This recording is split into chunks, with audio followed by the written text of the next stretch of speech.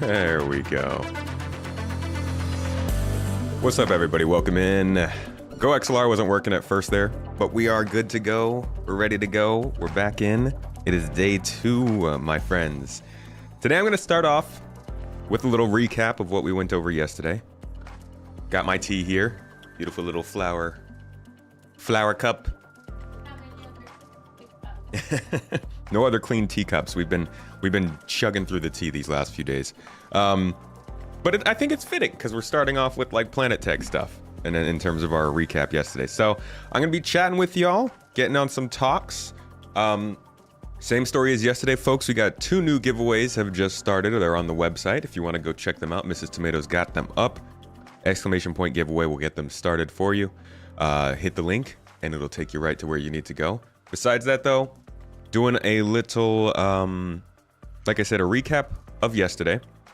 Gonna chat with y'all about your own thoughts and my own thoughts and all of our thoughts and all of the emotions that come with those. We'll have a couple call-ins today, I believe. We'll check in with the community, of course. And then in 3 hours' time, we can get another timer started, actually. The panels will once again begin. And just like yesterday, my countdown will be different from CIG's because CIG is, what do you know, a little bit less on the money about the start time than I might be. No, but in all seriousness, their time is when the doors open. Our time is when the panels start. So it should be in 2 hours and about 58 minutes. Hit it. There we go. So for anybody who's looking to nap, get in some last meals, get in some, is that right? 2 hours? Yeah, they're going to do 30 minutes before the panel start. So yeah, anybody who's looking to get some time in before we get started, there you go. There's your time. It should be up there the entire time. And that's about that. So, day 1. Richard York, dude. Just getting us started off already with a super chat, man. Thank you. Much love to you. I was actually blown away by Twitch support yesterday. Y'all in YouTube were super chatting like crazy. Twitch, you guys blew the heck up. Hey, Don't touch my head. Whoop. No, you're not late to CitizenCon. Don't worry. We got the time up in the corner. You're all good. Richard, longtime viewer, first time in chat. Thanks for all your coverage, Space Tomato. Tomator. long time talker. Also long time reader, I guess. Thank you for coming and checking out the stream, man. You got plenty of places to check out your CitizenCon coverage, and happy to provide where I can. Hope you enjoyed today. I think today will be a little bit more... Today will be a little bit more focused on kind of nearer term. Obviously, Star Citizen 1.0 is not nearer term. It's plenty far term, and I think they will say something along the lines of like a lot of this is planned for Star Citizen 1.0 at the end of the day. But in terms of base building, and in terms of the ships that they show us, those feel like things that are likely to be more experienced within the next 6 to 12 months as opposed to some of the other stuff we saw yesterday. But we're going to go over all that anyways. I got some sleep. Don't worry about me. I'm good to go. I'm ready to go. We train all year for this weekend. Welcome in, Rum Bandit. Good to see you. Extreme Terror, Mountain Goat, Tristan, Talander, Trust, Heedy, Alex. Welcome in, everybody. Synthetic Fishes, Genuine Raptor, Hawkshock. We got a lot of Hawkshaw. Sorry, we got a lot of animals in chat today. Crossbones. It's not an animal. Alexander. Icentit. Northern P. Ife Lynx. Rakion. Oh, Echo in the chat, dude. How you doing? You are you rizzing today? Echo? Are you zippity boop bopped today? Maverick. Love you for the bits, dude. Love you for being here. Zahn, thank you for being here as well. Did they finish the game? No, they did not. Did you miss ship talk? That is today, my friend. We're doing new ships, base building, Star Citizen 1.0 is today. I have been to CitizenCon in person, yeah. Just one time last year.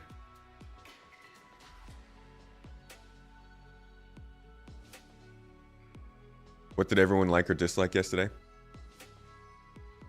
If Squadron 42 set the bar for SC, both games will suck. This demo was so linear and bad. Luckily for you, it does not. Star Citizen is not a linear game. Squadron 42 is. Well, kind of linear. The prologue's linear, obviously. That's how prologues work. But Squadron 42 is basically going to play like Wing Commander, which is not necessarily a linear game.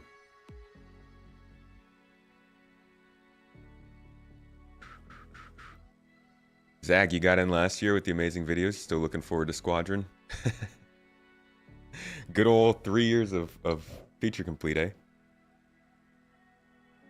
Mountain Goat, first time sitcon. Does it feel like the same old Squadron 42 announcement, or does this feel more real? I mean, we got to see the game, which is nice. Do you guys want to see what the vertical slice looked like last time? And it was a long time ago. So, it was a long freaking time ago. But there's definitely, like, the other times they've ever done Squadron 42 stuff, you'd have moments like, let's see, moments like this.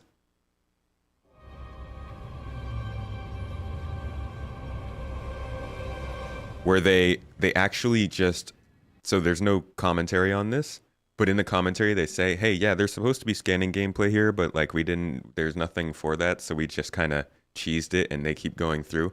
And they didn't have to do that yesterday, which was nice. That the game's actually playable, as opposed to this.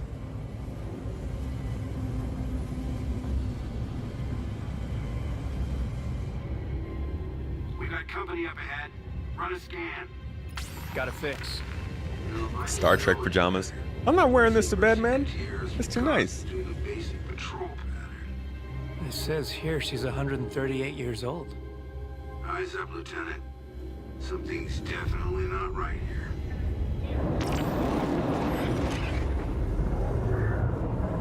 Yeah, run a scan and then nothing happens. We got company up ahead.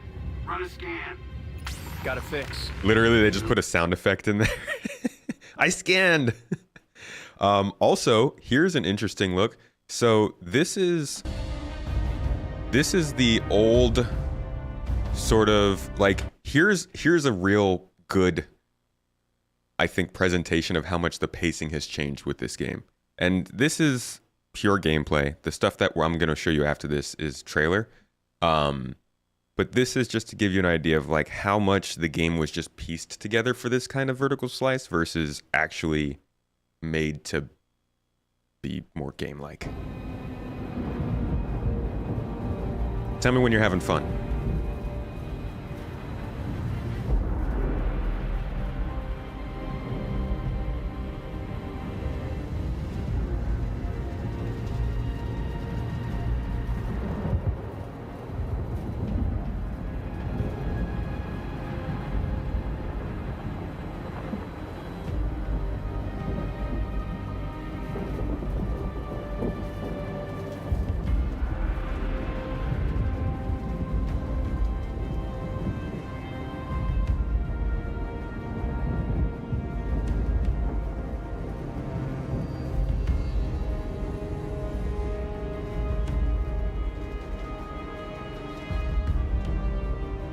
The game will be 3 episodes. Well, that's the plan. They want to make it 3 games. I think that's going to wholly depend on how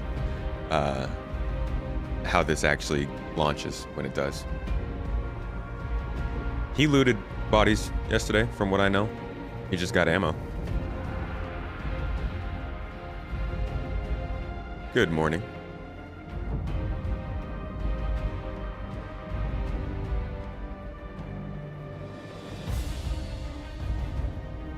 So what we're seeing right now is supposed to be kind of an intense period of you infiltrating this ground compound by flying under the radar in between these trenches and these canyons. But like, he's not even maxing out SCM speed here, you know? 80 meters per second. It's not super exciting.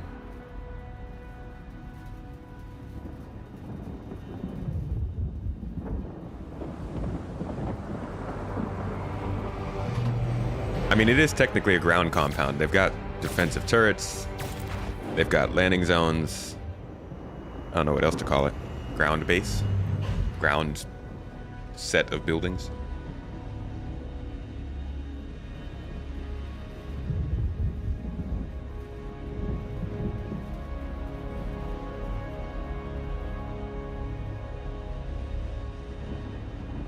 Oh, it rhymes.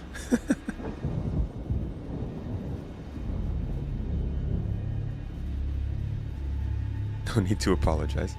This demo was 7 years ago. And you're about to see just how much they've changed this sequence.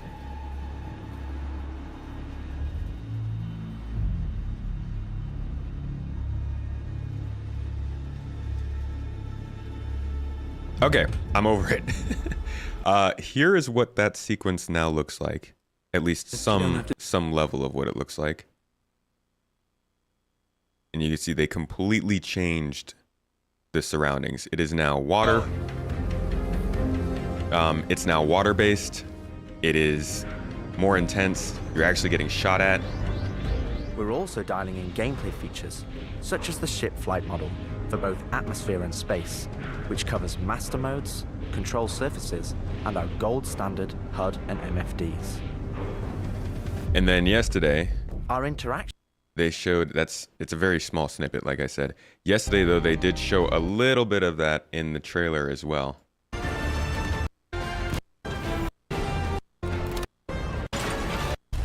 Here. So same sequence.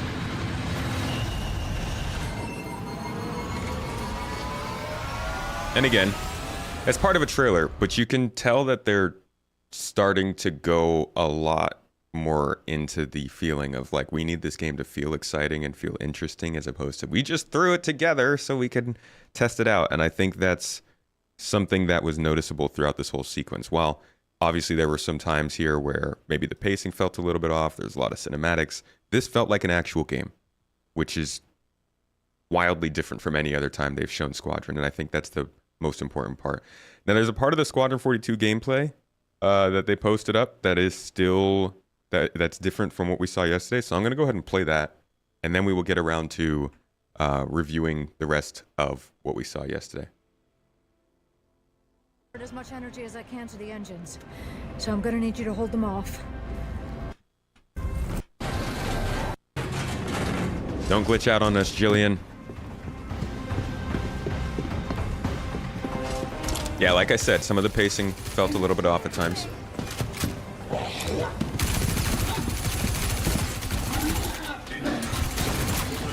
Keep it up. Another breach.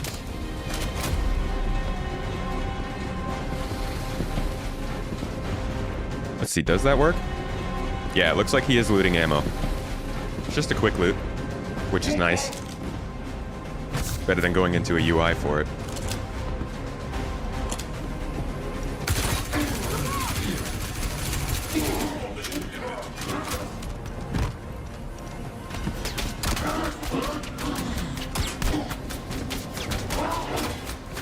You're doing good. We got more tool coming.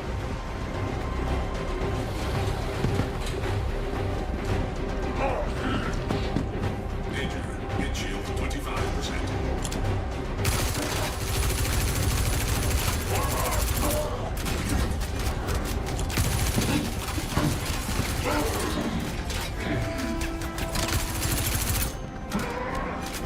Things are fast, but they just kind of stand there sometimes.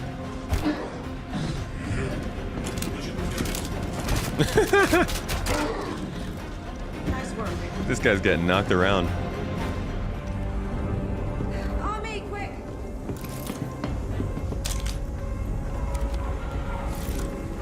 Warning. Collision imminent. Almost finished here. Ejection system offline.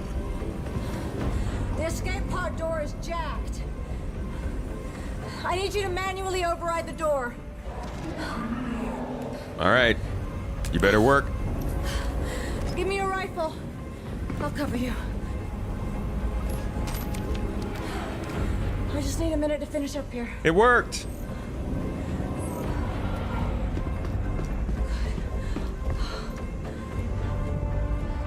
stylus on the door. Give me a second, lady. We're good. Oh, that was a nice transition. Ooh! Captain. That sucks. She definitely... Ooh, that sucks, man. Sir.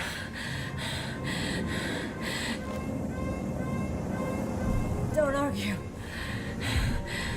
Just do me a favor.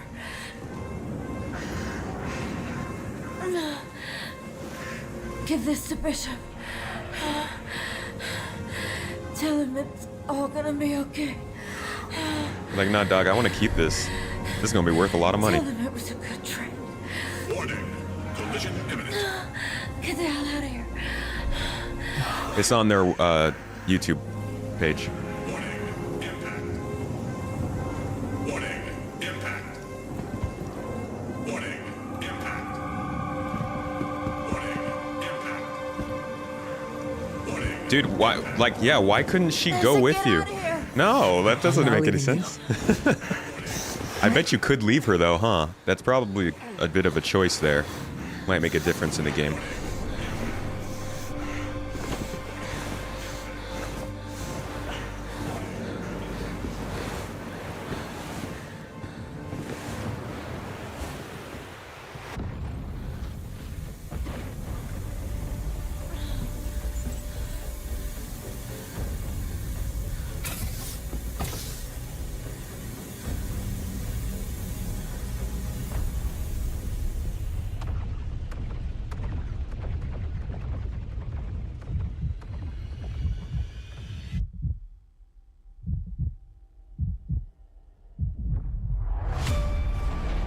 I do solemnly pledge, mind and body. So we didn't really lose that I will much when it defend crashed. the Empire with my life. It's intended. You don't think you could finish without taking her with you? Captain McLaren had submitted a letter of recommendation on your behalf before the battle. Okay, it's fine. It's fine. You're safe.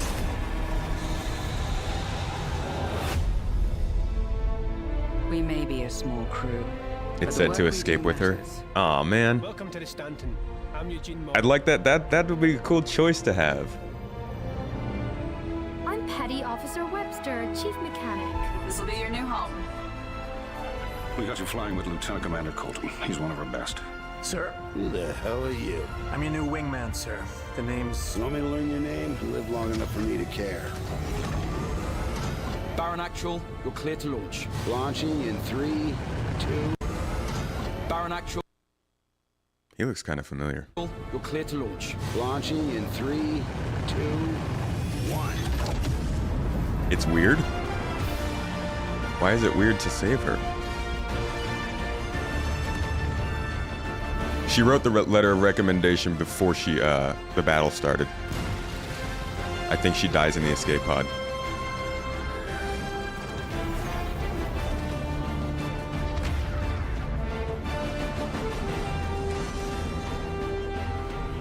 The Sidney spider mines. It's so interesting they show that. I wonder if you ever get to get inside one of these things. These are like some massive mining droids. Look at, or not droids actually, they're ships technically. Look at how big these things are. I think they've got a good like scale picture of them.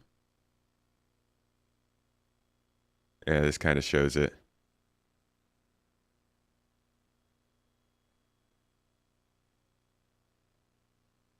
Next to a Hornet. They're freaking huge. Here it is when you're standing next to it. They're gigantic. And then two people ride inside there and just kind of rip up the ground. We just watched this. They changed this already from last year. It's nighttime. I mean, maybe you can go at nighttime instead of daytime. Who knows?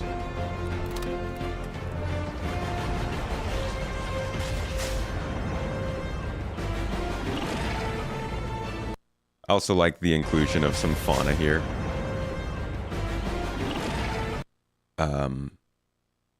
that just means there's going to be a segment where you probably have more environmental hazards to care about besides just whoever it is you're fighting, which I think is a nice little complication.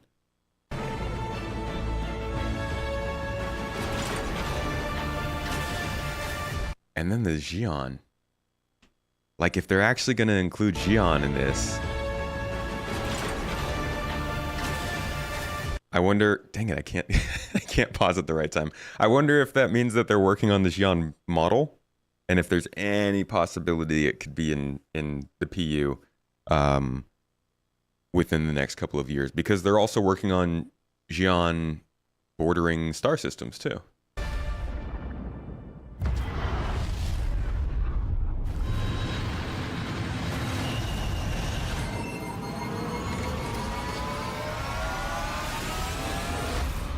And then the harsh part. Gross. Why doesn't it say answer the call here though? Huh? Maybe I want to answer the call. All right. So that was the Squadron 42 stuff. At least that was some of it.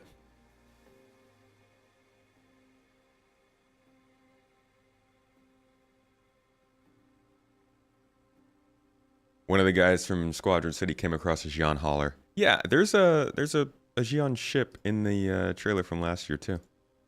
Action system. Back here.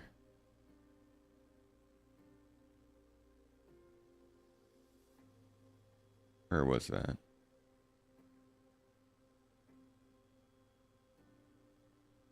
A Xion hauler.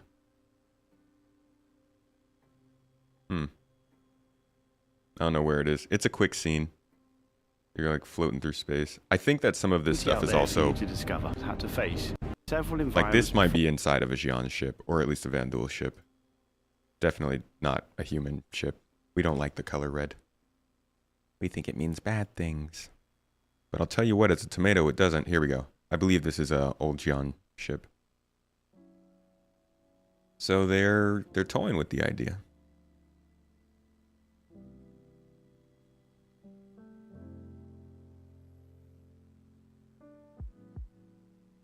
You'd rather wait 1.25 to 2.25 years for it to come out and work well. That's very specific.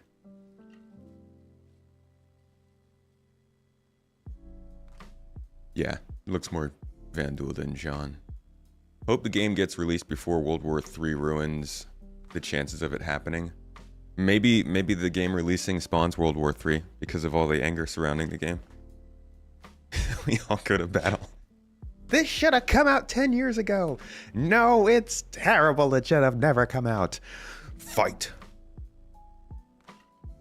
All of a sudden, you felt like melting all your ships to buy alien ships. Don't do it. No. You have the PTU and live, and then should be another one where we get the update from live after it's fixed. The mega live. Extra live. There was a concept art for a Xion capital ship 10 years ago. It was a vertical design. Those were sick. That was a really cool design. And while it seems like they're picking something just as weird, it seems like they've moved kind of away from that floating building kind of style. By the way, as I see in chat, somebody used their extra Twitch points for the 100i giveaway we're doing right now. Y'all on Twitch, you can use your points that you're getting from following, subscribing, watching, taking little bathroom breaks. Whatever it is you get points from, you can use them for the giveaways we have going on. Exclamation point giveaway will make it pop up. Astropub. Hey, dude. How much of a salted tomato am I? Dude, no tomato is very good without some salt. Am I right? Am I right? Nah, I'm good, man. Can't wait to chat with you about what we've been seeing this weekend. I know you're probably extra hyped about Castra. Tell me I'm wrong. I had Terra on my bingo card, and I really hoped it was Terra. Castra makes sense though. It had to be one or the other, right? It was definitely not going to be Magnus next. It had to be something high security, and Castra's easier than Terra, so why not?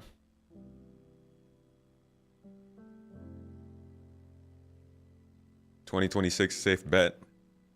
since 25 is just going to be GTA 6's year, well, unless they unless they delay. That'd be funny. Vindication. Yeah, man. Honestly, I'm down for it because it gives Terra a lot more time to be fleshed out. And like just looking at what they're showing from yesterday with these biomes, this kind of stuff will definitely be on Terra. So I am completely fine with this stuff getting good usage and good polish before they go into there. But I do wonder where something like a swamp would be. Like, where might we see a swamp in this game? If not in, it's not going to be in Pyro. I know that.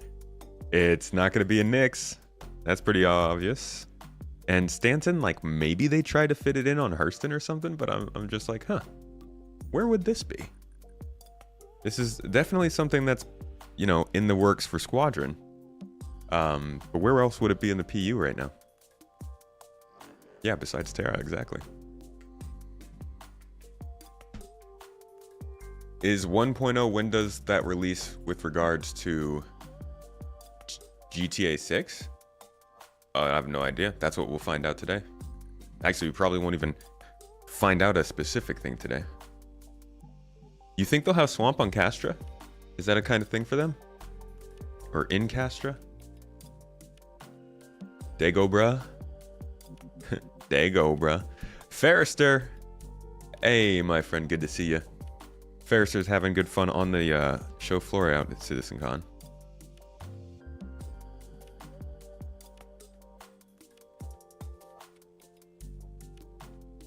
Anywhere they want with lore changes? Well, I mean, Pyro and Stanton are already in game. I feel like they're not really going to change those since they're in the game already. And again, maybe Hurston would have Swamp. But there's definitely nowhere on Pyro where it makes sense. Nyx, maybe one of the Nyx planets, but I don't think they're habitable. Correct me if I'm wrong.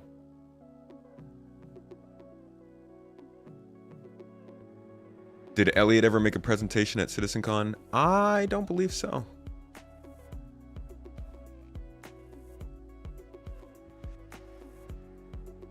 Here for the weather effects? Yeah, let's go through the day. Yeah, so they started out with, of course, Chris dropping a date. Have it out at the end of this year. Wow, I swear to God, I did not know where he said that. And we found it. That was probably the best guest I've ever had anywhere, ever, and will ever have again. So yeah, he comes out and drops a date. Brave New Worlds. We're on the cusp of a new era for Star Citizen because server meshing is finally a reality. People are making their first jumps to Pyro in Evocati testing right now, which is pretty awesome. We're going to have it out at the end of this year. Why, Chris? Why? Mrs. Tomato, why does he do this? Can't help himself. He can't help himself. It's kind of like the other reaction he has, the other like compulsive thing he has of being like, other games don't do this kind of thing, and you're like, dude, it doesn't. You don't need to just throw that kind of stuff out. Just talk about your game. Hear about our plans beyond 4.0 and how we get towards Star Citizen 1.0, which is out of alpha and for everybody to play. All right, so get a little bit of that. And then they go into talking about Planet Tech. In our game, which we're very proud of. And then we have our scattering system that can populate these planets with many different diverse biomes. And we've been setting quality benchmarks for each of these biomes as we come across them one by one. But what we have isn't perfect. This scene on Microtech, it looks great, but it's not getting the same density that you'd expect from a real pine forest. That's one of the things we want to solve. The other, if I take you to the other side of Microtech, you'd be excused. So they talk a little bit about, you know, the problems that they see with their planets right now, which I think mostly is based around the fact that their planets can't load a ton of stuff, because it's so CPU heavy. And they talked about this last CitizenCon. Their planet tech generation is very CPU heavy. It's why it can not run very well on a lot of computers. It's why the scattering has some problems, and it's something that they've been wanting to figure out alongside machine learning to help with better, more realistic features. So what you're going to see is a vertical slice of development. It's very early stages, very work in progress. You might see some. they show us what they're doing with the GPU instead.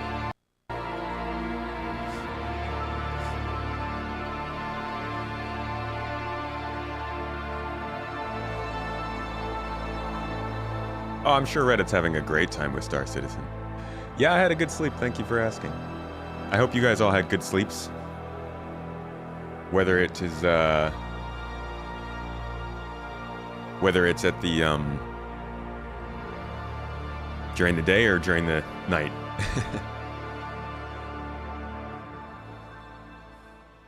You don't need to be here for the giveaway, no. So, how do we make that?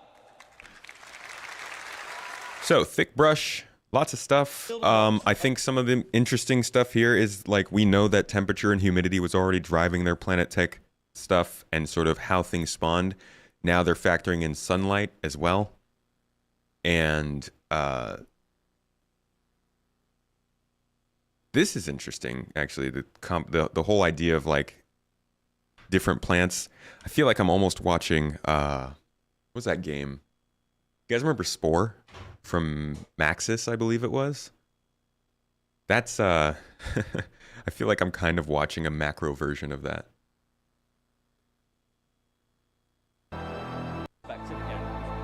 And this looks a lot better. I'll give him that much. Let's take a look from a larger perspective again.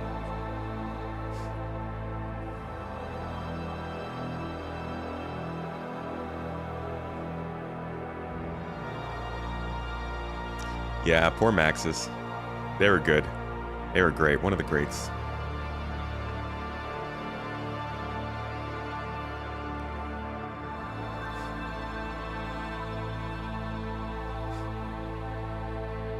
Gonna touch competitive grass.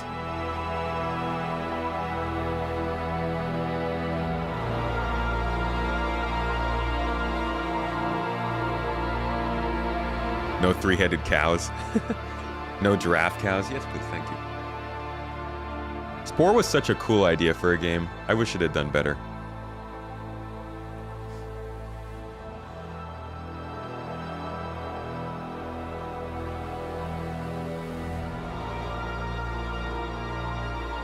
How are we doing on volume, by the way, today, guys? Want to make sure it's loud enough for y'all.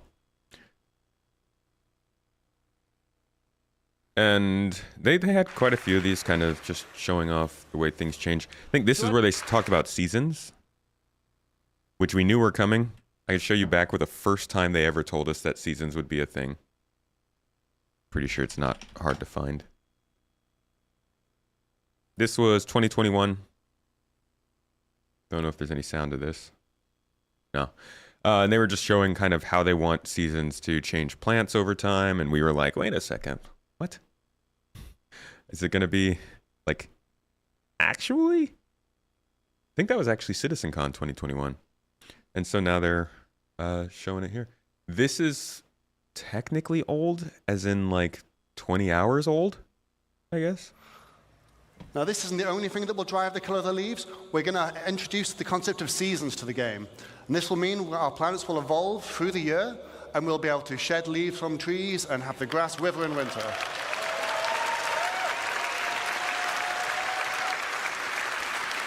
Live will implode. So as you're starting to see, all these rules, all this data, it's all coming together to create what we call truly emergent biomes. I don't know if the P is still broken, but I saw they hot patched it yesterday at some point, like during the convention.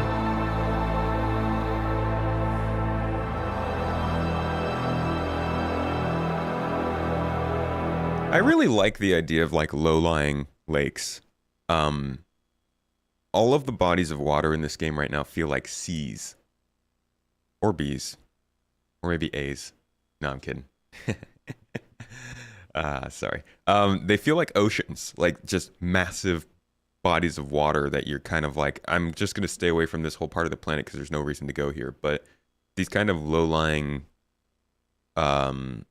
sort of lakes with islands. I don't think low-lying lake is a thing. These lakes with islands in them and plains around them make it feel like this is a place where you could actually be interested in, especially with base building coming up.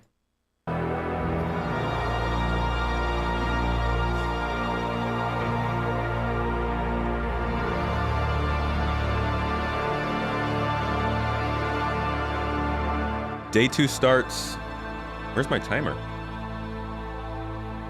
Hold on. I got a timer for this. I don't know.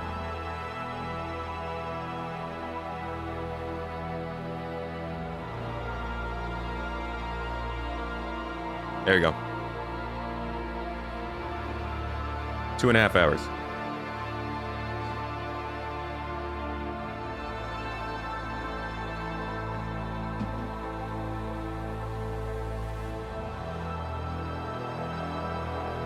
Sorry, I missed it. Was I right on the money about the sound? Is sound doing okay? Too young for dad jokes, man. I'm ready. Just want to land your 400i next to a lake and take the Ranger for a little exploration. Ah, the Ranger. That'd be funny if they came out and they were like, yeah, the Ranger's done. By the way. Volume solid, cool. This was another nice, like, this is kind of quality of life. It definitely helps though to improve the planets. In my opinion, the tiling in this game is still pretty noticeable despite how long they've been working on it. So good to see that they've got something figured out there. High-resolution ground textures, proper blending between surface types, and of course better tiling. If you're familiar with any of our planets, what's up, AAK? Good morning, dude. See the issue, and now how it looks, you don't see those lines going at all. Yeah, this is, I feel like I have noticed this very clearly on my own, on Magda.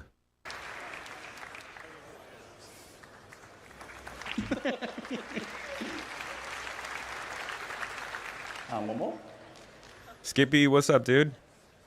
Did we get any sleep? We did. We got plenty of sleep. I didn't do any video work last night. I just went to sleep and got ready for today. Which is significantly faster. All those algorithms that we've used to generate those first bits can run there without being more expensive on your CPU. And it also means the results are directly there on the GPU. We can render straight from them. That allows us to have dramatically more density in our new system. We can render objects directly without having to go via the CPU every frame. We also cull at different levels of granularity. Yeah, the GPU usage is great. Thank God. Individual assets up close. Just as a demonstration, this is the sort of density you can expect on Microtech today. And in a second, we'll flip over to what you can expect from the new upcoming tech. It's not bad. Like I wonder if they found a particularly sparse area to make it look more sparse, because there's definitely parts of Microtech that are pretty dense. But this is still better than it looks when you get down on the ground and you're going throughout these trees, especially if you're trying to drive a freaking vehicle. Good Lord.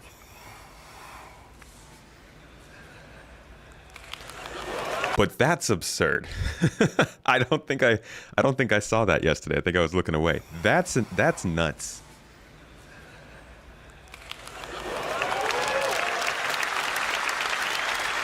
I love GPUs. The culling groups debug, so you can see these are the groups that will create of those trees and of the terrain. And as we get closer, we shrink them so we're more intelligently rendering what we need without having to assess each tree individually, all the way down to the ground. I was just trying to get some shots of the Zeus. Actually, I've got that footage for you guys. Oh no, I think I deleted it. No, I did not. So I was doing some filming the other day. I am working on a video for the Zeus. And we landed in this area that looked nice and green from up above. But then we got down on the ground and it was like really patchy and brown in some places and like just not near. Look at that. Look at how like gross the ground looks. And when we were looking at it from up above the tree line, it looked really nice. And then we got closer and it wasn't so nice. So I hope what they're doing here is the kind of stuff that will help make that less happen, because I like green. Do the trees continue to be indestructible? I assume until Maelstrom actually works. But however their fire system in Maelstrom does work based on foliage, that should be interesting. All right, so next section they showed us swamp is. The swamp donkey.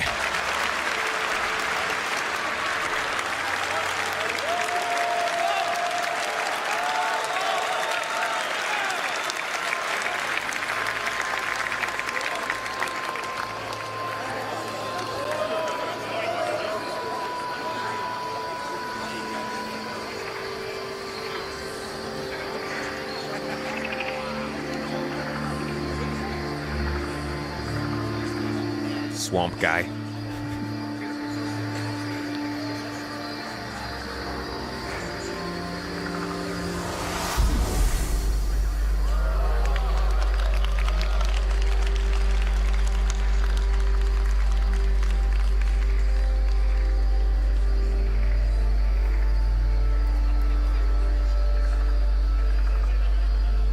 We definitely need like a space ogre, right? And everybody would befriend it, yeah?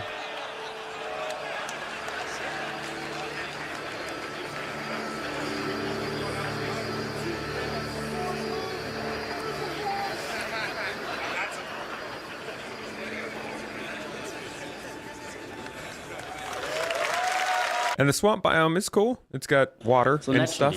We wanted to make a biome. It is nice to get more biomes that have it's not just ground cover. It's like there's water in here, so the water changes the way you're moving around in it and driving and stuff like that. Obstacles like logs or debris floating on the surface. They will react to the player character and can be pushed out of the way. Little fishies. We were also pleasantly surprised when we first saw how the water simulation systemically affects assets floating on the water surface, making for some really immersive moments. They had to black that out because the person in the Titan just like slipped into the water on accident. Then we got jungles, which is, you know, they did talk about jungles in monthly reports earlier today. And what it feels like we're seeing here is going back to last year's CitizenCon. And let's see if I can find that quickly. Abstract. Listening to them talk about this kind of stuff. Much better performance. So we'll finally get rid of the dreaded pop of trees coming in for you. We also have to integrate it with our harvestable system, the resource system, and the awesome fire system you just saw a minute ago. Another point is it's going to be a hierarchical-based system, which what that means is we'll be able to use nearby vegetation or rocks to influence what other benefit is that it's going to give us the ability to add more computing patch base by moving all the calculations to the GPU. And we'll be reusing the same type of patch-based system that Will talked about in his water presentation. And it should give you major CPU savings as well. So we're quite looking forward to getting this in. And it feels like this was them talking about the tech that they're developing to improve the planets. And this is them showing what they were able to do after they figured out how to use that tech, you know? Like, hey, we want to be able to render more stuff and make things more dense. So that's what we're working on. And then they get that working. And then they come back to us and they're like, okay, so we were able to get things more dense. Now here are the things we're trying to build with it. I would have loved if they had been able to do all of that in 1 year and then get this kind of stuff into the game sooner. I'm glad that they are working on it, and I'm glad that the tech that they showed us last year has turned into something this year, but it certainly makes it feel like a slow process.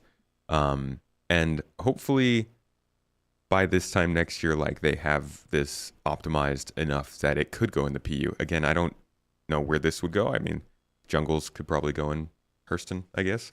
But I do hope that by this time next year, we could actually see the density and the planet tech and the GPU rendering and the scattering systems get updates so that the planets can actually look better as opposed to just being worked on to look better, you know? Just Lou, thanks for the sub, mate.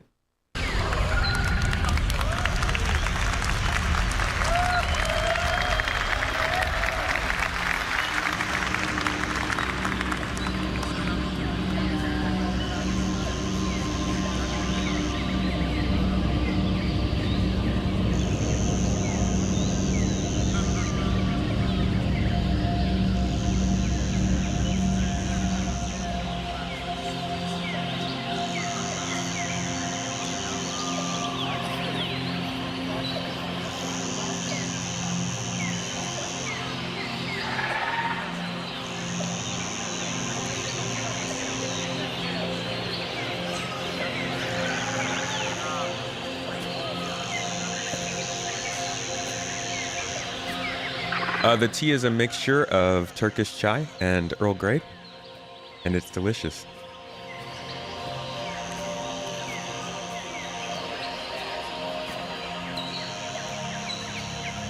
Thank you.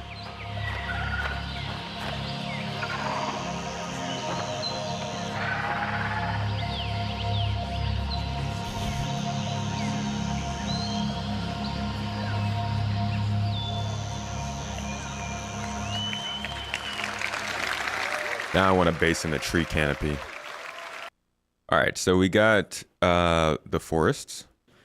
As they are the we got jungles, and really cool the way that they're showing. Oh no, this is for the forests. My bad. Following lies with the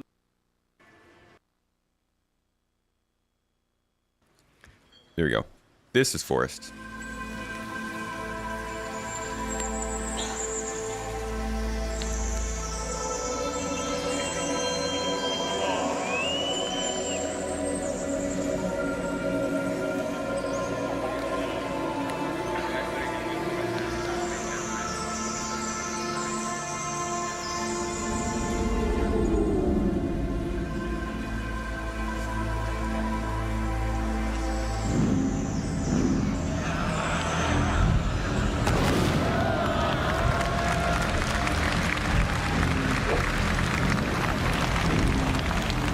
Hey man, I come from the land of tea, all right? We do what we do. Well, I don't come from the land of tea. I live in the land of tea. You thought it was America?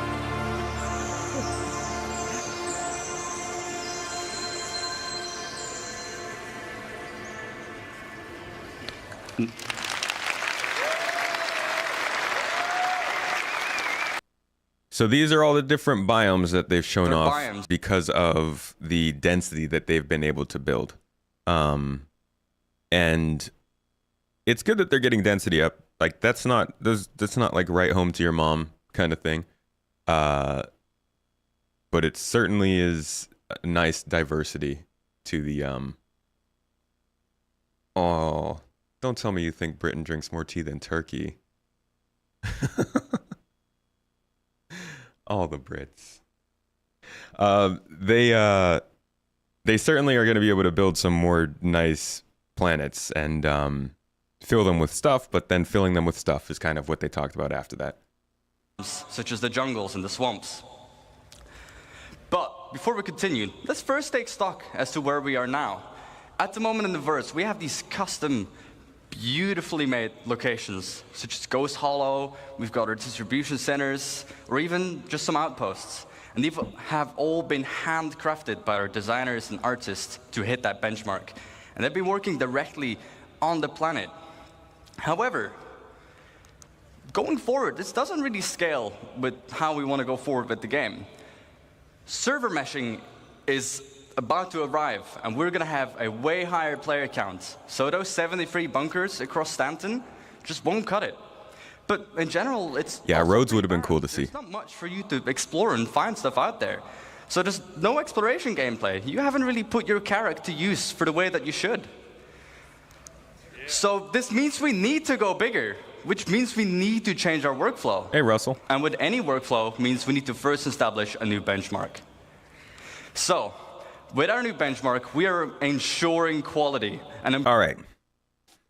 I think 100 every 100 kilometers is like somebody said in chat. Maybe it's like on average or something. I don't know exactly what they're trying to say by that, but this is definitely a focus to bring more stuff to the planets. And one of the most common criticisms we hear is, oh yeah, they've got so and so amount of planets, but what is there to do on them?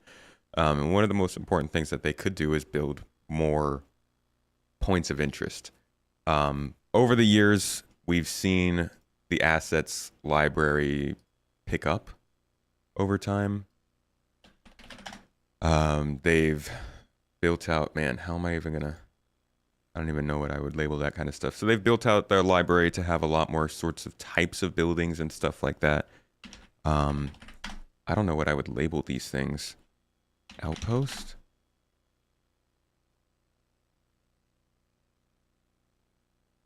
maybe.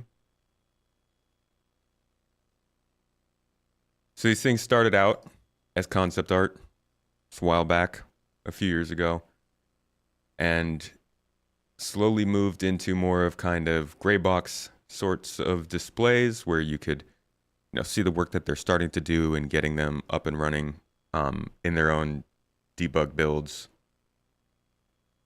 They would actually run around in them. See if I can find any clips of that. Yeah, so they would start running around in them as they got better designed. This was about a year after the concept art. Eventually they were getting them modeled with some more of like the kind of final art that you'd expect. It's later in that year. Getting different sorts of these buildings. You got refinery stuff going on. You got mining stuff going on. Then finally it was time for lighting, actually presenting this stuff. Again, that's just later in that year. And you can see the same refinery thing we just saw is now getting its kind of final art stuff. And they were also building out the tools to place this kind of stuff, Rastar, which is reportedly a difficult tool to use, but something that they've been kind of wrangling into making work for them. And then we've started to actually play them. So every once in a while they drop Pyro and people are able to play through it. And we've been able to start visiting the outposts in the game. And that's kind of what we've been seeing over the last year. They've shown us how this was the original assets library that they had for these kinds of outposts, and they grew them out to something like this. And obviously they need to continue to grow them out to even more of that. Keep building up different types of outposts, different types of buildings, just a lot of assets. They need a lot, obviously, because the plan here is to use these assets and cluster them into groups that can make sense both in terms of archetype, in terms of faction, and in terms of geolocation. And so he kind of explains that here a little bit. Stuff is there. Basically, we're building a toolkit. So let's look at some of the things that we need to keep in mind as we are making that toolkit. First and foremost, we've got our art style and branding. We've got things like Frontier for our settlements. We've got high-tech for the emergency shelters, but also utilitarian, like our bunkers and distribution centers. The richer the data, the richer these locations will be. I don't think we're going to get them every 100 kilometers. They all have a function. We've got mining for our mining outposts, farming for the farmsteads, or just places where people live.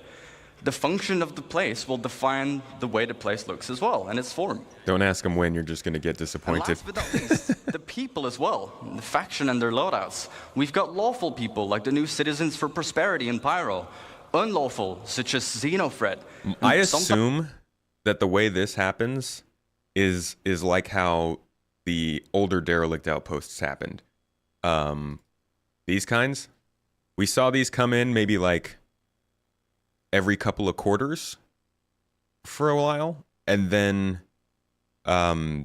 they started to actually bring them in more procedurally rather than just these like sort of hand-placed ones.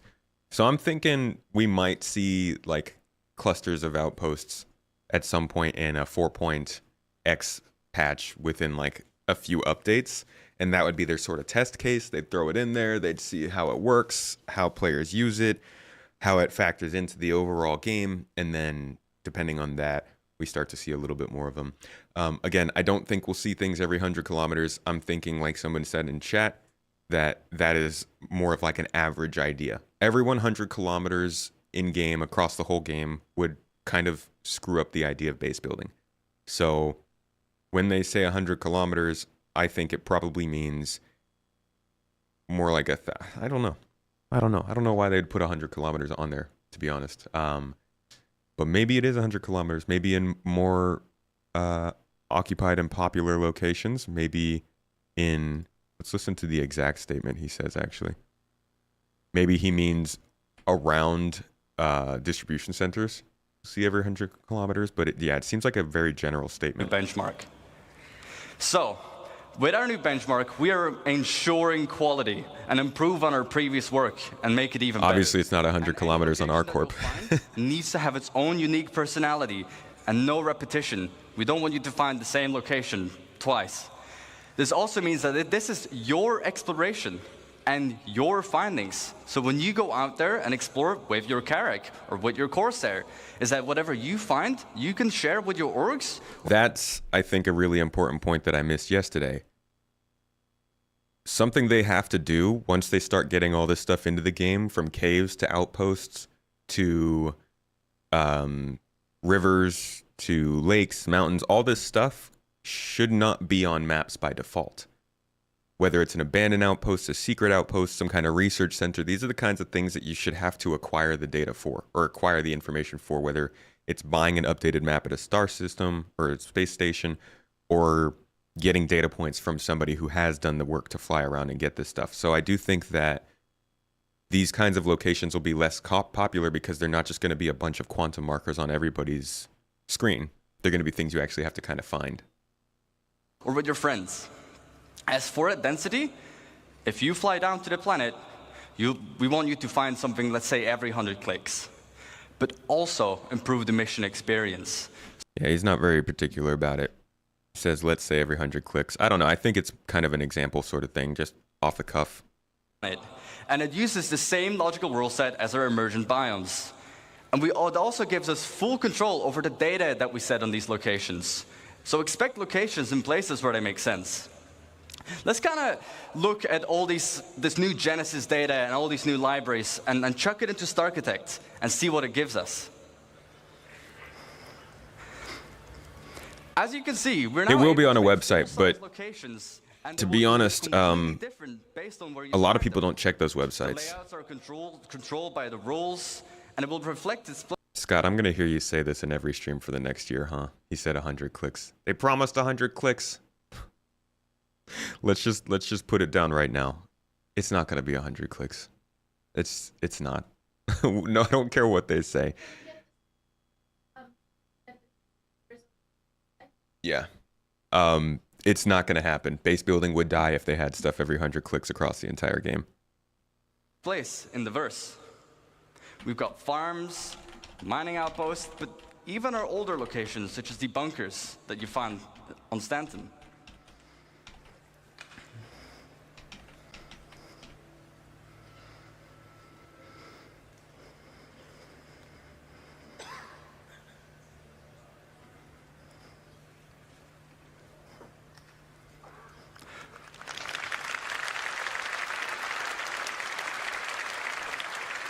So, let's look at an example and kind of use the tool to really, make a location. We can define the rules, as I've mentioned a couple times by now. So for our mining outpost, it wants to be near. All right, just pinned a message, guys, on the chat. The timer we have on the screen is for the first panel. Where sometimes you'd find it here and sometimes you wouldn't. If the location has refineries, it might want to be near water to refine. Yeah, just reviewing yesterday. Then secondly, we can define what buildings should be there. So obviously we need mining buildings. Houses for people to live as well. I think even if 100 kilometers was space between buildings, if there was something that could publicly be found every 100 kilometers, it'd be really difficult to have something within that 100 kilometer space that couldn't be scanned by people just casually going to another outpost. You need more space around you than 100 kilometers to be safe, at least with larger settlements. When I say kill base building, wipe that from your memory. Of course, I'm just talking. I don't mean it's going to kill it. I mean it's just going to make it not as fun. Gotta watch every word I say. Our buildings that we can leverage with the resource network. Starkitect will intelligently figure out where to place these and what needs to be. We all gotta watch the words we say. Next up, farms. Its rules, well, temperature. Not every kill plant base building. Base building's dead. It's the same with soil type. Only certain plants can be in certain grounds. And then we can query the seed map to determine what plants you would find there. What are the harvestables? As for the targets, again, farm buildings, obviously, power buildings, houses, but even animals, such as our beloved. It's a good way to live, fishes. And last but not least, derelict ships. We've got these all over the place currently. Oh, crap. I was not trying to do that. There we go. such as mountains Just or gonna low point out visibility. this dead person in the Probably where we foreground. commonly find them. Targets, well, crash ship parts, of course. Sometimes you'd find the full remains of a javelin, and the other time you might just find the nose of a Starfare laying around. So, let's talk about coherency. Sure, we can scatter all these locations everywhere on the planet, and you'll find them in places they make sense, but we can do better. You don't just want to find an outpost completely on its own, right?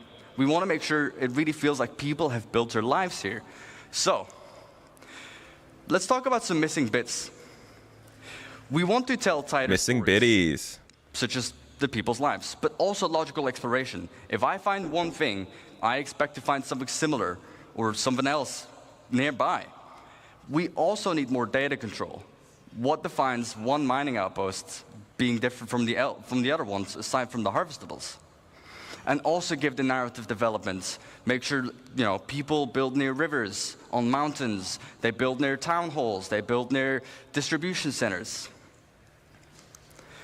Thank you for the sub, Smith. So to hit that bit of our benchmark, we make sure that locations are near each other and group them together. I didn't hear anybody booing. Is Who a knows? fully developed landscape with vistas and points of interest all over. So like when it comes to these clusters, I could see it being every 100. But even then, as you can see, like there's definitely space around here. They're kind of. I think it's great to do it like this as opposed to just casually scatter things across the planet, because at least here you can be on the ground doing stuff in between. How many missions could they put in just this one segment of outposts that don't require you to fly a bunch of other places? That's I think that's a really good move, especially if you want to allow for planets to be separated by quantum travel to make it feel bigger and like it's a bigger deal to travel between planets, but also give people enough gameplay so that they don't have to quantum travel for different types of gameplay. They could just move to another place on the planet. That would be a great part of removing what people perceive to be the time sinks in the game, the wastes of time of traveling from Hurston to Microtech just to do a simple thing. Instead of that, you're going from one part of Hurston to the other. And we group them together in what we like to call a cluster, like this one, that has 13 locations. And they have talked about this for a long time, but they've really never presented a proper idea of how they wanted to do it. Besides just, we're making more outposts. Distribution center. Just like in the verse currently, I would find forward operating bases next to them. But if you go even further out, you'd find mining outposts to funnel those resources to the FOBs. Go out even further, you'd find caves around them, because that's where they might find some of the gems. Fate, thank you for gifting out that sub on Twitch, dude. On a cluster level, all of the factions that live at this whole cluster, any mining outpost, that would be the same people, but also what commodities they sell, to find on what resource you'd find. So let's look at an example of the clusters. We have our mining cluster. Again, we can define what rules we should have. Rules, well, near a resource, just like our mining outpost, but I think CitizenCon's going okay. We can target on a planetary Not as scale, exciting for the near term, but they need we'll see how today goes. As for the targets, well, caves, mining outposts, but even trade posts. Let's go to the other side of the spectrum. Before I do so, I forgot data. We can, on a cluster level, specify, again, what mineral commodities, but also what harvestable types you'd find are in that region. Now let's look at the other side of the spectrum, an unlawful cluster. See, red bad. Come on now. What rules? Well, they need to be far away from any other cluster, because they want to be isolated and do their evil deeds on their own. And also on an unlawful planet, such as somewhere in the Pyros system. For the targets, outlaw outposts, crash ships, because they would shoot them down, and also ruins from just places they just completely overrun. YouTube is better if you want to support. Patreon is best. Twitch takes 50%. Weapons that you wouldn't find in any other legal system. And these weapons will be sold at the shops in these regions. So, now that we have a cluster, let's go even bigger. A mega cluster. Just like our locations, we can put clusters near other clusters. Star cluster we group them tech. Together, ranging between 10 to 15 locations each. And we group this into what we call connected by road, a sector. I don't even know if I'd be willing to drive all the way between one of these. When I'm like, dude, I have a spaceship. What am I doing? Like this one, that has about 120 locations. However, on a planetary scale, we can define how many sectors we should have, with each their own data and persona. And every single one of these locations is now ready for the mission system to hook up and give you gameplay. And for you. Okay, but how many servers is that? And also, what mission system? That's what, dude, they should have had a whole panel about freaking missions that we can expect to see and what they're doing there, because they introduced investigation missions like 2-3 years ago, and we still don't have those in game. We don't even know what's going on with those. Mining missions were getting worked on in the monthly reports. We haven't seen mining missions come into the game yet. I don't know why. Maybe they're waiting for resources to matter more, but the mission system is still very much not in a place where I would be like, oh yeah, hundreds of missions on the planet. Like, what are the missions though? What am I actually doing? Am I just going to a bunker and killing people? I would really love to hear more about mission system. You to find a bunch of places on your own. And just on this side of the planet, it's the only side that matters. We don't like dark sides. Okay. So next they talked about, I think this is one of the more interesting parts of the Genesis demo, which was the Planet Tech stuff. This is AI, right? This is something that literally bounces back at us in terms of gameplay. This is reactive to us. This is the enemies that we're fighting at outposts and how they'll get better and more interesting than just standing on top of an outpost and shooting down at us. Even right now, we don't have that much gameplay when it comes to fighting NPCs. So this interested me because it also factors into Maelstrom and how AI are actually responding to the way that the game changes. You're now on Patreon. Thanks for the great content. Keep it up. Hope this CitizenCon will give us something great. Hey, man, thank you so much for joining us on Patreon. Appreciate you. Make sure to get caught up on the exclusive videos over there. Big ups. Thanks for the support. So, attacking an outpost now must have a level of depth that goes beyond what we had. So layouts of the environment can change, vehicles may or may not be present, and PC can be anywhere. And if it's a bright day, well, we will be more visible, but our enemies will also be more visible. And if you choose to attack at nighttime, well, we'll attack in shadows. During darkness, it's going to be a bit harder to see our enemies, but we will also be harder to be spotted. This kind of reminds me of Ghost Recon Wildlands. And it will give us more opportunities to be stealthy and sneaky. How do we do that? So as you see, which, by the way, good to remember, CIG has a lot of Ubisoft devs that moved over here over the last several years. Lots of Ubisoft, lots of Crytek. Just a smattering of devs from different companies that have made games that work a lot like this. Skippy, thank you so much for the super chat, man. Appreciate you. AK says hi. Doors open delayed by 1 hour until 9 a.m. Good God, dude. They've delayed doors opening again. All right.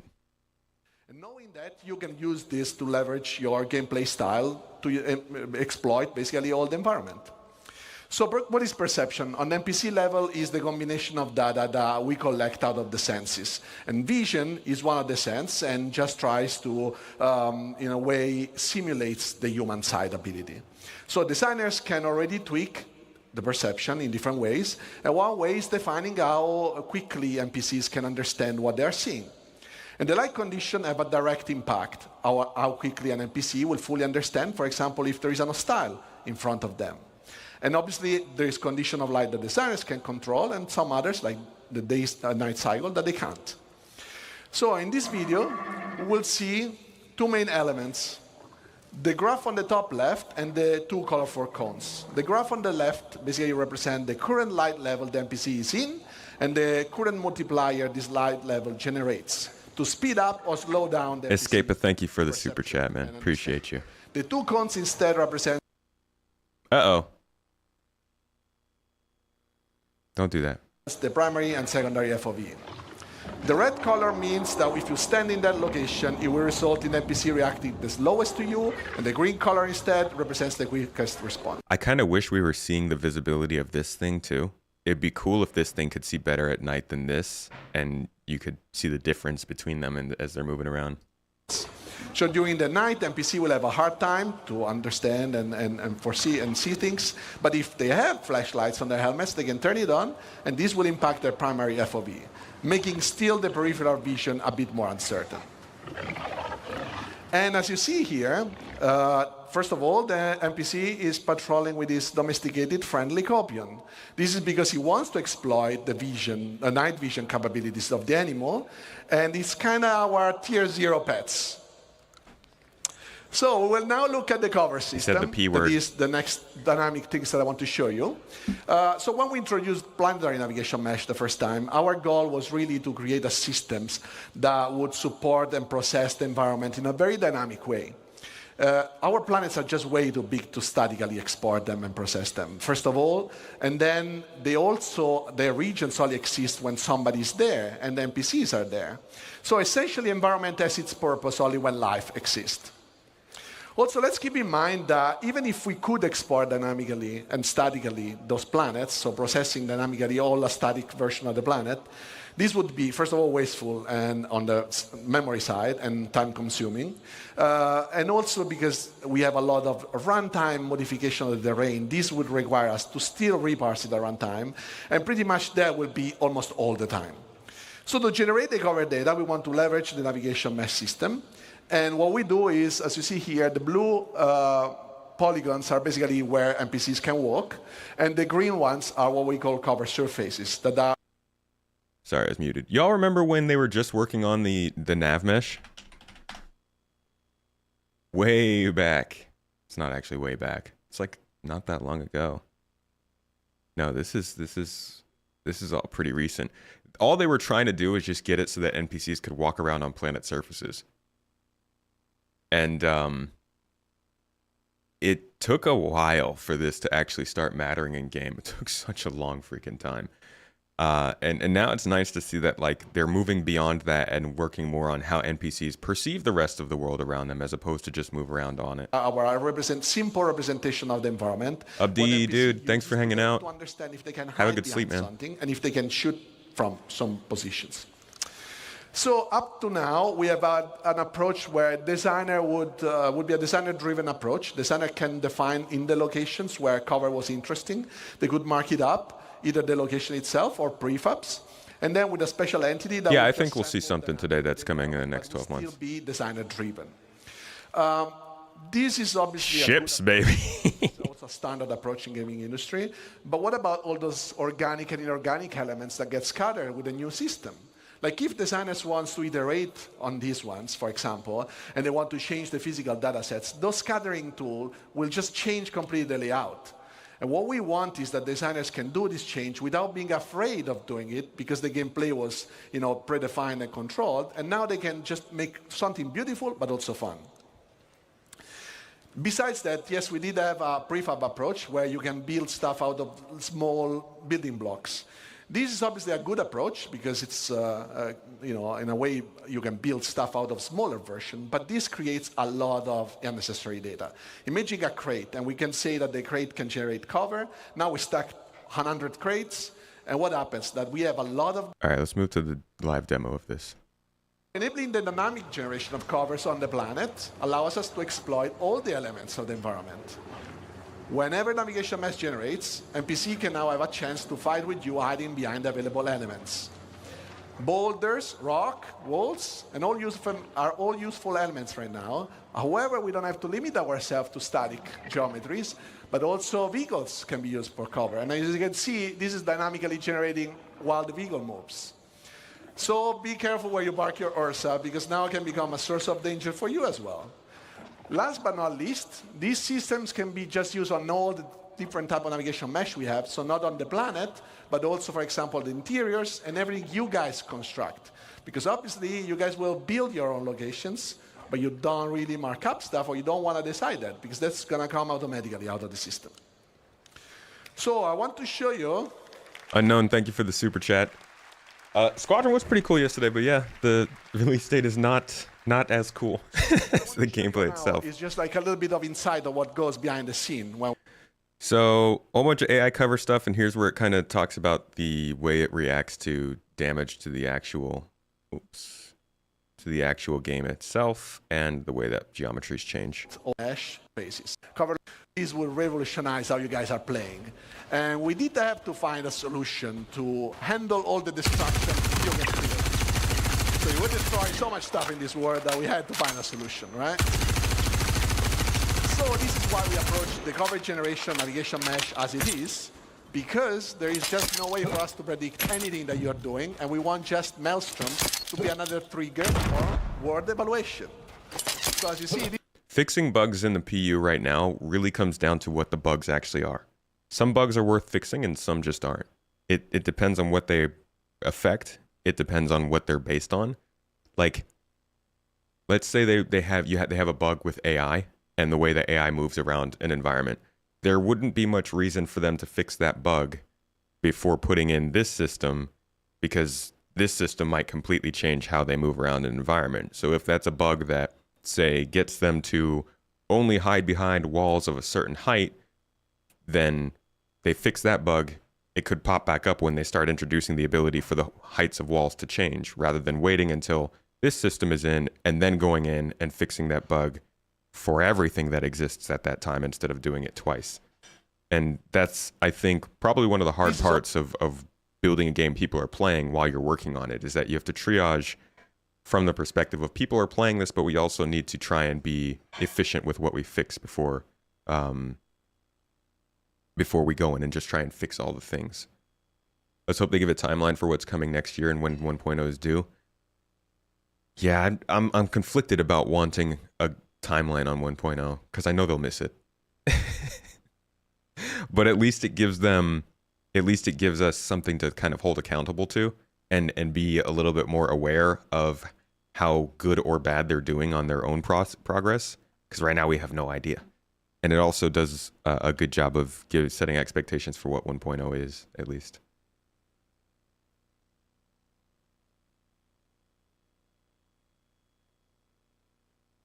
all dynamically generating, and destroying anything just makes the war be reevaluated. So, as you see here, we can have also lots of rules, so you can see that here. But when things break, first they invalidate, and then when they rest, for example, we can decide when is a good moment to regenerate, so that we also don't waste too much CPU cycles. The color that you see is mostly cover quality. So you see the light green is high cover, the dark green is low cover, and then we have the red that we introduced some time ago that is basically not really good cover, but if there is nothing better, well, it's better to be behind something than being, in open space. So let's just recap what we... So yeah, that was mostly AI stuff. Global illumination stuff, we've seen that. It's just an update on the stuff that they've worked on from last year. Honestly, I don't even think they needed to release an update on this. But it is nice to know they're making progress on it, I guess. And then the last bit was audio, which was not too much. It was just some mostly Doppler effect stuff and kind of how audio is propagating throughout the world.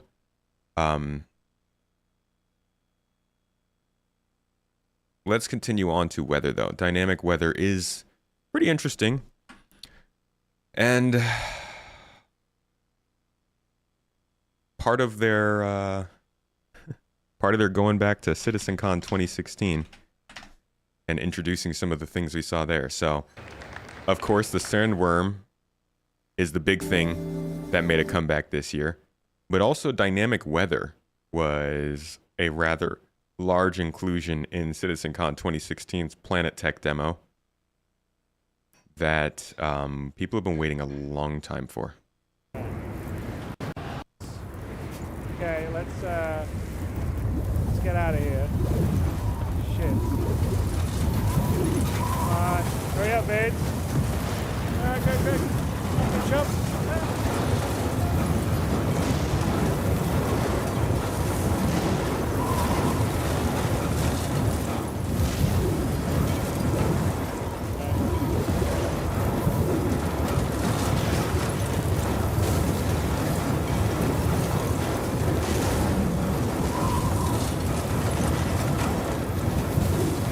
So this obviously isn't dynamic weather. This is a very canned, planned experience set up to make the scene look cinematic. And what they show us even here is I can't tell you for sure if it's dynamic or not. Who knows? We all have we all have our own guesses as to whether it is or not, but they've definitely, I do trust that their planet tech is now moving in the direction of getting weather to work more systemically than just spawning some windstorms that'll freaking blow your ship off the landing pad every couple of minutes. Y'all getting into that 100i giveaway on Twitch, I see you. So what we want to bring with Genesis is the evolution of clouds over time. But this isn't just some simple scrolling animation. We use the same physical data sets that drove the biomes we talked about earlier and Stararchitect, and these are also now driving a physical simulation of the clouds so they can form and dissipate in realistic conditions. So this means things like the oceans, the prevailing winds, mountain ranges, and the temperature will all impact the clouds. But to complement these more dynamic clouds, we've also improved our lighting model. So it now correctly accounts for how light scatters multiple times inside a cloud. And this is important, creates much deeper lighting, and it can contrast against the sun's rays, resulting in much more vivid cloudscapes like we see on the left here, something we're all too familiar with in Manchester. Now, it would be awesome to bring this into context and show it on an actual location. Let's take a look at a quick scene to round this up. It's a nice day on the surface, but something's different. The clouds are moving, but they're not just moving, they're forming naturally in changing shape. They dissipate as they glide on the atmosphere based on wind data, stratus and cumulus alike. Nice. Naming his cloud types. Now we start seeing the new cloud shading model come into play. We are seeing enhanced occlusion beneath the cover, emphasizing the sunbeams, how it interact with the clouds, and seeing the light shafts peer through the layers. Now, as this is closing in, we can start to see the... Lisa, if you asked 100 people who backed Star Citizen who cares about clouds, so many of them would be like, me. There's a lot of little features in Star Citizen that people like that might not be great to you. But the details of this kind of stuff is what brought a lot of people into this game. Weather is definitely something that has made people care a lot about this game.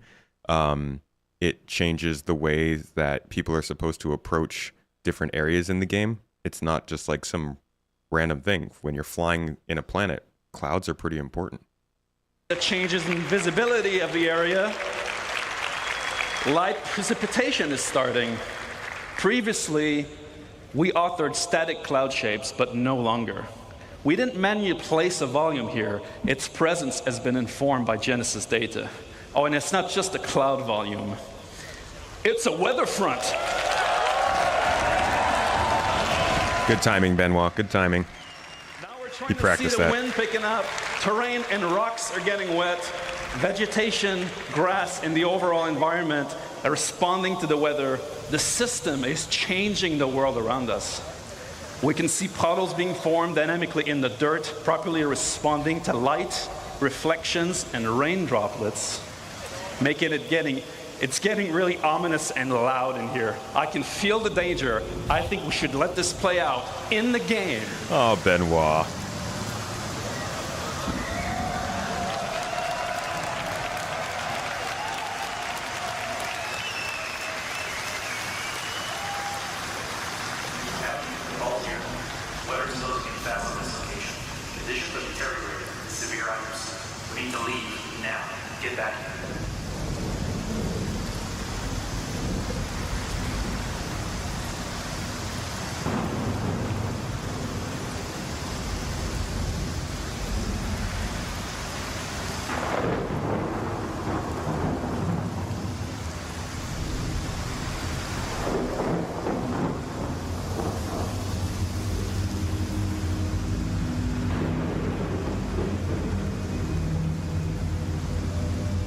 I'm getting out of this suit now. Powering up and flying out. We'll need to switch to IFR. See you on the other side. You won't see us on the other side. You loop back around and fly with us and get hit by lightning, dude. You're in an Aurora. You shouldn't even be here.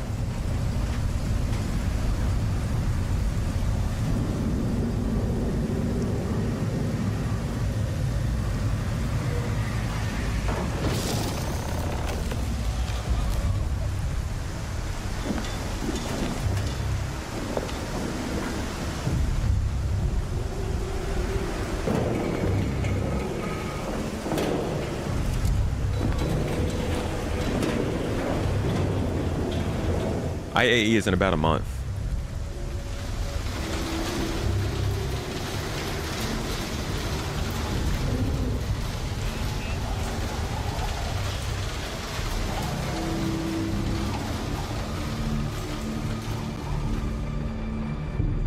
Yeah, I can't tell how much of that is the true physics of the game.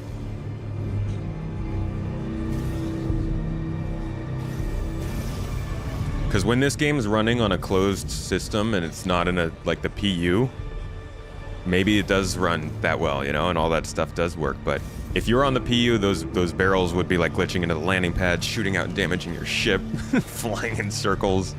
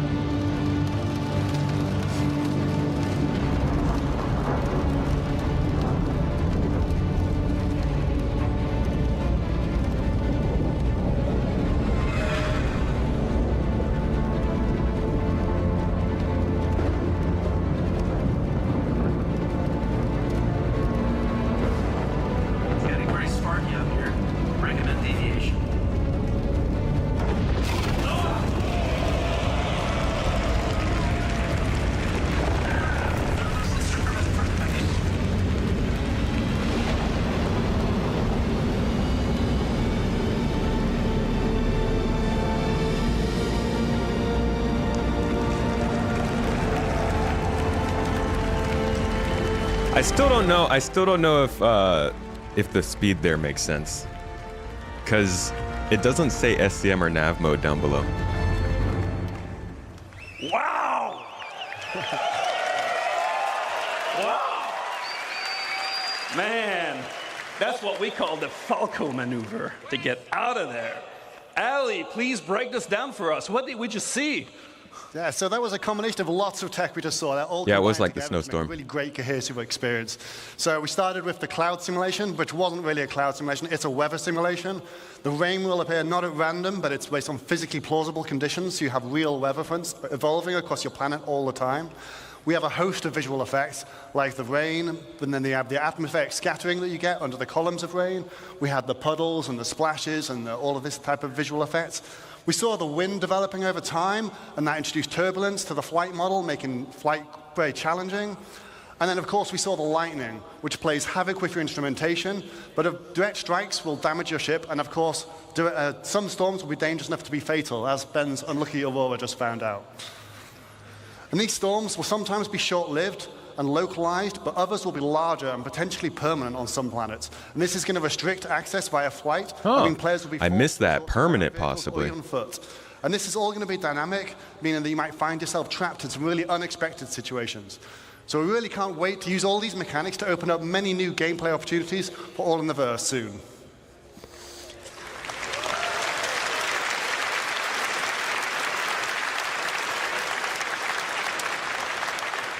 A wise yogi once said, "It's your job as a pilot to compensate and stay on course." All right, what have we learned today, guys? All right, so weather, planet tech, all that stuff. Then we moved on to the next panel, which was much more exciting for me. Where this was a lot more. I think there's a good amount of people that the stuff they talk about here just doesn't matter to at all. But the biggest thing that I get from this panel, which is social features and just kind of org stuff, this is all things that you have to leave the game to do right now. And the worst problem that Star Citizen has had, well, not the worst problem, but one of the worst problems, in my opinion, that Star Citizen has had for a long time, is so much of this game takes place outside of the game. You want a guide? Go to the website. You want to find out about events? Go to the website. You want to talk to people? Go to the website. You want to manage your friends list, yeah, you can kind of do that in the game, but mainly go to the website. Like, there's so many things that require you to go to the website to do that should be in the game, and a lot of people don't ever see because they don't go to the website. They just want to play the freaking game. So what we're seeing now are the additions of more party tools, creating multiple parties, being able to interact with those parties separately. We're seeing the ability to add notes to certain players that you might run into often, block people, hide people, call people, but they didn't really talk too much about the specific VoIP additions here and how they would fix VoIP, just that they would. And I really, really hope that we do see like VoIP get handled a little faster, please. Please, please, please.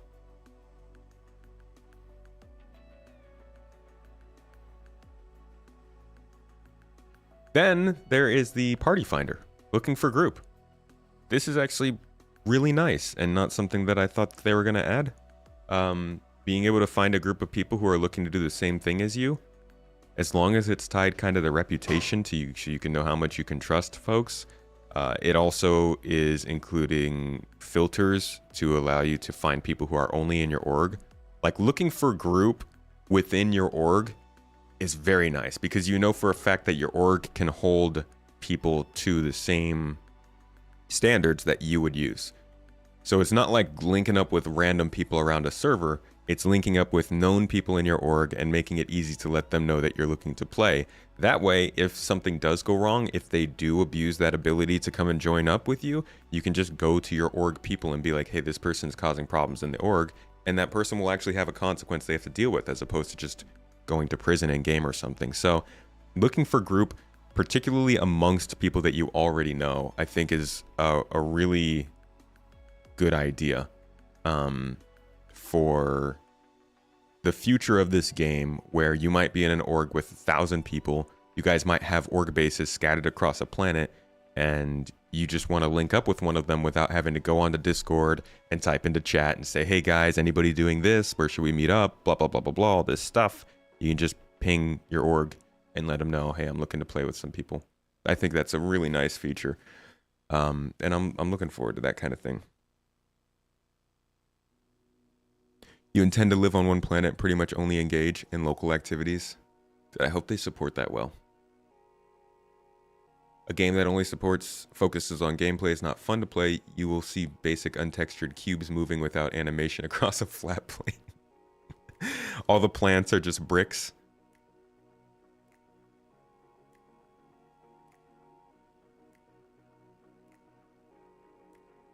They talked like it's done and ready for Evo testing. Oh man, if this was done and ready for Evo testing, they would have been so loud about that. Come on now. You know, they would have been up and down the wall about how this is ready to go. You're gonna see this in game in the next couple months.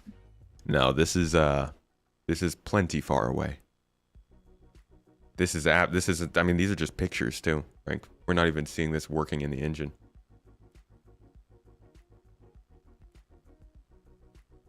You think this highlights your concern that they didn't actually migrate teams from Squadron to SC as they expected to be able to do? Yeah. That's what devs have been saying throughout the year too. They've been going back to Squadron to do more stuff. Finalize stuff. Not saying it's nice to have, but never mind, won't continue. You'd love to have a game in 2 years at least.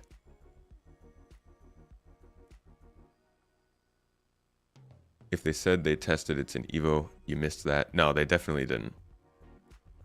This isn't anywhere near Evo.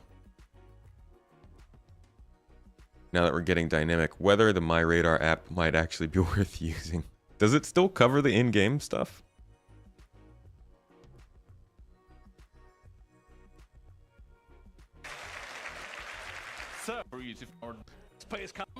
So yeah, Party Finder, really nice. Skip ahead on here. Changing up the chat menu. This is pretty cool too. You can send locations via chat. Is this a little bit of data running getting involved? Like sharing information between people? Getting into the game through the chat window? FYP, VoIP, Man, I'm so freaking... I really want to know how VoIP is going to get updated. They said that they're going to have feedback to actually tell you if VoIP is working. And I'm like, dude, that's so... that's so necessary. Because I don't know when it is or it's not working. I just know people can't hear me. And I have to ask, hey, can you hear me now? No? How about now? Can you hear me? No? Okay, go to Discord. Tell me there if you can hear me. No, you can't hear me? Okay, let me change this setting. Oh, you still can't hear me? Be nice if the game could just tell me where the problem is. Sloth and Jock Cop, thank you both for the subs on Twitch. Appreciate you. When do I think we'll actually get these features? End of next year? What sort of feeling will Squadron have next CitizenCon? Will it be hype or will people be getting over it? I don't know. How do they like the... I think the best thing they could do next year is have a playable demo in order to keep hype up for that game, because now we've seen a whole prologue. They've got more to prove next year when it comes to Squadron. They can't just show a demo on screen. People have got to be able to play it.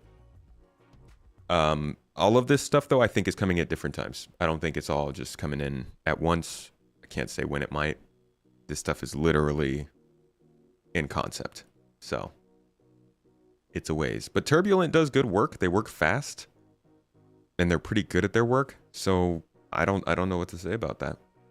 The guide system coming into game is a touch on the problem I was talking about earlier. This is yet another thing that's on the website that many people who jump into this game wouldn't even know about. Because there's just... there's no way to know other than on the launcher when it tells you that. But being able to know that you can have somebody who's trustworthy come and guide you through the game is going to be really nice. Linking that into a system where you get rewards, you get paid in game, you actually get something back for being a guide, means that we'll get more quality guides and people who are doing it for more than just getting some kind of a referral. And then linking this into beacons is huge for AAK, I know, but also a lot of other people.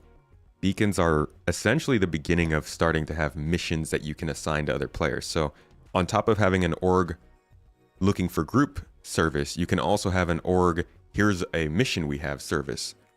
And I don't know how many of you are running events for your org, but being able to be in the org and say, hey, we're building a base, so over the next 2 days we need our org people to concentrate on this planet and mine this many resources and transport them to this place and leave them for storage.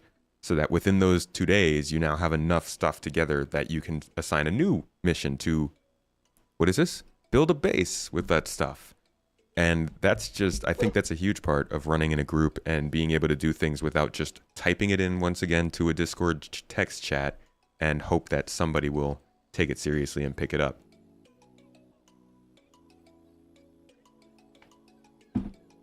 These are really good changes, but we don't know when they're coming.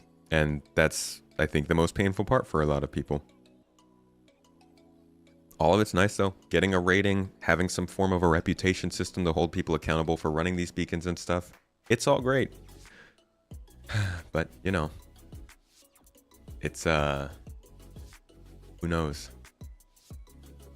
How long does it take to get approved to the org? You're waiting for a week already. What's your name on Discord? If you applied on the website, you'll get approved within probably 48, 72 hours. If you applied on RSI's website, that's not as closely tracked, since looking at this in concept. Yeah, you have to apply on the website, on the GII website as well.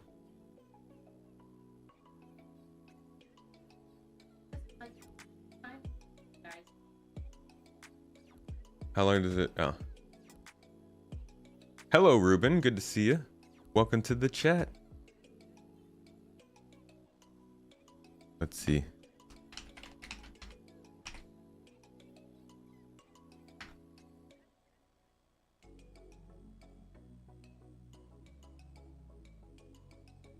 You are in the org. I see your, if you look at your name on the Discord, you'll see that you are added to the organization and you should be able to see all the chat channels. You were watching InfoRunner's coverage yesterday. What was my take on the demo? Were you disappointed, felt okay, or hyped by the 26?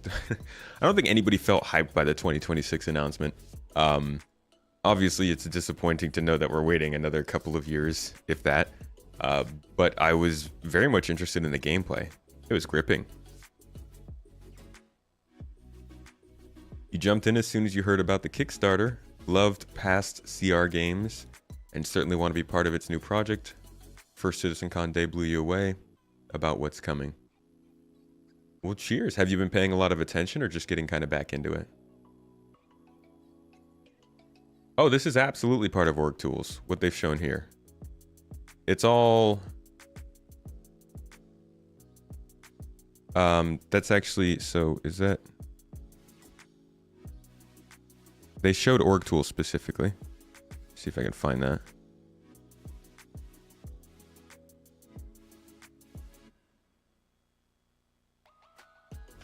So obviously all the recruitment stuff being brought from the website into the game, once again, is a very good thing. Very important thing for them to do. Being able to search for specific orgs, select your alignment to specific orgs. And I actually need to listen to this part again, because I need to understand the whole alignment thing. Or online, you can search by size. So if you're after a big and active org like me, or a small and more close-knit org like Gabriel. Then you can also search by the gameplay focuses you enjoy. So maybe you love trading and PvP, or maybe you like events like the Daymar Rally. Safe? Yeah.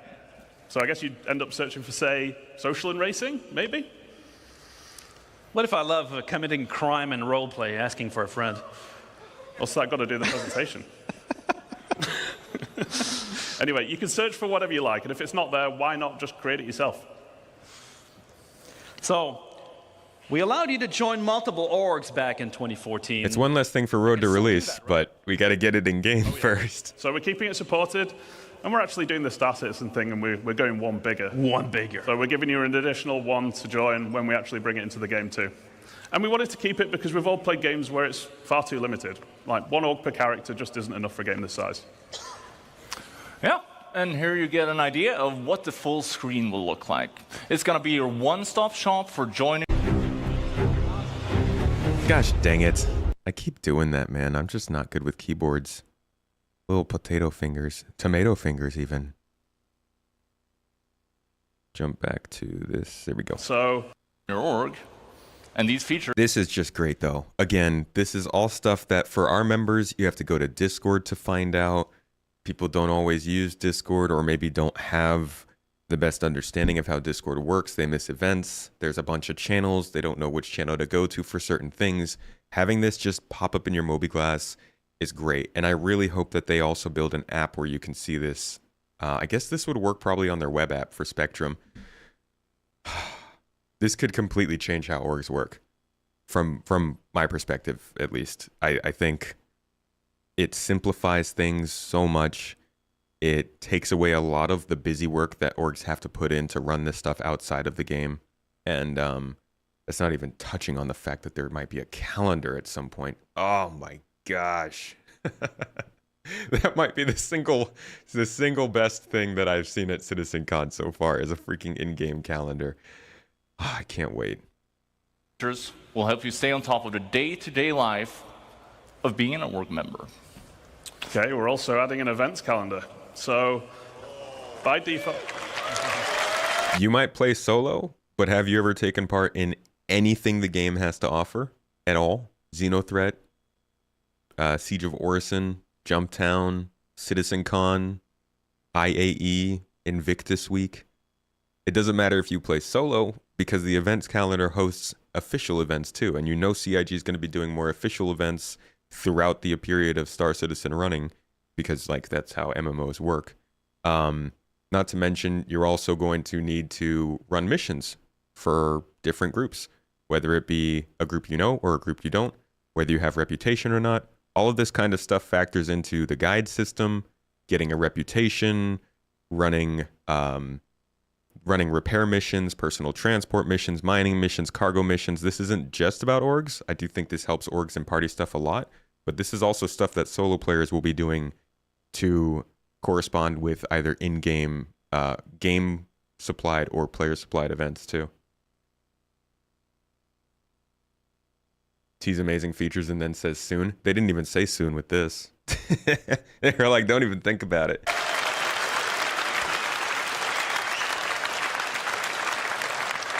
So by default, it's going to be populated with our in-game events, so you never miss a thing. But more importantly, you'll obviously be able to add your own as well. So you'll never miss another meetup to get together for group content. It's tough to get everyone on at the same time, right? So use this for your Convoy Tuesdays, Casual Fridays, holding hands in Horizon Saturdays, whatever you want. Getting crushed by the Buccaneers on Monday. That's Gabriel's favorite. It is my favorite. Remember that it is our intent that all the features we're looking at here are available on Spectrum as well, allowing you to access this info even if you're not in the game. This applies to parties, comms, friends, and all other functions. So I can join multiple orgs, like the Buccaneers, the Corvette Club, or the Slam Truckers. But how will others see me in the verse if I have multiple choices? Surely I need to pick a banner. So that's covered by something new called representing. And it's actually quite similar to the existing affiliation main status system on the website. So if you're in multiple orgs, you choose which one you want to represent, but you can only represent one at a time. Yeah, the subsidation is cool. Now, there are ongoing benefits for being in orgs, which we'll get to in a minute, but choosing who you represent asks which one you want to benefit from at any given time. But why? Well, we wanted to support players who like to play with different groups of friends. But we didn't want players who are just in one to be at a major disadvantage to those that are in the full 6. Because really, joining multiple orgs should be your choice and not feel like it's a necessity. And there's no need for you to switch which org you're representing to see things like this Moby screen or org chat. But we want to put limitations on how often you can switch to avoid exploitation, exploiting the system. That's what I missed yesterday. So we were talking about what happens if you're going back and forth between one type of gameplay and another based on which org you're representing. And we don't want to punish anyone who's, well, playing by the rules. And a big part of representing is visualizing it in-world. We want you to be able to fly your banner for your org. So we're adding another MMO staple to the game. Tags. Yay, identification tools. So the org leader will be able to set a tag for the org. Hey, I see a GII shirt right there. Represent. I see you guys. Look at you. The garden's out here. So the org leader will be able to set a tag for the org. And this gets appended to the name while you're representing. So you can easily see who is in which org at a glance. So we'll have it in chats, in world, and if you're not interested in this stuff, well, you have the option to turn it off as well. How novel! We'll be able to identify people around us. Yeah, really. JJ, I'm curious. You mentioned guilds before, and I'm guessing they fit into this somehow. Yes, so you may have spotted a few references on the UI to alignment earlier, but what is it? So, it's your opportunity to form a relationship between org and in-game guild. It's very cool. Now, just as you in personal rep with the guilds, you can with your org now as well.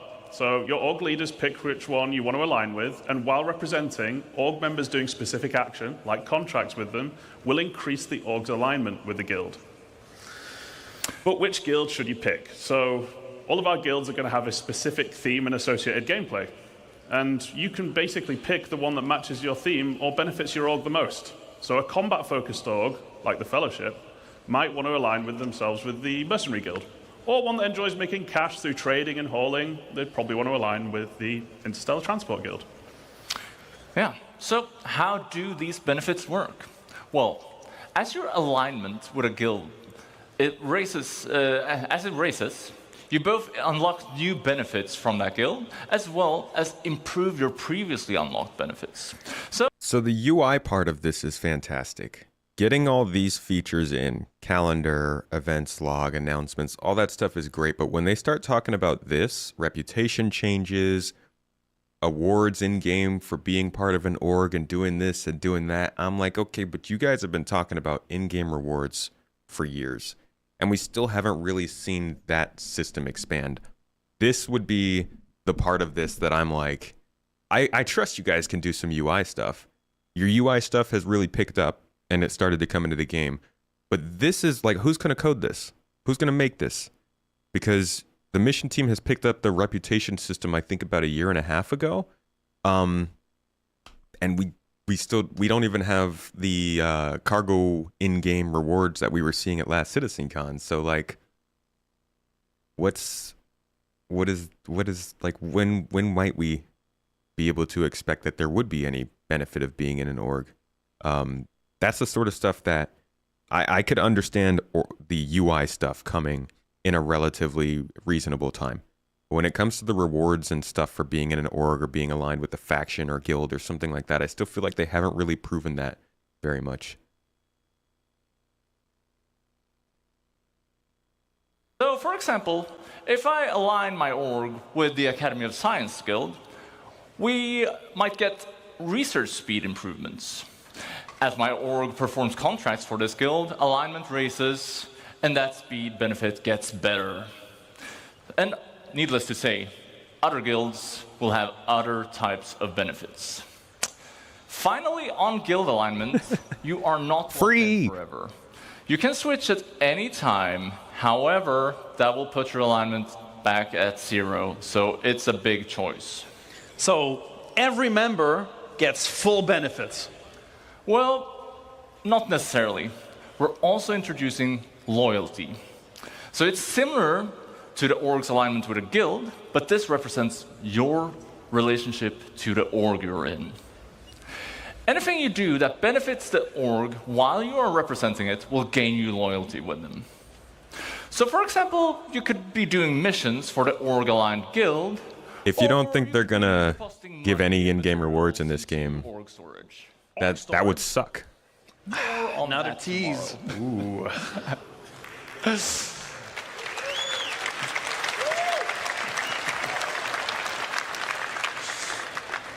Ultimately, we wanted to encourage long-term membership because we don't think you should just be able to join a well-established org and then just get everything instantly for no effort. So to put it simply, having low loyalty limits what you gain from the org's alignment benefits, and having high loyalty gives you full access. We also wanted org leadership to be able to view members' current loyalty and use it as a tool to reward appropriately with things like ranks and permissions. And then loyalty resets to 0 when you leave an org, so there's some incentive for sticking around. Wait, does that mean I lose my loyalty if I change my representation away? No, so not representing puts your contributions or ongoing benefits on hold. So when you start representing again, you essentially just pick up where you left off. But what if I leave the org? It's not very loyal, so it resets. Right. Well, so, you know, in my org, my Buccaneers, they're mostly scoundrels, and so they tend to join and leave, and, you know, it's not very loyal in general. Larger orgs, they tend to be a pain to manage, though. With the flow of joiners and leavers, do we have any tools to have managers like me? Well, let's have a look at the Members tab. So this is less complex than the previous tabs, but it's equally important. This is where you see the community of your org and your place in it.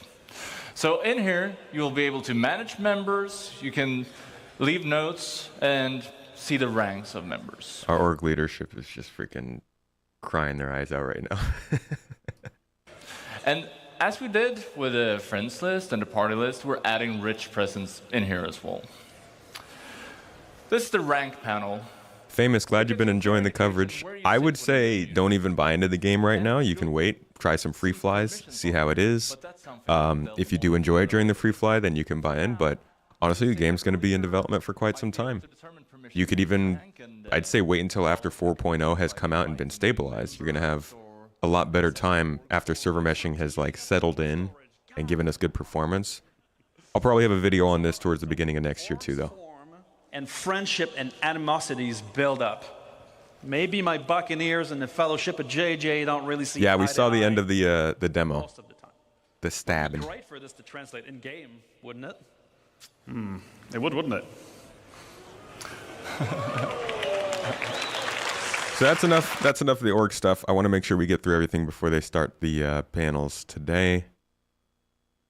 So the next panel began later on, and I think it was cosplay, so we can hop on over that. Onto the All right, player. So this was Starware, and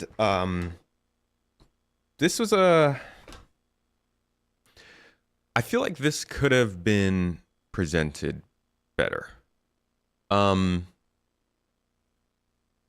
Primarily because this is something that everybody's expecting when it comes to learning more about Star Citizen, and they definitely, like, one of the biggest things in this game that has been very focused on is the idea that what you wear is more important than any sorts of like skills, character skills and stuff like that. Now, they've talked a little bit about that kind of stuff in the past. Surprised that they were very quiet on it here. But that is something that they've talked about and I think is coming into the game to an extent. It's more like perks that you can work on by doing things in game. But this is supposed to be okay, so before we start this, I see Twitch is about to run an ad in a minute and a half. So I'm going to go ahead and manually run this ad so that you guys don't get it in the middle of our review here. So I will see you guys in a bit. Ha, gotcha, Twitch. Oh, okay, it's going to take a minute for it to start. Oh, no, it's starting on its own. Cool. Now they won't run an ad, I think, in the next 60 minutes because of that. In the meantime, this game is it hinges on the idea that you're not upgrading your character, you're getting things that make your character more effective. So, like, the armor you have makes you more resistant to heat. The helmet you have gives you the ability to use a crosshair when you're aiming. The backpack you have has an extra battery in it, so your armor has more power to do the things that you like to do throughout the day. It's a lot of item-focused things, which helps to build the idea of looting, exploration, crafting, finding things in order to benefit in the game and build your gameplay. But I think that they could have done a better job of displaying that during this panel. They showed that we can combine armor with clothes, which was a nice, that's something people have been waiting for a lot. I know, Citizen Scott, that's something that you've really wanted. And that's good, but the big feature here was kind of the idea that it would be more about the things you have than what your body does, essentially, kind of. I don't think you get, no, I've ticked it so that if you're a subscriber on the channel, you don't get Twitch ads. So you should be good. Surely skills learning is more immersive than what you wear. It's not necessarily about immersion. It's just about the design of the game. They want it to be more based around equipment and stuff rather than, oh, you fought 20 enemies. You have a skill point that you can now apply to close quarters combat. They want it to be like, if you want to be good at close quarters combat, then wear your heavy armor and carry a shotgun kind of thing. Or if you want to be good at driving, then don't wear heavy armor. Wear a flight suit or a racing suit that actually provides you with the support you need for driving. So that's what they're introducing here, and it's something they talked about a while ago at CitizenCon, but I was really expecting to see this overlaid in-game by now. And it's unfortunate that it wasn't, but here's a little explanation of what this system is. I wanted to put on a jacket on top of an undersuit? Yes! Yeah! How about an armor on top of a sleeveless shirt? Or even without no shirt at all? Like backpacks on clothing? Yeah. So Starware allows more customization than ever. But be careful, certain gameplay implications will still be true. You won't be able to go into the vacuum of space without a space-worthy undersuit. Yeah, a new inventory UI was what I was hoping to see. Planets, you'll need a breathable mask or helmet to survive. I hope you guys are excited about this as much as we are. And we've heard what you all want, and we're making a system to bring it all to you.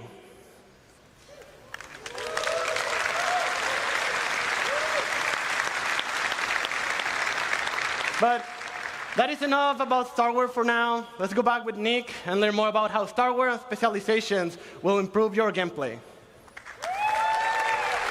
Well done, bro. They have talked about getting better at things by doing them, but that's much less applied than what this system is supposed to talk about. When they talk about that, they're talking about assassinations, maybe running and stuff like that. They're not talking about ticking up your firearms skill or upgrading your melee skill and stuff like that. They're talking more about the animations and the difficulty of doing smaller things than that.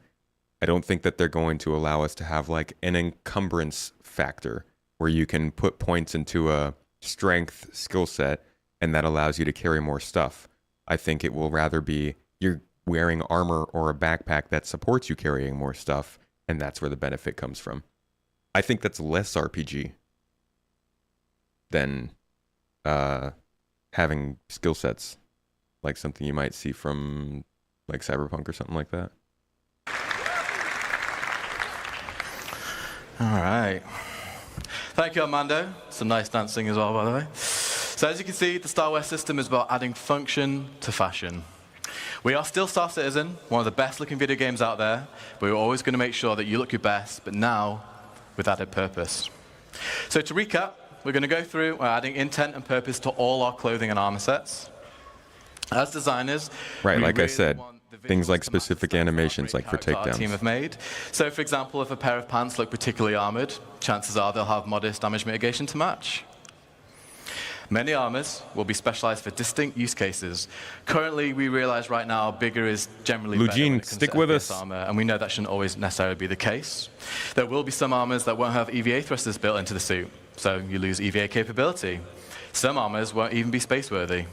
Specializations... That's actually a good example of it. You're not getting an EVA skill, you have to wear EVA armor kind of thing. Means getting better at certain things at the cost of attributes and others. This is about compelling you, the player, to make tactical decisions for every situation you may find yourself in. So now let's look at some practical use cases for the Starware system. Whilst all our armors... It is a mixture of both. Let's take a look at a select few, which I will add are some of my favorites. We are going to assemble a team to tackle one of Star Citizen's most anticipated adversaries that you'll get to meet later on.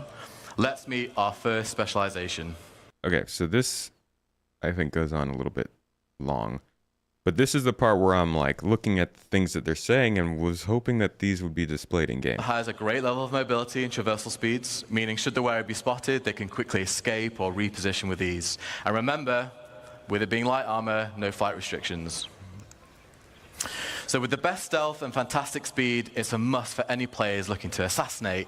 That's actually a really good one, being able to avoid active scans, because a lot of people are very, very worried about active scans. So giving you the ability to equip something that helps you stay off of that radar is, I think, something people were looking for. Short reminder that I think both you and the missus are doing a great job and deserve an equally amazing kitchen. Kitchen in the USA. Thank you. We'll be using my parents' kitchen, which I like their kitchen too. Appreciate you. Now you need suit lockers so you can swap into pilot and armor and store combat armor. Yeah, it's a good reason. Huh? What? Manifesting the kitchen. Thank you, Wobster. Yeah, having suit lockers is actually going to be useful with something like that. I don't think they've said anything about being good at EVA from doing it. But I think they should be wary of how much they allow a skill system to also impact the rest of the game. They're adding the tedium that someone like you would enjoy while over-focusing on combat for players who would greatly dislike each tedium. What do you mean by that? Over-focusing on combat for players who would greatly dislike such tedium. Well, at least this means that not all combat players will be running around in super heavy armor. Oh, I don't really cook. I'm more of a sous chef.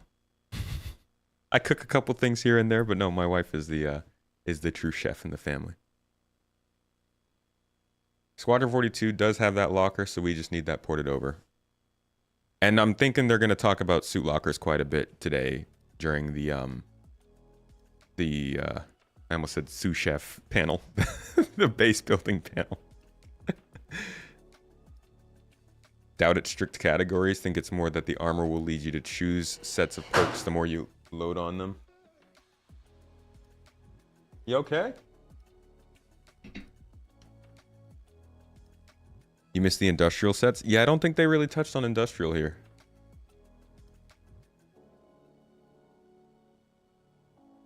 They got a sniper armor.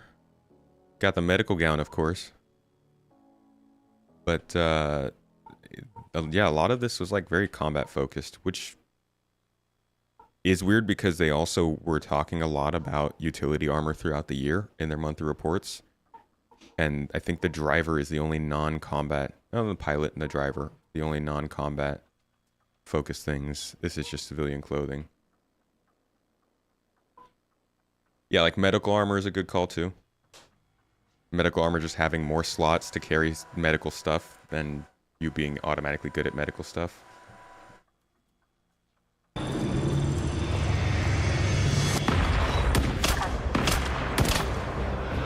Why are these people shooting Picos so much during this convention? It's rude. No. We're talking about cooking in real life. But there is cooking in this game. In fact, they are not even going to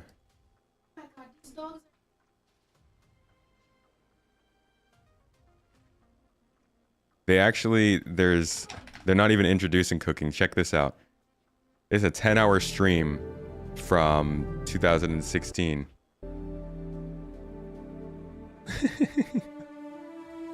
Looking at cooking.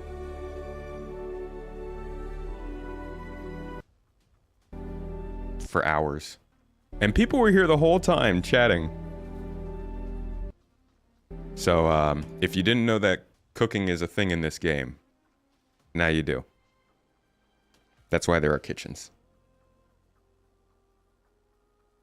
And then they reintroduced the sandworm.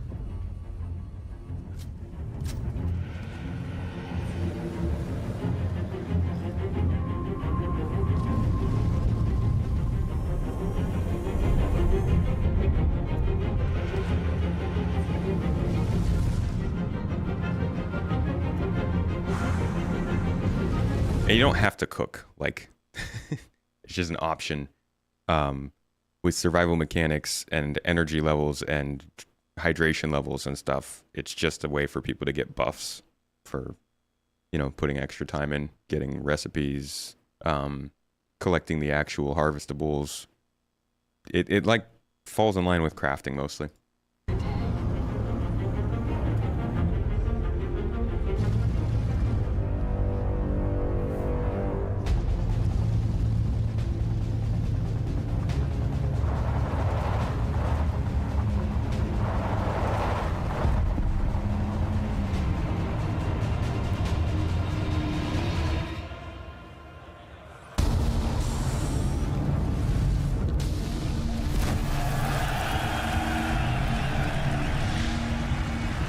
Dude, imagine dying right there. You just get hit by the snake and it's over for you.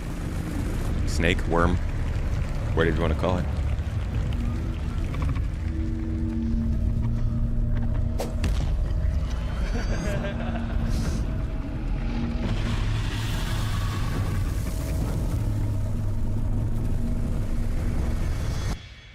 All right, so then they fight this thing, which, you know, showing in-game gameplay is at least nice seeing this. It's not just like concept arts of the worm. And at the end of it, I think the most important part of this is that they actually have harvestables included there, so there's like reason to kill it. But seeing how this kind of stuff would fit into what you might actually use it for is the bigger deal. And hopefully we start seeing that kind of stuff when it comes to crafting and base building later today. So yeah. They talked about this. They talked about how these fauna will be in different sizes, which I think is also a good touch. More fauna at a small size means we're not just fighting Copion in every single cave we ever go to. And I think that it adds variety to the game as planetary hazards, and it helps to build more dangerous and interesting areas that actually make use of the planet. A lot of times people will be like, hey, you have these gigantic planets, but what's on it? Fauna is one of the things that should be on it.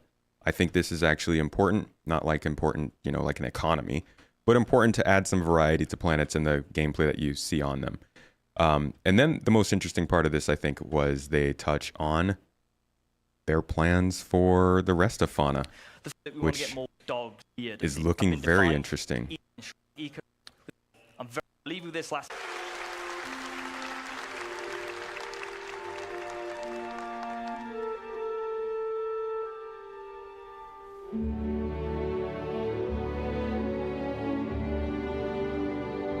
Dude, this thing looks terrible.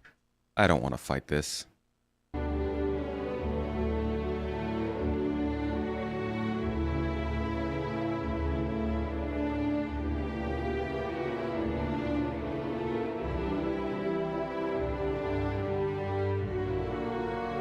You know what I don't see here, though, is the space whale. Like, what the heck is going on with the space whale? Why isn't that here?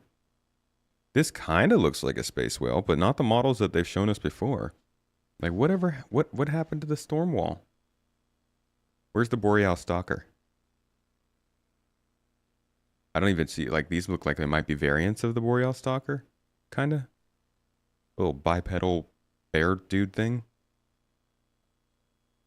Top left quadrant. This? I don't know. It's not the model that they've had before.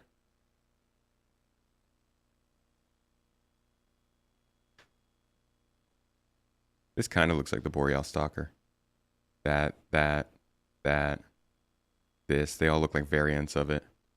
Like, a lot of these are variants of the same thing, which is good because they don't need to make that many unique things.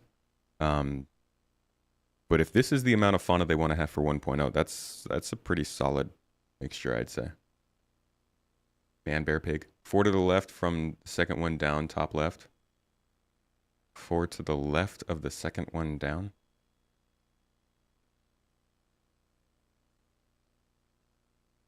Huh?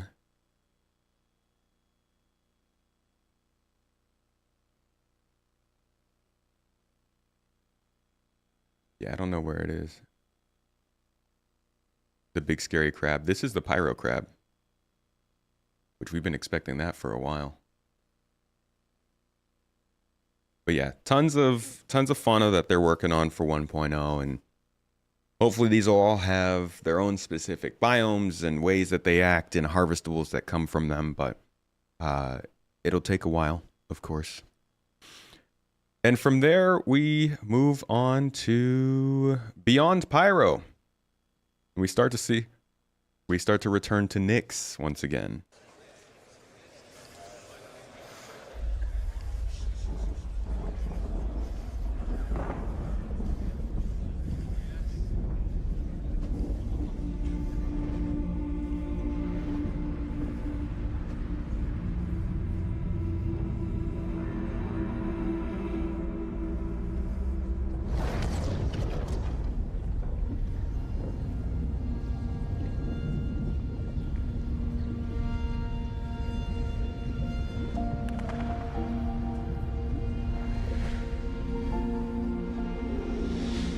I love the way Quantum Boost looks. I really hope that that's something that does end up coming with 4.0.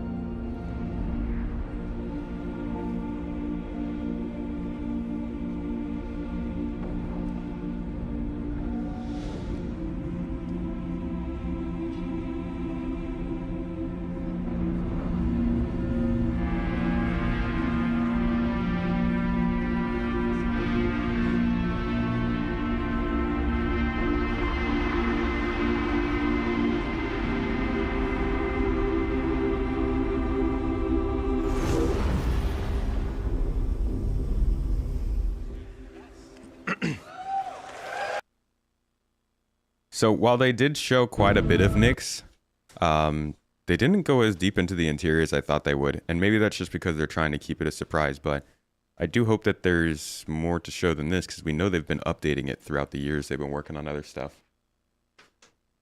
Bingo cards? Still in the running. Most people lost because of Terra and Squadron release in 2025. Ah, Terra got a lot of us, huh?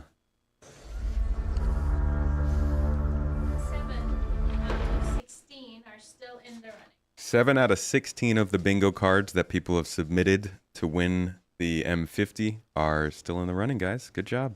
Sorry if you have Squadron 2025 Squadron release in 2025 really messed people up. Because that was as long as people... All right, let's look at Nyx.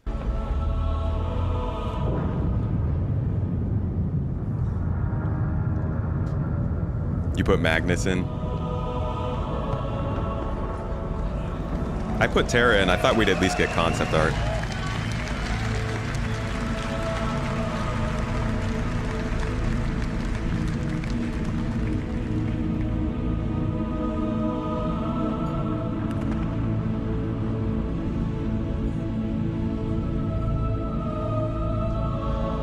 No, there are 2 planets and 2 asteroid belts in Nyx. 2 or 3 planets. I think it's 2 though.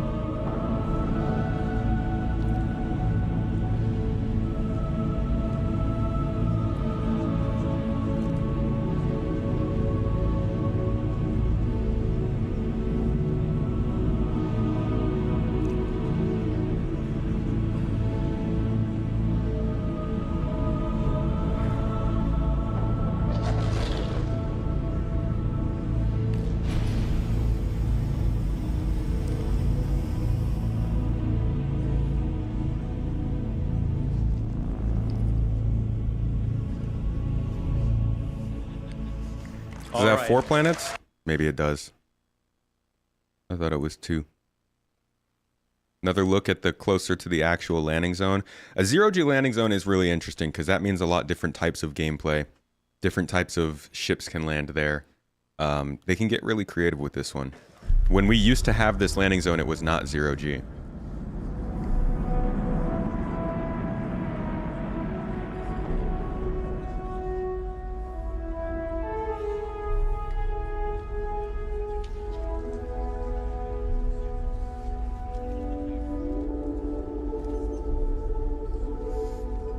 Three planets. Cool.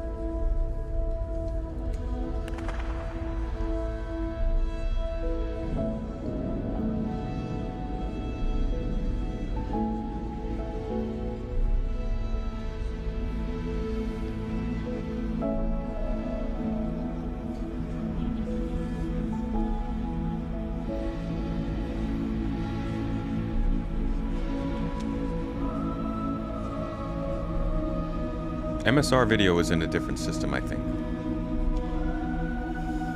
Oh, that includes Delamar. Okay, so 2 planets in the asteroid.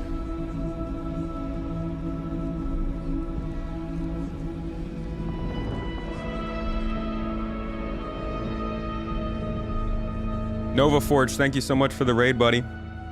Appreciate you. Hope you're having a good time with your own stream. I'll be on Nova Forge tonight after the after my own podcast. Okay, so there is a 3rd planet.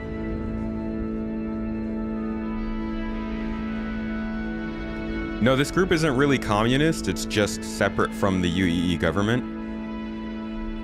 Just non-affiliated. This would be a probably a low security system. Awesome.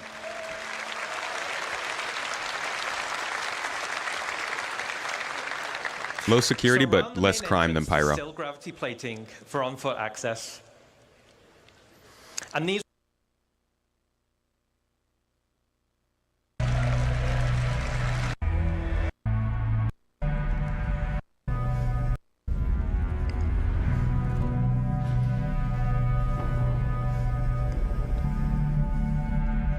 Yeah, we're reviewing yesterday before we get started on today's panels.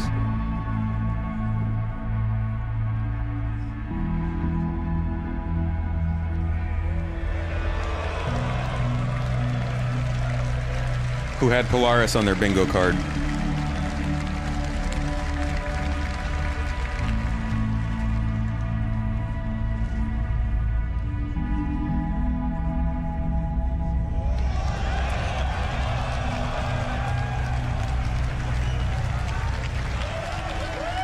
They put a Corsair on top of a Kraken. That's pretty interesting. Oh, nice. So did Protoss squad. Good job, Parzival and Protoss. And then, big difference from the Delamar we used to have.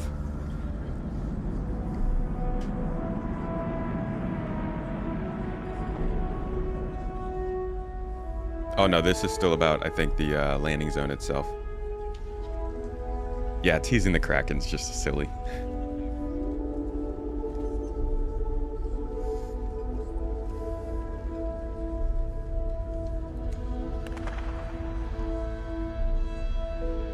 Oh, we just watched this one, I'm sorry. Interior. Here is the difference of what we used to have with Delamar. It used to just be a hole in the ground. But now it's a hole all the way through the ass. Dang it. Keep accidentally hitting buttons. Now it's a hole through the entire asteroid.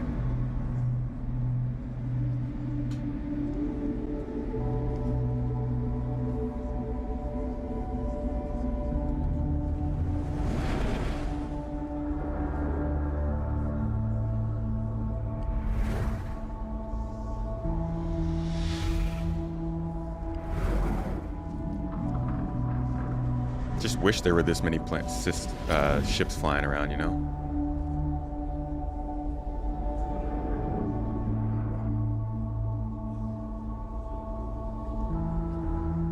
Morning, Demon Eyes.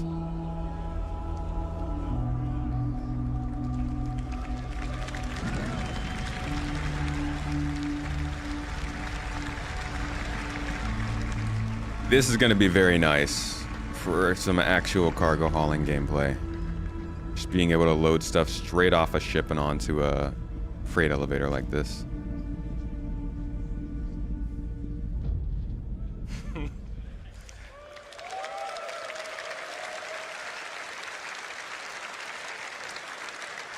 The asteroid, there will be banks of exterior 0G freight elevators. These will be priority access for Hull series ships. So for all the Hull series folks, we got you covered.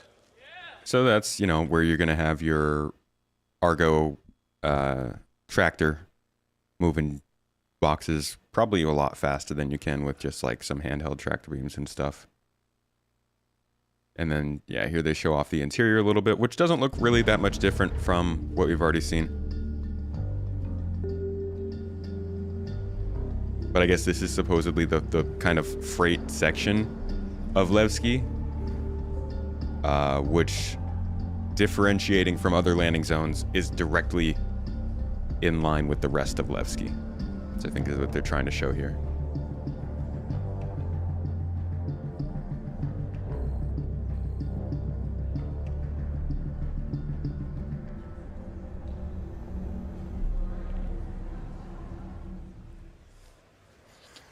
All right, cool.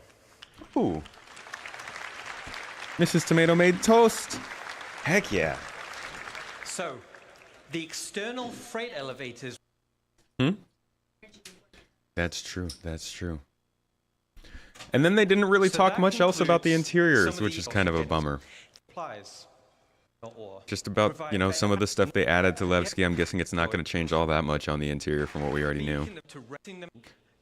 And then we got to building interiors, which is generally just going to be the sewers in our corp from what we know right now. Which is being delivered as what seems to be kind of dungeons that are hosted underneath the city. A more simplified version of what they were showing building interiors to be before. And probably mainly more focused on just getting some gameplay into the game in these small sections right now. And some you'll need to unlock with mission progression. As an example, here's a map of Area 18 Central. And as I said, there'll be various access points throughout the landing zone, and some will be easier to access than others. These access points will lead to transit systems, taking you deep into the underbelly, eventually reaching the municipal works. And the municipal works will have spaces like maintenance, filtration, and the sewer network. Which is what we're seeing here. It's a very exotic place. So down here, it's an open world sandbox for you and other players, very similar to contested zones in pyro stations. It's an area to do local missions, like exploration, repair, or even pest control. But the main purpose is provide access to the depths. And these will be instanced areas. So, what is an instance area? Well, an instance area works in the same way as an instanced hangar. And as the name says, it's a separate space for you and your group. But why do we want to do this? This gives us the ability to create tailored missions that will provide a mixture of content like combat or exploration or puzzle gameplay, and fundamentally allows us to design challenging, meaningful content. Okay, so it's not just combat, but it's also separated from the game. And that makes a lot of people happy because people are worried about, folks who are going to be a danger to them. But I also do wonder how far they're going to take this. If they're separating areas for gameplay, does that mean that they're no longer going to rely on security and law to keep people safe, but rather they're just going to separate gameplay areas? If that's the case, does that mean they're going to stick to armistice zones where you are artificially limited from carrying weapons? Or will they still allow weapons in cities at some point? What is their... And this is that kind of stuff that I hope they explain this in further detail in Star Citizen 1.0 panel, because this would be another major change to the way that they're doing the game if they're deciding to start separating things out from the main game as opposed to having everything still connected. And again, I understand people want that because they're worried about getting attacked. I'm not saying you shouldn't worry about that. I'm saying, what is the design idea that they are going to follow here? Is this something they're going to start to do for a lot of different areas, or is it something that they're just trying to do for this sewer area? Are they going to instance distribution centers? Are they going to instance underground facilities? Are they going to instance everything in the game is kind of what I'm wondering. Again, just because this might be open to the rest of the game does not mean you wouldn't be in peace. CIG in the past has said that they want to have enough security and enough of a strong law system and enough of deterrence to allow people to do these things in peace.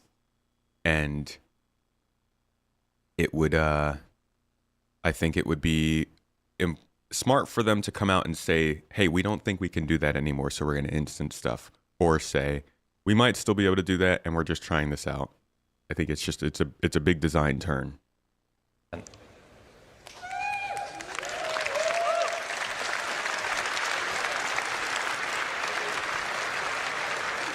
It doesn't need to be one or the other. I'm asking if they're changing the way that they want to design the game. It might not be one or the other, but you know what? We don't know. So that's what I'm saying. I would love to hear whether or not it happens. All right. So let me illustrate. Going over here. How the depths will be split by levels. Now, stay with me on this. We're going to rattle through it quick. So let's say you're in level B01. You're running a mission, you're having a great time with the curated content I just mentioned. But down here, you'll have to do a variety of content over a period of time and over multiple play sessions. I know. At the end of the mission, you'll find an access point, which will bring you back to the landing zone. And you'll do this loop. I know CIG's live, folks. Thank you. With different mission content. After achieving the required amount of progression, your access level will be upgraded. So this time, you head down the access point elevator, and now it takes you all the way down to level B02, and you continue on with your journey. Now this is your new area with different mission content, new rewards, and a new access point back to the LZ. The same as B01, you'll do this loop multiple times. And you guessed it, eventually you'll get access to level B03, and we continue deeper. With each level you unlock, you access new areas for new mission loops. You'll access new, more challenging curated content and access better and better rewards. And this is what will form progression-based content. We're getting into the weeds now of what kind of game people want Star Citizen to be. And I'm seeing comments, plenty of comments in chat. Some people want it to be like this. Some people want it to be open. Somebody said it makes this makes Star Citizen more like Destiny. Some other people, I'm sure that makes you vomit a little in your mouth. There's a lot of opinions of what Star Citizen should be. And then there's also what CIG said that it was going to be. And clearly that is changing in some ways, whether fully or halfways or a little bit. And I think that's why it's really important that they put on their Star Citizen 1.0 talk so that people really understand what their plans are here, because they need to lay down something very clear and understood. The game needs instances to develop faster. Maybe it does. So finally, we're going to go over here, Castra, which is the next system in line after Nyx. Here's a little demonstration of it in video, and then we'll head over to the live stream that's currently going on. Enjoy.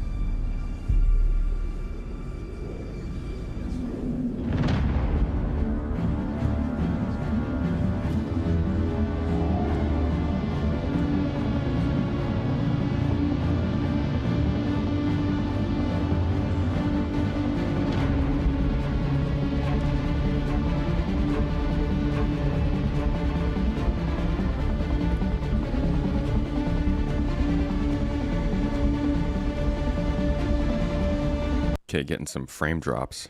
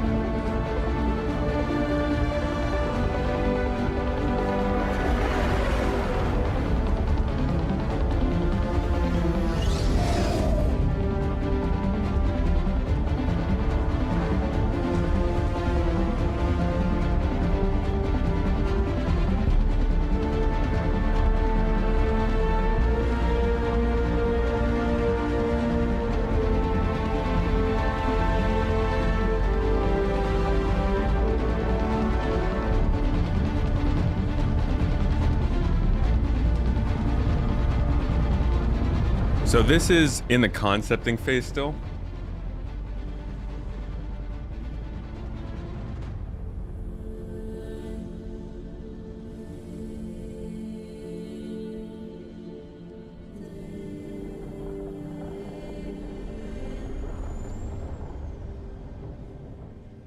So this is all pre-production. It's still conceptual. They're figuring it out. This is far behind anything else we're seeing in game.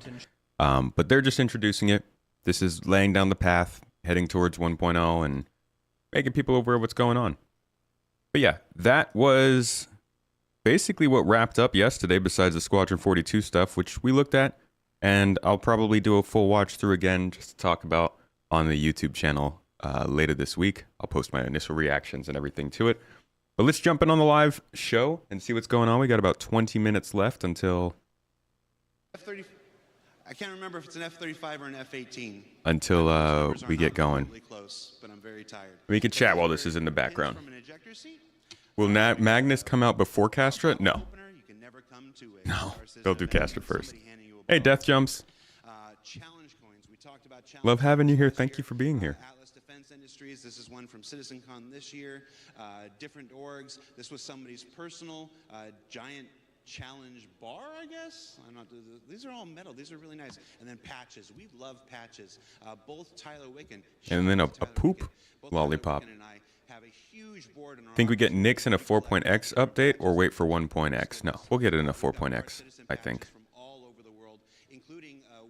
Does Maelstrom come out with armor? It sounds like they're starting to do armor in 4.0. So I think Nix would be... I think Nix would be... sorry, I think Maelstrom's coming out later.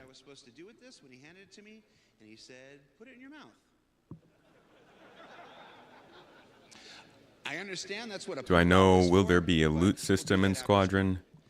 Yes, there will be somewhat of a loot system. Shout out to the Med Runners. I'll tell you, Med Runners, one of our favorite orgs in the game, dedicated just to helping other people. I ran into the Med Runners at... I'll ramp up the volume, I'm trying to answer questions right now. Castra is a planet named Bullseye. Yeah, they use it for basically just firing at the planet and blowing it up. It's kind of like Hurston, but in just in a different system. Probably more damage than Hurston, but maybe we can expect some interesting biomes because of that. I think this is the manufacturer. I think this is the manufacturer name. This is Gatak or I can't think of the name of the other one right now. And then this weird Copion thing. So how are we doing on time? Oh, the time's not up there. All right, so one more thing we do before we throw it to Dan and Sam. I wanted to do, back in CitizenCon, our first digital CitizenCon in 2021, I made the mistake of reading online comments after the presentation during the show. And there's nothing I like more than repeating the same mistakes of the past. So our lovely social media team, shout out to Galactica and Mickey, put up a thread asking for your comments about day one of CitizenCon, and let's go through and see some of what people said. Citizen of the Verse said, Castra, my new home. Lovely picture of Castra there. We've got Serious Fun says he loved the PU, that the PU got clarity on its next two systems and that the visual fidelity of Squadron 42 is off the charts. Oh, and that Zeus bomber jacket. I'm not wearing mine today. Yeah, we checked out the uninterrupted stuff earlier today. This thing is amazing. I want to shout out two members of our marketing and merchandise team, Mandy and Kat. He's reading tweets, not YouTube comments. That would be insane. Nobody's going to ever spout off the YouTube comments live. Those are... Again, Mandy and Kat. If you see them over at the merch booth, tell them Jared sent you and tell them how much you appreciate their work on this. They're responsible for all the merch at this year's CitizenCon, and I've been to 10 of these things, and I feel like this is the best merch we've had. I'm wearing the new blackout hoodie today, and this is a really great material. This is comfortable. This is going to become a new daily driver here. Okay, that's enough shilling for the merchandise. Rick Rate says his favorite thing was the worm and Sherman and this handsome guy, and there's a gif of Henry Cavill. There at the beginning of our Squadron 42 demo. Let's see. Twice. Two beginnings. Cosmic D says he loved the dynamic weather demo. All right. Do you know, making videos for Star Citizen is hard. Making videos where the environment is actively trying to crack you is very, Stinky Bullet, thank you for the subs on Twitch. None of that was faked. We got our poor guys. Ananzi said, you saw how it struggled Hey, Tomato, it's me. Chris, you know, Roberts. Stay tuned today because we aren't going to get into the economy today because I personally hate you. Thanks, super excited, Chris. Thank you. It's great. Is that for me? Oh, they want me to Mr. wrap Two-Face, up. thanks for the sub, man. How rude. How rude. All right, so we'll read one more comment, and then we'll pass on. We're not going to read that one. We're not going to read that one. Henry Cavill concept art. You don't even know my mom. What is with these frame rate problems? Okay. Is this on their end or mine? Ooh, let's switch to 4K. Uplink says, my favorite part was when the sandworm said, it's sandworming time, and then sandwormed all over those guys. We're the same, Uplinks. Okay, I've now lost the live, so I'm going to purposefully lose live so I can update to live. Hi everyone, welcome back to CitizenCon Day 2. Woo! I'm Sam, and if you didn't meet me yesterday, I kind of do some voices and stuff. I also flew a Carrick. Oh, she flew the Carrick. That's right. With Dan, and for some reason he's not popping up like he did yesterday. Hang on.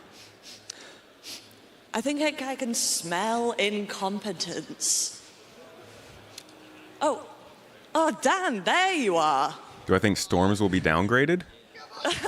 Are you doing okay? Don't know. No, I'm not doing all right. Look at this. I'm keep blacking out. Dan, I don't think you should try. There's not even anything on the screen. I don't think I should either, but it's so fun.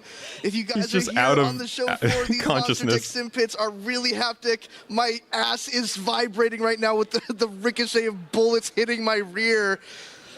Dan, I've heard people say that when they're going to the bathroom. take over for you? Please take over. Okay, maybe I'll give him a break. Come on, Dan. Help, thank you. Turns out, not very good at video games, and Sam's really good at video games. So this is gonna go well. Yeah, let's see you get in. All right, well, maybe it's not so easy. Maybe it's not so easy. Hey, you set her up, though. To be fair, I left you in a pretty shit situation. Yeah. You were set up for failure. Come follow me. We're going to move away from my abject failure as a video gamer for a moment. Hi, guys. Welcome back to CitizenCon Day 2 here at Manchester Central. We're so happy to have you back. Like Jared said, hopefully you guys enjoyed the panels yesterday. We covered a bunch of stuff yesterday, but don't worry, there's still a bunch more for you guys to check out today. Between ships, between base building, between the road beyond, there's still a bunch of stuff for us to cover. Base building panel better be good. We are here in the general lounge here at the show floor, Hall B, here at CitizenCon. Let's take a look. As you can see, we have our lovely Hornet. We have our players just chilling out, pizza, maxing, relaxing, all cool, shooting some saddle ball outside of school. When a couple of duel who were up to no good started making trouble in the neighborhood, we got in one little fight, and Captain Bishop got scared, or Admiral Bishop got scared. We said Squadron 42 release date 2026. Who is hype about that? I don't. Awesome, guys. We are going to be covering a bunch of stuff here today. We have a bunch of community booths still to cover. They shouldn't even try to hype people out about 2026. Just let it happen. There's still nobody's hyped so about much that. more to cover, and I'm really excited. We only have a little bit more time together, though. I want to make sure you guys are taken care of, and hopefully you guys are Everybody's having very just as much fun tired. watching They've the been show. through the first day. It's As you can see, we have our themed stuff. We Smaller didn't really get into the this- theming today. last year. I want to get down into sort of the micro this time. So let's okay. take a look Sizer's hyped about outside of 2026. these booths. As you can see, we have Bioticorp Waste. We have the Robert Space Industries. Come follow me a little bit. We're going to go a little bit into the community booth area, just a little bit. The new giveaway code is what is it? We have this problem in the verse as well. Are we doing that yet? The code from the video doesn't work for today's. It was just yesterday's giveaway. Wasteful. Wasteful. For shame. Throw it away. Reminds me of the PU. Littering. Hi, guys. Come follow me. We're going to make our way out. Hi, everybody. We're making our way through. Guys, it has been such a pleasure to be back at CitizenCon. In case you don't know who I am, my name is Dan Halbrick. I'm the community producer here at Cloud Imperium Games. I produce our community managers. That's Jake Acapella, that's Freya, that's Christian, that's Ulf, that's Niku. All the people who you guys interact with on Spectrum, on Twitter, X, who cares what it's called these days. I help produce those guys and make sure they're giving you guys the up-to-date information, chatting with y'all, and it's been such a pleasure getting to actually get to know you guys as well. You guys have been so amazing here at CitizenCon this year.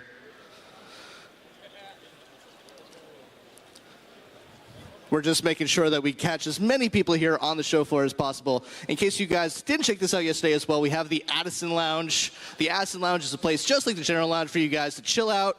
Make sure you guys are getting a drink. If you guys have a VIP ticket, you guys have special access to bar and refreshments here as well. Yeah, this floor isn't as popular on the second day, obviously, because people have gotten to like see what there is to offer. Most people are probably just sitting in the stage waiting for the next panel, since the next panel is arguably the most interesting in the entire presentation, and it's starting in about 10 minutes. 4 years ago, based on our in-lore world. And I think that's pretty much it. I mean, obviously we have the Hornet. We've covered that to death, so I'm not going to cover it, but it still looks pretty cool. Now, I think we're ready to throw over to our first presentation, so I'm going to throw it back over to Jared. We'll see you guys later for some more community booth stuff. I'll see you guys later. Thanks for watching.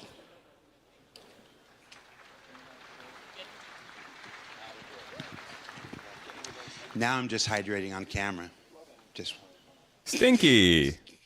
He's just doing Gifting his out the job. subs today. We Thank are you, friend. backstage now. This is an area that we don't usually get to see at CitizenCon.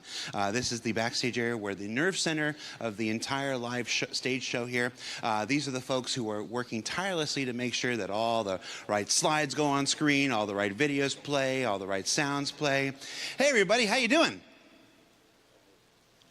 As you can see, they're very, Please go very away, focused. Jared. You excited to be here? I love the hype. Consummate professionals dedicated to doing their job. Hey, how am I doing?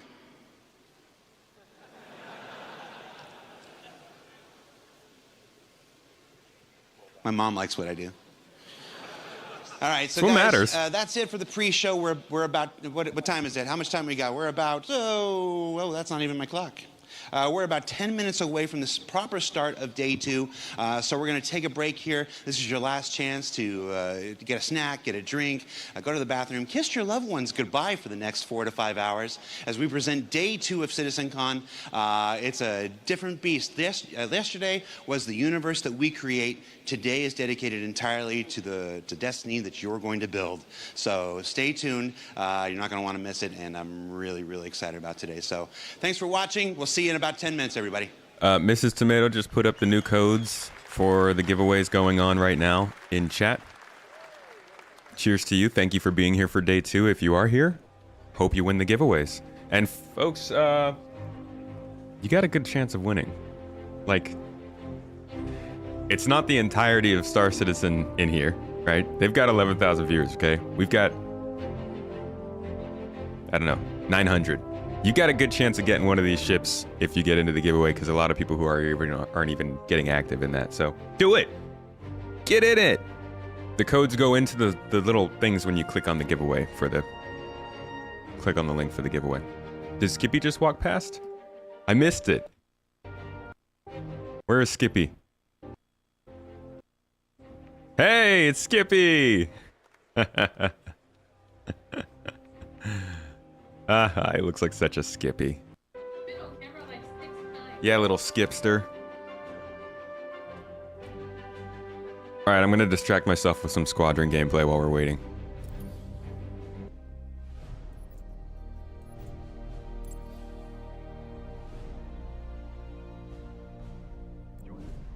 Dude, I can't believe all these people just died. All set? Hey, you get any sleep last night? Yeah, me neither. Well, you're not gonna need any more sleep. Ha! Sorry, that's mean. That's rude.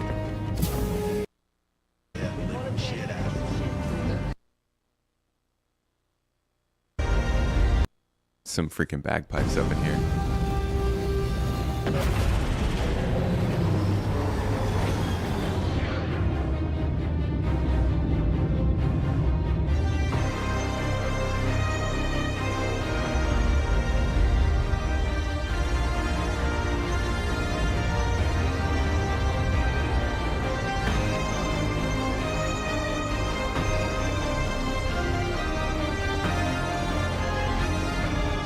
Yeah, the catapults are pretty sick.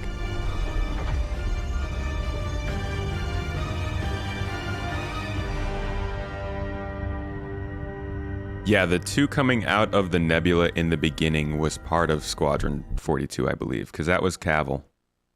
And he is,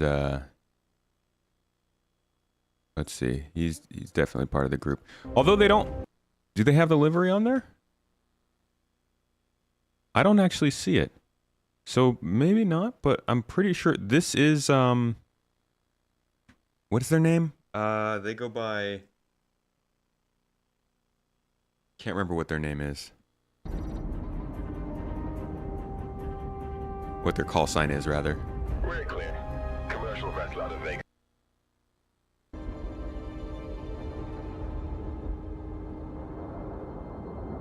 Archangel 6, come in. Go for 6. I'm getting a faint contact on bearing 287. You picking that up?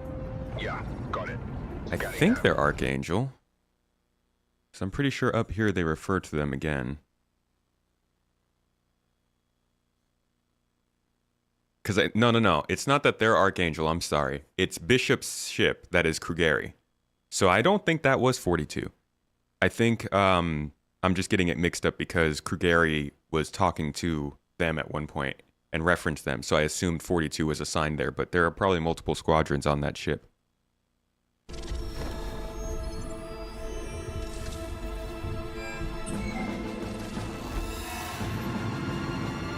Yeah, because they've got their own livery all over. It's kind of hard to miss. So that was not Henry. He's in an F8. Copy that. Dude, that Hornet looks so good. Form up, Cal. You got a point. Like, what is it about the lighting right here that looks so dang good on this ship? This looks so much better than any Hornet we will ever fly. Holy crap.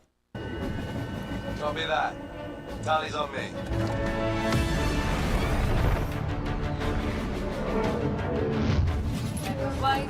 Echo flight, prep for boost. This is 42.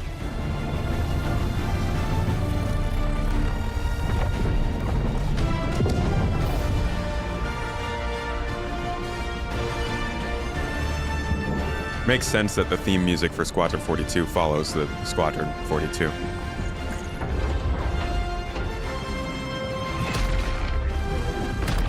Let's say hi. All copy. Tops at the ready. Stand by for lock.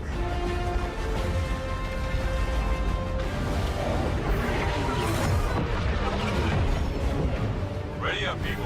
Enemy vectors inbound. Copy, Doug. You can cover, I can make a run at Yeah, that the smooth curves are really nice. Copy. Hey, The little Rover, fillet. Take Charlie and Delta. Screen up those fighters. Natal, Bug, you're in main. I think we run a double switchback. Copy that. Charlie's maintain vector. I'll clear your shot. Same with these F8s. Stay on the ball. They all look a lot nicer with the fillets on the lines. Look out.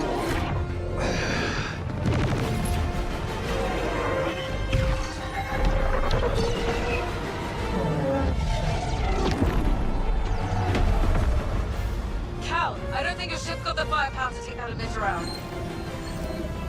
You might be right.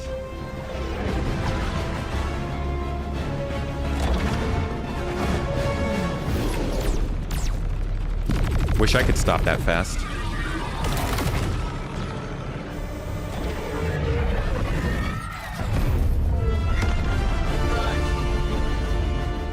Shield softened up.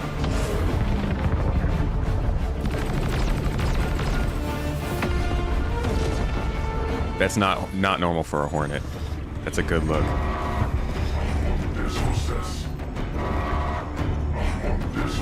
Dude, when is the last time we heard them talk about shield emitters? That was like 4 years ago. I don't think I've heard that word since just now.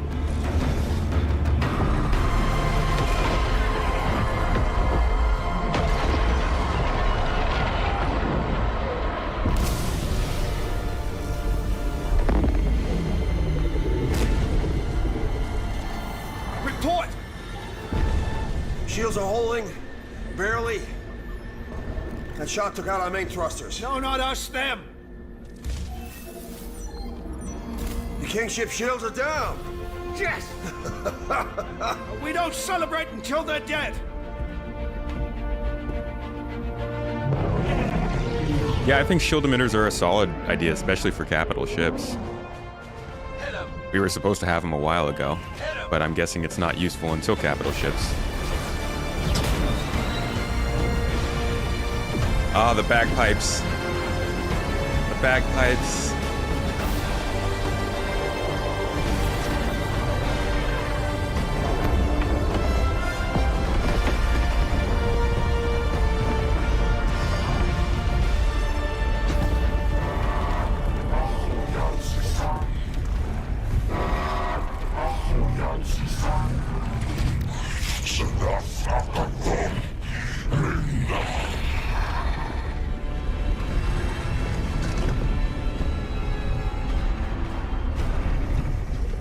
Shield generators, as in the components that create the shields, are different from the emitters, which sit on the outside of the ship and actually physically project the shields.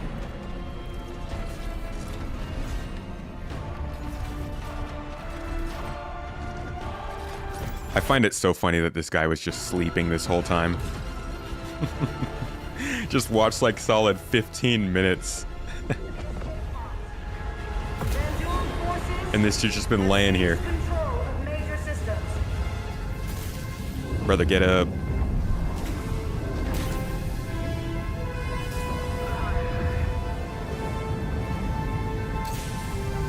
I don't know if we'll see him on capital ships. I think so.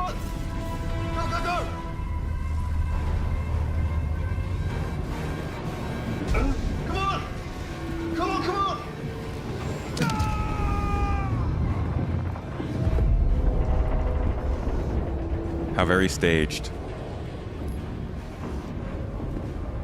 Yeah, knocked out, sleeping. Whatever.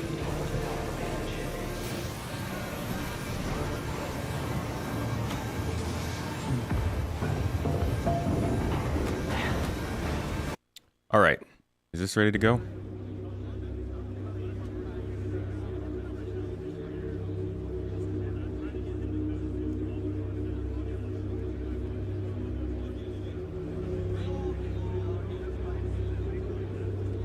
Are we ready to talk about base building? Oh my gosh. Please, please show us the gameplay aspects of this.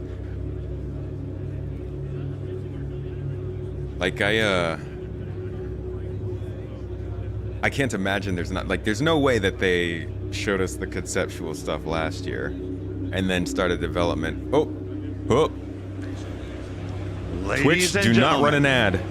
Please welcome to the stage. Oh my God, guys. Master of the self-performed introduction. Okay, ad is running now on Twitch. Mama Huckabee's second favorite son. So it shouldn't be happening during the panel. Sorry about that, guys. Huckabee!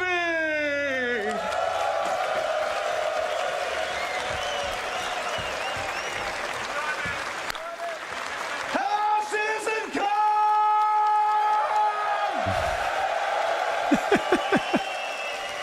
He's having Day fun. 2. We liked it so much the first time, we're gonna do it again. Now, Thanks for the ad, or the sub run for. the pre-show said, day 1 was focused on the universe that we're creating. Day 2 is all about the destiny that you forge. Now, a little history lesson here. Back in 2015, the Persistent Universe was first launched. I think it was November or December or whatnot. Everybody remember Port Olisar? Sad day. Everybody remember that one Big Benny's machine that somehow you could move it? And the Big Benny's challenge of spending hours and hours of just doing this? Jared. Gonna hurt yourself, man. Trying to get Bruh, that Zayeth, dude. Shout out to Bad Just helping them out with the freaking ads. Thank you, man. Those were the days. Stream Santa has arrived, Since that folks. time, the Precision Universe has grown. It's expanded. 3.0 arrived, and it had a whole bunch of new planets and moons and stuff like this. We've got Microtech, we've got Hurston, we've got Area 18, and what's the last one? We got Lorville. If you live with the developers, they still call them Stanton 1, Stanton 2, Stanton 3, so it's hard getting the two realities to reconcile in your head. Can we drop the Santas in Twitch chat? You've all been visitors. You've logged in, and you've done your thing. You've gone on adventures. You've fought some Xeno threat. You've mined some barrel, apparently, a whole lot of barrel. If we're looking at that trivia from yesterday. But this entire time, you've been visitors. Starting next year, you stake a claim in the persistent universe. Okay. There's a date. Wait. That's on my bingo card, baby. Starting next year, the persistent universe releasing truly next year, becomes baby. yours. And we have got a handful of gentlemen to tell you how they're going to do it, how you're going to do it, and how amazing it's all going to be. Wait, who is it in chat that just said base building in 4 years? Design director for Star Citizen and Squadron 42, one of my dear friends, one of my DMs. Hey, when are we playing again? That's not a good look. All right, please welcome to the stage, design director Rick Porter. YouTube stream's out of sync? Cool. Let me back it up.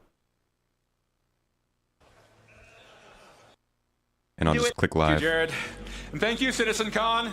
It is an honor to be here. Yesterday, we presented the verse that we're creating for you. We shared new tech, locations, creatures, giant worm, social features, things we're doing with orgs. We even played the first chapter of Squadron 42 live. How great was that? Yeah? A few minor glitches, but nothing we can't sort out.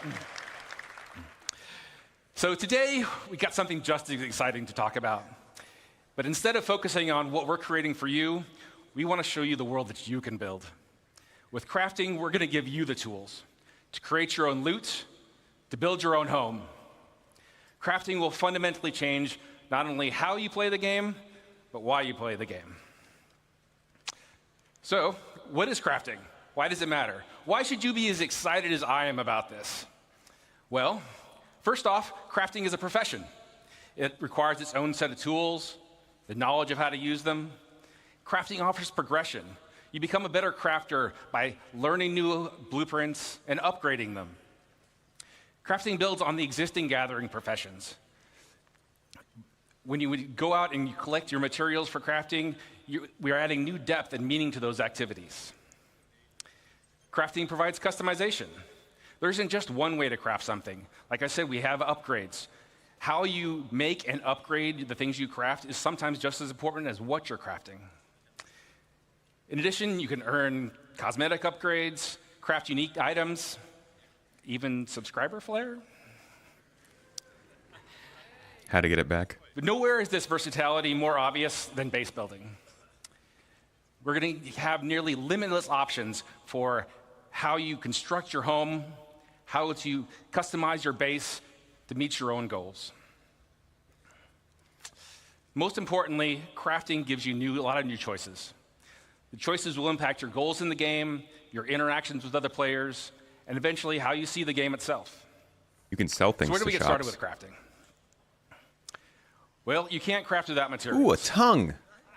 Yummy. Luckily, we've got a lot of ways to gather resources in the game. And crafting is designed to complement and expand on all of these existing gathering professions, as well as future additions. Let's take a closer look at mining as an example. We've got hand mining and vehicle mining and ship mining. That's a lot of mining. But with crafting, we're going to introduce a lot of materials. So there's not just more to mine, but we're also going to specialize. So for instance, each type of mining will have its own unique materials to gather. Gathering specific materials efficiently will require you to use the right gathering profession. Let's talk about refining. Currently, only mining resources can be refined, but doing so allows you to turn them into more valuable processed resources. With crafting, we're going to expand refining to include options for all raw materials. In addition to expanding the variety of materials you can gather, refining lets you create process materials that you're going to need to craft your upgraded blueprints. So now that you've gathered all these materials, what do you do with them? Currently, your only options in the game really are to sell them to a shop or maybe complete a contract. Yeah. Adding crafting into the game radically changes your options. You can still mine, refine, and sell your resources, but now you have the option to make valuable and unique items, weapons, armor, even vehicles and ships. Right? Better picos. And by valuable, I mean that the crafted gear that you create has the potential to be better than anything you can buy in a shop.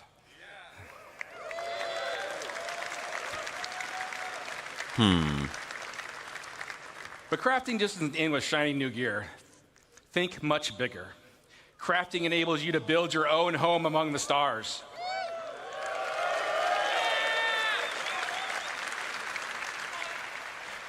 You choose to make a farm, a hunting lodge, an industrial complex, your own trading hub, a military outpost, even a sprawling town with your friends and org mates.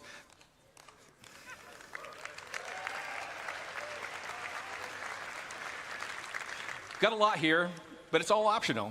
You can choose to focus on gathering resources and sell them to crafters that need them. You can skip gathering and refining and just focus on being the best crafter you can be. Or you can leave all that gathering and crafting nonsense to other people and just focus on trade and make some money. But that brings me to my last point. Player choice matters. When a player makes a choice, they assign value. Players' choices about crafting and base building will drive player trade. The community's choices will determine the value of the materials and the crafted goods you can all make. Getting into some economy talk The there. game will still have its own shops and economy alongside players. He said the word. But now you'll have more options about where you invest and how you prosper. Now, I've given you a nice overview of what we're working on here.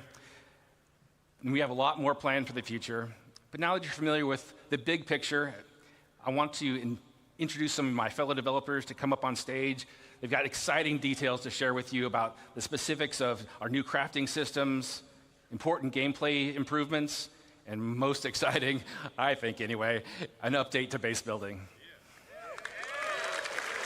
Say the Star Sim word, man. To start things off, please welcome Jacob Taylor to the stage.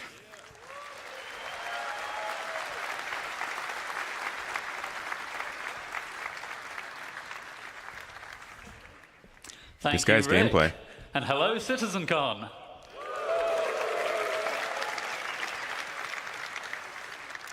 Hi, I'm Jacob, Senior Gameplay Programmer on crafting. Rick has showed us how crafting will link into a lot of existing and new gameplay, but I think it's time we get into some of the details. I'm going to tell you about the new game mechanics we're introducing, starting with blueprints.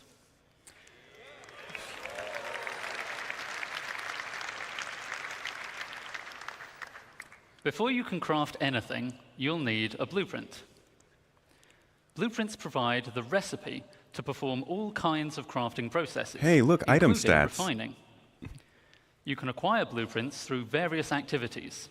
Some you can buy, some you can find, and some can be unlocked or earned in other ways.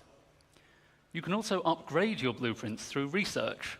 We'll go into more detail about what this means a bit later. There's science gameplay. So, blueprints are the recipe, and Rick already told us the materials you gather and refine will be the ingredients.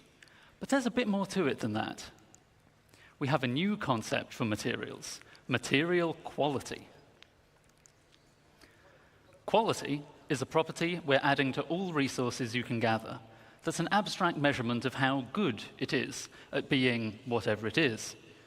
You can think of this as the purity of a metal, or the ripeness of a fruit, or something along those lines. Like a tomato? This quality will be carried forward from raw resources through the refining process to influence what that batch of materials is best used for in crafting. High quality is more desirable overall, but is more rare and there are still important uses for low-quality materials. More on that later. All raw materials you find in the verse will have a quality rating that's generated based on some rules. The same kind of rules you heard about from the Planet Tech team yesterday. Okay, that's good. You'll find the same material in many places, but with varying qualities, so you might want to explore to find the best. Some materials that are already rare will be even more valuable if you can find them with high quality. More variability is good. But what's quality for? It's for item stats. Okay, dangerous territory. Alongside quality, we're introducing a new item stat system to the game. It's going to be one of those divisive ones. This will allow relevant properties of craftable items to be affected by the quality of materials used to craft them. For resources, just a single quality rating is sufficient to provide variation, but craftable items have such diverse purposes that we need a more detailed system to provide both progression and customization options. We aim to have meaningful item stats for all craftable items, but some examples would be the damage and fire rate of a gun, the wear resistance of a ship component, or even the satiation provided by eating a hot dog. There's a lot of conversation around this that we'll get to that. So, as I said, the quality of materials will directly affect the item stats, such that higher quality results in better stats. Most items require multiple different materials to make, which may each influence different stats. And in many cases, you'll have a choice of materials to use, which lets you decide which stats to focus on to tailor your items to your playstyle. Here we see I'm making a gun with high-quality aluminium, giving me a nice bonus to integrity and weight. But someone sold me low-quality copper, so I don't get as much fire rate bonus as I could have. To go even further, researching your fabrication blueprints allows you to build higher tiers of an item with improved base stats. So a higher tier item will be better than a lower tier item that was made with materials of the same quality. Making high tier items requires more advanced materials, but is also how you access greater choice as to which stats to improve. This means that your high-tier items can not only be better overall, but also more specialized in the areas that are important to you. Most items will have tiers 1 to 3, with tier 1 being the most basic version of the item, and tier 3 being a highly advanced version made with appropriately impressive materials. But you can also craft vehicles. If it is dependent on the materials and their quality, I think that is a solid way to tie it down, rather than having it be arbitrary or RNG related. And vehicles are so important that they will go up to tier 5, providing a way for you to really invest in making your favorite vehicles excel. What are the tiers of these vehicles you've sold with many money? Many of you have already bought your favorite vehicles. Yeah, I was about to say. say. You don't really need to make them from scratch, right? Or maybe you've pirated, salvaged, or otherwise commandeered a vehicle. Not to worry. You can still benefit from crafting by using an upgrade blueprint to increase the tier of an existing vehicle, including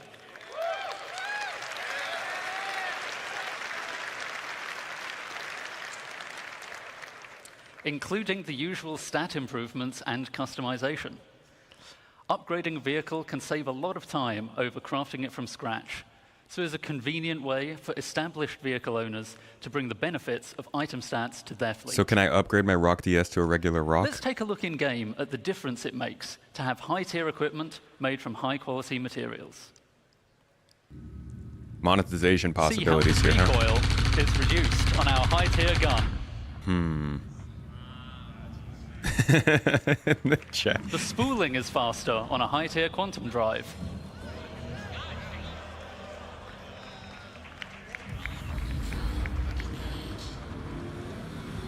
How does that change from the quantum drive quality level already? And a high-tier scraper beam is much more effective.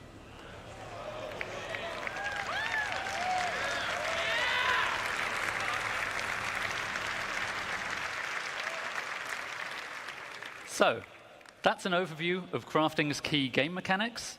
I'll now hand over to Torsten to walk you through the full crafting process. Ah, okay. Thank you, Torsten's and coming have a on. good day. We might get some gameplay there. I'm wondering if this is if this completely wipes out the grade system they already have for components and stuff, or if it's just being worked into it. Like if we still have those grades, or if they're going to change that. Thank you, Jacob. Hi, I'm Torsten, lead system designer of the CGP system design team. Yeah, we know Torsten means business when he comes on. We now saw all elements of crafting looked at individually. Let's bring them in order how you, as the player, will experience the crafting profession. You will start with acquiring the correct blueprints as the first step in the crafting process. As Jacob already mentioned, blueprints can be acquired in multiple ways. Let me give you some examples here. You can purchase commonly available blueprints, earn them from reputation and mission rewards, or even find them in loot crates. All content in our game could reward you with a blueprint. Some blueprints will be challenging to find, so players working together may find them easier to acquire. While you may find a blueprint on a datapad or other portable device, the blueprint itself is not a physical item. You don't collect them in a box or stack them on a bookshelf. Blueprints are digital. Once you claim one, it is permanently added to your personal library. This library... So you just get a blueprint for all of your sub-items. That's how they're going to go about that. This library is persistent to your character, and every blueprint you claim is yours forever. Can you steal them? They cannot be stolen or traded once claimed. But it does not just end with acquiring blueprints. Those tiers of quality that Jacob mentioned are unlocked through blueprint research. Research requires a research data bank which can upgrade your blueprints. Upgrading here means that you unlock a blueprint that allows you to create a better, higher tier version of the same item using more advanced materials. Note, you will still have access to the lower tier versions if you want to craft the cheaper version. In order to upgrade a blueprint, you may need to perform certain actions. In this example, we need to craft 100-volt pistols and have one with a higher fire rate. Other examples would be collect resources, complete missions, or acquire research data from the Science Guild. Research is time-intensive, in addition to the action requirements. It will take time for the research data bank to process your research data and unlock the upgrade. Unless you have a subscription. You are also limited in how many research projects you can pursue at once. Now that you have your blueprint and you decided what to craft, you also know what resources to look for. Every blueprint you find will have unique requirements in their resource needs. It will not just be you need iron. We want to make use of the professions we have to meaningfully involve them in the crafting process. Especially for the more advanced blueprints, you can expect that it will require materials from multiple sources. And, as already mentioned by Jacob, pay attention to the quality. If you want to have the perfect item, you also need the best quality. Here, the best way to find the best resources is to get out and explore the world. If you want to find the best hidden materials, then you get yourself a top quality radar. Once you collected the raw materials, the next step is refining them. Refining, like crafting, requires blueprints. Refining blueprints take primary, secondary, and catalyst materials and produce refined materials. The rule is very simple. The quality of the primary raw material defines the quality of the refined material. The secondary material you put in has an impact on the quantity and the time the refining process will take. An optional catalyst can speed up the process further. Let me give you a simple example. If you want high-quality steel, you need to put in the best iron you have in the primary slot. You can put in you can put any quality coal in the secondary slot without affecting the quality of the steel. But the quality of the coal will influence how much of it you need to produce steel. As an example, if you put in low-quality coal, you might require 4 SCU of coal versus high-quality coal that only requires 2 SCU. This is one of the important use cases for low-quality materials that Jacob mentioned. You can use refining stations in the world as they will be converted to this new process. You can build your own refineries for yourself, you can get your org to help you out, or you can simply trade for the materials that you need on the open market. Now, we are reaching the final step. You got the blueprints, you gathered resources, and refined materials. Now you can create the item you want. And this item can be anything. You will be able to craft anything from FPS equipment to vehicle components, even entire vehicles and buildings. You just need access to the relevant crafting machine.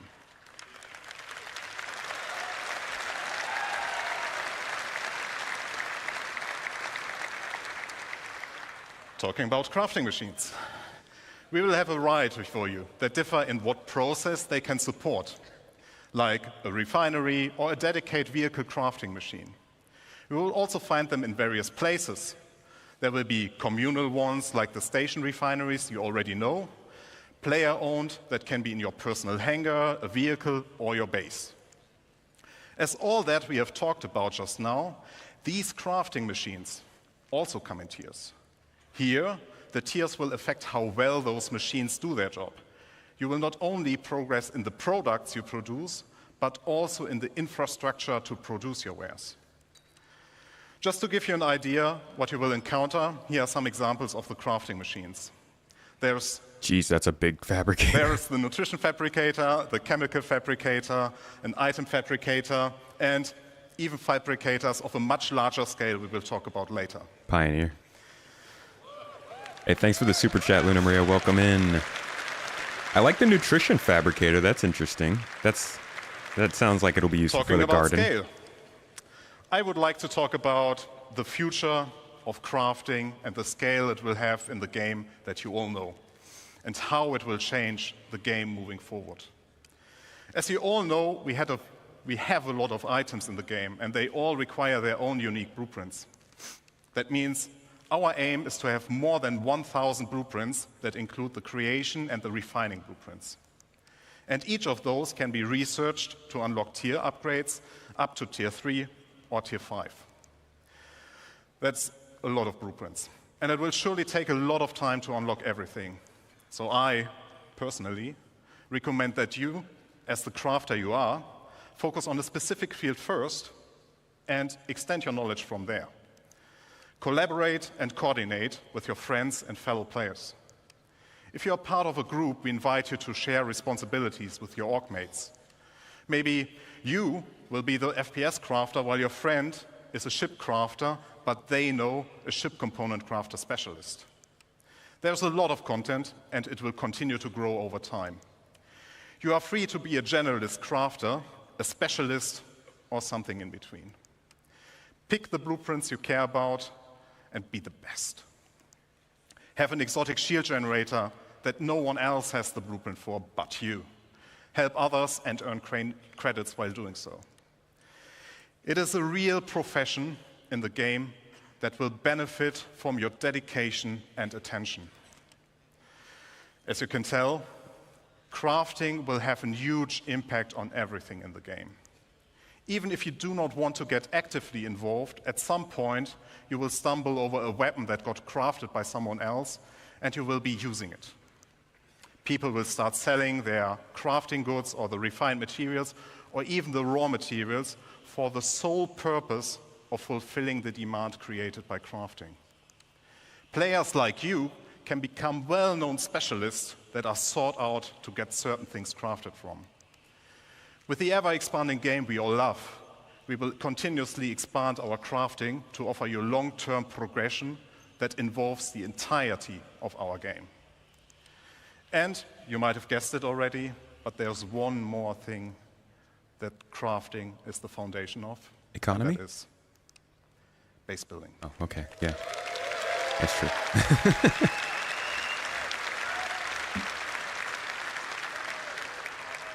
I will now hand over to Luke. Enjoy the second part of this presentation. Thank you very much.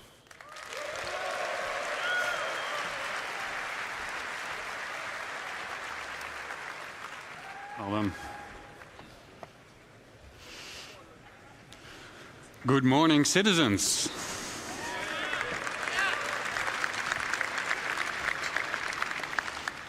All right. How's base building gonna work? And I want to see something in game. Who is excited to start talking about this next topic?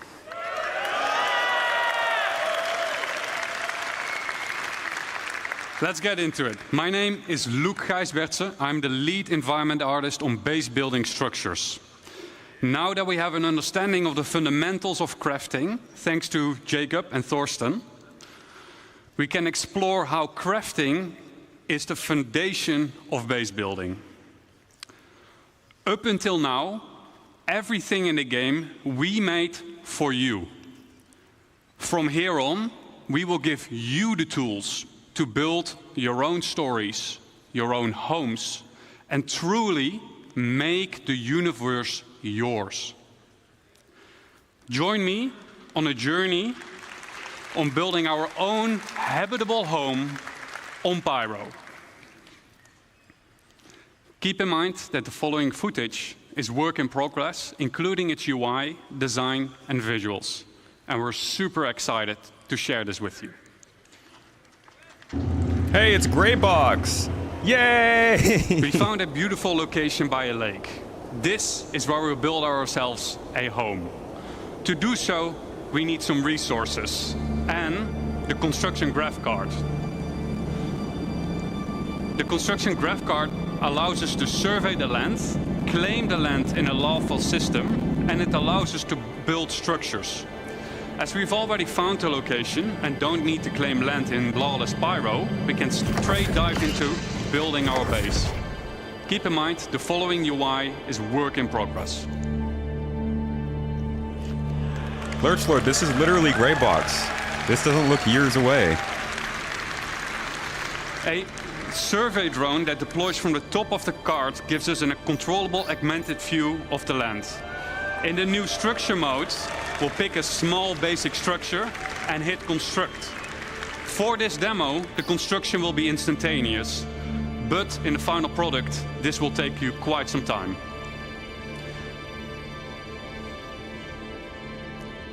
We've done it. We've built our first structure. Let's have a look on the inside.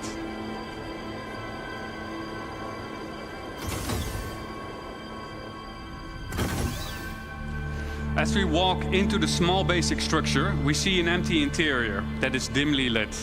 It's up to us to define what we will use this space for. In our case, we will want to make it into a home. We can see that the lights are still off, and that is a problem, because no lights means no atmosphere, no breathable atmosphere.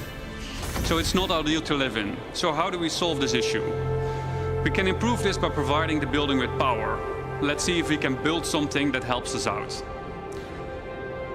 But before we dive into more building, let's take a quick moment to enjoy the freedom that the survey drone provides us with and admire the aesthetics of our first structure. And I wonder what Declan was up doing there. Keep in mind that base building is still work in progress, but what you're seeing right now has been recorded directly in the client and works seamlessly between first person and the building mode. Okay, enough. Back to base building. In the list of new structures, we see a small fuel generator. That is something that could solve our problem, I think. Power providing structures need to be hooked up to other buildings inside construction ER mode, but we'll explain this later. The fuel generator is one of several structures that provides power, each with their own benefit and drawbacks. Fuel power is quick and easy to build, but it requires a constant supply of fuel besides its regular maintenance. If a structure is not maintained, it will halt its activity. Players will need to maintain fuses to keep the building operational. The better crafted fuse, the longer it lasts. This is where the fuse goes on this building. Next up, we have a terminal that gives us access to the status of our building. And, more importantly, we get to activate it here. This is where power management really matters. I mean, obviously it matters on the ships, but... That should do it. Let's see if we got power in the building now. As you notice, some of the crates in the background have disappeared, as their content has been consumed during the construction process of the buildings. And it looks like Declan is now hooking up the power to the building. This stuff that just pops in? I wonder what he was up to earlier, though.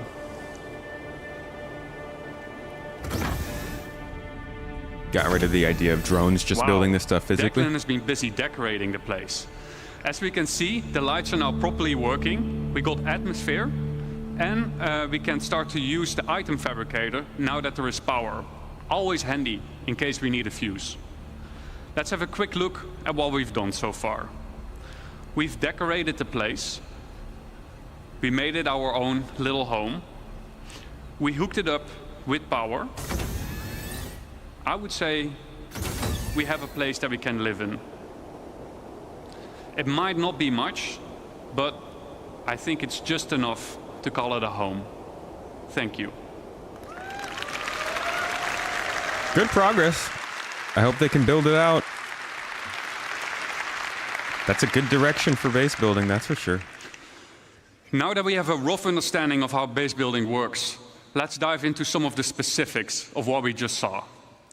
The construction graph card is one of 4 devices used for base building. The graph card is a mobile device that lets you construct a variety of small structures and has been designed specifically to fit into the smallest ships, like the Drake Cutter. The graph card allows us to survey the land, to find a good location, to claim the land with credits when we're all in a lawful system, like Stanton, and, most importantly, it lets us build structures. To use the graph card, we will first need to deploy it. Once deployed, we see 2 small construction drones inside the card, and the interactive screen gets revealed to us. From here, we can deploy the survey drone from the extended top part of the card. This survey drone gives us a bird's-eye view of the surrounding area using augmented reality mode, ER mode for short. Let's have a look at some UI concepts of how this augmented reality mode will look like. Here's a concept of construction ER. From here, we get a more detailed view of the land. Where Resource can views. and can't I settle? For an example, inside a nature reserve, construction will be prohibited. Are nearby areas flat enough to place my structures on? Are there any underground extraction deposits nearby? And if so, what are their quality and quantity? This is what exploration Let's say should we found lead a to. good place to start building our base. Then next up, we need to find a good place for our first structure. On the left-hand side, we can see that we're now in structure creation mode. Underneath that, there is a list of structures that we can build. Once you have chosen a structure, you'll drag it onto the terrain that will be shown then as a physicalized hologram. From here, you can move and rotate to find the perfect position for your structure. Now that we have chosen a position for our structure, we will need to supply it with crafting materials. Just like the crafting interface that we saw earlier, this is where you choose the materials, and the better materials you choose will result in a better structure. Once you're ready, we'll hit the craft button on the right bottom to send the construction drones printing to the buildings. The automated construction drones will take off from the construction graph card and fly to nearby resources to fill their internal storage and then fly over to the construction site to print the building until their internal storage has been depleted. Okay. The construction drone then repeats the loop by filling its internal storage again by nearby resources. Printing buildings will take some time. Keep the construction supplied so that you don't delay the process any further. Let's say our building did just finish printing, then what? Then we need to power the building. All structures will have an unpowered and a powered state that we can manage inside the resource manager. To provide structures with power, we can easily link generators to structures that need power in the resource management menu within Construction ER. We can also link multiple buildings together. And we can assess the power consumption and shortage of, inside this resource management screen. Keep in mind that operational structures, like power generators, require maintenance of their fuses and sometimes need supplies coming in and going out to be managed. Now that we have a structure and power, what can we do next? Then we can actually upgrade our structure. Structures can be upgraded from tier 1 till tier 3. The better material you provide, the better the improvement will be. Just like Jacob and Thorsten explained in the crafting presentation. Tier upgrades can, for example, improve the structural integrity of the building or make its resource consumption more efficient. To really make your base feel like home, you will want to decorate your base with a wide variety of furniture pieces that can be bought, crafted, and found in the universe. It's up to you to define what you want this space to be. Do you want to decorate it as a hospital? Do you want to make it into a workshop? Do you want to make it into a luxurious bedroom? It's up to you. Furniture can easily be placed and moved using decorative ER mode as a hologram. This is so your furniture can easily fit through doors. This feature is accessible through nearby construction devices, allowing you to place down furniture pieces or even crafting machines that otherwise wouldn't fit through the door. And you get to place them directly from your local inventory. The less trusted among you, or anyone settling in Pyro for that matter, may want to mag-lock their furniture into place so that only you and your friends get to rearrange your decorations. And best of all, decorative ER is not exclusive to base building and can also be used for personal hangars and ships.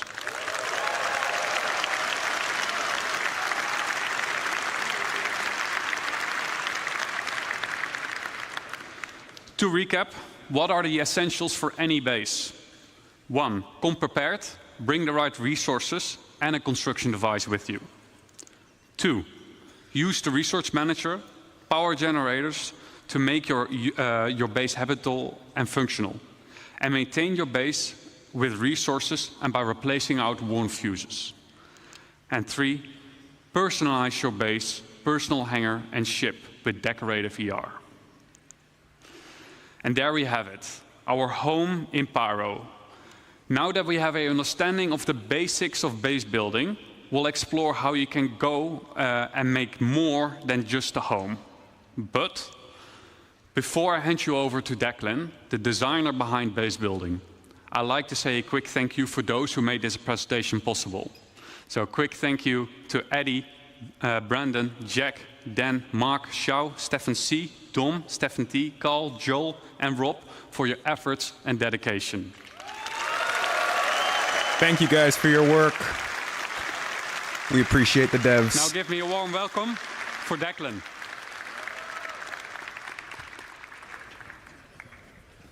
Tell us about the economy. All right. Thank you, Luke. Good morning, everyone. Morning. My name is Dec. I am the system designer behind crafting and base building, and we've just seen a nice little base, right? That's good for cabin in the woods. Maybe you want to place it down next to big redwoods, go and explore, or a place to stash some loot you perhaps shouldn't have. But, do you want to see a big base? Yeah. Good, because we're going to industrialize. Oh. So we're going to set ourselves a goal before we do a video, and we're going to create a base that's capable of crafting something that's bigger than the item fabricator can handle. It's been a bit of a spoiler already as to what it's going to be. So to kick us off, called in the help of a friend who has a specialized, not yet revealed base building vehicle, and he's built us this. It is the construction hub. This has 4 automated drones compared to the Gravcarts 2. They can build small, medium, and large buildings. So far, we've only seen small. Automated drones are capable of building 1 structure each simultaneously, so 4. Whoa. No thank you. Come on. Sorry, guys. Is this me or YouTube?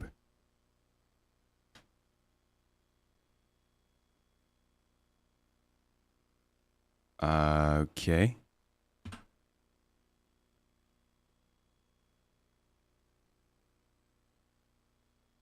Sorry, guys. Don't know why this is happening right now.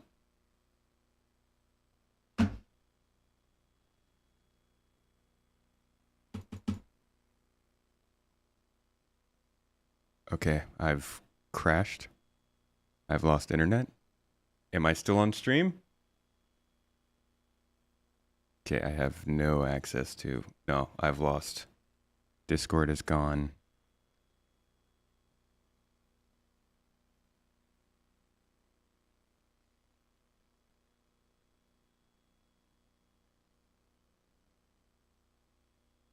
Occasionally replaced, as well as environmental wear, which can be fixed using crafting materials. Sorry about that, folks.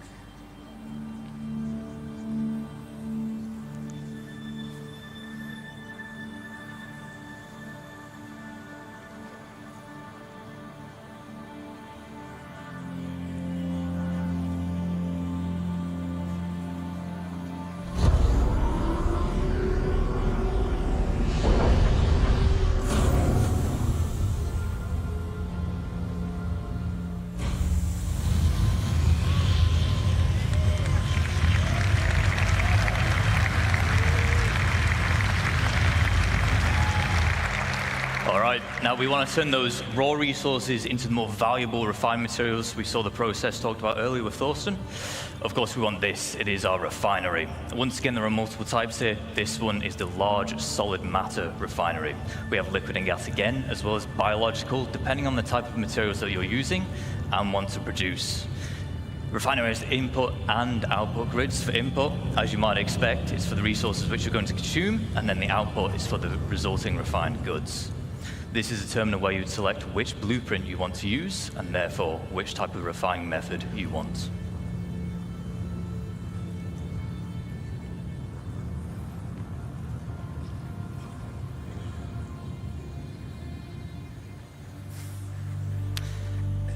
A lot of crates here with our extractor and our refinery, so we're going to put down our elevator storage.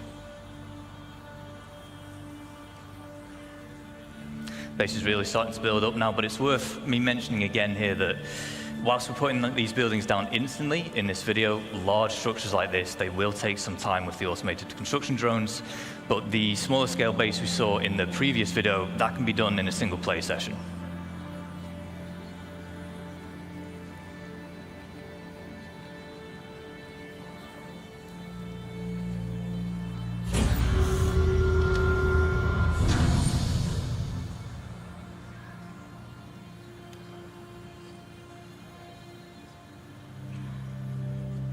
We'll just keep on putting down more extractors because we want as much as that valuable resource out the ground as quick as possible. And with base building, we're introducing the concept of a freight elevator network. What this will allow you to do is it will allow you to link multiple freight elevators together, and in turn they will share the same storage. So as we're doing here, we'll deposit an item on freight elevator A, and then we're retrieving it on freight elevator B. There is a distance limit, but you can daisy chain the elevators together to extend that. And it has to all be contained within the same base.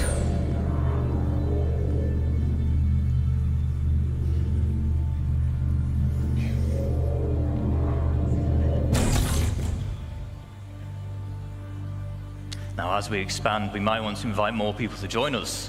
This is easy to do. There will be permissions that we can set up, granting people access to our base, and they can even build their own structures if they wish. We can also give them access to existing structures, which is how you can form your org storage using those freight elevators.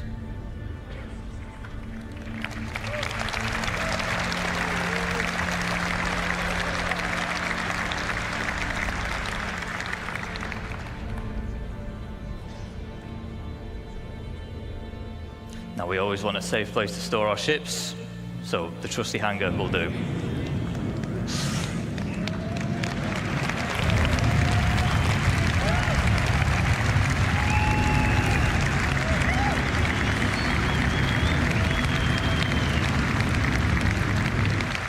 See, it has this large, we call it a foundation tile. It's quite special in that it can actually deform the terrain around it, making it easy to place such a huge structure like this. Woo, that's on my bingo card. Buildings on it, so it's easy for making large, sprawling bases. However, there is one final piece of the puzzle that we need to achieve our goal, and it is this, our very own fabrication hangar. Does anyone want to guess what we're going to build in a fabrication hangar? An Idris, maybe not an Idris, if I'm honest. We'll have a drive around, we'll go to the entrance, and we'll see what's in store for us.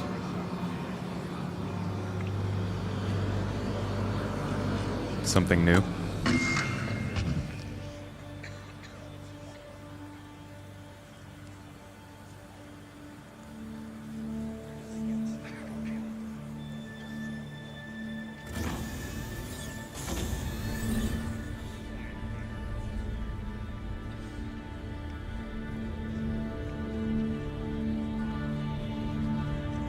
Looks like whatever it is, it's just about finished crafting. Something new.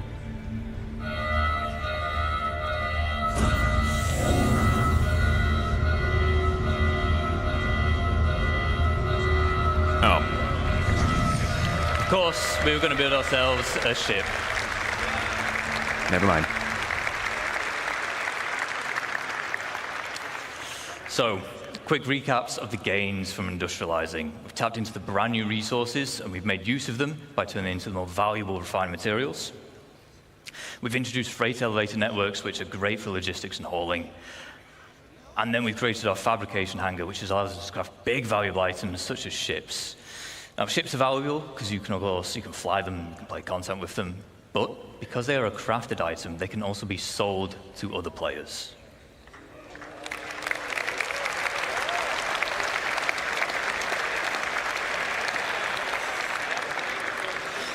So, with base building, you're going to be able to set up your own shops, and there's two main ways you can do this. The first is using a dedicated trading terminal. You can link these to your freight elevators, and in turn, any items within can be listed for sale at a price you deem reasonable. This includes resources, refined materials, and so on. Using the terminal, visiting players can browse what's on offer, purchase, and then collect from that same freight elevator. The second method is to set up a physical shop in the world. By using the decorator AR we saw earlier with Luke, you can maglock items and then list them for sale. Once again, browsing players, they can see the price of the maglocked item, purchase it, which then removes the maglock.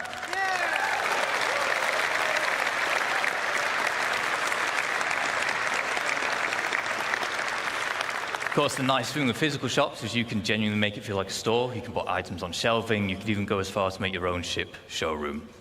You can advertise your wares on a mobile pass for UEC. However, it is important to note that the point of purchase will always occur at the base itself. Now that we know how to set up shop, I just want to take a moment to talk about why it's so impactful for crafting and base building the game as a whole. Understandably, throughout this presentation, we've been telling you why you want to craft all these things or why you want to build this big base. But maybe you don't have the time to build a big base and maintain it. Maybe you want to spend your time doing the missions, you want to do your beacons, that's how you want to make your credits instead. Shops mean that you can benefit from the players who do want to spend the time making those bases or crafting those specialist items, and then you can purchase them from them, which is very important because crafted items using high quality materials will be the most powerful in the game. On the flip side, if you do specialize, maybe you end up cornering the markets for a particular item or resource, and your shop will then turn into a hotspot of activity, making you loads of credits. Some of you will become infamous because of it. But bear in mind, a successful shop also depends on location. Do you want your customers on edge in Pyro, which tends to have the higher quality materials? Or do you want to spend time hauling them all the way over to safer systems where your customers can be more at peace? We've talked about selling items. Let's sell the look of your base. We have foundation tiles, which can help you divide up the foundation decals, sorry. Yo! Which help you divide up the foundation tile. You Satisfactory can place them freely energy. wherever you want, and they just help you mark up areas like, I want to use this place for cargo, I want this for housing, vehicles, and so on. You'll be able to earn paint in-game and apply them to buildings.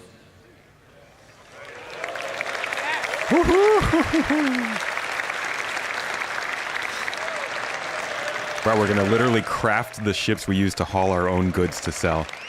As well as add your own custom tech, so if you're part of an org, the blue buildings that have your name are definitely yours.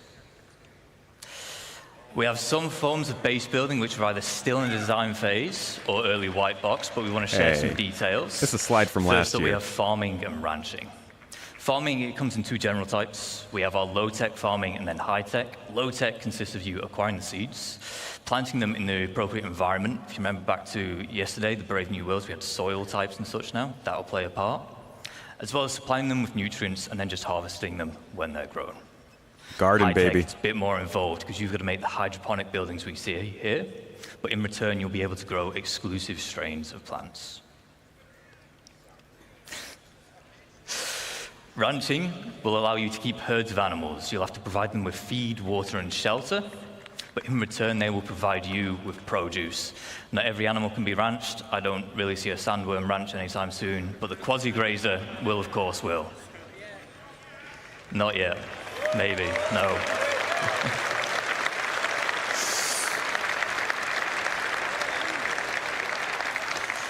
We have a few more additional archetypes. We have landing pads, garages, roads, fencing, as well as new variants of structures which you've seen today. For instance, the power generator, there'll be solar power, fusion, geothermal, as well as the XL structure class. If you remember, everything we've seen today, the biggest we've seen today, rather, is large. XL is larger than large. And then you have your defense.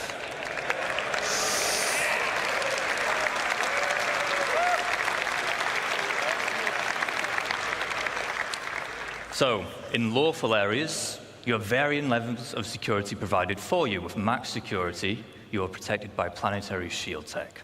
However, in lawless, Pyro and the likes, you'll have to provide your own defenses. These come in the form of perimeter walls, shielding, which prevents aerial bombardments, and then a range of automated turrets, such as PDC to shoot down missiles, anti-air, anti-vehicle, and anti-personnel. To round up, whilst we spent this entire time talking about how you can expand a single base, you can, of course, have multiple. These can be across a single planet, moons, across multiple systems. There are advantages and disadvantages of locations and base types. For example, in lawful areas, you'll need to buy your land for UEC, pay a tax to be able to build, and then you'll gain protection in return. In lawless, no cost, higher chance of better quality materials, but no security to fall back on. A small cabin in the woods can be great to set up in a single play session with short build times. However, the large base we just saw will take days, weeks, or even months, depending on how big you want to go. You might want to embark on this endeavor as a team or an org. You can set up a base as an org and own it as the org. For this, there will be permissions available, and you can assign roles and tasks. Ultimately, base building can be your main gameplay loop or a supplementary one, depending on what it is that you value. On that final note, I would like to say thank you on behalf of the crafting and base building teams. We've been very excited to share with you some of the work so far and the vision we have for these systems. But before we go, we have one final video.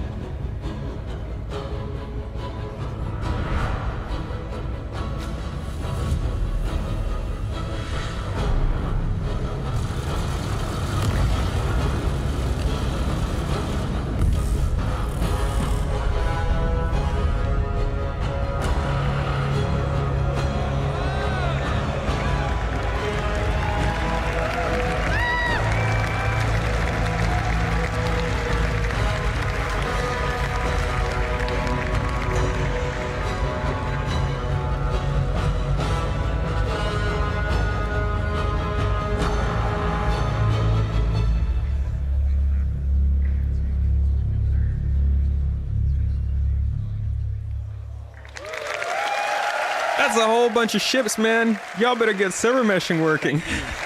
I'd just like to say thank you especially to Kian and Zheng Shui. They worked very hard on this, and you might see that base again later today. So stick around. Thank you.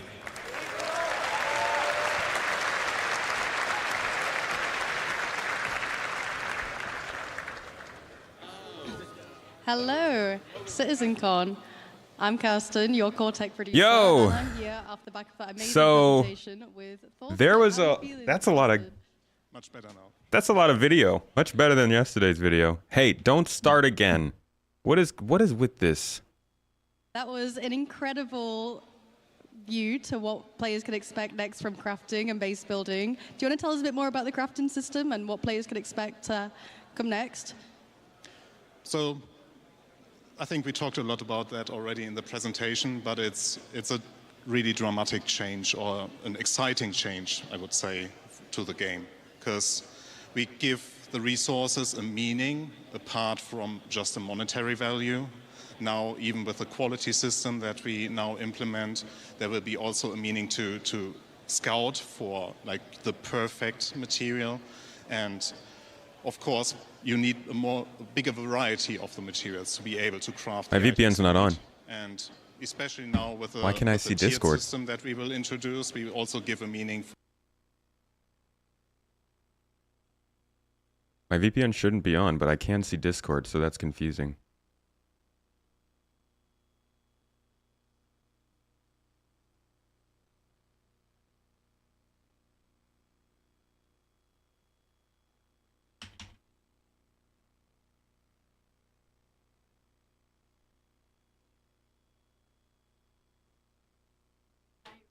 There we go. See if that helps.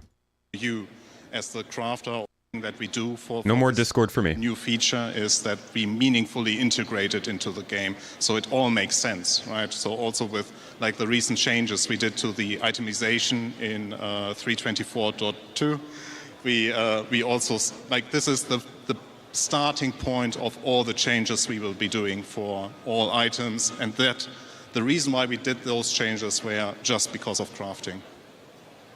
So what impact will the crafting system have on orgs?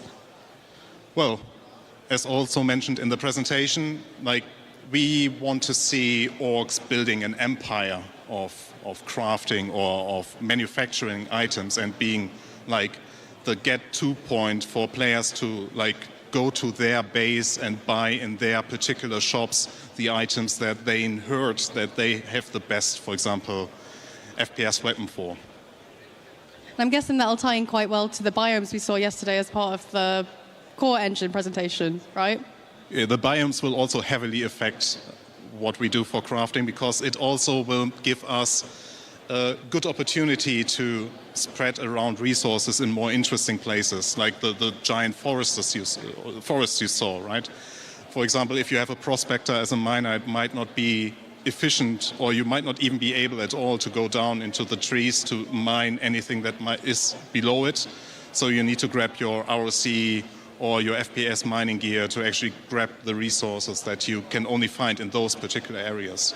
So yeah, we will benefit a lot from this. Super excited. Well, on that note, how has this CitizenCon compared to previous years? You were at LA last year. How was it to be back here in Manchester? It looks a bit smaller, but I got told it's actually bigger. So yeah, so I really like the location, like the theme it has. I like the community area with the cargo crates. So I think it's really nice. Yeah. Is there any specific highlights so far for your CitizenCon today and yesterday? So it's a very subjective take on it, but I really liked our presentation about the orgs and the social stuff, because I'm part of an org myself. So I really looking forward to better tools to organize our trainings, our works, our events. Do you want to give a little shout out to your org whilst you're here on camera? Is he allowed to say who it is? So, shout outs to Aras. Nice one. All right. Well, on that note, we're going to throw to Dan. Let's go back and watch this real quick. So, there's a lot to take in here. It's gray box. It is still a work in progress for sure. I think a lot of this, like when I think of the beginning of base building, I'm thinking this. Nope, not that. This kind of stuff. The big stuff that they just showed us is definitely the stuff that I'm more like, okay, so that's much further down the line. This is something that I'm thinking is more along the lines of like what we can expect soon, TM.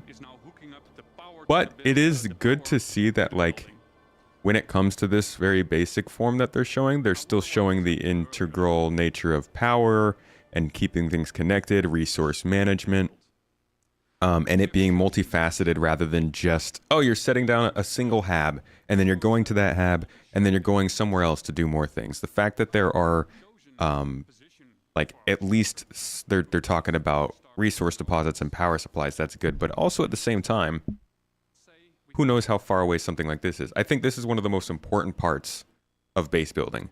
And they didn't really talk too much about this. They just showed a single slide, but resource quantity and availability is going to drive base building like a lot more than a lot of other things would. And it's also going to drive exploration. It's going to drive data, storing, data running, data hauling, that kind of stuff. This is a huge part of of the base building aspect, and we still don't know too much about it. Maybe that's what they'll talk a little bit more about with the ship panel, possibly. But it sounds like this is something else that is more so in concept than the base building parts that are in the gray box they've been showing us here. That being said, this is really interesting stuff, man. This is like end game kind of stuff for a lot of people. This is what the whole game of some MMOs is for people. Just building a base, crafting stuff, and then going about the steps of being able to do that. Finding resources, extracting those resources, refining them, and then shipping them out to make money. And being able to ship this out to both stores by NPCs and to players is a big deal. But they're not talking about the economy still. How does this play into the economy? How is the economy work around this?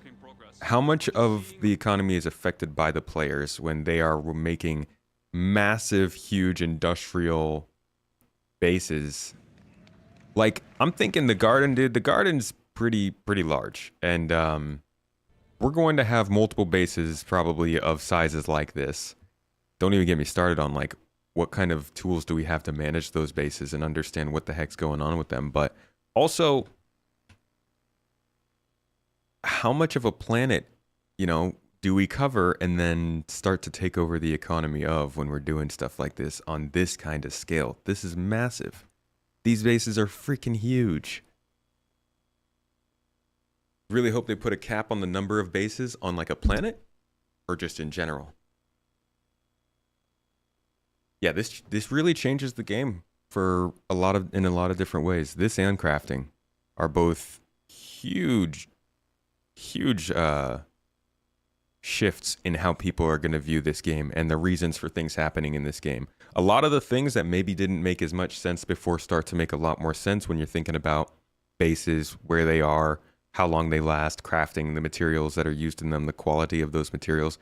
A lot of that stuff is like planned for things like this that didn't really show their heads or their face until just last year. This feels kind of like the demo we should have gotten last year, though. The talk that they did last year feels like it was too early, in my opinion. This feels like it is a more substantial form of the talk that we saw last year about base building, which felt like it was just kind of a teaser. Like, hey, we're going to start working on this soon, whereas this is like, hey, we're working on this, and this is what it looks like.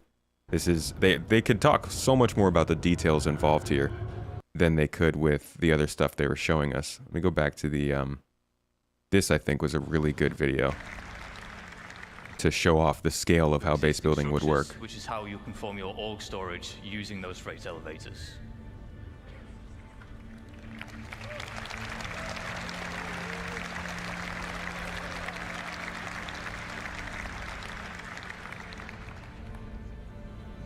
Last year felt like an overview of this, but like a light concept Now, we overview. always want a safe place to store our ships, so the trusty hangar will do.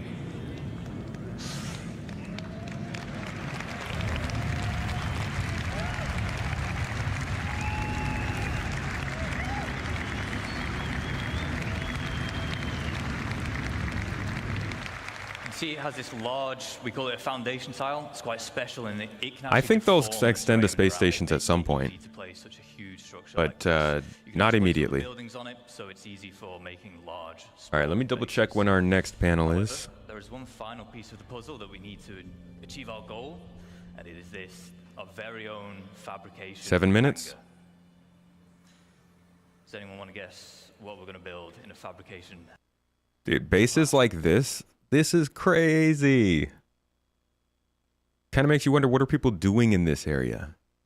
Besides buying, selling, and transporting stuff, are you able to build activities for people to actually do here? Will there be things that spawn? If you're making your own base, it's not like you can spawn your own missions around the area, right?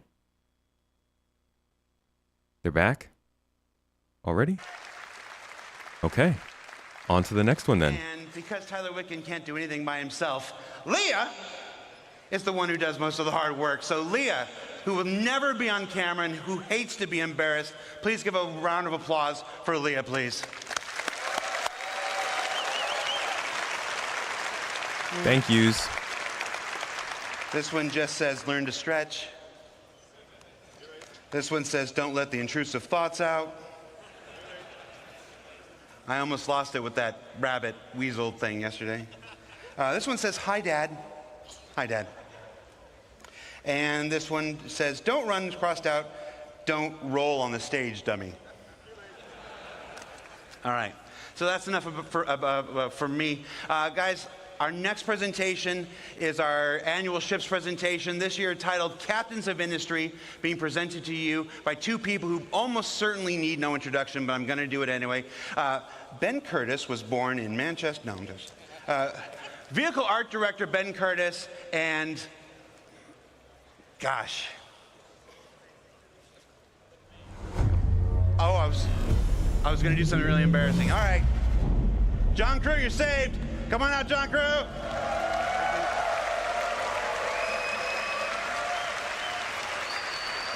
You're lucky they didn't wait. You're lucky they didn't wait. Cheers, Mom. Hi, everybody. It's good to see you all again. Love you too. Excited to be here. In case you don't know me and you weren't listening to Jared there, which I do quite a lot, my name's John Crew. I'm the vehicle director. My name's Ben Curtis. I'm the vehicle art director.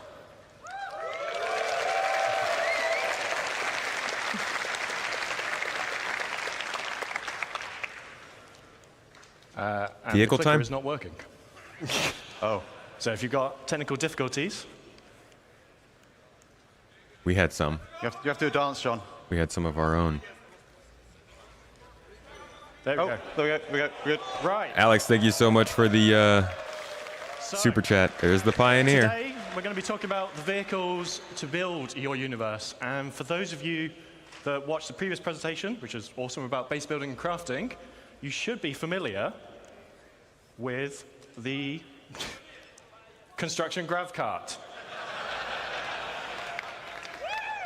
And you've seen how this works. You might be wondering, well, if I've got this, why do I need some vehicles to do things?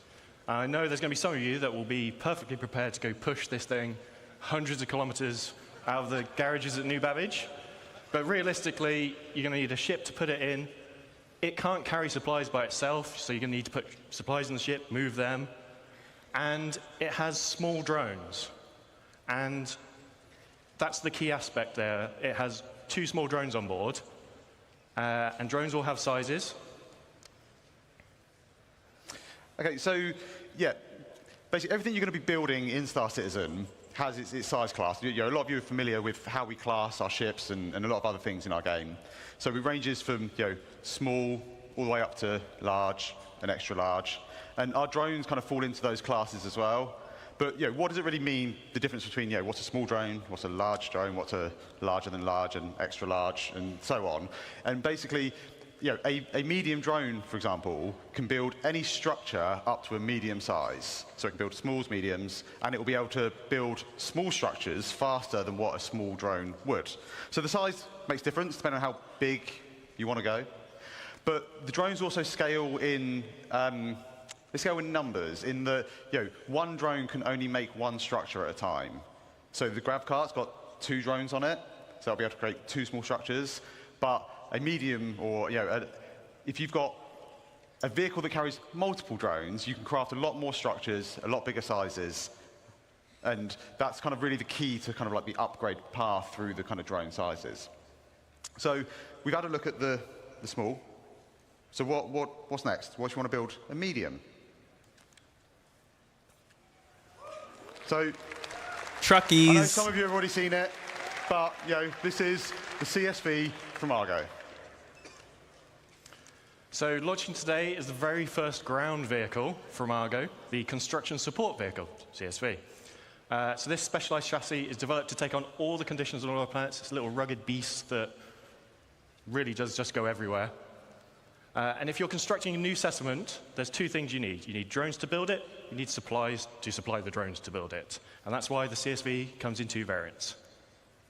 So we have the CSV FM, which stands for Fabrication Module. So this has 2 medium drones on board, and we built it to fit in as many vehicles as we could practically get it to fit in. So it fits in vehicles from a Cutlass Black upwards. It's approximately, and everyone always asks me, what ship fits in what, and I lose track of it all the time. It's about the size of a Tumbril Cyclone. So if you can put a Cyclone in a vehicle, you could put one of these in it. That includes the Zeus. Obviously, 2 medium drones on board, and then it has an internal storage tank for resources. So it has a very small version of a freight elevator built into the back of it. So you feed it 1 SCU crates, it absorbs them into the holding tank on board, and then the drones will come back to the vehicle to refill. And it also has a size 0 serial generator on board for a bit of added protection. What happens when you run out of resources? This is where the CSV SM for supply model comes in.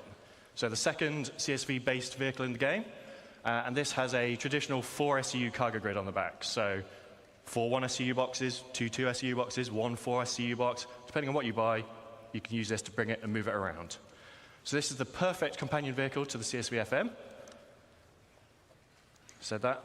Shield generator as well. Moves about 28 meters a second. My brain is fried. I can't remember what that is in miles per hour or kilometers per hour. And it is available right now to drive in SC Alpha 324.2. Available at playerc.csv. Okay, so the one that can carry stuff is available to drive, because the one that has drones now, clearly isn't ready, because drones aren't ready. Let's take a little closer look at the vehicle, and Ben's going to go through it.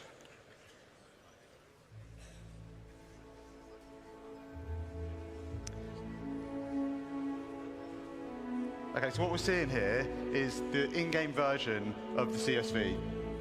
It's complete with its 4 SCU of cargo up on the rear.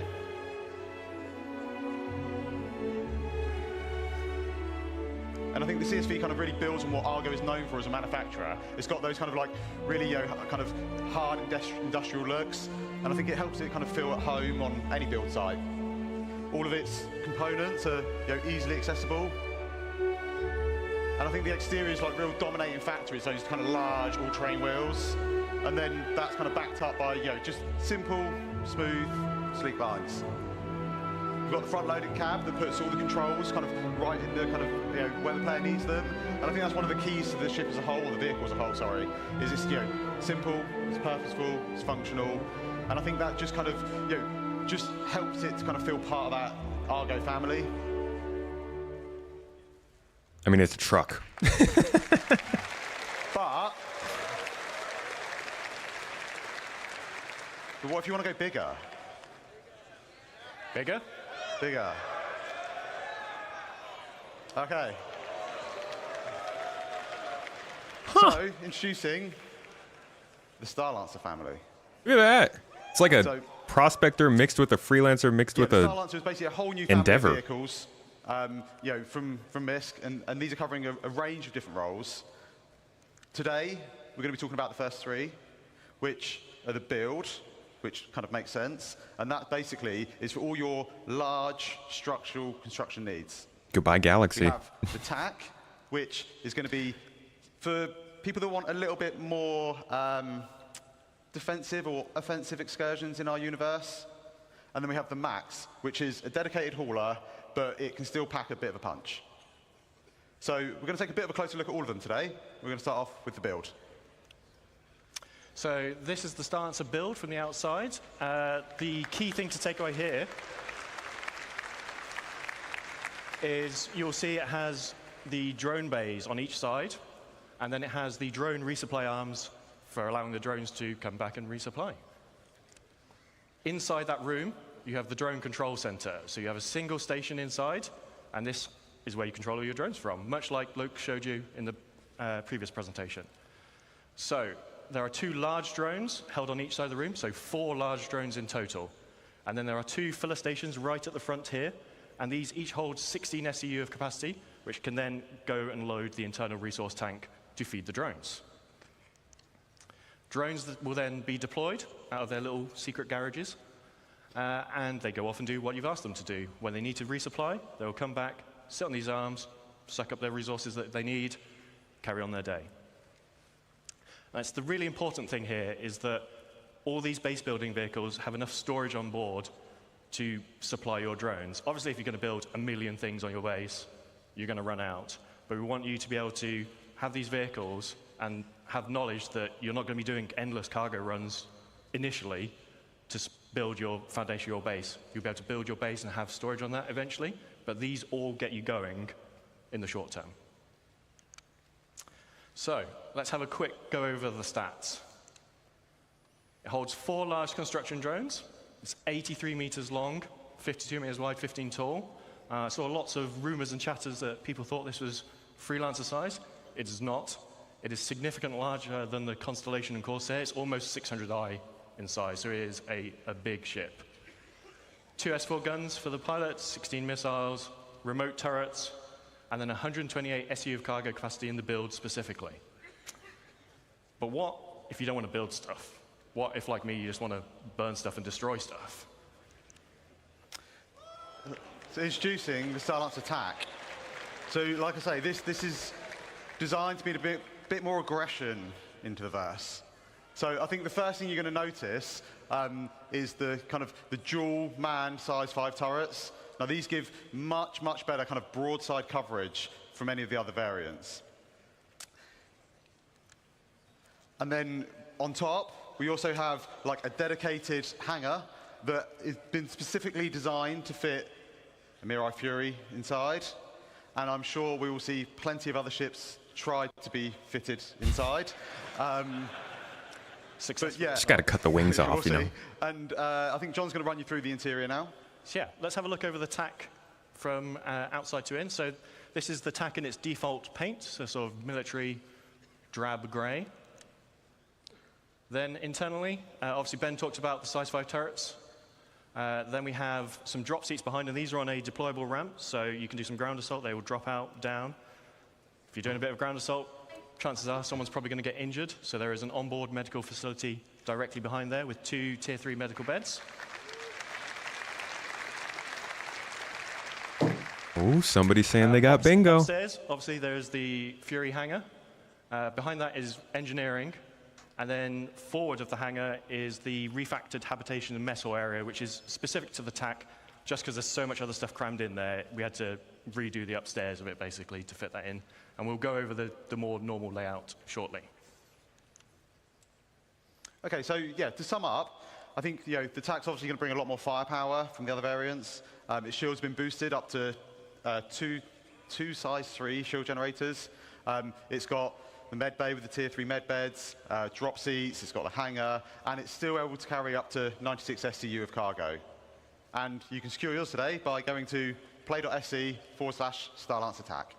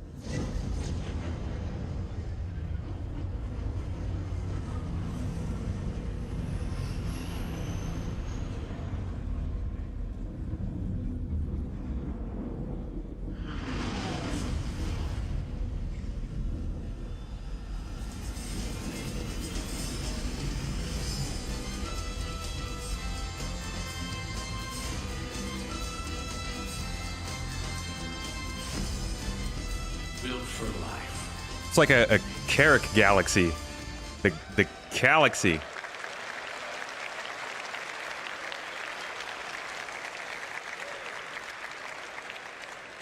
Okay, so I think you kind of hopefully agree that was a pretty great kind of trailer for the Starlancer Max. And as you can kind of see, we're just putting the finishing touches on that now. So yeah, we're just getting it all done, all ready for its launch at IAE. Whoa! Oh, that's surprising. We'll take a little bit of a closer look at it now.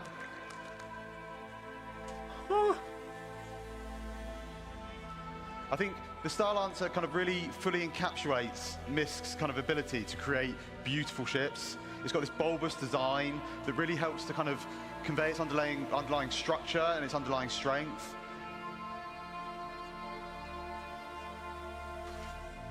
I think when the engineers were trying to kind of put this together, they were thinking about what's useful, what's great, and one of the things that we thought about was this deployable cargo grid that just brings the cargo down to the ground, makes it much easier for loading and unloading.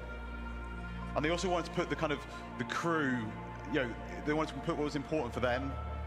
So they've added a lot of windows out so the crew can see out into the verse, and it's one of the things that we know people like, is being able to have these kind of little windows out into space. And then above the kind of main habitation area, we've got these big skylights, and they just allow kind of like more natural light to cast down into the cruise area. For a bit more protection, you've got 8 size 3 missiles up front, and then a further 8 on top. And these are backed up by a set of size 4 remote turrets, both front and rear, that give good topside coverage. And then finally, when we get to the front, you'll see we have a further set of size 4 gimbaled weapons. And again, these just kind of help to fill in those blind spots. They do look like the freelancer weapons there. Same positioning. I think as a whole, I think the engineers or Misk have done an exceptional job in creating a vehicle that kind of fully encapsulates the functionality needed, while still ensuring that the crew's kind of well-being and livelihood is protected. It's all in a package that kind of really dominates the sky, and I think it really shows off Misk's ability to deliver kind of quite beautiful ships. You work for Misk, dude? Right. Like they hire you, bro? Don't worry, this is not an Origin 404 moment happening here.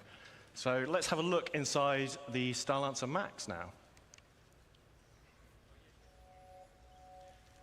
So, love it or hate it, we love it. The Misk traditional letterbox view is back. Love it or hate it, you, we love At it. the front of the ship, you have the pilot, co-pilot seat with 2 support stations at the rear. These are the ones that control the remote turrets by default. Then behind that, we have the escape pod room. 4 escape pods, 4 crew. And then behind that, we have the traversal. It's sort of a traversal room. It has a lift, goes between the 2 floors of this ship and goes to the exterior of the ship. And then a ladder for emergency backup. Behind that is the mess hall area. So nice shared communal space for you to relax with your crew. And then we move into the 4 individual crew rooms, each with double beds, so very luxurious for a spaceship. En suites for all. At the rear of this section, we have a further 2 lifts. These are just internal to go between the 2 decks of the ship.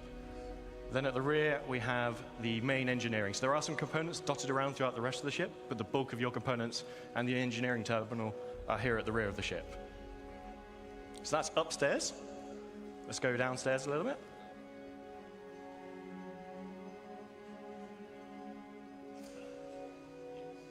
We have the main vehicle entrance and cargo entrance for the rear section. This can be used as a garage, but it is also a cargo hold. Can fit vehicles up to a Ursa rover in size in here. And then on the Max, we have, as you saw in the trailer, it's sort of 1 cargo lift that drops down, but it retains a walkway throughout the center of the ship. So regardless of whether your cargo is up, down, being loaded, you still have traversal front to back of the ship. Then we have the downstairs of the traversal room, which also features the airlock onto the ship. And then lastly, we have the armory at the front of the ship. So if you're coming on board, leaving via EVA, leaving via that front entrance to the ground, you can stop off here, suit up, get your weapons, do the reverse coming back. And that is the Starlancer Max.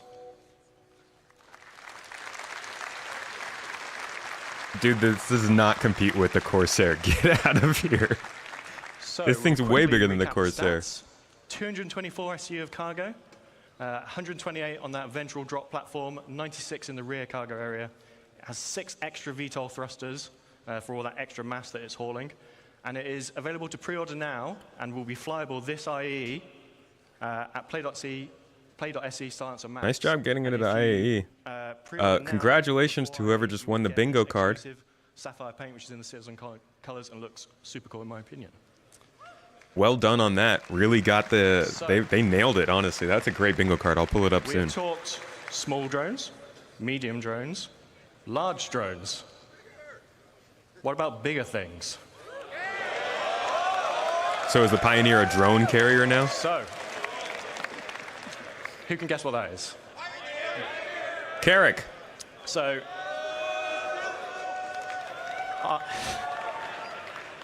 I talked to you all quite some time ago about this in Germany, and this is obviously the original concept for the Pioneer.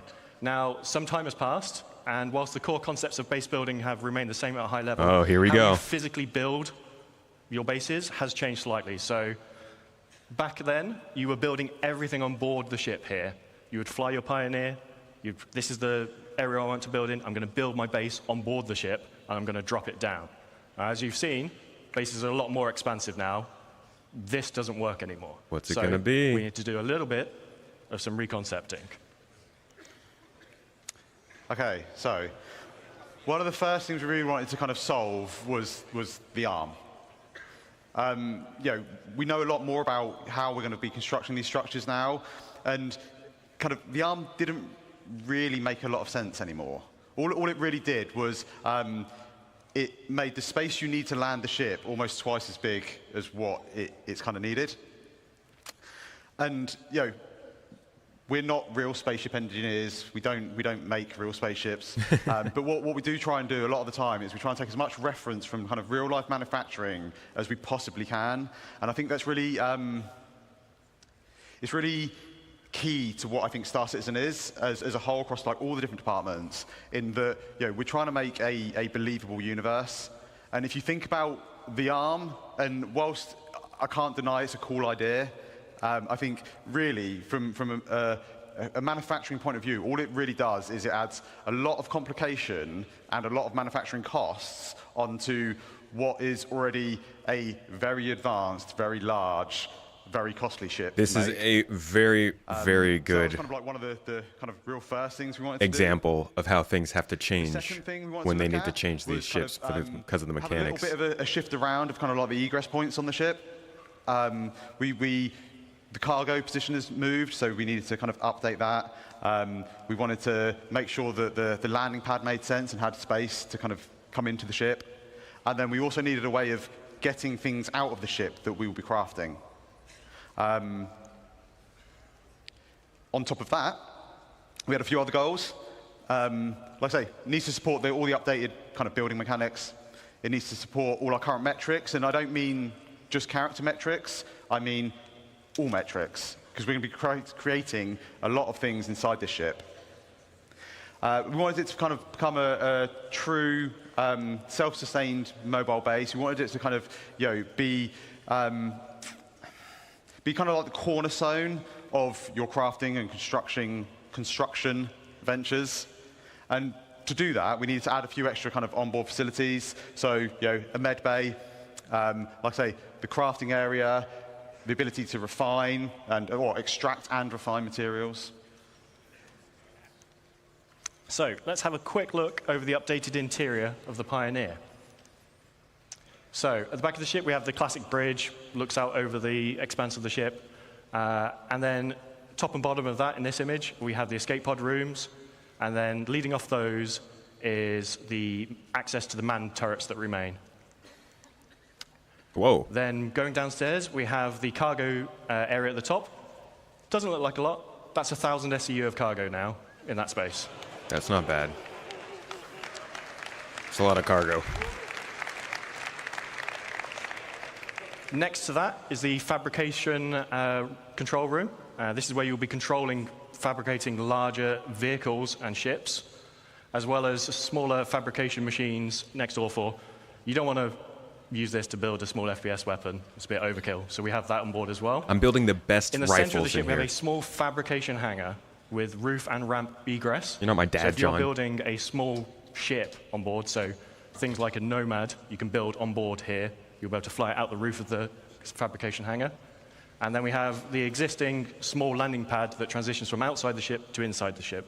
So cargo you can load via new entrance that Ben's going to talk about in a second, but you can still retain the ability to land a ship on top of this ship, move it inside your ship, all those things.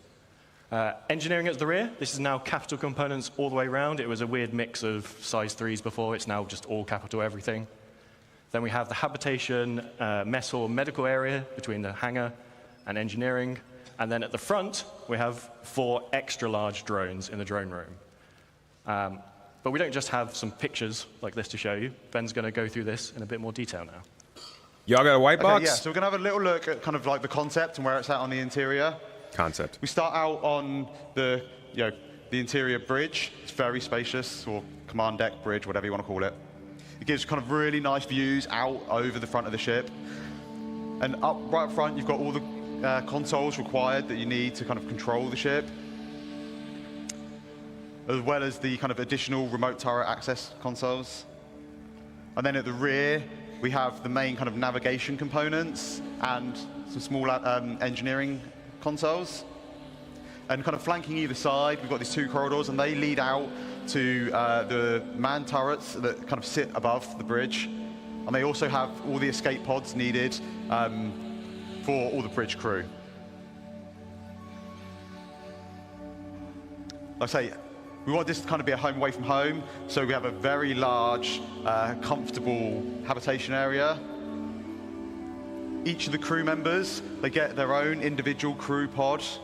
And one of the nice things about this is these actually open up, and they allow kind of each crew member to kind of decide like how much privacy they actually want. This is the crafting area. We've got the 4 kind of crafting machines. And these are right next to the cargo bay, the internal cargo bay. And as John says, this holds up to 1,000 SEU of cargo, so it's pretty sizable. To make it a little bit easier, it's got its own dedicated cargo lift at the back that, again, just simplifies that kind of getting cargo in and out of the vehicle.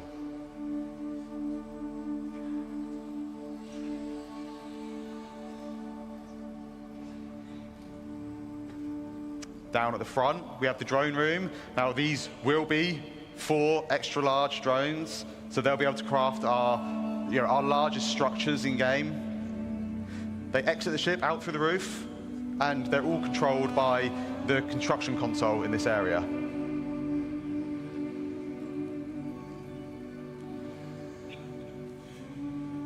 And finally, we're just going to take a quick look at the crafting area on the ship. So you can see here we've got these blast shields down that kind of protect the crew in this area from what's going on inside.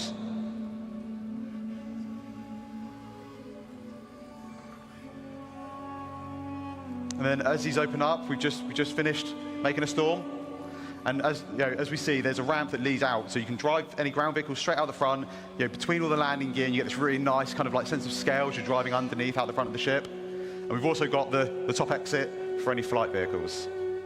And then finally, we have the landing pad, and this just allows us for any ships that land up on deck, we can just bring them down into the belly of the ship.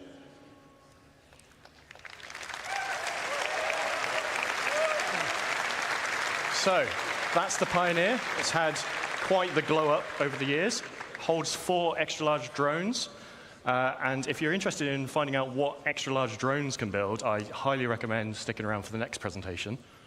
It's about 20% bigger. I know the jokes, we always make ships bigger, but to fit all that in, it needed it. It can craft small ships and vehicles. And one thing we didn't show in that video is the landing gear actually have integrated ground resource extractors in. So when you find your plot, you land your ship and you can start extracting the resources from it. Yes, let me rip up the planet.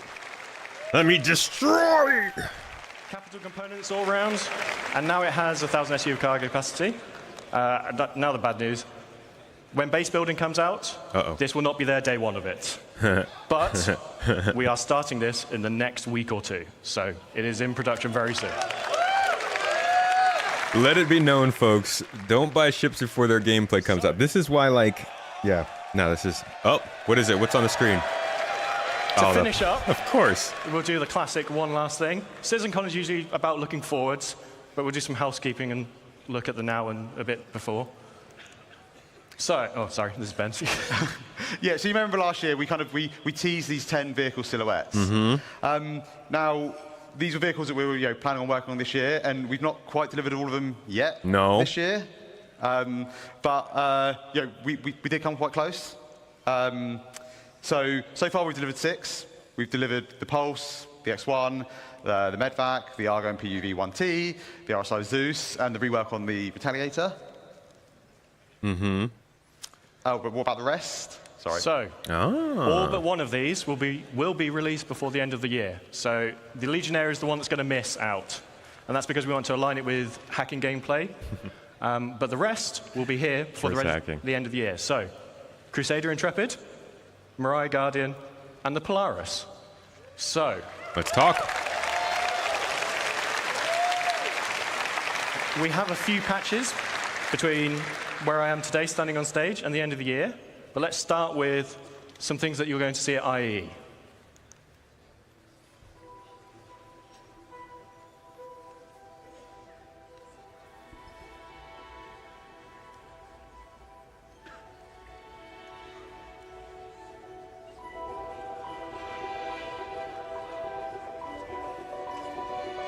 Oh?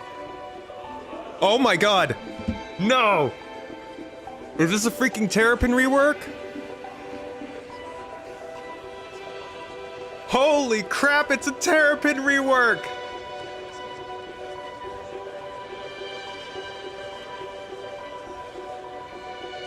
No, it's the Crusader ship. Okay, never mind. I thought this was the Terrapin for a second. It looks so Anvil.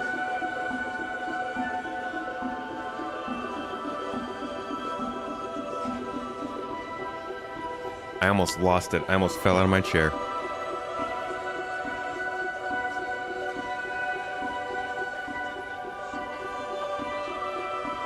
Did it say Anvil?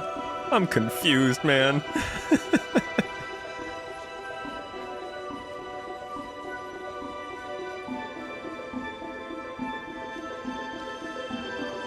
Yeah, it's Crusader.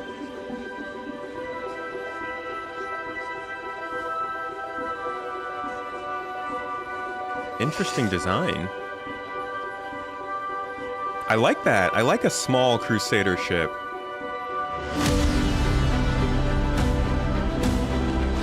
Okay, they're showing multiple ships here. Can I at least hope that one of them is a Terrapin?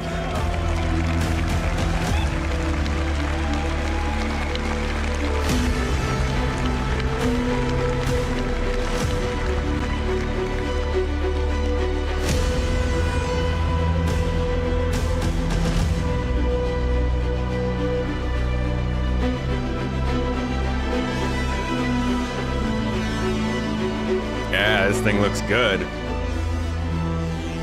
I don't have one, I don't want one. This thing looks good.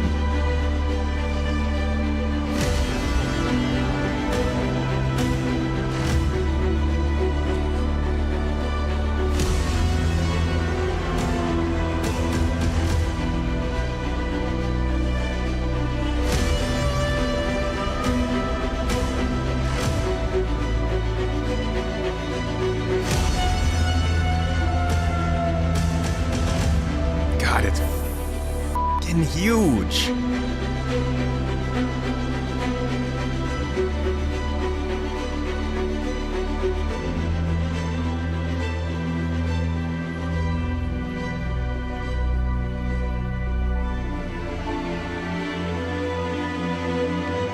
This thing's freaking massive, man.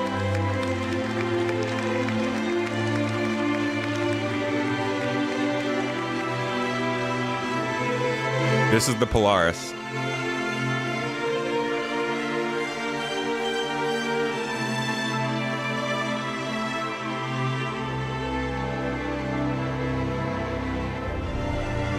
Wow.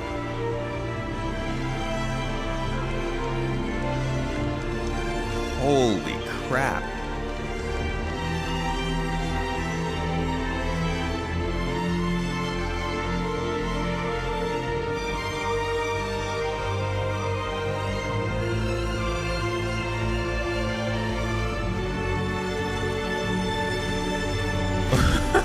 Dude, what even is that? What do you do with that thing?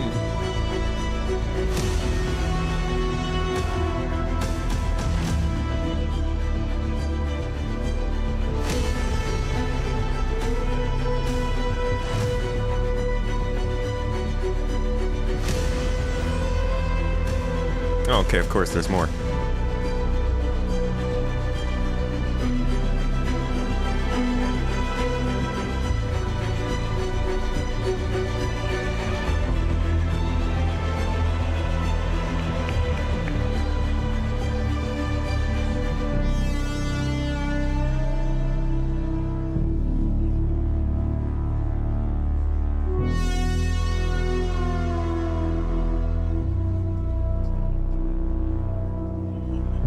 Big gun.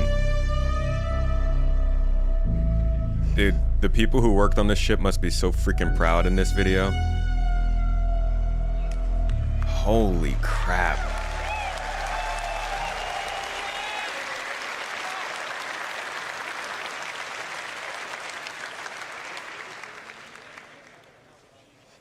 Okay, but go back to the Terrapin. So, on top of those ships we've talked about, we also worked on a number of other ships this year. So we're just going to quickly go through them before we get on to what we're doing next. Terrapin. So we delivered the Sulen. Oh, that's good. The Storm. Okay. The Cutter Rambler.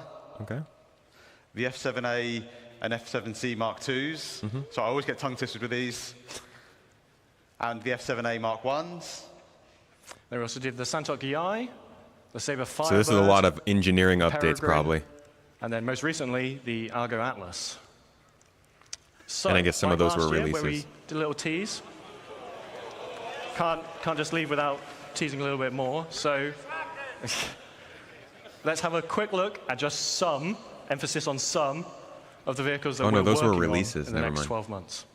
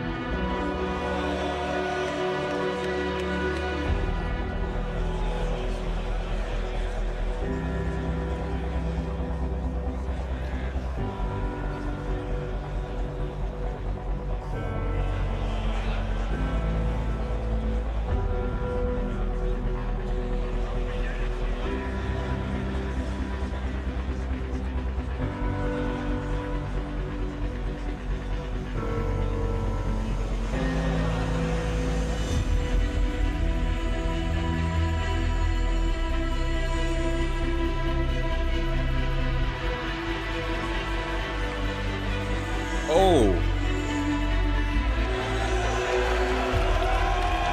Arceus.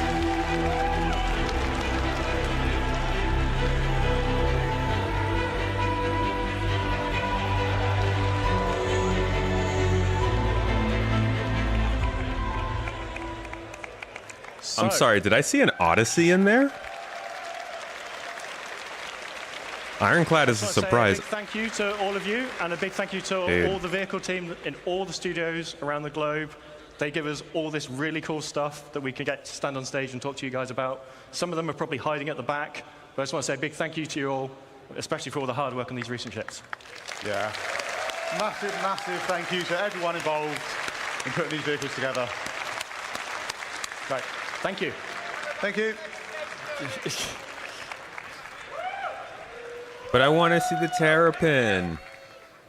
That was awesome, you guys. I swear some of those silhouettes looked a little familiar. Let's give it up one more time for the vehicle team. Let's All hear right, it folks. for the vehicle So the next panel is going to be a big one.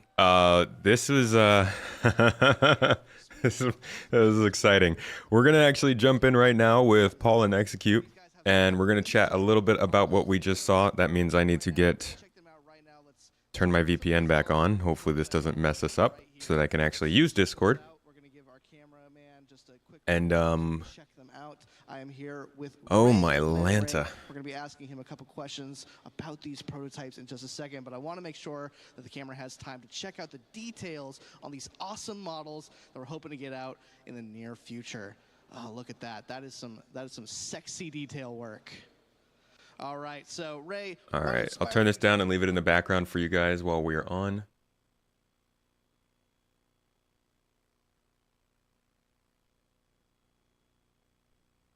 Tomato. Hello, Mr. Paul. Jesus, dude. You see the terrapin? Jesus. Yeah, everyone was, all of the chat was like, Tomato is losing his mind right now. I'm howling, man.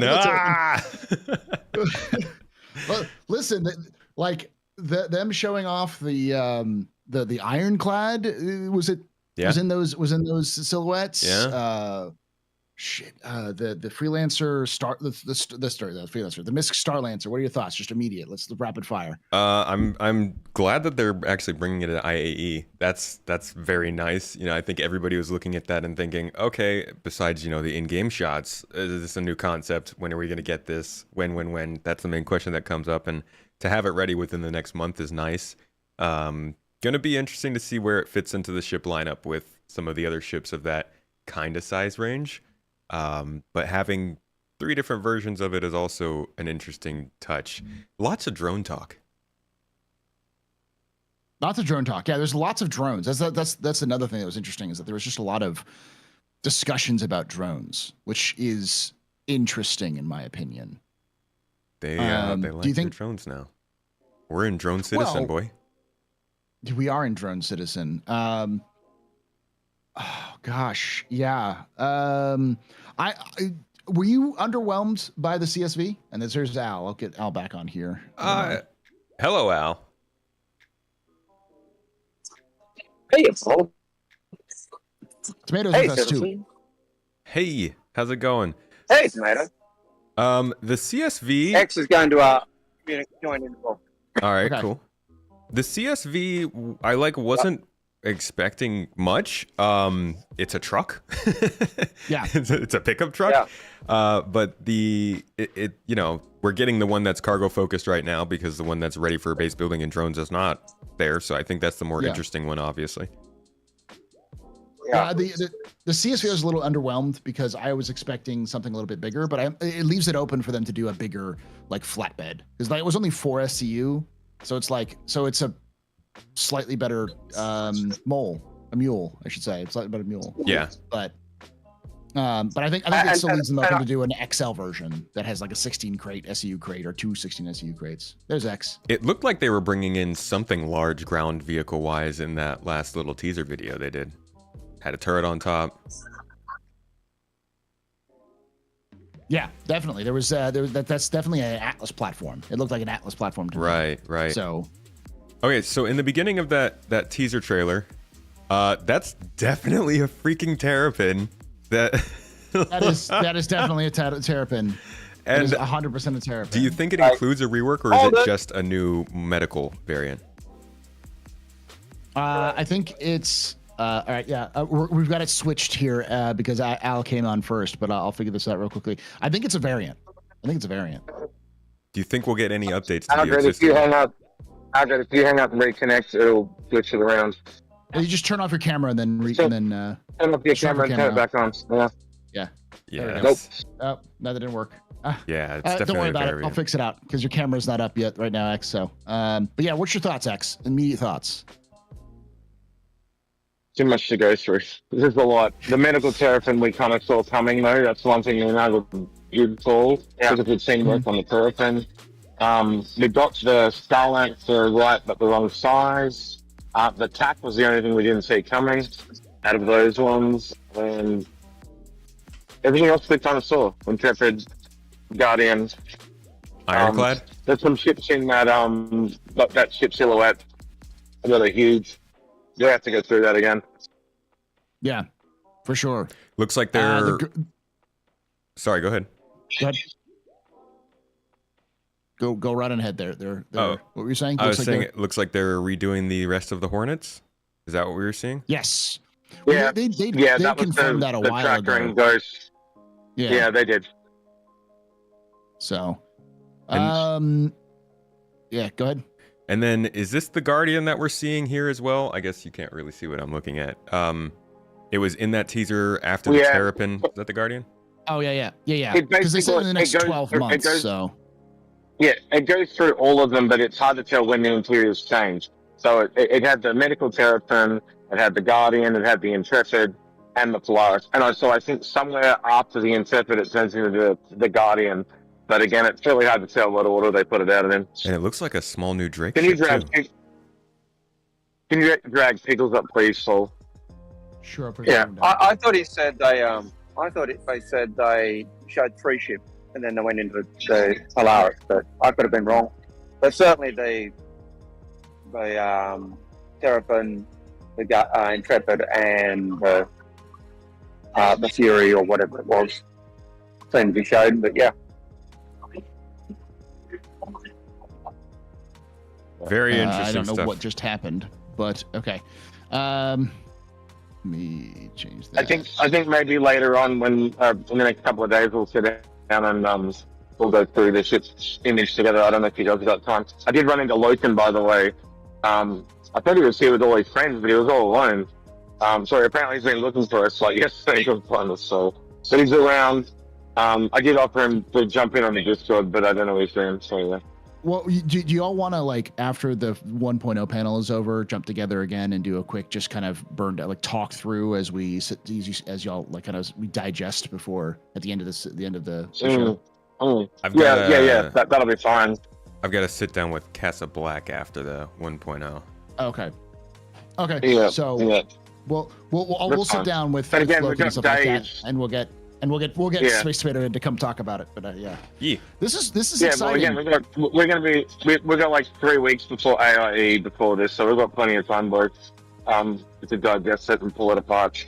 While I've got you here, Space, I'm gonna go around with the Osmos and film a bunch of stuff. Is there anything you want while I'm here to see, like stock footage? Some people are also asking like where's the Galaxy? I think they also showed off the Galaxy. I think one of those silhouettes was the Galaxy. So It probably was, and the Perseus was the other one that I probably was thinking of too. So there yeah, should be the Perseus is Galaxy in that definitely- list somewhere. Yeah. No. Space, did you hear me? Yeah, what was that? I said, do you want any stock footage that I can film with the con for your videos? Oh, no, that's okay. Thank you, though. How does it All look? right. You Well, enjoying the floor? Yeah, it's busy. All right, this goes back, so I'm going to head off. All right. Please look out if I turn my camera around. All right. See ya. Yeah, see you, I'm boys. going to disappear as well because this goes now on stage again, so I'll head back. Okay. All right, let's get to it. All right. Let's get back to it. Thank you for See you guys. the Nice testers meeting you, there. Of course. Good We'll see you talk, later. guys. All right, bye, Catch guys. you later. All right. VPN's going back Some off, personal thanks to myself. so we don't lose our... So first, I want to thank all the developers who took their time to build their presentations and showcase for you their amazing work that they've been doing over the last year. Man, guys, what the heck? That was so... I'm not usually excited by ships. When you're bringing out a Terrapin variant, ooh, and you know that means they're going to go back through the original Terrapin and do a little update on it. In front of 4,000 people, in front of tens of thousands of people at home, and the hundreds of thousands who will clip this and replay it and cut it into other content videos for years and years to come. So thank you so much. I want to do a couple individual call-outs, though, because it's important to me, and I'm on stage right now, and you're a captive audience. Literally years and years to I come. want to call out Nick Pierce. Nick Pierce from the Characters and Creatures presentation. 10 days ago, we lost our main presenter. He didn't die or anything, he just couldn't make the trip. Nick stepped in with only 10 days to prepare that amazing armor specialization presentation that you saw. So Nick, you're a champion. Thank you so much stepping in. I wonder how much that changed the actual content in the presentation. If that was why maybe it didn't feel as put together as expected. Benoit and Ian took the reins and delivered multiple presentations this year. You may only see them talking in this presentation. They've done multiple variants without touching the originals, but they're not going to leave the Terrapin behind when they have to update it for engineering anyways. They would, that would be a huge waste of resources to not go back through and touch it, at least for engineering. All right, you can clap, that's fine. Ah, You Rich might have Tyre noticed is coming we went on. ISC hiatus a couple weeks ago. We went on a hiatus a little earlier than normal because we took the ISC gameplay capture team and we dedicated them to the work of CitizenCon for the last almost 6 weeks. The Terrapin doesn't have any storage, which, you know, might be something that they stick with, but it also has a very large scanning terminal without necessarily the explanation for it. Also doesn't have removable components. ISC gameplay capture team really stepped up this year for the first time in CitizenCon history and helped folks create the videos. Those amazing looks at Nyx, those amazing looks at Castra, the amazing looks at the sandworm and stuff. So I want to call out Will, Dave, Toby, Alex, and our newest member, Thomas. Hi, Thomas. Thomas. Thank you so much, guys. They had never participated in a CitizenCon before, and I think they were a little surprised at first at the sheer amount of work that goes into doing this, but they stepped up and delivered some amazing stuff, the last of which you're gonna see some in this next presentation. And then our last two groups of people I want to present, I want to share. Are they back there? Wave if you're back there. You guys ready? I can't see anything. All right, I hope I'm vamping a little bit until Rich Tyler gets into place. I could hide it from you, but I'm not. So the last groups of people I want to thank. Well, let me tell you a story real quick. When I'm back there, yeah, Connie's also outdated. Folks are coming up to me, and they're. You guys ready for Star Citizen 1.0? For doing SEL, for Oh putting boy, this. I have no idea how we're gonna feel after this talk. I'm struck by two things every time I'm thanked. One is that I can't do any of this without you. There is no game project in the world that does a weekly behind-the-scenes docuseries each and every week, and then turns around and does a live talk show the next day after it. And that's only made possible because you guys keep tuning in, you guys keep watching, you guys keep supporting, you guys keep making relatively positive comments about me. It's just, yeah, I don't think I'm ever going to shave my face again. But it's all right. I just wanted to see what I looked like. You know, I'm like, oh, that's what you look like. All right, I agree with the people. Let's bring it back. And then last but not least, there is one person who makes it possible for me to do everything that I've done here. I've been here for 10 years. I've produced 7 CitizenCons. I've produced 3 Gamescoms, a PAX or 2, and a couple digital stuff, and of course ISC and SCL every single week. And really, after your support, the only reason I get to do this week in and week out and have these big moments like this is because of the same guy who makes it possible for all of us to do our jobs. So I'd like to thank, where's the camera? There you go. I'd like to thank Chris Roberts. Chris, thank you. Thank you for not thinking Sandy was crazy and then when Rich she hired walks me. out. Thank you for saying yes to so many things I want to do, and for not saying no or getting angry when I don't ask. So thank you so much. I do operate a lot on a let's just do it and see if I get in trouble afterwards thing. So is that Chris there? Are you ready? All right. So with that, yes, he's angry now. All right. So without further ado, Angry Chris. let's get Bring to him our on. final presentation of the night. The Star is My Destination. Introduced to you by the one and only Chris Roberts. Alrighty. So Chris is coming on before Rich. Oh, it's all the big guys coming on.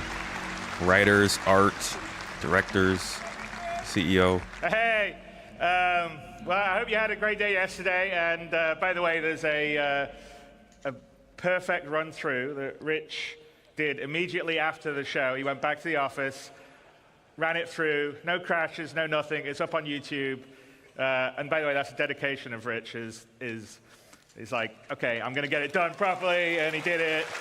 And it looks great, and it doesn't have any screen tearing, because there was some screen tearing. There was a technical glitch in the setup yesterday. So anyway, watch that. And if you're doing comparisons to the old stuff, compare with that video, not They brought out the quantum computer to run it again real quick. But anyway, I hope you guys liked this morning. There was the base building and the crafting and the ships, you'll be able to do it. I mean, for me, the ability to sort of create your own place somewhere in the verse, find the perfect spot for you to make your home or harvest resources.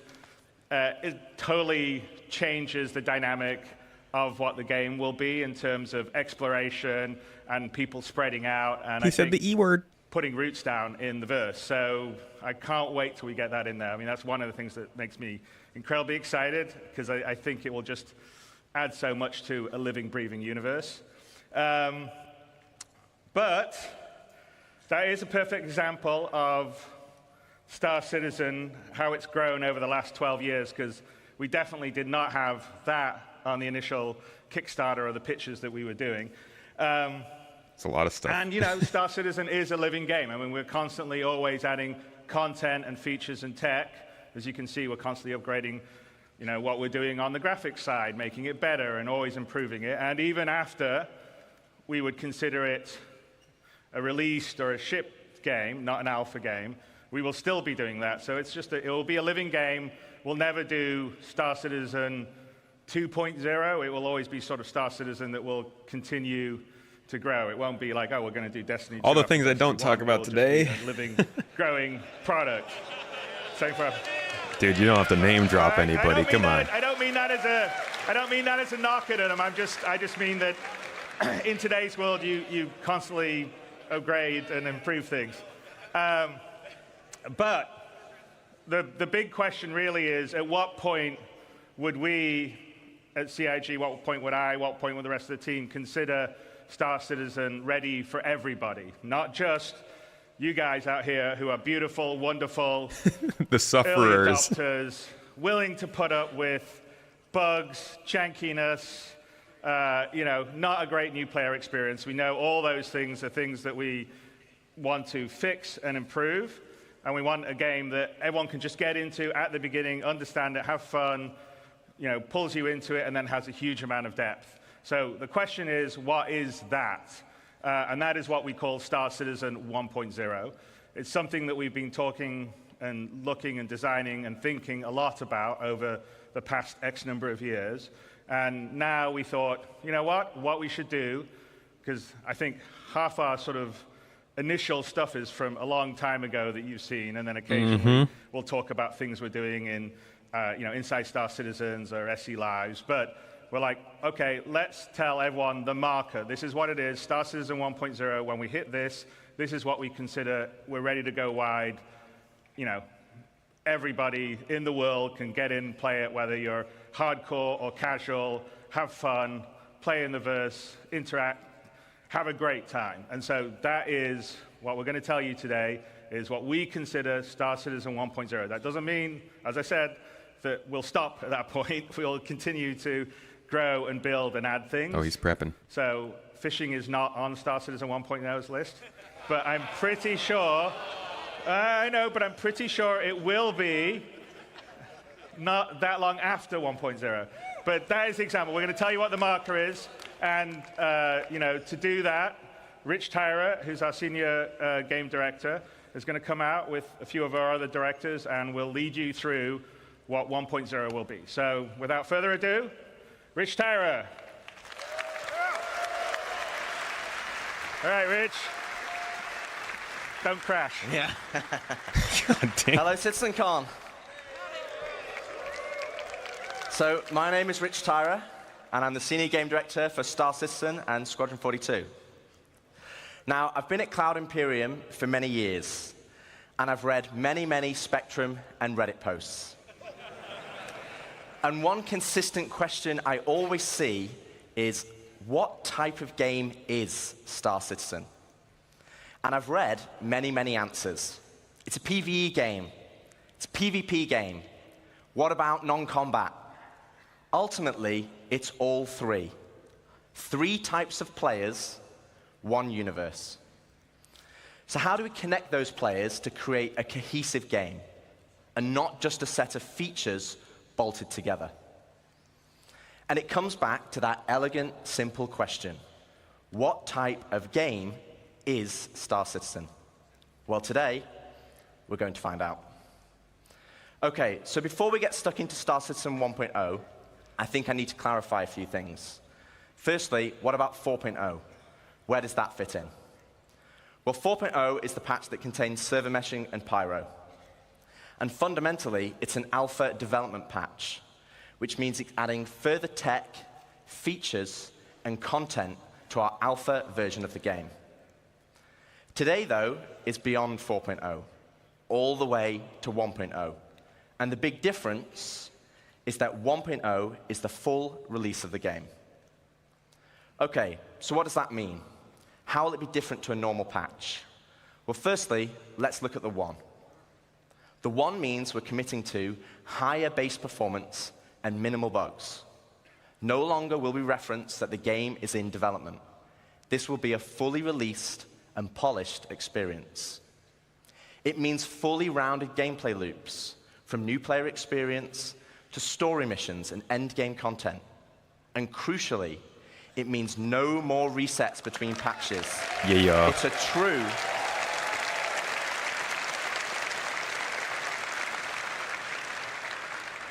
It's a true persistent universe. So if that's the 1, what about the .0? Well, it's just as important. It means we're still committed to continued development, with new content and features being planned post 1.0. But those features will no longer be tier 0. We'll be committing to a higher benchmark of quality for each patch, and most importantly, it's a moment in time. If there is a content, feature, or star system that we've mentioned in the past that is not in 1.0, it just means it will come later. 1.0 is more than just a number change. It's the beginning of a new phase of development of the game. OK, so we know what the 1 is and the .0, but before we move on, I want to address one important point. And for this, we need to go all the way back to the beginning. Oh, boy. Here we are, the Kickstarter. As a backer myself, See, this is just like the 2018 road to release. It also reminds me we had a lot of stretch goals. And one of those goals was 100 star systems. Oh, thank God he's going to address this. Oh, my God. Yes. You can stop freaking hearing about it. But, and there is a but, the star systems of old are not the star systems of today. They were based on the privateer and freelancer model. They were unexplorable planets with an isolated and small landing zone Yes, and thank had God. automated landings. And we all know how that went. The 100 systems. To give you an idea, Stanton had 4 points of interest, and the entire 100 systems only had 90 POIs. Compare that to Stanton today, and we have 1,626 points What's of the interest. guess? I'm guessing 20, 30 and that is going systems. to be dwarfed once we start using the Starchitect tool you saw yesterday.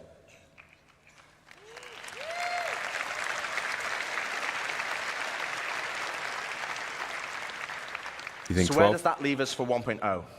Oh, well, for 1.0, we will not that's be different. launching with 100 star systems, because the game we have today 5. was not just the game that was pitched back then. 5 systems. It's more rich, it's more diverse, and fundamentally, you'll be getting a whole lot more, and I mean a lot more. Okay, so now I've defined what 1.0 is, let's get into the cool stuff. Star Citizen, by its very nature, is a sandbox MMO. Today, you as a player have to find the fun. You have to figure out what you can do and how to do it. If you want to be a hauler or salvager, you have to know those professions exist. You have to know what ships support that gameplay. And you have to rely on outside resources for help. As it is now, the game is not set up to help you. So we're going to add a soft framework, a nervous system, that connects all the professions, ships, and content together. And to do this, we're going to add a main story. Makes sense. To help... Gross, it starts at Stanton, though? Sick.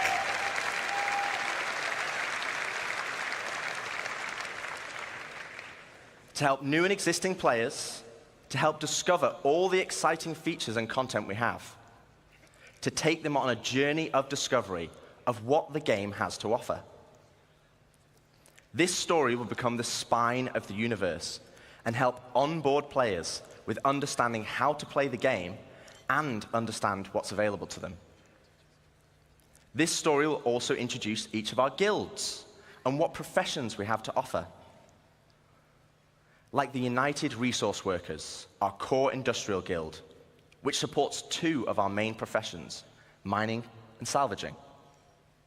They also support many other features and professions, like repair technician, crafter, and builder. There's our actual professions.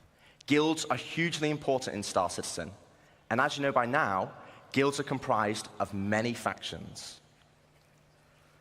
As you work for each of these factions, you will gain guild reputation. You can then use this reputation as a currency to purchase guild-affiliated rewards, like ships, blueprints, and items. And each guild will have a unique inventory of what they offer. Alongside economic growth, guild reputation will become a core progression of the game. And to talk more about guilds and our main story, I'd like to introduce David Haddock onto the stage, our very own narrative director.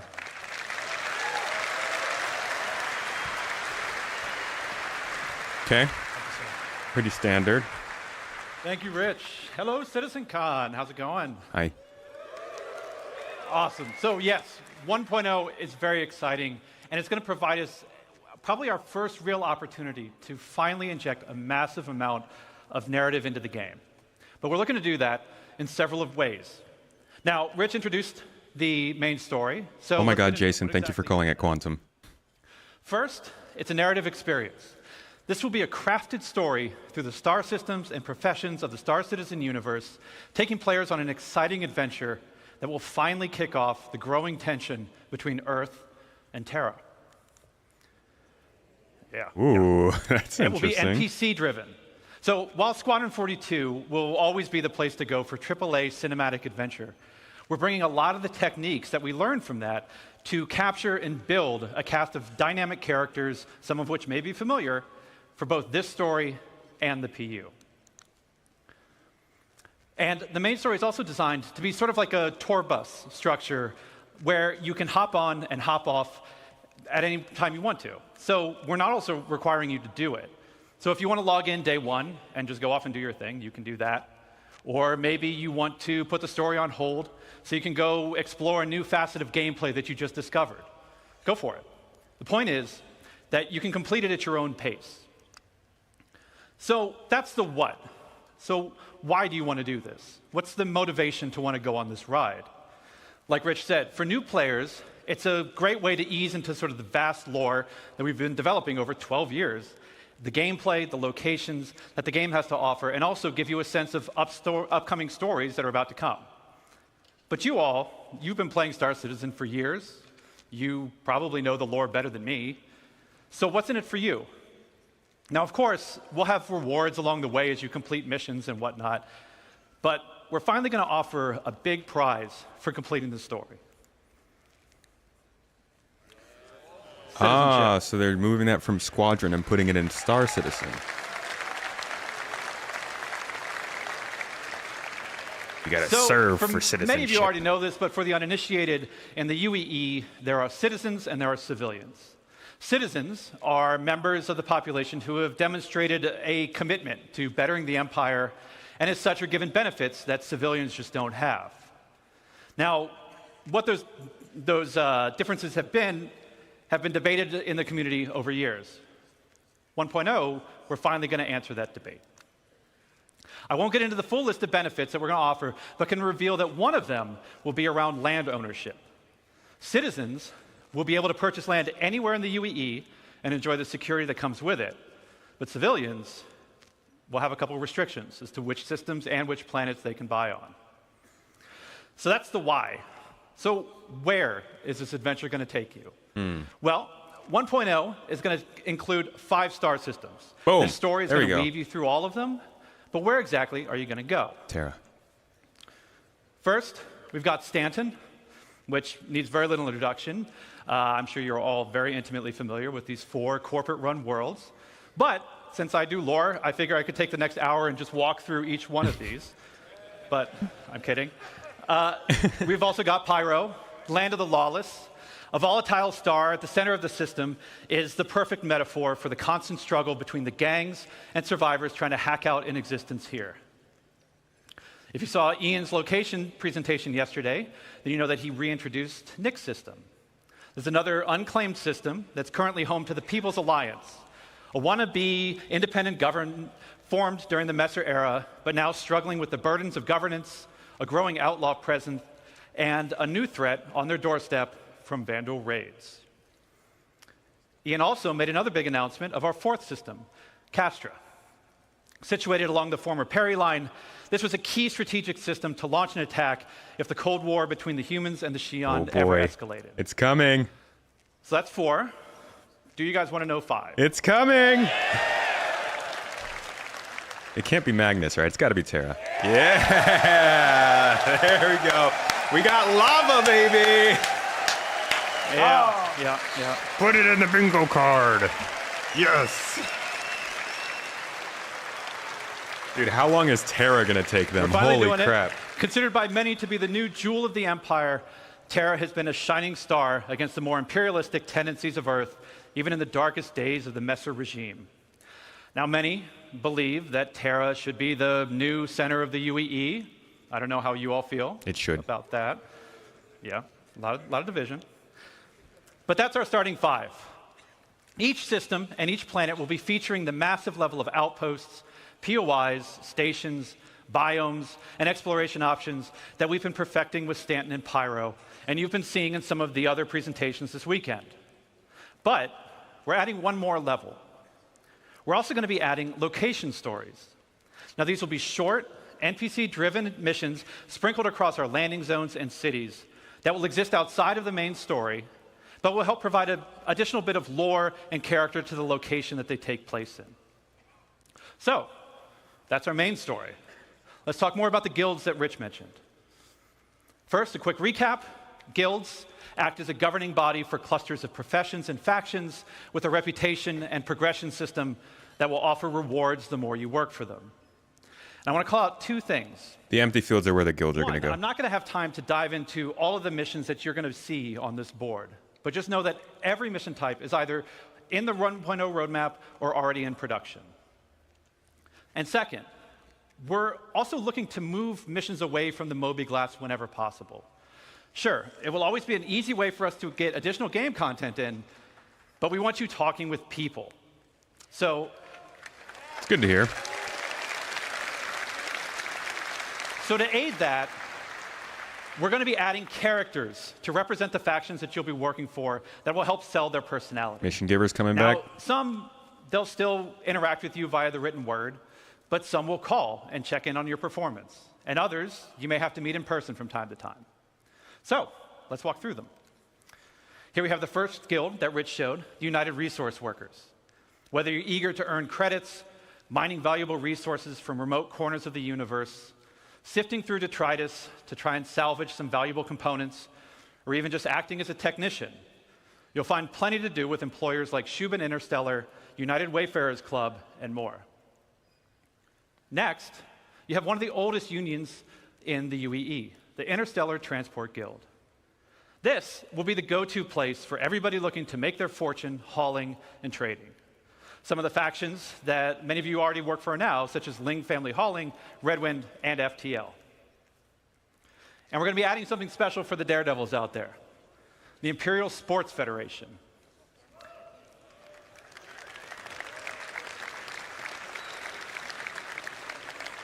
So aside Nerf from the arena? usual racetracks that are both legitimate and illegitimate, we're actually going to be leveraging some of our existing mechanics to build new sports and provide an outlet for all you Murray Cup enthusiasts, Cargo Olympians, and competitors to see just who's the best out there.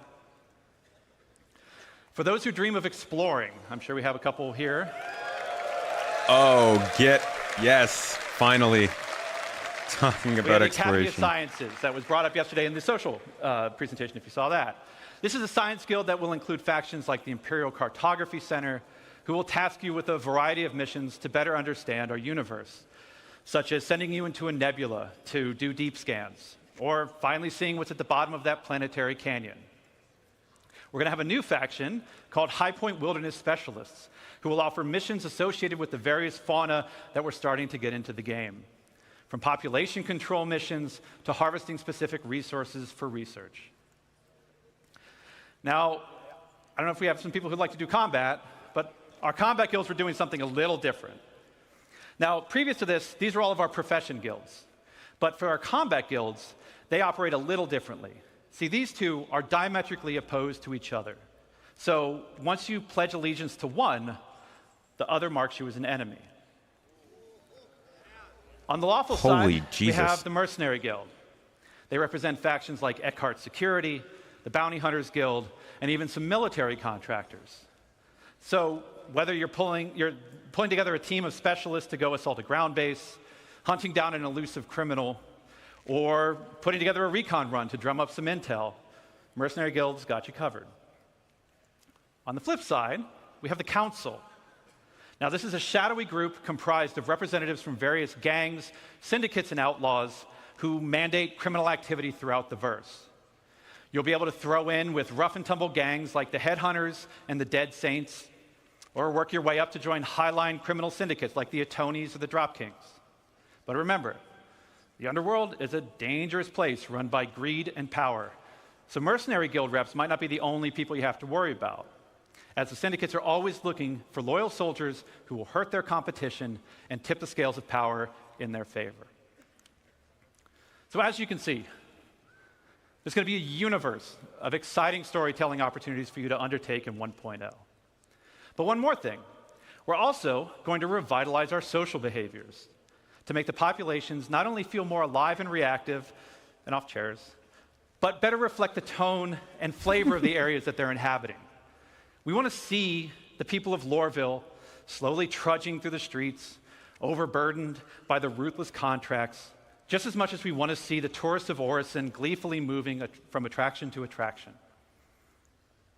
And all of this is what's going to make Star Citizen be the experience we set out to make. A diverse universe with a rich tapestry of stories, characters, and experiences for you to live in. To talk more about how all this feeds back into player progression, I'm going to turn it back over to Rich Tyre. Reputation. Let's see. Reputation, economy, and character skills? Smashed it.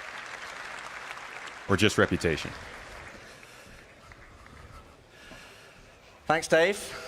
Okay, so we have a main story to connect the universe. We have all the guilds and their associated professions. This is what we need, some kind of direction, something to hold them accountable to. Life. Crucially, though, we have a new core progression in the game, guild reputation. But what about our other core progression in the game? The economy. So, as we've discussed before, we'll be implementing a Star Sim-powered dynamic economy that will automatically adjust the in-game prices based on player activity. God, they're talking about it. Finally. But for credits to actually matter, though, we need to have an economy where credits flow out as well as in. This means transactions such as repairing, refueling, and restocking need to have value. If everything is too cheap and the money coming into the economy is too great, we'll have massive inflation. And this is where taxes and insurance come in. All right, here we go. Here we go. Oh, boy. We'll have two main taxes, inheritance tax as part of Death of a Spaceman, and security tax for your base that will cover the cost of planetary shield tech. Insurance, on the other hand, will be split between medical insurance, which covers your hospital imprints, and probably the most important one of all, ship insurance. Now, as we have Death of a Spaceman, we also need Death of a Spaceship. Losing your ship should be significant. Right now, for example, over 90% of all claims in the verse are for ships that have not been destroyed. We like that fraud. And this is where ship insurance and our new warranty mechanic comes in. First up, we'll have 3 tiers of insurance, with level 1 being chassis insurance, level 2, chassis and component insurance, and level 3, chassis, component, and decorations insurance. And which one of these is covered by a subscription?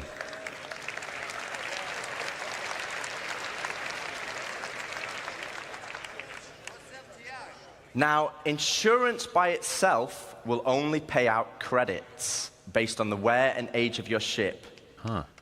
Insurance... Okay. I think you want to listen to this bit because it's important.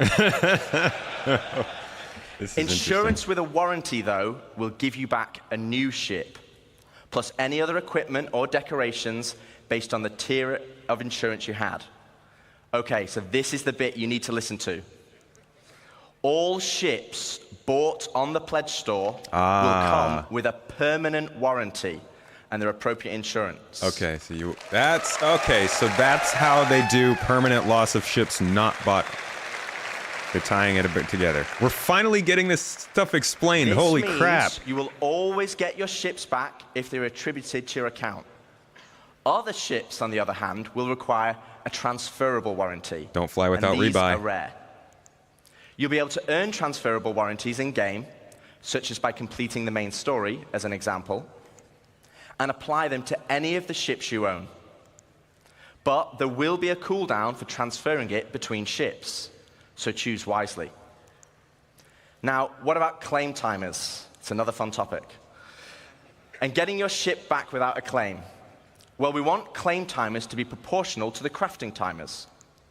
This means it's more beneficial for you to go back and get your original ship.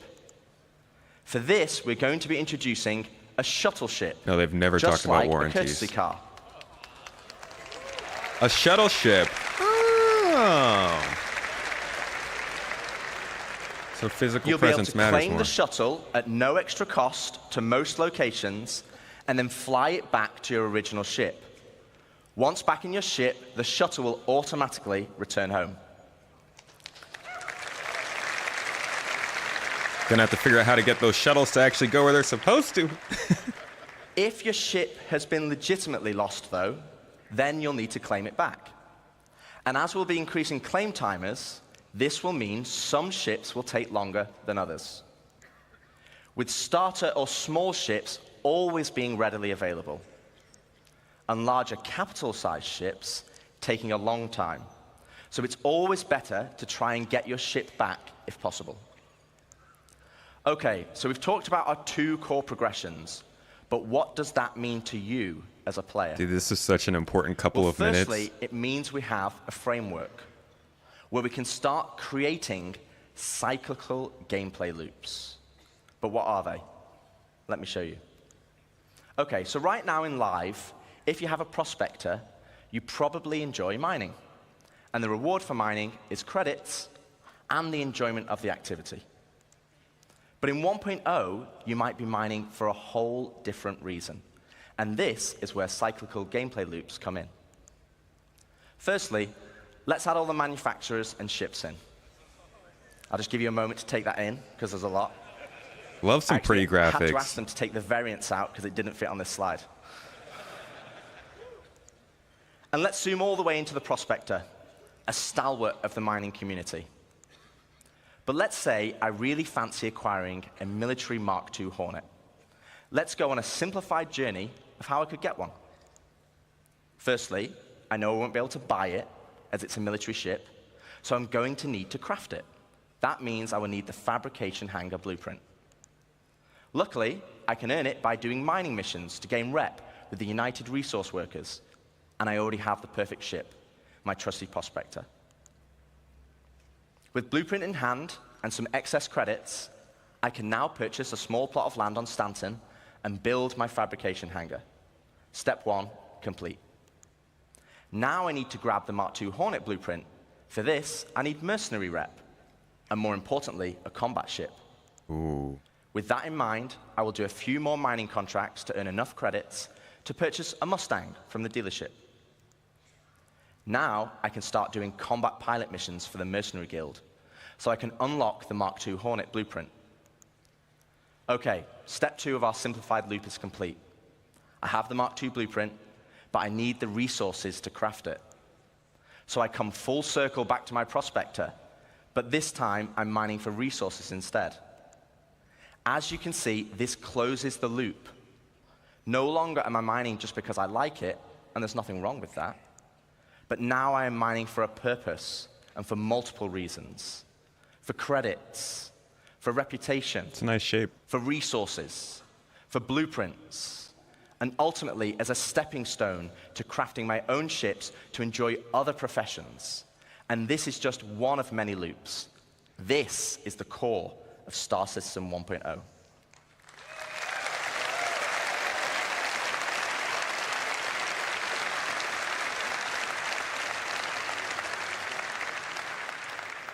Player set goals that weave between sandbox gameplay and the soft framework we are adding that give meaning and progression to our professions and features. It's providing the framework for motivation to play the game. That's the journey, though. What about the destination? So Dave has already discussed citizenship and the main story, so let's collapse that for now. Let's talk about endgame content. The content that is designed for experienced players and keeps them engaged. Basically, everyone in this room. Yeah, I don't know. I don't even think I'm an experienced player. So how does that look in 1.0? Firstly, we'll have open world content, including missions, group missions, and server-wide events, like we have today, but tailored to endgame players. While the sandbox element of Star Citizen will allow for large-scale battles, we also want to provide challenging instanced content, which they've that will been take full starting to advantage show. of not only multi-crew ships, but fleets of ships. And you kind of know how we do that, right? We saw that yesterday. It's like Elite Dangerous. And as you progress through the guilds, you'll be able to accept high-level contracts from government agencies who will offer prototype and military blueprints as rewards. These missions will require the full coordination of multiple players and an assorted fleet of capital, support, and fighter ships. You will finally be able to become the admiral of the fleet, directing your armada from your hologlobe, which, yes, is a feature included in 1.0. Yeah, they're not talking about player skills, really. Instance fleet battles, though, that's kind of new. We will also be offering more specialized on-foot missions that see you enter the depths of distribution centers and municipal works in small, tight-knit squads that provide an outlet for our more FPS-focused players. Municipal Works is a specific On location. top of all this will sit a dynamic layer powered by StarSim. While StarSim will be the driving force in our dynamic economy, it will also track player and AI activity and dynamically spawn events based on their actions. Okay. For example, if it tracks large amounts of resources being moved from one home location to another, it will have a chance to spawn pirates to intercept. Mm-hmm. All this combined will provide just a portion of the end game experience. And I'd love to delve deeper, but that's for another day, as we still have a lot to show. Yeah, StarSim is Quantum. So we've discussed non-combat professions and guilds, cyclical gameplay loops, and end-game PvE content. But what about PvP? What about player versus player content? As you know, 1.0 will contain 5 star systems, 3 of these being lawful in Stanton, Castra, and Terra, and 2 of them being unlawful in Pyro and Nyx. So what's the difference? Let's take a look at Stanton. Lawful systems will be a mixture of high, medium, and low security areas. Each of these areas will be monitored by law enforcement agencies. And depending on the location, will dictate the emergency response time, with high-sec areas being the fastest. Initially, this response will be measured, but over time will escalate to overwhelming force. Which is not just this based on means if system. someone is attacked, if they can just hold out for a short duration, help will be on the way. Pirates will be able to disrupt this monitoring by shutting down the nearby comm arrays, but this will be highlighted in your star map, with dynamic missions being generated to bring it back online. Cool. But this is the PvP you already know and experience right now, just without security forces. But before we jump into an unlawful system, let's explore what options you have if you pirate a ship. Okay, so first up, let's discuss ownership. All ships and high-value items that you own will automatically be assigned to you. This means if someone steals your ship, you can mark it as stolen, either via an insurance claim or in your Moby. This will then trigger a dead man switch on the stolen ship, meaning it will cease to function after a period of time. But what options does this leave as a pirate? Well, you can still salvage it. You can tow it back to your fabrication hangar to dismantle it for resources. Or, if you have a high enough rep with the council, our criminal guild, you can get the dead man switch disabled and pay for a new title deed to become its new owner. Oh, that's sick. That's great stuff, honestly. Love hearing about ownership. Also, if you're in a lawful system, you'll need to find a transient jump tunnel, as all major locations and POIs will have custom security that will scan you on arrival. Okay, so with that out of the way, let's look at the unlawful system in Pyro. Unlawful systems have no laws at all, and with that comes opportunity.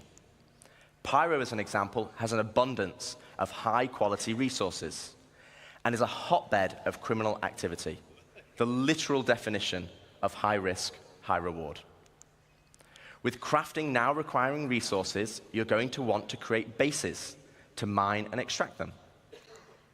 This is where base raiding will become a new form of PvP, and it's founded on a combined arms ethos. Defending players will be able to add defenses such as walls, automated turrets, and most importantly, ground shields, a localized version of the planetary shields used in lawful systems that absorb the most powerful of weaponry. No longer can you just turn up and drop a Moab. Obviously, they thought about that. One huge difference, though, compared to planetary shields, is that these shields can be disabled.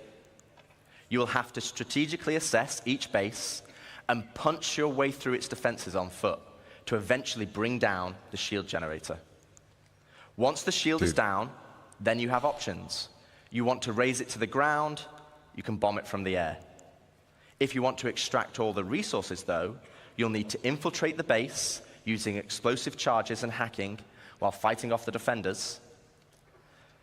Now, both piracy and base raiding is founded on sandbox gameplay. And again, that's the essence of Star Citizen. But we want to add more. Something where you can log on and immediately find the action and fight for a purpose. So first up, let's go on a history lesson. In the early 2600s, there was a fledgling corporation called SEAL that had developed a new system-wide planetary shield technology, the same technology that will provide protection for your bases today. To prove this tech, they wanted to use Nyx and Pyro systems as a testbed. Oh, that's convenient. With the promise of high-quality resources, SEAL lured independent miners to man the shield network in exchange for shield protection for their settlements. As a prototype, SEAL couldn't provide total coverage over all the mining settlements, and so they created the SEAL Tokens program, allowing the most industrious factions to purchase shield coverage for their work. The network consisted of multiple linked bases on the ground that then linked to several stations in orbit around each planet that then connected to the nearest relay in the shield network, which eventually linked back to the shield core, which oversaw system-wide distribution of the shield technology. Factions could then earn SEAL tokens for working on any part of the network. They could then use these tokens to buy shield coverage, but with the competition amongst factions being so intense, SEAL was only able to offer shielding to the hardest workers. Holy crap, so this is like a lottery system due almost. to outlaw interference, SEAL eventually pulled out of Pyro and Nyx with the and capitalism. pushed for a more automated solution in more civilized systems. So fast forward to present day, Without SEAL's backing, they had to pull out and leave it as it is. And welcome to Station Warfare.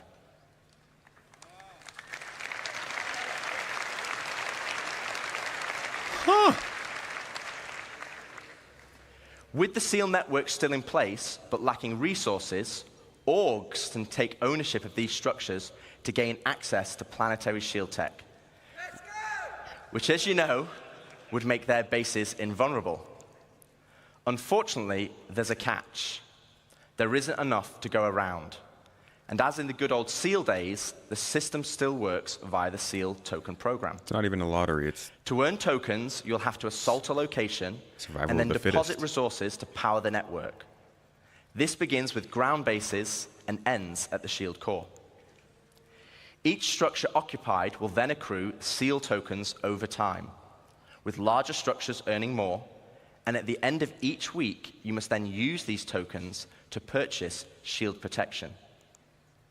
With shield coverage being limited, though, the system automatically selects the orgs with the highest bid from across all shards. Meaning for that week only, a certain number of orgs will gain access to shield protection. So this is a chance for your org to become the de facto leader of a system.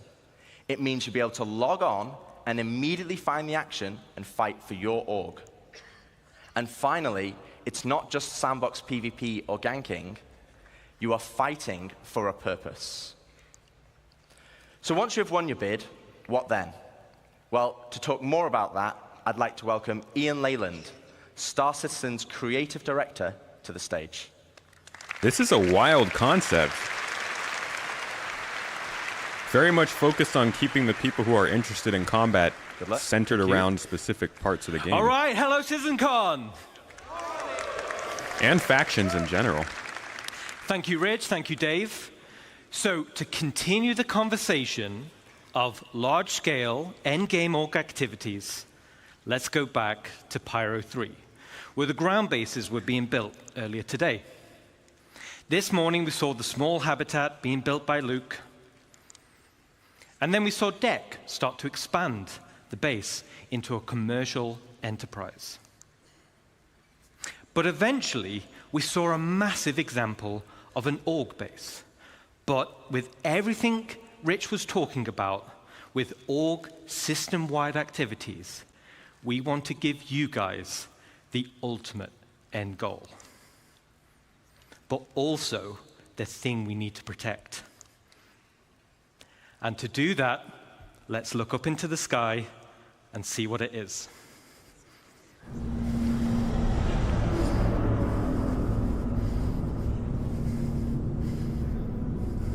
That's not me breathing, by the way.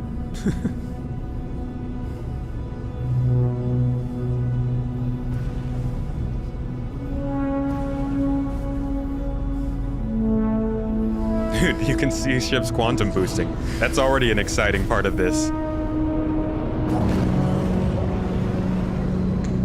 How do they instance these locations, though, for the fleet battles?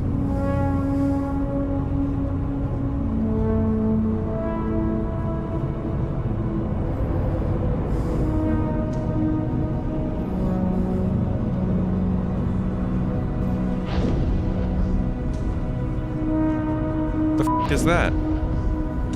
Space station? Is that one of the shield bases?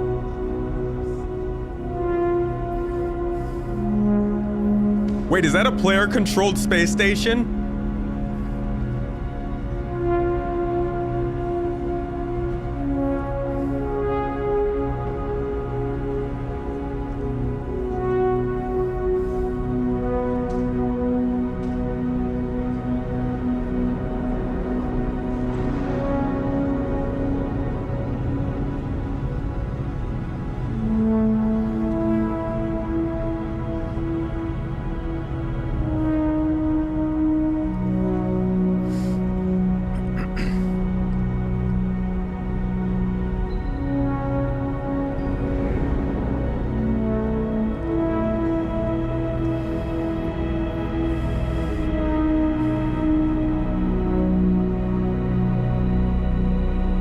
Dude, this changes the idea of Pyro and Nyx so much. Is this player built, player controlled? How?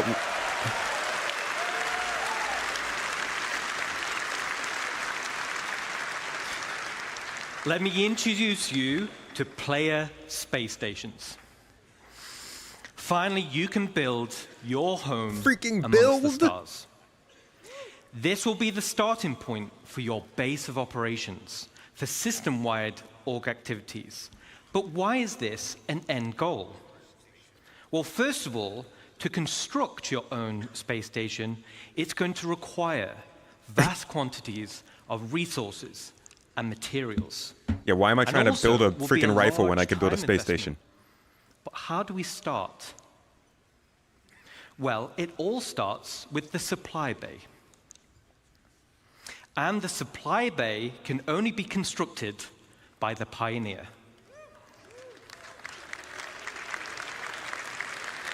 So there's a lot of progression in just building stuff in general.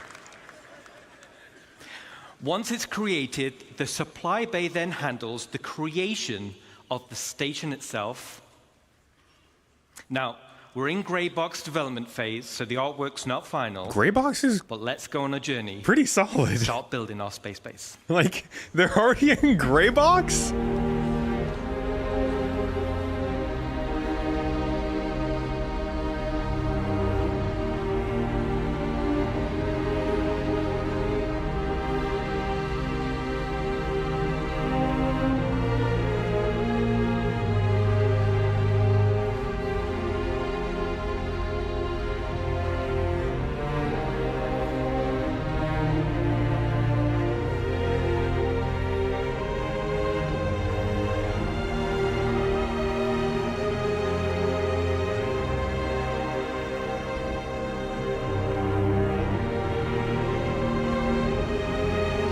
Bro, I'm dead.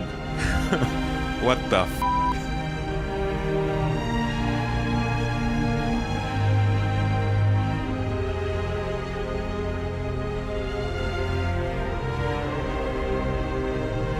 Those drones?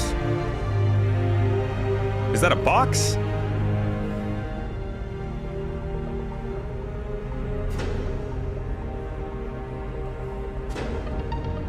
Are those more boxes? What's going on, man?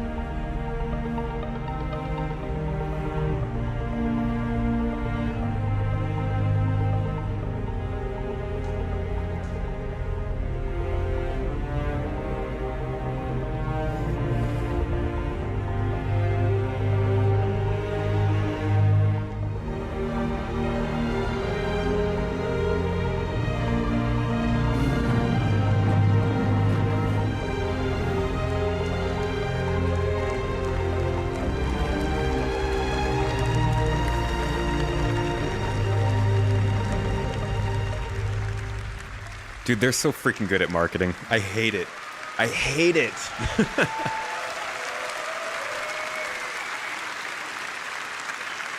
Awesome. Awesome.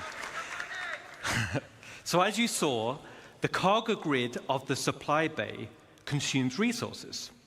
And the required resources will be substantial and will need to be topped up over time. So this means orgs will be encouraged to have efficient logistic networks to feed the supply bay. And as Rich outlined with professions, it's ideal if your org is well-rounded in terms of roles.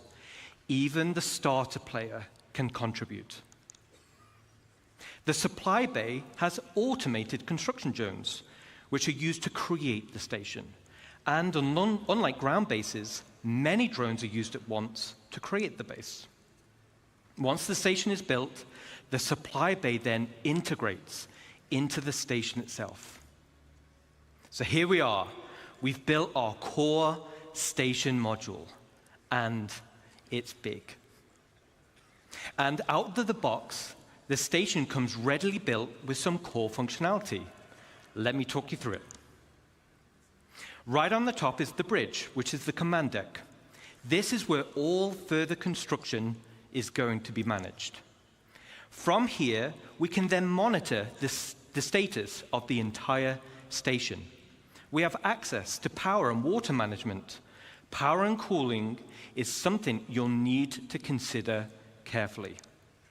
It also is an area to set permissions for who can enter particular areas, either divided by the ranks of the org itself or open to the public. And there'll be a radar station to track the activity outside the base. And the terminals to access logs of who has visited the station and see what they did. So let's jump back in game and take a stroll through our bridge. Player slavery? Or like...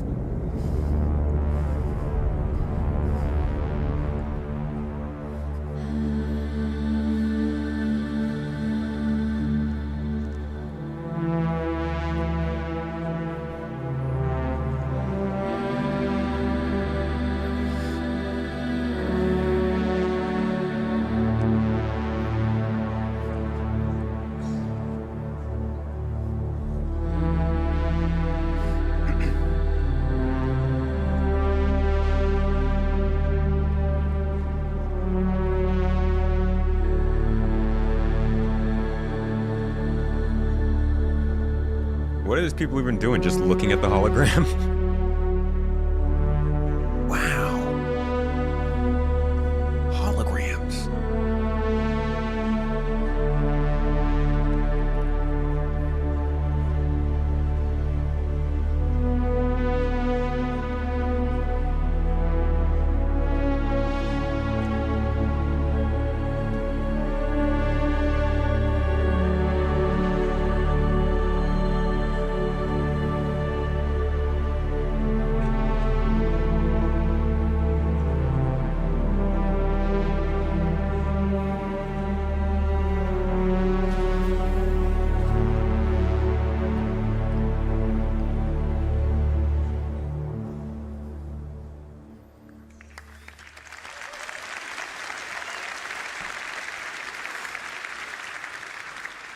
Super awesome.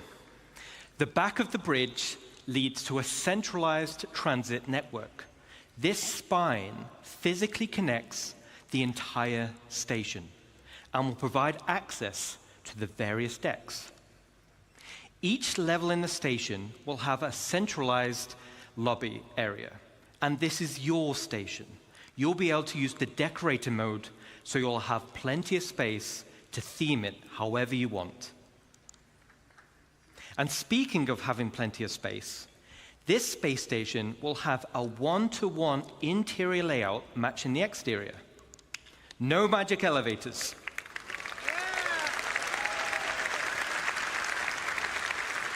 Oh no, what happened to our loading screens? So you can circumnavigate around the entire perimeter, and it's wonderful. Okay, let's jump back in.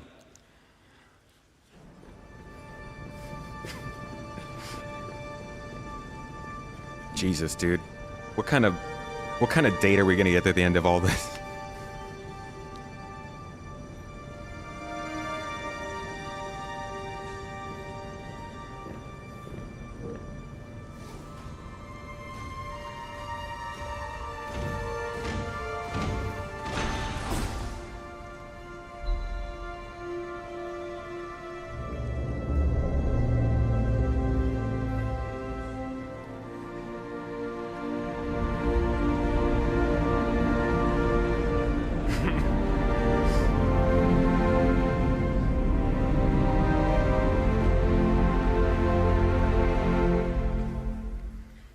All right.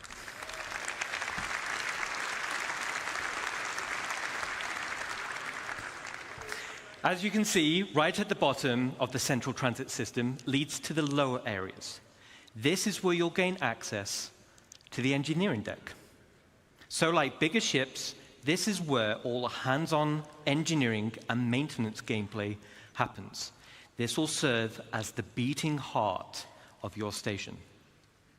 Then we have the hangar deck. And as the name implies, this is where you'll gain access to your hangar network. The base station comes with a large hangar already built, along with 2 docking collars, and also empty slots for another 2 medium hangars when needed. There will be a vast network of internal road systems, meaning you can quickly drive from one hangar to the other. No elevators needed. Okay, let's check back in.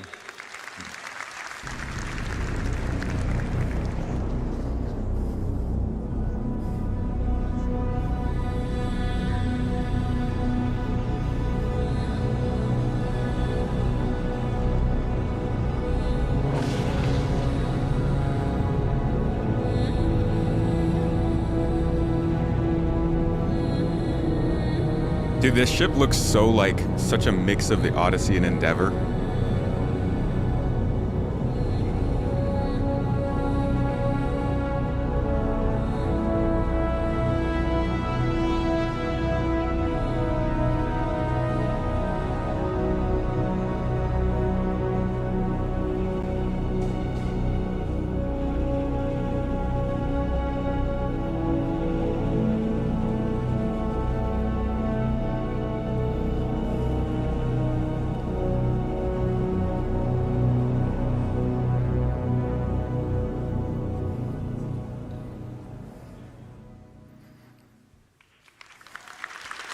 Look how many people it takes to land a spaceship. All right, so your station hangar will offer some enhanced logistics. For example, there'll be spaces for several freight elevators. And there'll be empty modules for open ship parking for vehicles and ground vehicles. And there'll be also exit points where you can simply drive out into your station. Then there'll be also an upper level for the observation deck. From the observation deck, you'll have a control room, and from here, you'll have master control over the freight elevators and the vehicle elevators. This means that even before someone has landed, their new cargo can be up into the hangar and ready to be loaded up. Now, everything we've spoken about so far is what comes with your station. Let's talk about what you can do to expand it. Just end it there, man. Just stop there and like ship As I that. mentioned before, I'm good. the station comes with a predetermined interior network of corridors and roads. And in this network, you'll find an array of bulkhead connectors. Bulkhead connectors will come in tiers 1 to 3, which drives the size of room you're able to build. In the interior build mode, this is where you start to expand the interior of your station.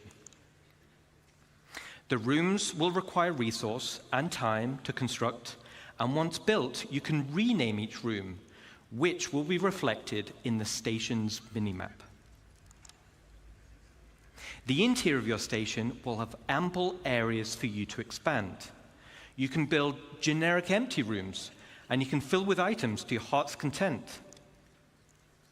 You can also build specialist rooms, where the theme and functionality is already set for you, such as mess halls or infirmaries or generator rooms. And of course, there are shops. So similar to the small shops we built around the ground base, this is on a much bigger scale. But that's just the interior. Let's talk about the exterior. On the exterior, we have minor hardpoints. These are attachment points located on the upper and lower surfaces of the station.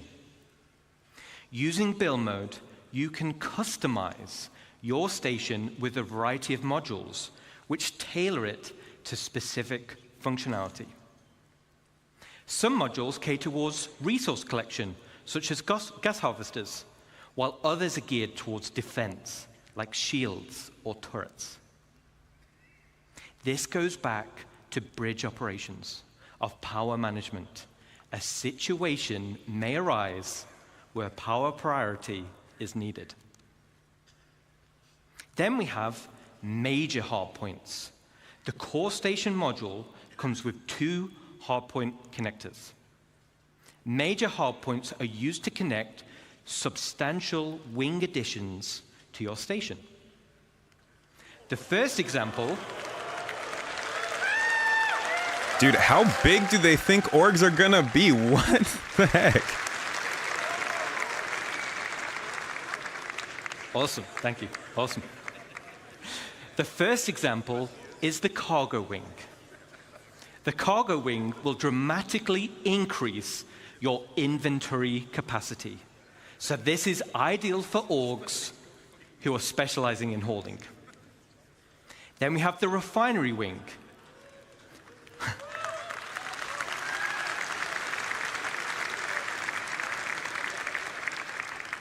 So you'll be able to refine resources on a vast scale. As it's in space, it's much more convenient than traveling to a ground base. Now, a player could buy resources. I mean, our org's big, but there's also bases and other stuff, you know? And finally, we have the hangar wing. So, all right. Also, the Endeavor no longer seems like the most difficult thing they have to deliver for this game. So, the bigger your fleet, the more hangars you'll want. There'll be a variety of hangar sizes as well as docking collars to help organize your fleet's deployment. All major hardpoint wings are connected via struts, and like the rest of the station, the struts are also internally traversable. Okay, so let's recap on the exterior expansion wings. Minor hardpoints give us options on how to collect resources or provide automated defenses for your base. Major hardpoints gives us options on how you can specialize your base. Let's jump back in game and see how our base is getting on.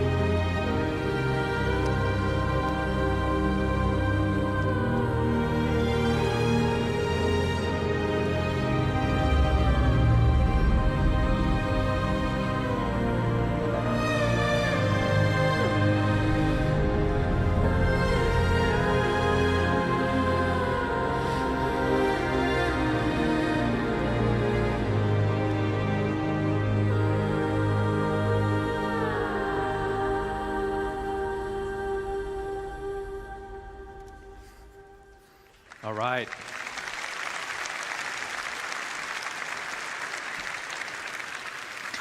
Yes, Pedro has been working with us on this as well, so thank you. Looking Pedro cool. makes great music. Customization is just as important as expansion. Similar to ground bases, you'll be able to earn tints for your station, and you'll be able to apply decals for your org logos. Y'all gonna moderate that, or?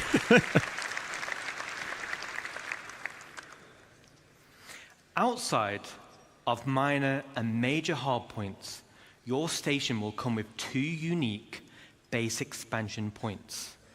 One on the top side behind the bridge, and one on the underside. The top side will be for the crow's nest. Now, all the other modules built so far have very specific functionality, but I'll admit, this is for the org members out there who want the ultimate in personal space.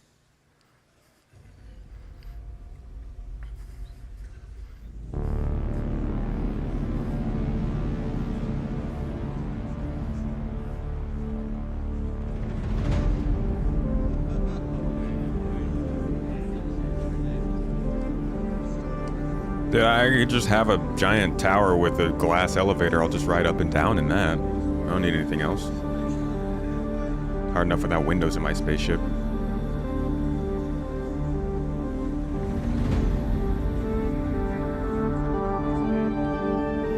That's where you grow the special tomatoes.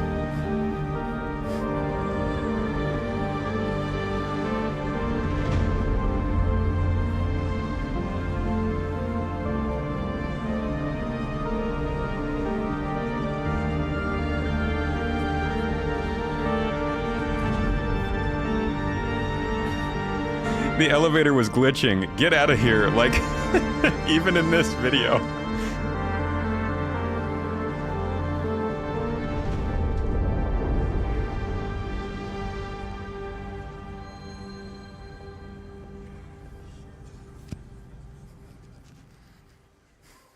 All right.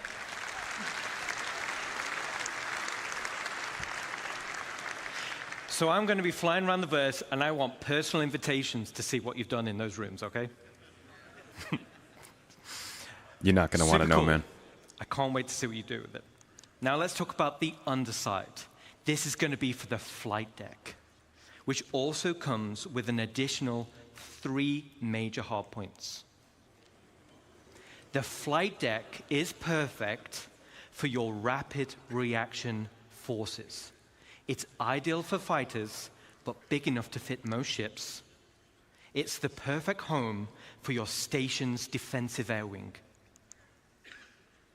And just like the hangars, there'll be an observation deck which can override freight elevators, making rearming quicker and easier during operations.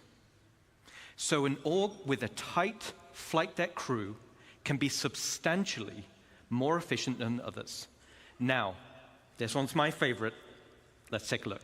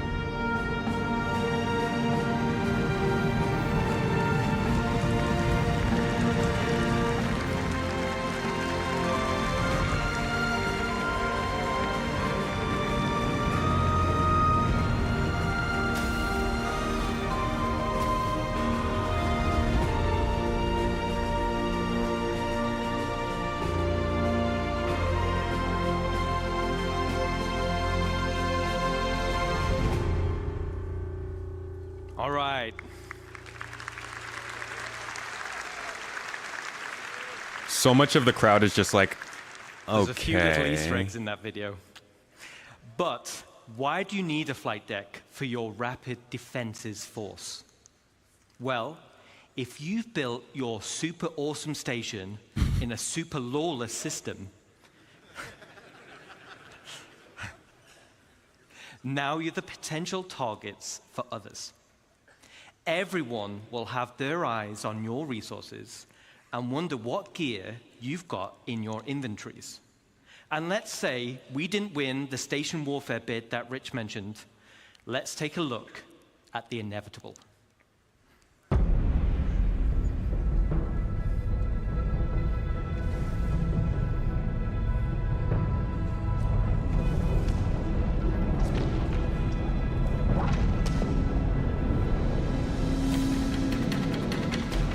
Oh, just going straight in with torpedoes, huh?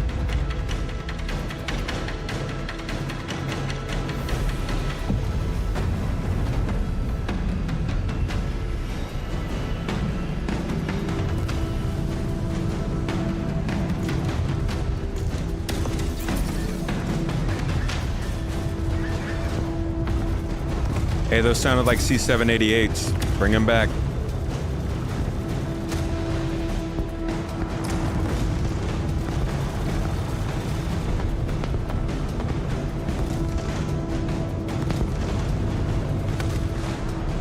Here's what I'm wondering. Who's sitting in their combat ship around a space station just waiting to fight people?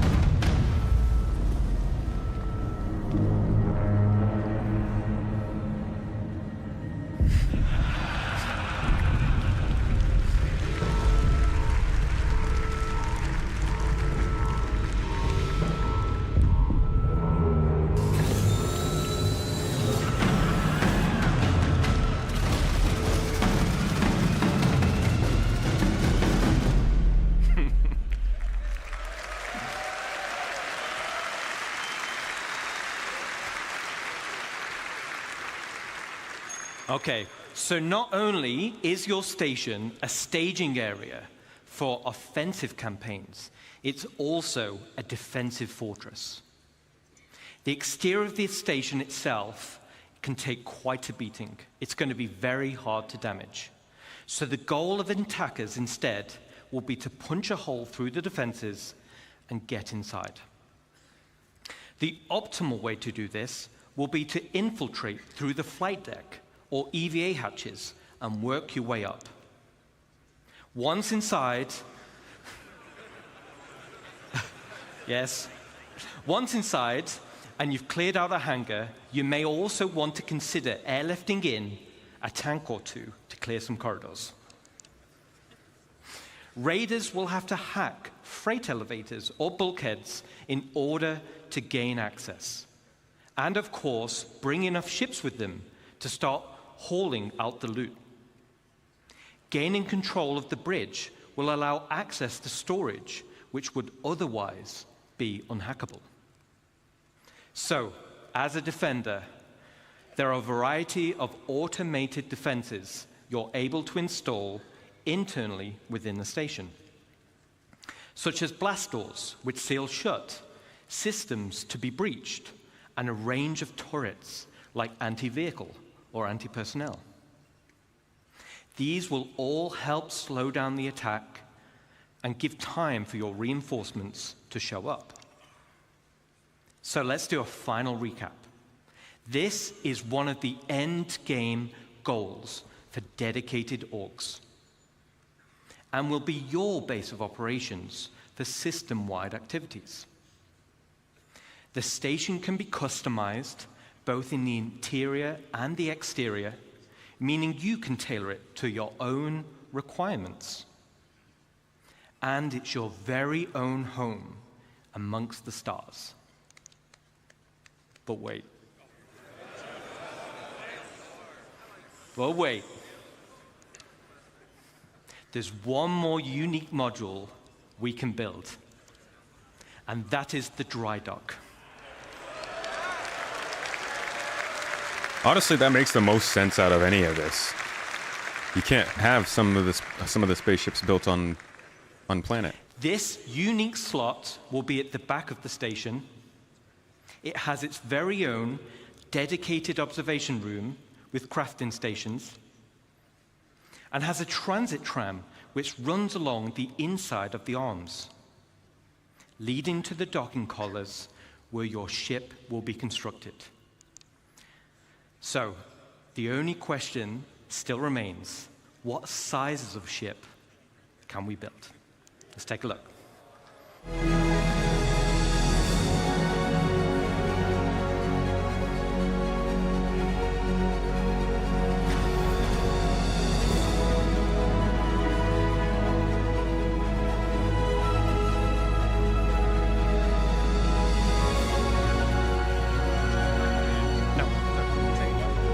I'll just watch the end of the show.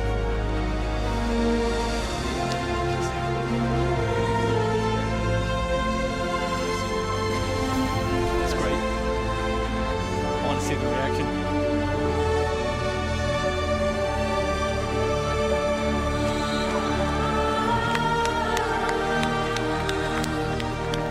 Is that a bangle?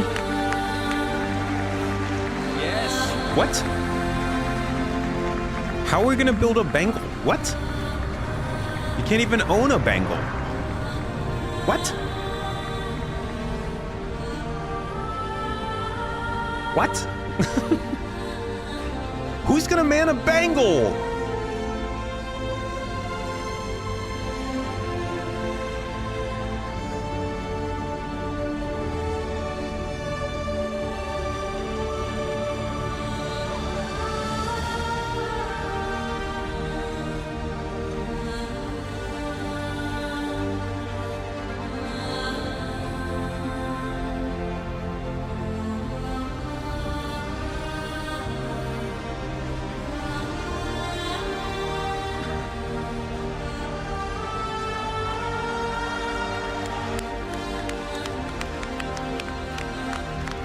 Dude, what the heck? What?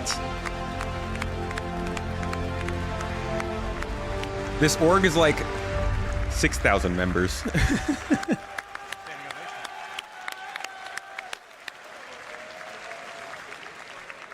So who wants a ground base anymore? Now we're talking multiple stations linking and dry docks to craft your very own capital ships. Okay, but what about Star The Sim? ultimate end goal for any org. Okay, so let's take a step back. At the beginning of this presentation, I mentioned we had 3 types of players and 1 universe. And hopefully you can see we have purposeful gameplay catering to each type of player. But that wasn't the only goal. It was to build a game that connected all 3 together cohesively. And this is where you come in. The community, the lifeblood of Star Citizen. Whether you're a PvE player delving for unique crafting blueprints, a non-combat player mining for high-quality resources or building a base with your friends, or a PvP player fighting for your org in station warfare to protect your base, each one of you supports each other. You need the blueprints to craft, you need the resources to make them, and you need the equipment and protection to be safe. This is what Star Citizen is. It's a universe that caters to all players. Now, I could probably go on for another 10 hours deep diving. Yeah, into dude, each logging system. off, death, bed logging. There's other details we need with the actual game here. But I do Jared out of a job, and he needs future ISCs and SC Lives and CitizenCons. Today was to reaffirm what type of game we are making. And I hope you continue to come with us on this journey as we march towards Star Citizen 1.0. Thank you, CitizenCon, and can we welcome Chris Roberts? No? No? The camera's like, Jared? There's some details Okay. missing in that panel. So Chris is not ready yet. Stall.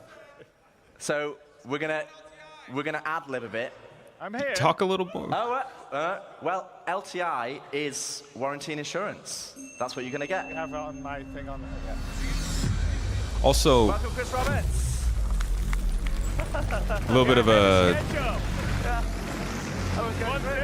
I don't know. little bit of a time. I guess maybe Chris is gonna give us something on time. Then they're going to scroll it. Thanks, Rich. Rich, Dave, and Ian. I hope you guys and girls loved what you saw there. It's having a definitive line in the sand is incredibly empowering for the whole team, and I think for all of you guys in the community. As I said in introducing the presentation, we will never stop growing Star Citizen, even past 1.0. And part of what makes Star Citizen so special is the symbiotic relationship between you guys, the community, and us, the developers. How y'all gonna make money to I pay know I for can it? be accused of feature creep. Tell me about the You only monetization. need to look at Spectrum, Reddit, and Discord to see countless great ideas and suggestions that come from people playing a live alpha and seeing areas that the game can grow and improve. And often we take these on board because they will make the game better. And in some ways, while you could say Star Citizen is a Chris Roberts game, I would say it's all our game. The developers, the community, building the game, we're all building this dream game together. And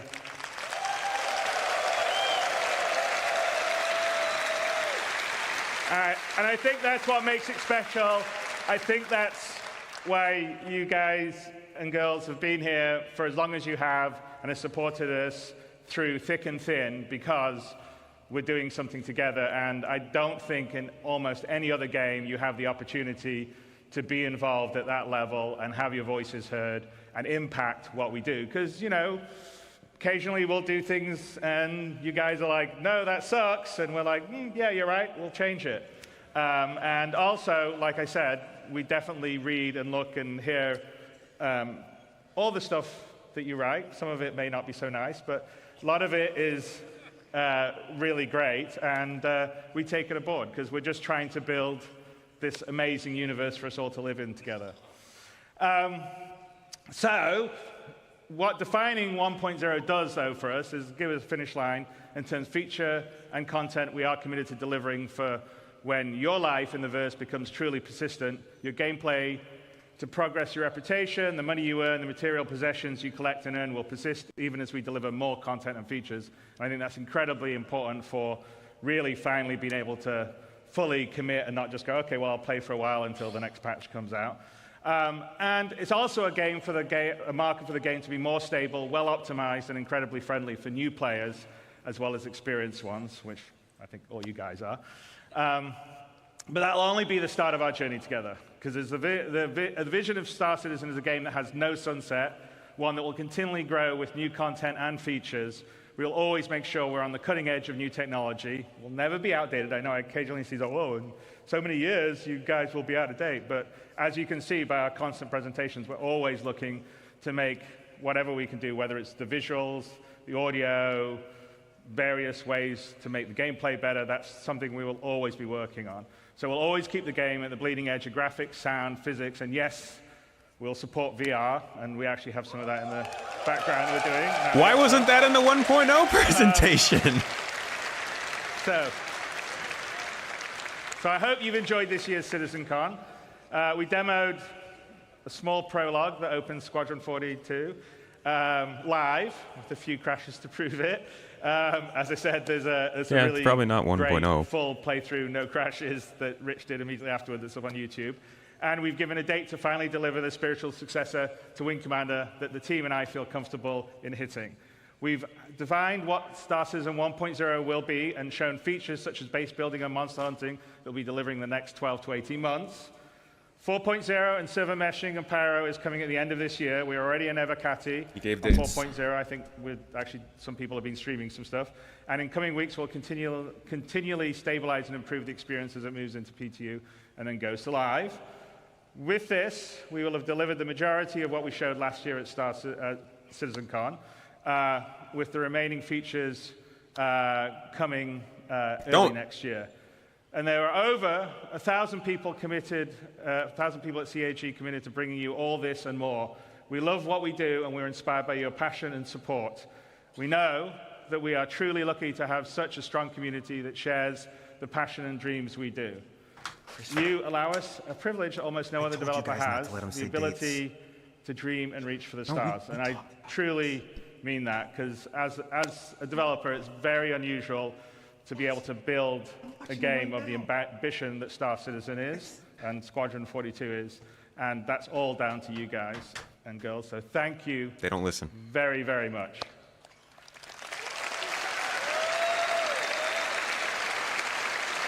They don't listen, man. He said a date. He said multiple dates. The only date we want is 1.0, to be honest. And then over this past year, an incredibly passionate group of people have worked behind the scenes to bring this weekend's event to life. And I want to take a moment to thank Leah and Ed, Tyler, Jared, Kat, and so many others have poured their hearts into making this weekend special for all of you. And a huge thanks goes out to our presenters and teams supporting them, whether they're here with us today or watching from one of our other studios around the world. In the words of Admiral Bishop, I'm proud to stand with our teams and everyone that put this show together. And all of the CAG Bishop staff say that? working on the show floor, your hard work ensures everything runs smooth and keeps the energy alive throughout the event. And finally, a heartfelt thanks to the community members who volunteered their time to run this year's show. None of this would be possible without their dedication and support. I thank all of you very, very much.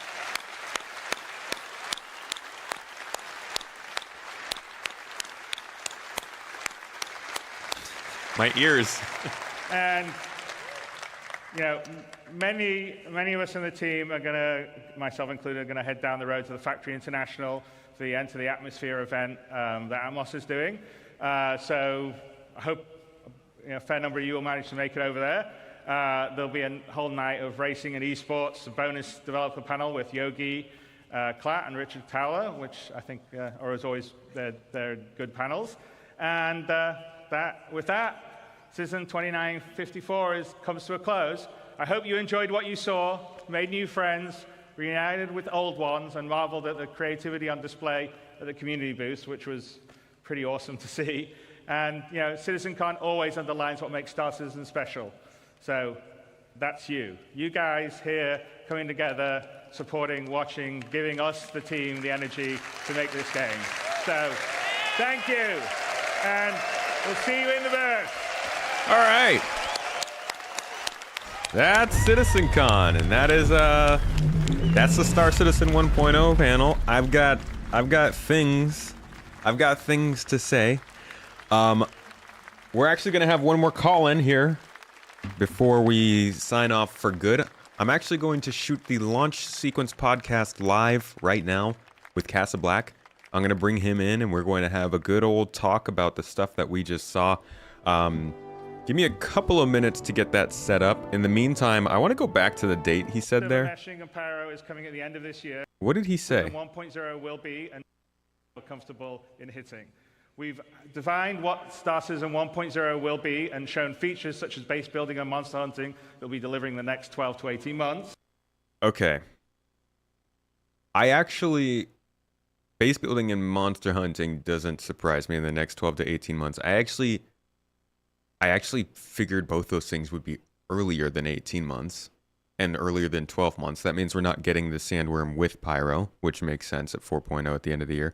But it does confirm 4.0 and server meshing and Pyro is coming at the end of this year. We already. So there are certain things that will or will not come with Pyro, and we can talk about that more.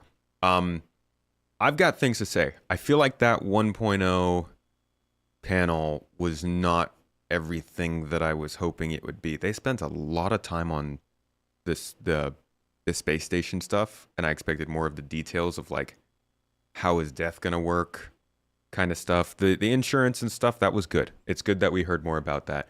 But like I said, we'll get into more detail about that here shortly. Let me turn on my VPN so I can actually connect to Discord, and we're gonna get Casa Black in here to talk a little bit more about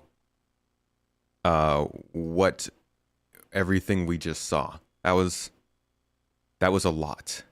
In the meantime, I'm going to let you guys listen to the sort of detailed versions of the game loop and stuff, because I think that was the most interesting part of all of that. I'm going to go to the bathroom. Okay. I'm going to get myself a drink of water, and then I'm going to get Casa Black into a room so that we can, like, First up, we'll have 3 tiers of insurance. Reflect. Being chassis insurance.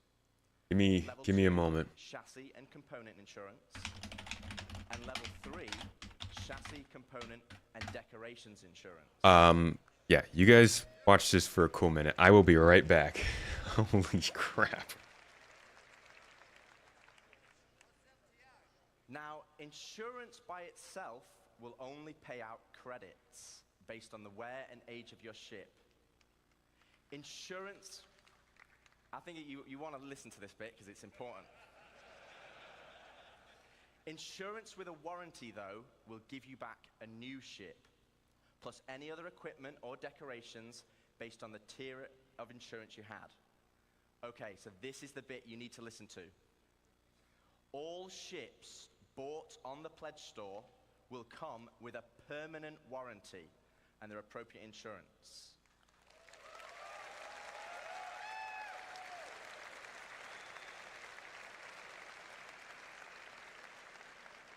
This means you will always get your ships back if they're attributed to your account. Other ships, on the other hand, will require a transferable warranty, and these are rare. You'll be able to earn transferable warranties in-game, such as by completing the main story, as an example, and apply them to any of the ships you own. but there will be a cooldown for transferring it between ships, so choose wisely. Now, what about claim timers? It's another fun topic. And getting your ship back without a claim. Well, we want claim timers to be proportional to the crafting timers. This means it's more beneficial for you to go back and get your original ship. For this, we're going to be introducing a shuttle ship, just like a courtesy car.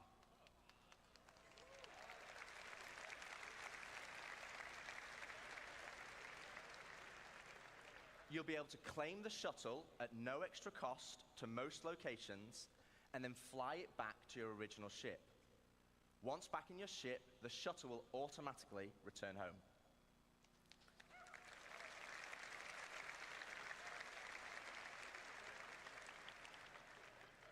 If your ship has been legitimately lost, though, then you'll need to claim it back.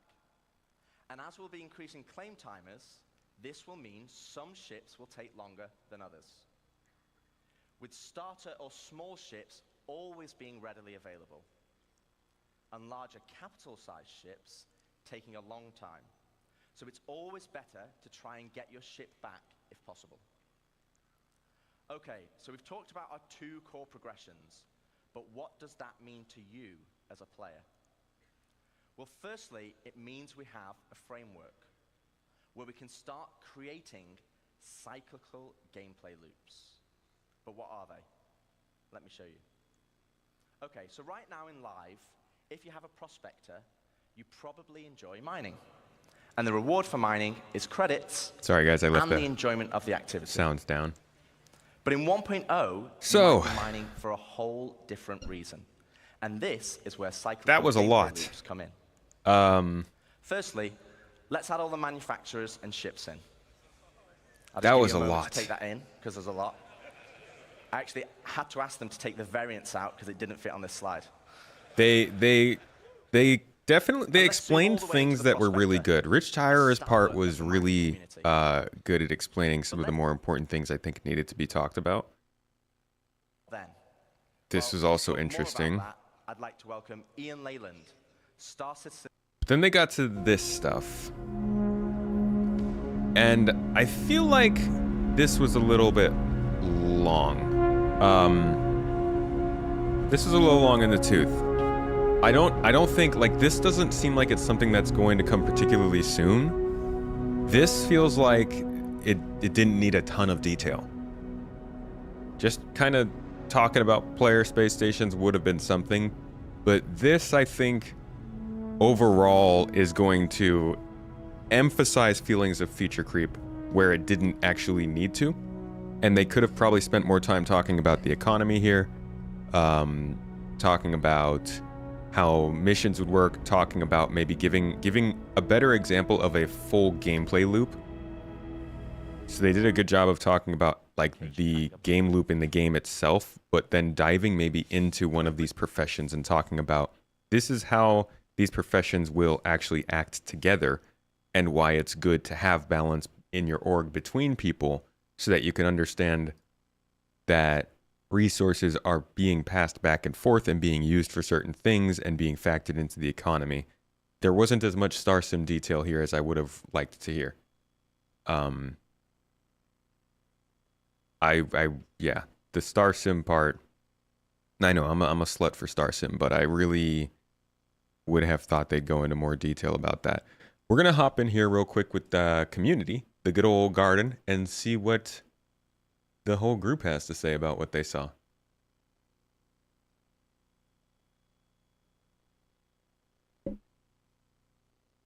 It's about features for 1.0. What do you want? I want the features for 1.0. I think that, like, they didn't really talk about the economy. I assume that's going to be 1.0.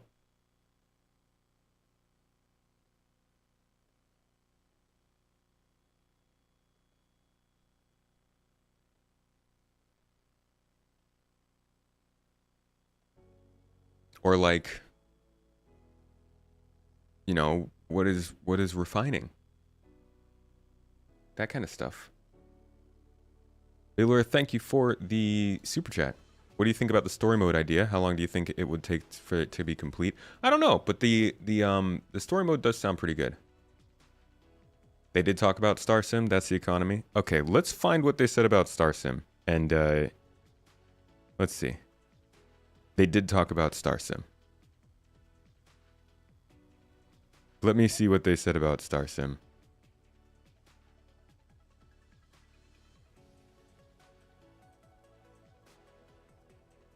Because I don't want to get this response every single time I say I wanted to hear about economy. So let's hear what they said about economy here, yeah? If they talked about it. Progression in the game. The economy. So, as we've discussed before, we'll be implementing a Star Sim-powered dynamic economy that will automatically adjust the in-game prices based on player activity.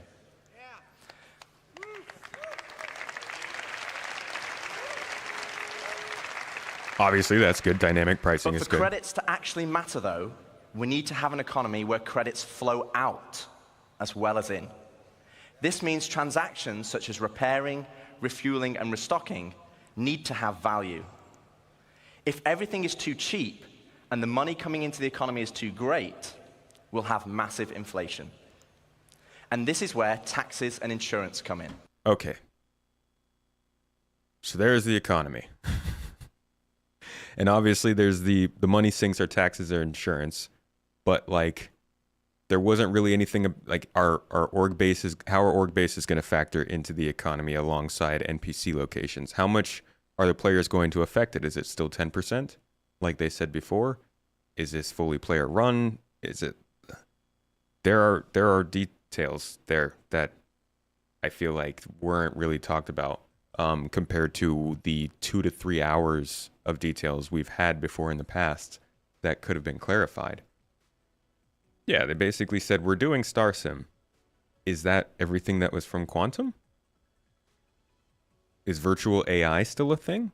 Are AI still going to have some form of memory from the people that they meet? Will they still pass between subsumption AI and virtual AI and be spawned in based on things that have already been done? They said that AI will eventually be able to become mission givers over time based on what they've experienced throughout the simulation. Like, these are things that I was really hoping they'd talk about when it comes to the Star Sim. But really they just said Star Sim is still there.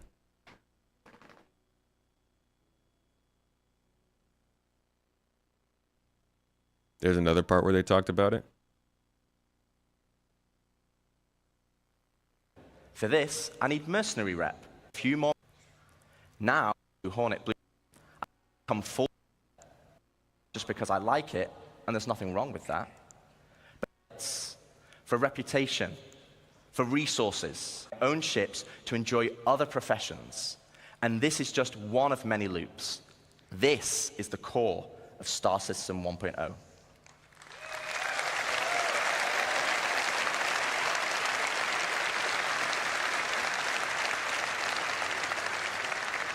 If they said it's there, why would you think it's different until they say it? That's why I want them to say it. Like, I think we keep running into this thing of assume everything is still happening unless they say it's not. And that's a dangerous game to play in a game where we've seen things that have been said and then not really shown up or been clarified on when they're showing up. Where is the briefing room episode 2 for Squadron 42? Should I assume it's still happening since they said specifically that it's not? Or do we assume it's not happening? Guys, there are so many documents that describe this game, and I didn't expect them to go through all of those during this presentation for sure. But I did kind of expect more of a summary of the game overall, and I feel like we got some really good information when it comes to the insurance and the warranties and this kind of stuff. But then it transitioned a lot more into org play, and didn't quite touch as much on some of the more specifics when it comes to kind of how these game loops will work. I don't think they talked about Death of a Spaceman in the context of perma character loss. I don't think they talked about how cities, I mean, I guess they talked a little bit about the municipal works and the city centers, but a lot of people still don't really understand the idea that you can log on and off everywhere you want. They didn't really clarify on that. They didn't really clarify a ton on, how do I reverse? They didn't clarify a ton on what's happening with bed logging. They did mention that earlier this year, but I thought that they would mention that more here.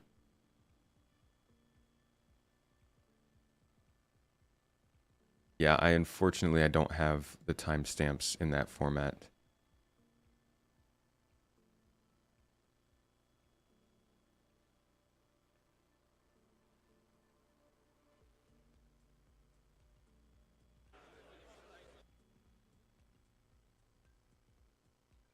See, 333.44. In hand and some excess credits, I can now purchase a small plot of land on Stanton and build my fabrication hangar. Step 1, complete. Now I need to grab the Mark II Hornet blueprint.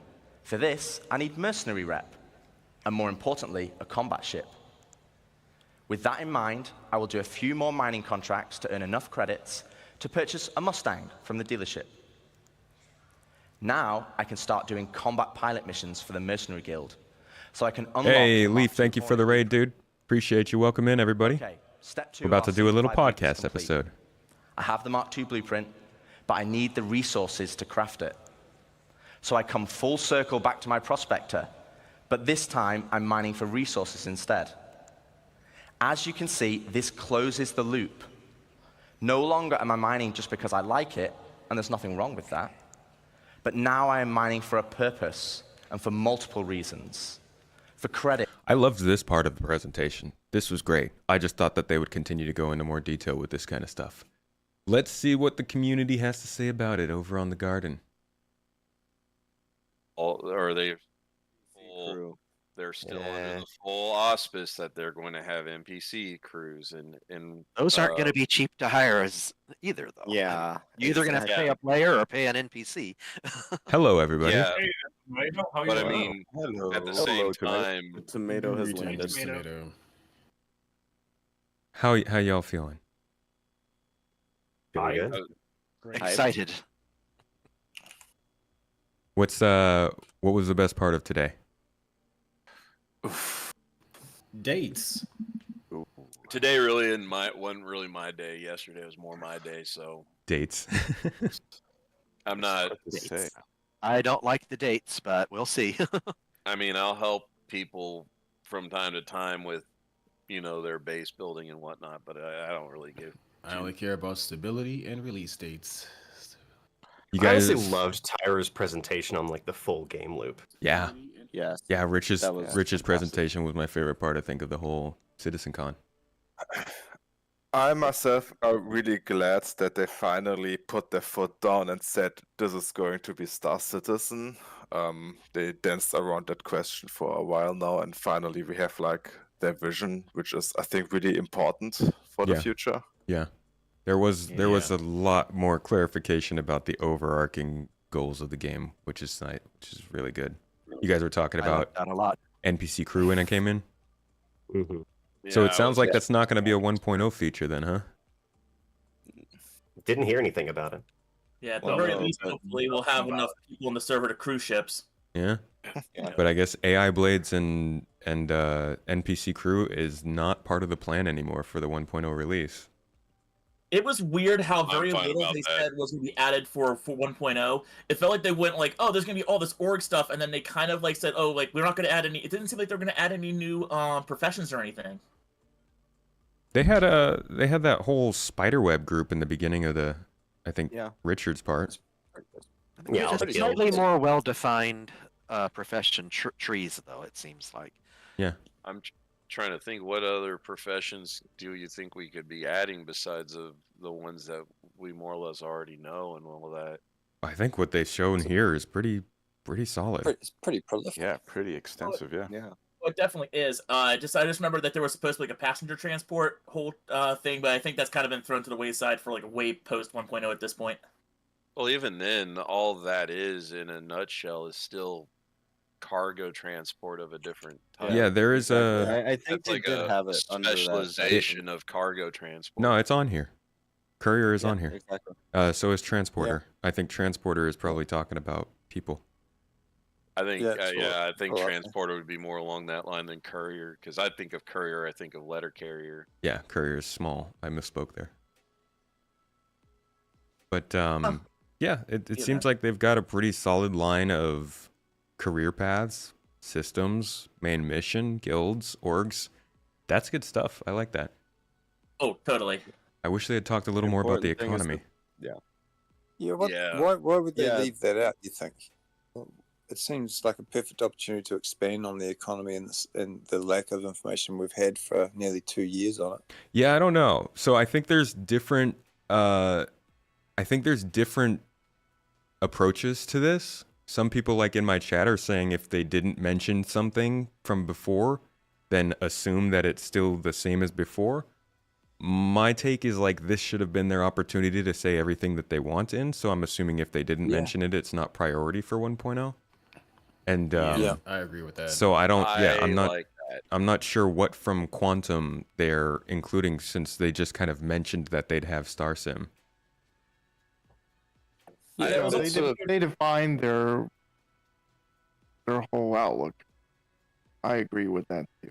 Where they're just gonna do what they say and hold course on that. I mean, I don't think there would have been a single person at that event that would have been upset if he'd talked for another 2 hours if it went through and explained everything. Yeah. It made me scratch my head when they said Star Sim, because I know like there are some people who are not necessarily happy with the word quantum for the sim, but it makes me as soon as I heard that, I was like, so is Star Sim going to be different, or is it just a renaming of quantum? Yeah, 'Cause, especially since we haven't seen Tony Z in forever in a day. They've been saying this year that it's going to be the renaming of Quantum, but again, I'm surprised that they didn't put it like directly into this, because this is like, this video, in my opinion, should be something you can just send to somebody and be like, here's what Star Citizen's going to be. And there's some context that you'll miss if you send somebody this without also sending them ISCs and some design documents and some other stuff on top of it.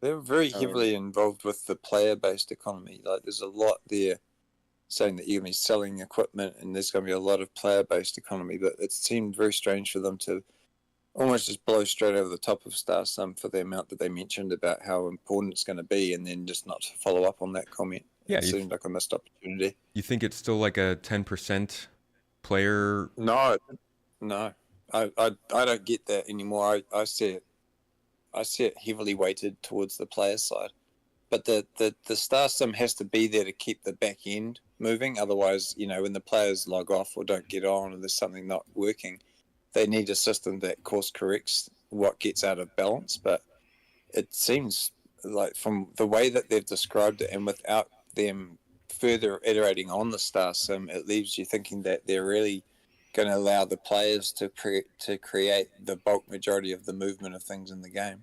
Yeah, I would say that seems true. If people watch this, they're going to assume this is mainly a player-controlled economy. Well, definitely if they keep it to 5 systems as well initially, you're going to have a more a higher chance of having player density versus what I've worried about before, where you start to get this wide universe that's an inch deep, and you're going to have a lot of NPCs, or else it's going to feel dead. Yeah. All depends on how many systems they have at start and how well they can get the server mesh tech working. Yep. Well, yeah. We will see. But like that's the 2000. If we just assume it's the 2000 at this point, which we'll just. I'm starting somewhere. They didn't actually talk about dynamic server meshing. No, they blew straight past at it. all. Oh, that's true.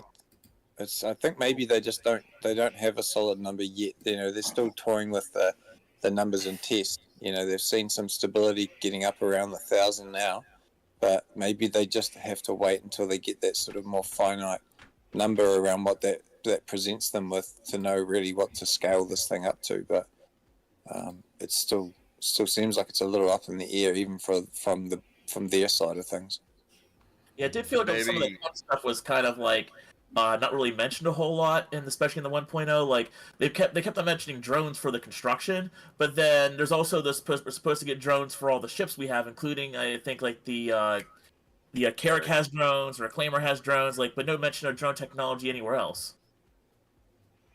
Yeah. They've already sold those ships. The new ships that they're selling that have all the cool bells and whistles on get people more engaged with the purchase. And I was really surprised how fast some of these ships are going to arrive in game. Like that Misk series, the 3 ships just arriving at IAE. They've obviously got them pretty much near finished now. Yep. That seems amazingly quick. No, the only one that isn't is the build at the moment. It's the attack and the max. Yeah. What I find really interesting, what they mentioned, and I think this went under some people's radars, is that they mentioned instancing for large battles. But I think this could be some sort of a stopgap until they figure out the dynamic meshing, so that you have like the base static meshing for like the base system, but when you have a big event, like for example Siege of Arison, then they get everyone in an instance, which I think should be much more manageable for the servers.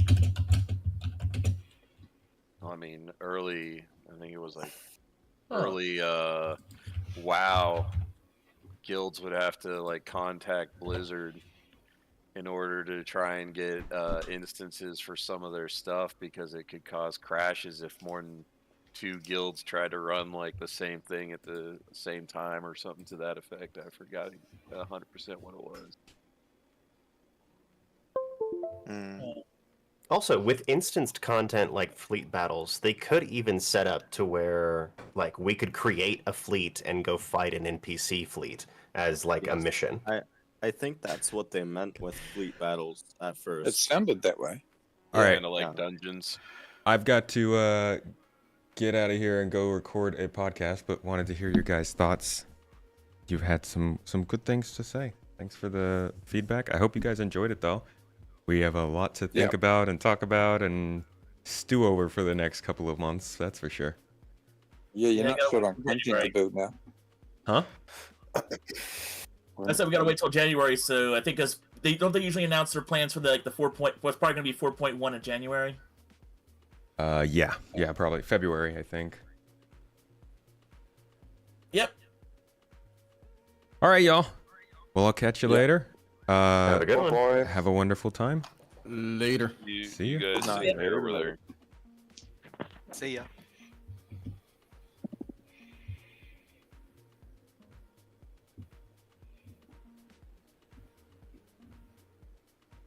Why can I still...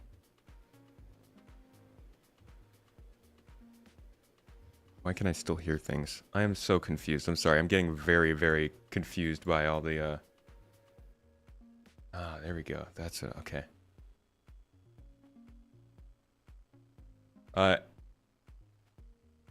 Just getting this all set up, folks.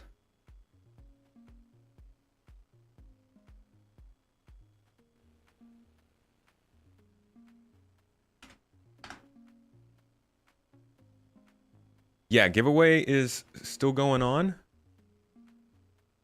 YouTube, yeah. The audio should be just me. Or you guys couldn't hear Discord there?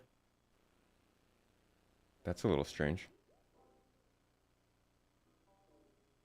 Hello, Castra. Hey, how's it going? Good.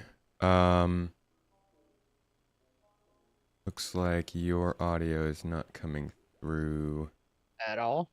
No, you're good on your end. It's just coming through on the wrong channel here.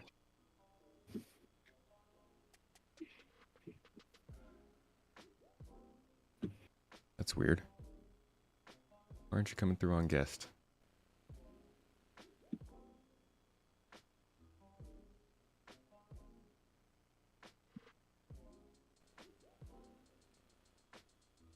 Discord, what you doing? Discord foolishness.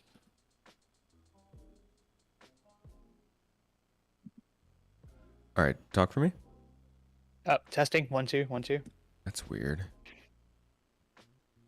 Why in the world is it coming through there?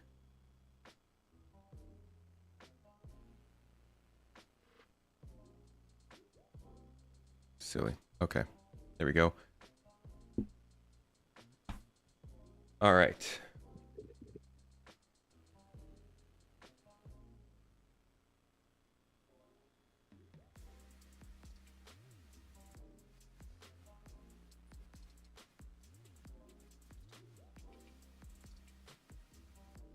Okay. One more test for me, please. Testing. 1 2. Cool. Thank you. Mm-hmm.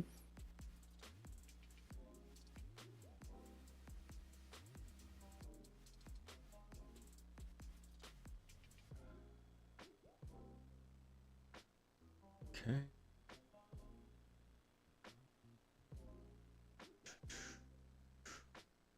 You ready for a whole freaking a whole chat, dude? This is gonna be there's a lot to go through here. Quite a bit. Let me see. So, real quick before we get started, some housekeeping. Mrs. Tomato was just talking about the giveaway. Giveaways are live for a little longer. Always wondered why you don't feature your guest social media at the top. This is static, so I can't change this. That's just part of the video. The background of the podcast is a video. It's not like a thing that I just... Where is that video anyways? Yeah, so it's not really a way to do that. But their name, you can find their name based on what's posted down here.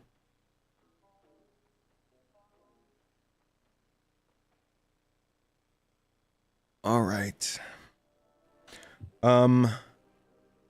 Today we will be talking about CitizenCon, of course. Nah, I was thinking maybe we could just talk about like some of the drama going on with 4.0, you know, it's fresh information, of course. No, today we're going to talk about CitizenCon and all of the stuff that we just learned about it.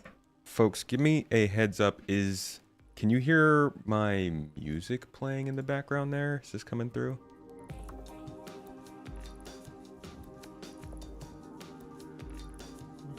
Okay. Looks like that is coming through. Let me go ahead and change that out.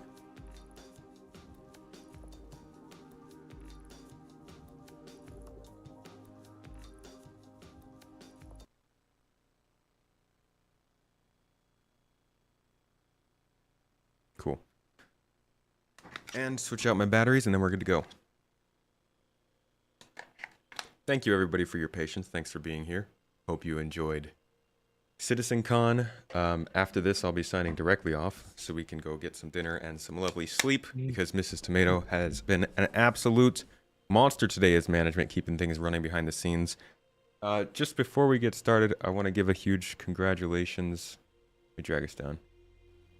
I want to give a huge congratulations to the winner of our bingo game. It was good fun. We're going to do it every year, I think, with CitizenCon. It's good times. I got close. I got closer than I thought I would at the beginning of today. Everything that I guessed was on there except for no dates. You didn't actually say it. And what is this? Scanning update. So I almost got it. They mentioned Terra. I thought I was going to lose it based on that, but somebody got it as soon as they mentioned the MISC ship. They immediately got bingo. Nice. So winners of a new M50. All right. Let's get started. Let me make sure one last time that this is actually recording everything because I'm not doing a sound check by default. 1 through 5. And dang it. 1 through 5. Cool. Okay.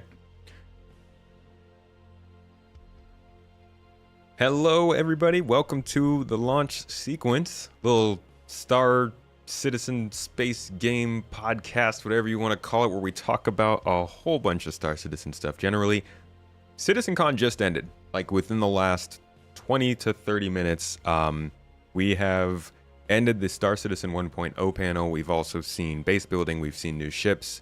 We've seen org tools and planet tech and Starware and Squadron 42, just a whole bunch of things that we could rattle through for the next approximately 40 seconds, but instead we're going to spread it out over an hour and talk about more of the details. With me today is Castra, well-known roadmap watcher and an encyclopedia of what's being worked on in Star Citizen, and I'm actually really interested to hear what you have been following with Star Citizen that maybe did or did not get mentioned throughout this convention. But just to kick things off, first, please let the folks know what kind of content you make and where they can find it.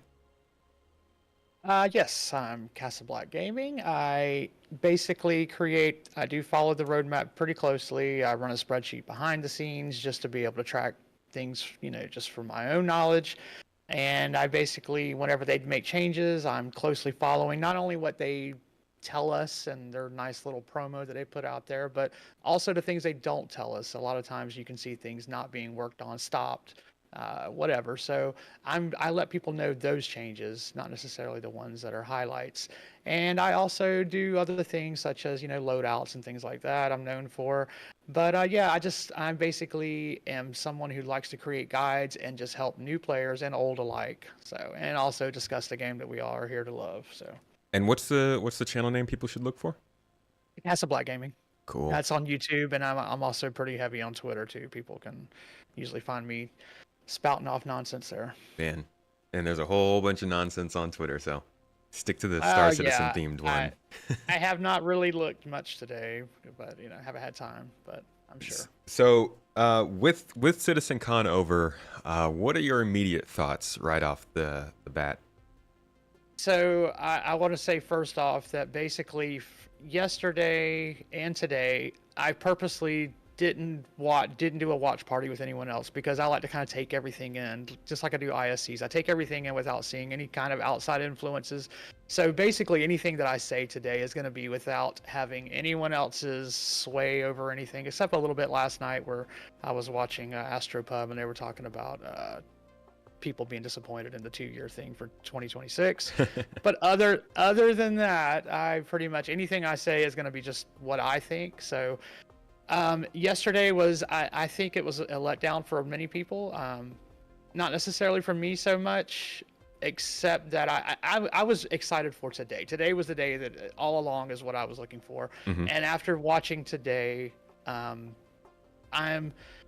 it's one of those things where you just seen so many good things, and I really haven't processed everything everything I've seen. I've basically am still, usually I'll go talk to my wife about it afterward. She didn't watch this morning because she was still asleep. It was pretty early, but so I'll talk to her and I'll probably form some better opinions and gauge what she thinks as well. But I haven't got to do that yet. So right now I'm kind of super positive about things, even though I know the things that we've seen are not going to be, we're not going to see those things for who knows how long. Yeah. But I'm pleasantly surprised about some things. I like you, I thought we would hear about a few other things.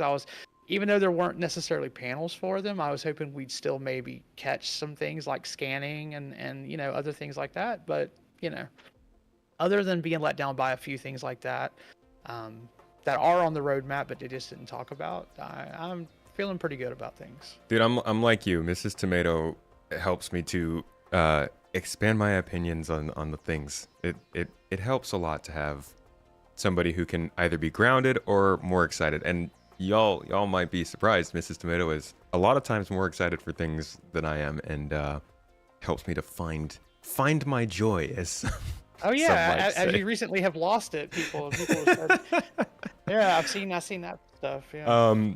So where would you put this CitizenCon compared to some of the others you've seen? Calling out specific years. Last year, I don't know. I felt like last year I walked away from that one feeling like there was they were on the ball with the things that they talked about, and we were going to see those things. And for the majority of it, we have. In the last year, we've seen so much come out. This time, especially yesterday, they didn't give any dates. The only thing Jared said today was that we would see, I guess, crafting or base building or both in the next year. So that gives me some hope there. But the lack of dates this year has kind of like really thrown me, even if the dates are kind of BS sometimes. Last year felt better. The year before that one, I think that was my first. I think this is my third one now. So the year before that one was the last one they kind of did. I guess the lockdown CitizenCon, and that one was kind of boring and a lot, but you know. So yeah, I did like this one. Just I felt like last year was just a little bit more direct, you know. So you would say even if there are even if there are dates and you know they're not going to be specifically accurate, it still gives a little bit of a better feel? Or yeah, because I mean, in the stuff they showed off last year, a lot of it really looked done. Some of the stuff this year didn't necessarily look done. You could tell a lot of it was mock-up. Yeah. So that can be a problem too. And that you can't. People get excited about mock-ups, and I've tried to not, because they're getting really good with mock-ups. I will say that. Yeah, that's a good first thing. So instead of diving into a specific panel, let's talk about the things that they showed and how they showed them. Some stuff was shown in slides, some was concept, some was screenshots, some of it was like cinematics. And then there was this interesting style that we saw a lot that was gray box, but it was very pretty gray box. And it was like almost like a mocked up sort of marketing gray box. What do you take from that? Do you think that it's still at the same stage you would expect for gray box? Or do you think it was made to look a little bit better just for the videos? I mean, I've learned that I've you know, through the ships and the process with those, I've learned that gray box isn't necessarily, there's still months left, possibly. I mean, you know, 6 months even, maybe even a year. So, and like I said, their stuff's getting really good with what they're showing. I mean, we saw that with the last year's ISCs. The last few months, we've seen some really good mock-ups of things. And so, I mean, it's really hard to trust that. They kind of told on themselves too with the presentation yesterday, because they were when they showed the sandworm, they initially showed like kind of that gray box look, and then they jumped into live. They showed a live thing of it, and you could tell the difference.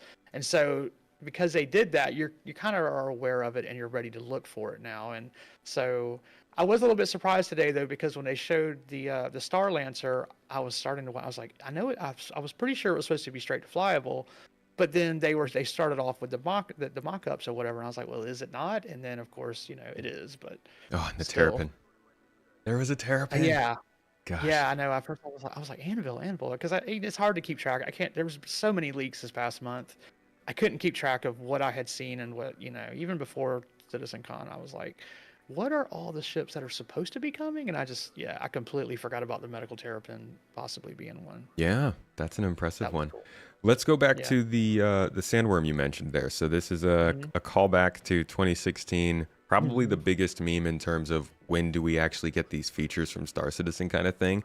And I feel like almost a point of pride for them to come in and try and finally tackle. But like you said, there were some discrepancies with how it was shown. And even though they showed a video of it in gameplay on Pyro, on Monox, I believe it was, Chris also then at the end of the show said, base building and monster hunting coming within 12 to 18 months. So clearly there's not the confidence that this sort of monster hunting stuff is anywhere near ready. Right. What do you take of that?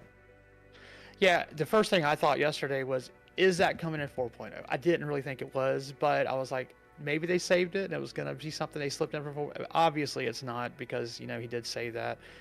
I mean, kind of a letdown that they actually showed it like it was almost in a ready state. I mean, they showed like almost a complete fight with it. Not necessarily, it's probably sped up, but they still showed the rewards. They showed how it was taken down. They showed the, you know, basically the start of it, the finish of it. So it made you think that it's like a really done thing. And then once again, I think it's one of these things that it builds up the hype. And, you know, a lot of people are kind of tired of that build up, and then we have to wait another year. So I don't know if it's really going to be another year to 18 months. That's going to be kind of rough for people. Yeah. This was, day one was, I think, a rather concept heavy day. Not in the sense that it was concept images, but rather that it was a lot of talk about design and where things were going rather than showing things in the game. Day 2 felt just hype the whole time, from the base building to the ships we got to, again, then the Star Citizen 1.0 talk. And you said today was kind of what you were most excited about. Were you expecting the Star Citizen 1.0 talk to go the way it did? And the big question, the one that everybody's going to be asking themselves for the next God knows how many years, when do you think we would get Star Citizen 1.0 based on what they showed? I mean, based on what they showed, it looks like it's going to be like 5 to 7 years. I mean, honestly, it's crazy. So, I mean, as far as like what we saw and what I was expecting with 1.0, I'm not let down. I thought I was going to be maybe let down, or I was kind of bracing for the worst. I like that they tackled what they consider their pillars of the, of the game, PvP, PvE, and I forgot the third one. Well, fourth is community, I know, but non-combative, I guess. Oh yeah, non-combat, yeah. So, I mean, I'm happy that they were definitely reaching out to all of the different branches. The PvE part of it was probably the weakest because they really went through PvP like quite a bit. The PvE portion of it was, I don't know, it didn't feel like it was as strong as the others. I mean people count PvE as, I guess, can also be considered like mining and things like that, but they seem to be lumping that into non-combat specifically. So, but I guess there's kind of an overlap there. And they did mention overlap between all of them anyway. So, but I was happy that they did that, but they just showed so many things that are not done yet. One of the things I was thinking was at 1.0, I could see them releasing it without a super emphasis on, if it was even in game, on, like scientific and exploration and things like that. And they still talked about it here like it was going to be a guild that should be part of 1.0. Yeah. None of that's in game yet. A lot of that's going to be waiting on the Planet Tech that we saw yesterday as well. So I guess it's just all a matter of getting those things in. It's going to be interesting to see the prioritization. I don't think a lot of those things are going to be hit on until after Squadron releases in 2026. I think that's going to be when the big push happens for this. So that's at least 2027, 2028. So you're looking at 4 to 5 years, I think. That's hefty. And do you feel like you got a proper idea of what Star Citizen 1.0 is from that panel? I do. I mean, it was pretty impressive as far as like what they want to organize. Again, I think that a lot of that is hard to hit in a 4 or 5 year time frame because there was just so much. I'd still need to go back and look at that overall graphic they showed. What had all the that was just craziness. Everything that's on there, considering we don't have most of those guilds in the game yet or anything like that.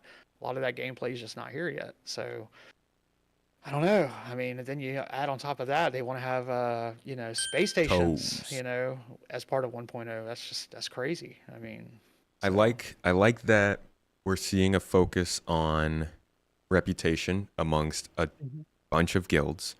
I like that, they talked about those guilds and their reputation systems will factor into your own organization, all that. I like that there will be storylines for these guilds and they will have their own mission givers. And I definitely like that they really hammered out what the game loop looks like in terms of when you factor in base building and crafting and the industry involved in the game. But I do feel like it missed some of the details that they, here's the way I look at it. This is the video that you should be able to send to people to explain to them in quite a long time. It's not like a nice 10-minute bite-sized chunk of information. But if somebody wanted to get the overall idea of what Star Citizen is launching as in terms of a game, I think that there are details that were missing from this that would have been helpful to talk about. Things like logging in, things like something my community was talking about was there was no mention of NPC crew or AI blades. And if engineering is a thing and these larger ships are things that they're talking about to players, they're not really telling these players during the 1.0 talk that, hey, you might not be able to fly and operate this ship very well if that's what you want to do on your own. Yeah, the gray area there is pretty big. Like, not gonna lie. And yeah, there's so many things I know. Like the next few days, I'm just gonna be like, oh yeah, they didn't mention that. They didn't mention that. You know, and yeah, the AI blades is definitely one of those things. Maybe it's one of those things where it goes without saying. They're like, well, once the AI is in a good spot, it'll be there, because they have, we have seen some of the devs mentioning, blades here and there over the past few months. So, but as far as being worked on, it's not on the roadmap. Do you think that there was well, actually, what did you think of the the org focused base building and space stations part of that talk? As someone who plays MMOs a lot, small group, usually like in a small group or solo, I'm happy for the orgs that are going to get that. I definitely would love to participate in it. How much I will is still yet to be seen, because I know how I play. But I'm very excited for those types of things that are going to come into the game for sure. Even all the org tools that they announced yesterday and things, those are very great things. It also got me thinking that I would want to be in multiple orgs, because if you have an org who's specializing in one reputation, maybe I want to do mining and salvage. So I may go with another or a crafting one or whatever. So I like that they gave reasons for to be in multiple orgs. Maybe it'll finally get me out there to where I get into multiple orgs, or I'm actually better about being a member of an org and participating like I know I should. But, a lot of it does not seem solo or small group friendly, which is kind of concerning for someone like me, though. Don't want to tuck away your little base in some swamp somewhere with just a couple of players? You think you'll get ratted out by a big org? I mean, yeah, I'm all for that, but then again, I'm also for making as much money as I can. And as you can see, the high value stuff is going to be high risk. So, there's that whole element. And then I'm not a big PvP player. So some of those things, I don't know. We'll have to see how it goes. If smuggling is really a good thing, then maybe I can, sneak my way around and still get stuff as I do in other games. So we'll see. I think the most out of left field thing in that whole talk was the shield talk in Nyx and Pyro, how they're gonna have like the shield segments, and there's a limited amount of shields that can be used on a planet's surface and all of that stuff. What did you think of that whole setup? Well, I thought they were leading to something when they jumped into the space station part of it. I thought that was going to tie in more, and it felt like they just dropped that, like that line. They just let it go. And I was just like, I'm still kind of confused about that. It seems how like that's going to work. It's kind of something to give purpose to the more unlawful systems, but I agree with you. I thought that what they were transitioning into was like, okay, now we're showing you one of those space stations we were talking about and how you can customize it, but it ended up being just completely player made and customized space stations, which was an interesting shift. Something they've kind of teased in the past, but I really didn't think that they would dive so heavily into. Yeah. That kind of came out of left field, because it did feel like the other thing they were talking about with the shields or whatever is like a node system that other PvP maps will be like on different MMOs. So it can change hands after every week or whatever. You earn points. I understood all of that, but I just didn't understand how that was going to. I still don't understand how it plays into player stations. Like, are player stations going to be part of? Like, are they going to be protected, or is that only for the planets that's protected? The player stations seem like they're pretty well protected if you arm them and have them built and everything. But again, there's so many questions there. I still have questions about the land claiming, and if I have a claim on a land, and then when I sign out and I sign back in, is it going to automatically put me back on that shard? Things like that. There's so many questions still that are out there. Do you think they have these details figured out and they just didn't have the time to say them, or are these things they still need to get around to figuring out because the gameplay is not there? I'd like to think that their overall plan here, if they have one, is that they are announcing the big bang things here, and then they let Jared break it down in ISC. So, no, I don't know when we're going to start seeing base building in ISCs, but that's whenever the community get to start asking questions, and maybe we'll see some Star Citizen lives where those things are answered. I know that's how they usually do it, but still, they show you so many things, and there's just way more questions. So many questions now. Yeah. How about insurance? That's something I am very glad that they touched on in detail. because Yeah. that's, I think, one of the biggest things that they needed to address throughout all these years. LTI tokens and the money sinks and claim timers and all of that kind of stuff. Just summarizing that up. Oh, am I good? Sorry. Yeah. I hear you now.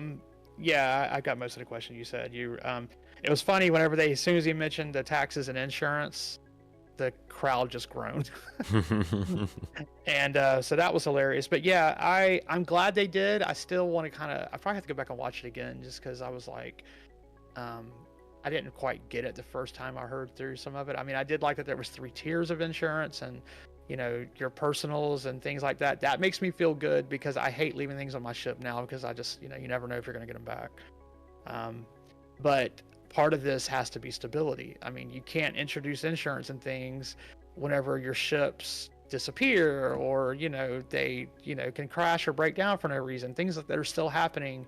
They mentioned 90% or whatever of the claims are ships that, that weren't destroyed or damaged. And I'm like, well, a lot of that is because, you can just be shot out of your ship still, or, it can, whatever. There's all different, you get disconnected, and you come back into the game. Every time they mention things like that, my whole head went straight to just stability. We don't have the stability yet. You can't put this in until we have the stability. Almost kind of like when they introduced medical gameplay and you could still die for no reason and things. I think that was a very good idea, splitting out insurance from warranty and then saying that anything bought with real money automatically has a warranty, so that you can then say if something doesn't have a warranty, you can actually lose it. Teaching people the idea of like permanent loss in the game is an option, but there are a lot of ways to ensure that you don't deal with that if you're paying into that money sink that maintains those things. Yeah, it was interesting. I mean, it's like part of me hated the whole thing because it's like you're just like, God, this is adulting. Sometimes I come to games not wanting to be an adult, and here I have to sit here and have worry about making payments on my insurance and warranties and everything. So part of me was kind of let down by that, but I knew it was coming. So yeah, we gotta have something that we need to pay for, or else everybody's just hounding all their money. And I agree with you about the different levels of insurance being, and obviously this is how they're going to do account bound item payback. You'll just get some recipes for the items that are account bound, so you can always craft them again. You probably also get some level of warranty on them, but that whole idea of insuring things on the ships themselves, the components, really hits to the core of the problem people have with this game right now, in that a lot of the things that you do in this game take so long, and then you lose them to something simple. You don't want to do them again. And that goes from riding a train to the spaceport versus just spawning on and off in your spaceship, to getting all of your items and goods back onto your spaceship to go out and run missions, versus that stuff is insured and it will be coming back if you claim your ship with that stuff. I think they did a good job of nailing some of those more integral problems that people have with the flow and pacing of this game, but they didn't really touch on bed logging in and out, or the more personal details of Death of a Spaceman. Why do you think they didn't dive into those things? I think they're still working them out. I mean, what was it? I think one of Dr. Chad's last, I think that's SCL he was on, which is one of the last shows I think they did. They asked him a few questions about some of the features. I think bed logging was one of them. I also know that getting our items back, Jared asked him specifically about how we're going to get our subscriber flare items back, and he still didn't have anything to share about it. So I think those are things that they're just still muddling through. Like maybe they're still waiting to see where server meshing lands before they can work on those things. I don't know what the holdup is, but there definitely seems to be some sort of, they just don't know yet, so they can't share anything. Think it's early then for a 1.0 explainer to come out? Yeah, probably. I'm curious to see if the roadmap's going to change now that they've actually told us about 1.0, because that was one of the hangups earlier this year, or most of the year, was they were waiting to they were still planning out 1.0. Well, they seem to have it plotted. So what's being worked on? Where's your, and they may wait until February to do anything, because they may just be trying to push out 4.0. But I don't know. I feel like there could still be some teams that are going to be assigned things that should be on the roadmap. I'd be really interested in hearing more about how they want to handle logging on and off. There's so many different questions that come up when you talk about space station bases and base building and beds and all these things. That's an interesting topic to me. Yeah, definitely. What do you think of Star Citizen having a main storyline? That was interesting. I didn't see that coming. It makes sense, especially if you're going to try to tie in things. That seems to be the most logical way to do it, I think. I'm wondering how deep it's going to go. It also seems like it's adding a lot more work to do that. I don't know how. I mean, I know it won't be as involved as Squadron, but still, I mean, it could just be NPCs standing there and you're going up and talking to them. There may not be any kind of cutscenes or anything, which would probably be the smarter way to do it, because they already have so many things, so many time demanding things that they're going to be working on. I'll be curious to see how they handle it. There might be some cutscenes here and there, which should be okay too. But I definitely am a fan of whenever you go to a new game, you've got, if you want, and like they said, they emphasize that if you want to do this, you can do it, and there are rewards for doing it, and I like that as well. Even for people that know how to play, you want to become a citizen, you do it, and some of the other benefits. Yeah, that's interesting. So you're technically not a citizen then before you do the storyline? Like, I didn't know that, but again, we haven't been playing I guess the story, so we wouldn't know that. I thought that only citizens could have spaceships. Wasn't that a thing? Oh, I don't know. I thought that was a thing. I guess they said that only citizens can do the base building stuff. So there is definitely some incentive to go through that storyline, and I wonder how long it will be and what kind of stuff it requires. It's an interesting idea. I think that there's a really good it's good initiative to have something in the game that people can do that properly teaches them everything they need to know. That's not just like some little tutorial that makes you buy something and then fly up to a space station and then they're like, okay, go off and do whatever you want. People don't really know everything the game has to offer, and a storyline with missions in it can easily introduce you to just about everything the game can do in the game in a sandbox environment. Yeah, and I mean, and as many people have pointed out, there's not really great tutorials in the game as it is, so I think that's definitely going to be the way to go for them to get people into the game and into the many features and mechanics of the game. So. Yep. And with that, we also got our first 5 star systems. Yes. Was that your list? Did you have any other guesses that you thought might come in? I mean, I remember them talking about Odin a while back. So the Castra thing was definitely something I had heard Astropub talk about, even I think as early as as late as last week. So as soon as they said Castra, I was like, he was right about that one. Yeah. But I kept thinking Odin was one of them that they were working on at one point. So I was kind of surprised that one wasn't part of it. But there's a lot of theories of Odin just because it's in Squadron 42, but I do think there's a lot more work that needs to go into a system for Star Citizen than Squadron 42. Yeah. But yeah, I think Castra was a good bet, and Terra makes sense as the governmental center of everything.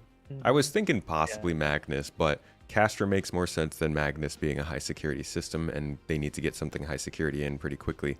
Yeah. I'm wondering how long Terra will take though. Terra Prime is a very populated planet. Yeah, that one seems like literally the last thing they're probably going to work on, because the other ones are so sparse, and even if I feel like the other two, Castra and Nyx, are probably going to be more sandbox things to do. I mean, they could also still, I guess, generate their missions and things there as well, but I do feel like they don't have to focus as hard on those because they do feel more barren and things. So but yeah, Terra seems like just an insane initiative. Terra seems like the 1.0 launch. Like, we don't get to see Terra until 1.0 comes out, and then that's where they start. And I honestly thought that they would have it be a starting system, but it looks like from the diagrams they showed, the main storyline will start at either Hurston or Microtech, which probably means Stanton's the starting system. Yeah, it seems like a safe bet, because I feel like even though they're showing off all these new tools, I still feel like because we have so much in Stanton now, that's probably, that's just easier for them to just stick with that as the starting place. Yeah, more thoroughly produced and developed. Yeah. What do you think of base building? The first looks at it that they've given us, a lot of them, actually. I feel like it's further along than I thought it was gonna be, which I'm glad for. I mean, the crafting seems like it's, I mean, even though we saw mock-ups, it does seem like it's pretty well along. But at the same time, I feel like I guess tier 0 of this is going to be small and medium. I don't think we're going to see large structures yet. Possibly, maybe, I don't know, but they don't have a ship yet for that. Not in game. So even though they teased the build, that Starlancer build, that build isn't out yet. Even though I think it shows that it's probably going to be one of the ones finished in the next 12 months. So I could see like a small and medium type outpost coming first, and then once the build arrives, they'll increase, go up to large at that point. Yeah, I wonder when they'll start allowing us to do base building. What they showed, it was gameplay that they showed. Again, gray box stuff, but it looked really nice as gray box. How long do you really think that, or how far along do you think they really are with that stuff? Do you think it was hanging on by nails and duct tape? Do you think that they actually have something running pretty well? What's your take? I think if it was something that was going to come out first quarter to summer, I think there probably would have been more details. There was still some, I mean, it did look good. The menus and everything still looked pretty good. It looked easy to use, which was really good. But when they showed things like the power generators and things like that, they didn't really go and show multiple different types. They talked about it, but they didn't have it ready to show yet, like the different power sources. So, little things like that, they haven't. It doesn't seem like they've worked out yet, and maybe they even haven't worked out everything with the drone system either yet, because we didn't see a drone. So Yeah. there's little things like that, but I would say probably anytime late summer to this time next year would be my guess. And the resource extraction stuff, the most interesting thing I think that we got to see, which was just like a single slide there, was that the planets will have resources underneath the ground, and that probably factors into exploration and being able to chart these planetary surfaces and turn those in so people can buy that data and decide where they want to put their base. Is that an exciting thing to you? Is resource extraction something you're interested in?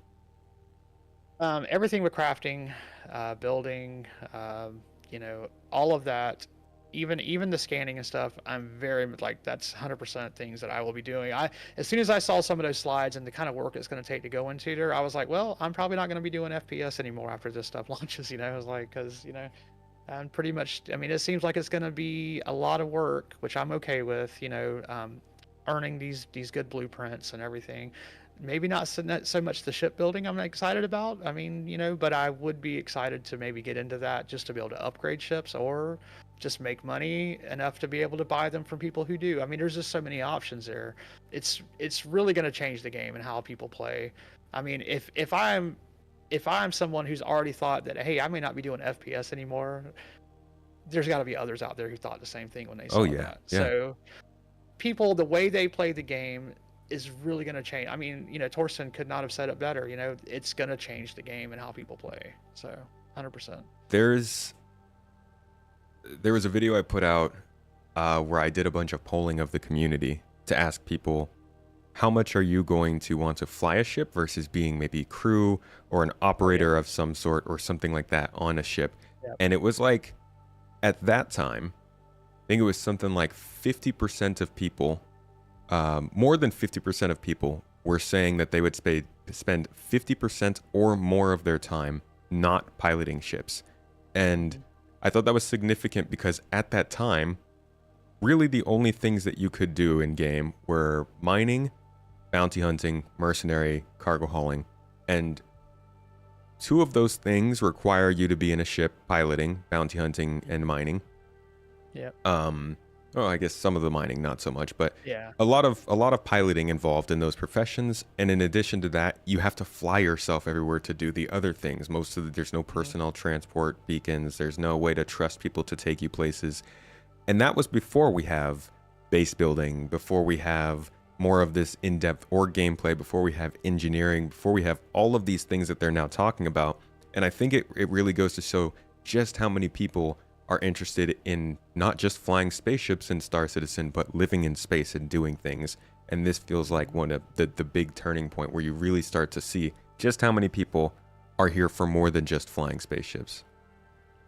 Yeah, and I mean, some of their marketing people have got to be wondering, well, what are we going to sell them? I mean, of course there's, cosmetic items or things that you could definitely sell. Somebody the other day said if they sold pets, they'd probably make, millions off of pets, which is true because, if you can have a space dog walking around with you or on your ship, people will buy it. So, but yeah, the way players play is definitely changing. I mean, I'm excited for that alone. I know my wife is huge into playing things where she can build and stuff and crafting. So she's going to go from kind of being a casual player now to really going all in with that, 'cause especially the time it's going to take. So Mrs. Tomato is going to be designing the interiors of all of our bases. Yeah, that's how my wife started. I would do the building of the bases, and she would go in and do all the crazy decorating and stuff. But she's gotten to where she started doing more building too. So, Red Monster is in chat right now. Shout out to the man. He's in a couple very good episodes of this podcast. He mentioned that the way we collect resources is going to change with this. Obviously, with the underground resource extractions from bases. Do you think that we'll see things like ship mining change? I don't know if they're gonna do any overhauls with that just because of the additional work, unless they have to, because they will be doing. We are getting, which I do like. The resources are gonna have different rarities now, which is all for that definitely. But I don't know if things are necessarily going to change other than like whenever they add Maelstrom in more with the ship, salvaging and things. But yeah, I mean, some of that too, going back to the surface mining or, the stuff being under the surface, it did look a lot like Starfield, the way like you would go in and you scan for things and you'd find just underground. I don't know if we're actually going to see like any kind of visuals, like like you probably won't be able to look at a ground and see that it is iron or whatever is going to be underground. Mm-hmm. But, still, I think the early part of this, I think is still going to be interesting enough to get players to want, be excited about it. I would like to see it maybe get better later because I want to say years ago, I heard something about they're actually being able to maybe terraform a little bit whenever you're mining, like you'll be getting stuff out of the ground yourself.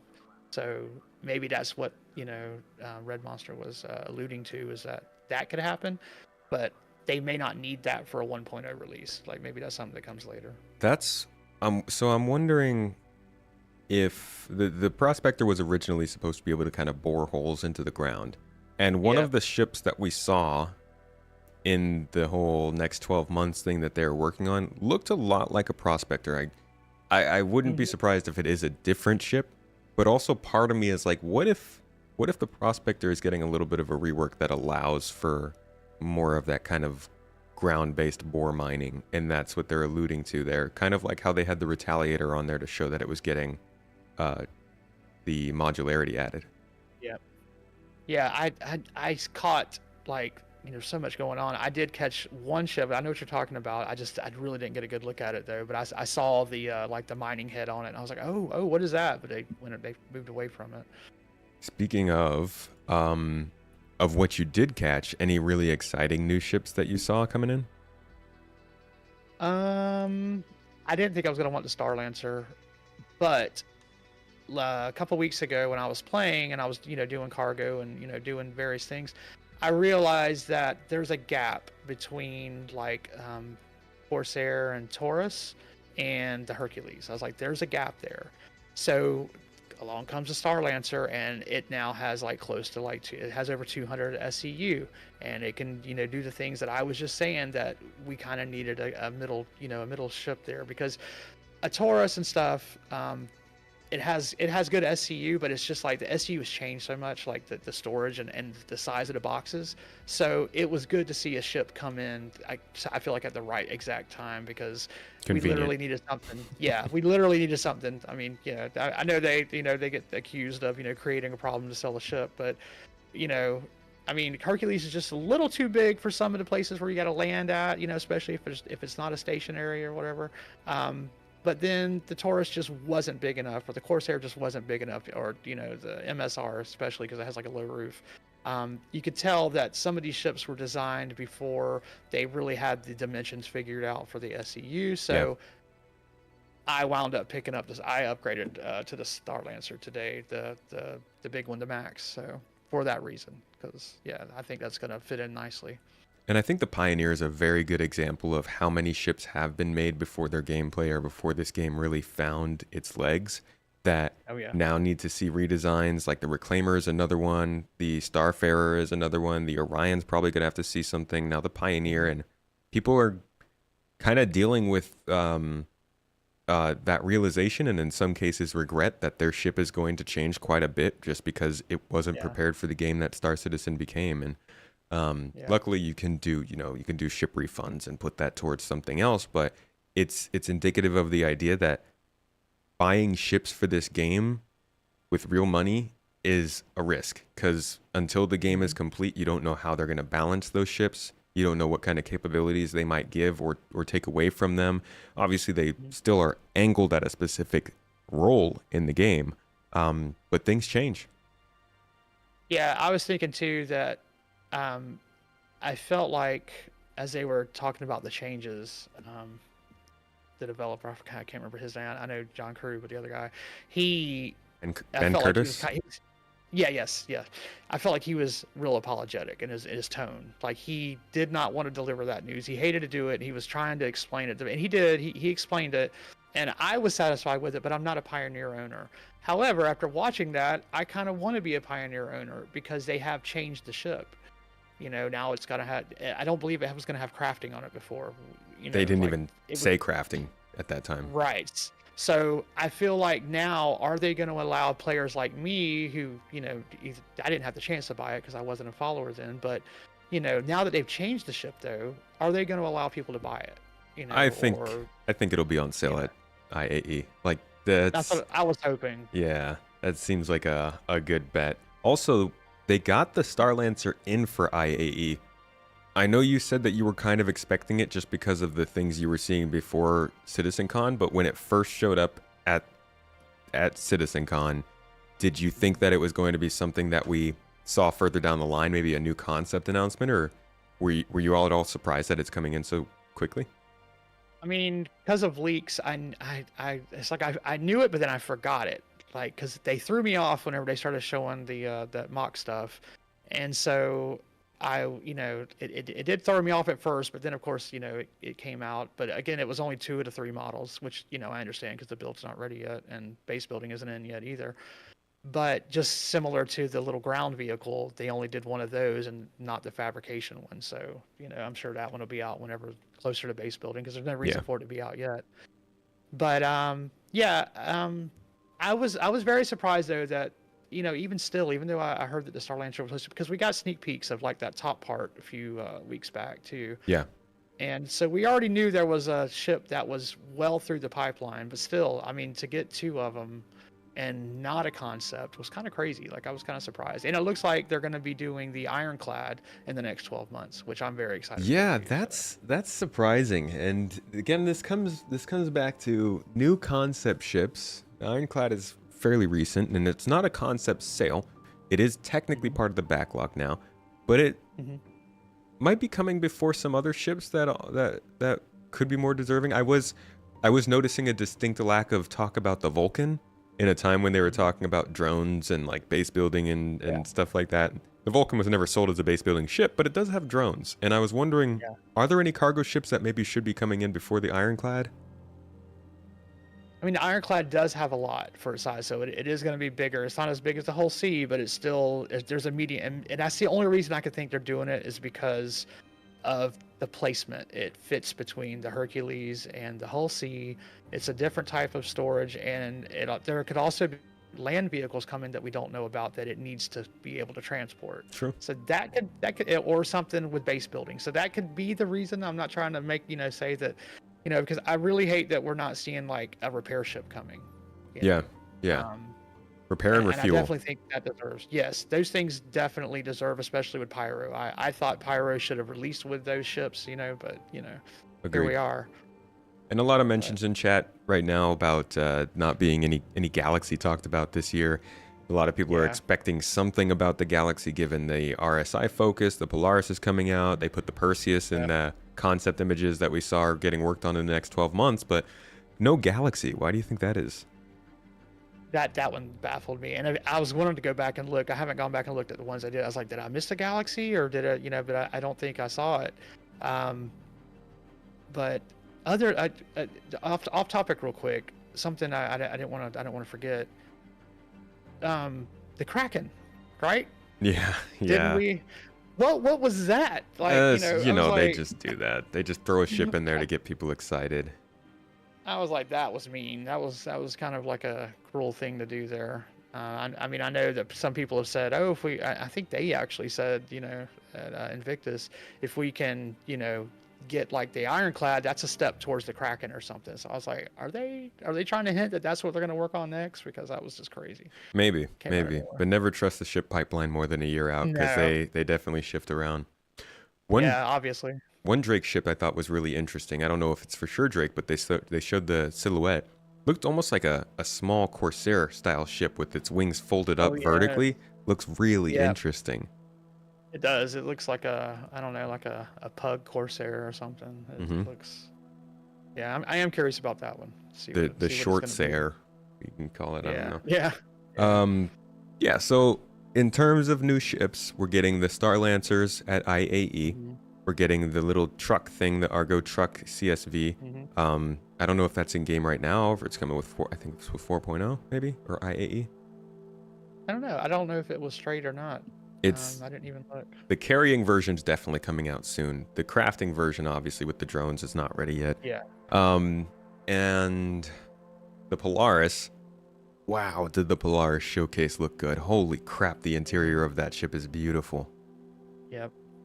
I don't really care much for it. I'm not. I'm gonna have some org fun with it, but I don't own one. So. Yeah. And then they seemed to be teasing the Crusader Intrepid, but it doesn't. Yes. Do you think that's going to be an IAE release? Yeah, I do. I think it'll be IAE. Okay. Yeah. All right, we'll have to see. Yeah, because I know they like to put a starter ship out there, so yeah, I could see that being. Looks like the CSV is in game starting today. Nice. I'm okay with the CSV. I know there might be some people who aren't, but I like that it's a little truck that can hold 4 boxes, 4 SCU. That's nice for bunkers. So yeah. Yeah, we'll see. We'll see how much that helps. I think 4 is good. Not amazing. It's less than the hover trolley carries that's supposed to be in hangars. So man, this is just so much stuff to balance, which is the real difficulty. They also, I was surprised, didn't really tell us how much progress they'd made on getting ships converted for engineering. I thought they'd at least tell us like updated figures of, hey, because 4.0 is taking so long. Yeah. These are the amount of ships that are going to work with engineering, and these are the ships that got updated with their components. But I guess that's still information that they'll like to release for 4.0. Yeah, our ISCs leading up to it. Yeah. Okay, so that kind of handles the whole second day. The first day, what was the most interesting thing to you from the first day, not including Squadron? I liked that we were getting weather and seasons. I thought that those are big things. They were scant on details, so we don't know if that's going to be applied soon, like to Stanton, how that's going to work. I am interested in those things, though, definitely. Of course, the lightning was cool. The little, the sandworm, of course, was cool. The guild tools, the org tools and stuff, the socials tools, those were all very much needed. I mean, again, those are kind of things that, it's like kind of what we got with 323, things that are needed, not necessarily, I mean, they were cool and they're great to have, but again, it's not furthering, it's not content, Yeah, like but gameplay content. but the It's group tools you need. the group play, yeah, like suffers so much in this Oh game. yeah. And Yeah. everything from getting better VoIP support to being able to put a looking for group post up in the game, like Yeah. one of my And the chat. one of my biggest gripes about this game, and chat's probably sick of hearing me talk about it because I've been talking about it all weekend, is how much of this game required you to go to the website to take part in it, when so many people are just not going to the webs. Like, it's really normal for people like us who are watching the roadmap, who are trying to keep up with the weekly shows, getting into the forums. But when I think of other games that I play, other video games, I played Halo for like 15 years of my life very intensely. And I went to the website actually quite a few times, but not as much as, nowhere near as much as this. Like maybe once every year, once every couple of months, I went to like check my rankings and stuff. But the idea of going to a game's website to get tutorial help, to get answer messages from people that are in the game, to finding a guide, to finding out what kind of events are going on, is just, it doesn't happen in my opinion. And moving that kind of stuff into the game is such a huge improvement for new players and people who are just starting to get into it and don't really know exactly what to do. Yeah. When I started playing MMOs, I got used to going outside, so now I'm pretty bad. Now when I play a new game, I automatically go outside, which kind of sucks if you're on like a first day game and you go out and there's no answers yet, and I'm just like, oh. And sometimes I don't even think to look in the game at this point because I'm just like so used to going outside. I'm not saying it's a good thing or it's right or wrong either way, but I definitely get your point with that. But again, most games have that's just where you find the best, the best answers always outside the game usually. Yeah, so. yeah, that's true. You go on YouTube, you find a guide lazy. and stuff, but just being able to find it in game I think is great. And a lot of people will go into global chat and be like, hey, what's going on today? Or like, what's this event I'm hearing about? How do I get into it? And now you don't even have to ask. You can find it on the calendar, see what it is. Go to looking for group, find people to play with, party up in a chat where you're managing the players that you know right there in your hobby class. It's that's fantastic stuff. But it was all in concept. Yeah, I know it was. Which just like, hurts.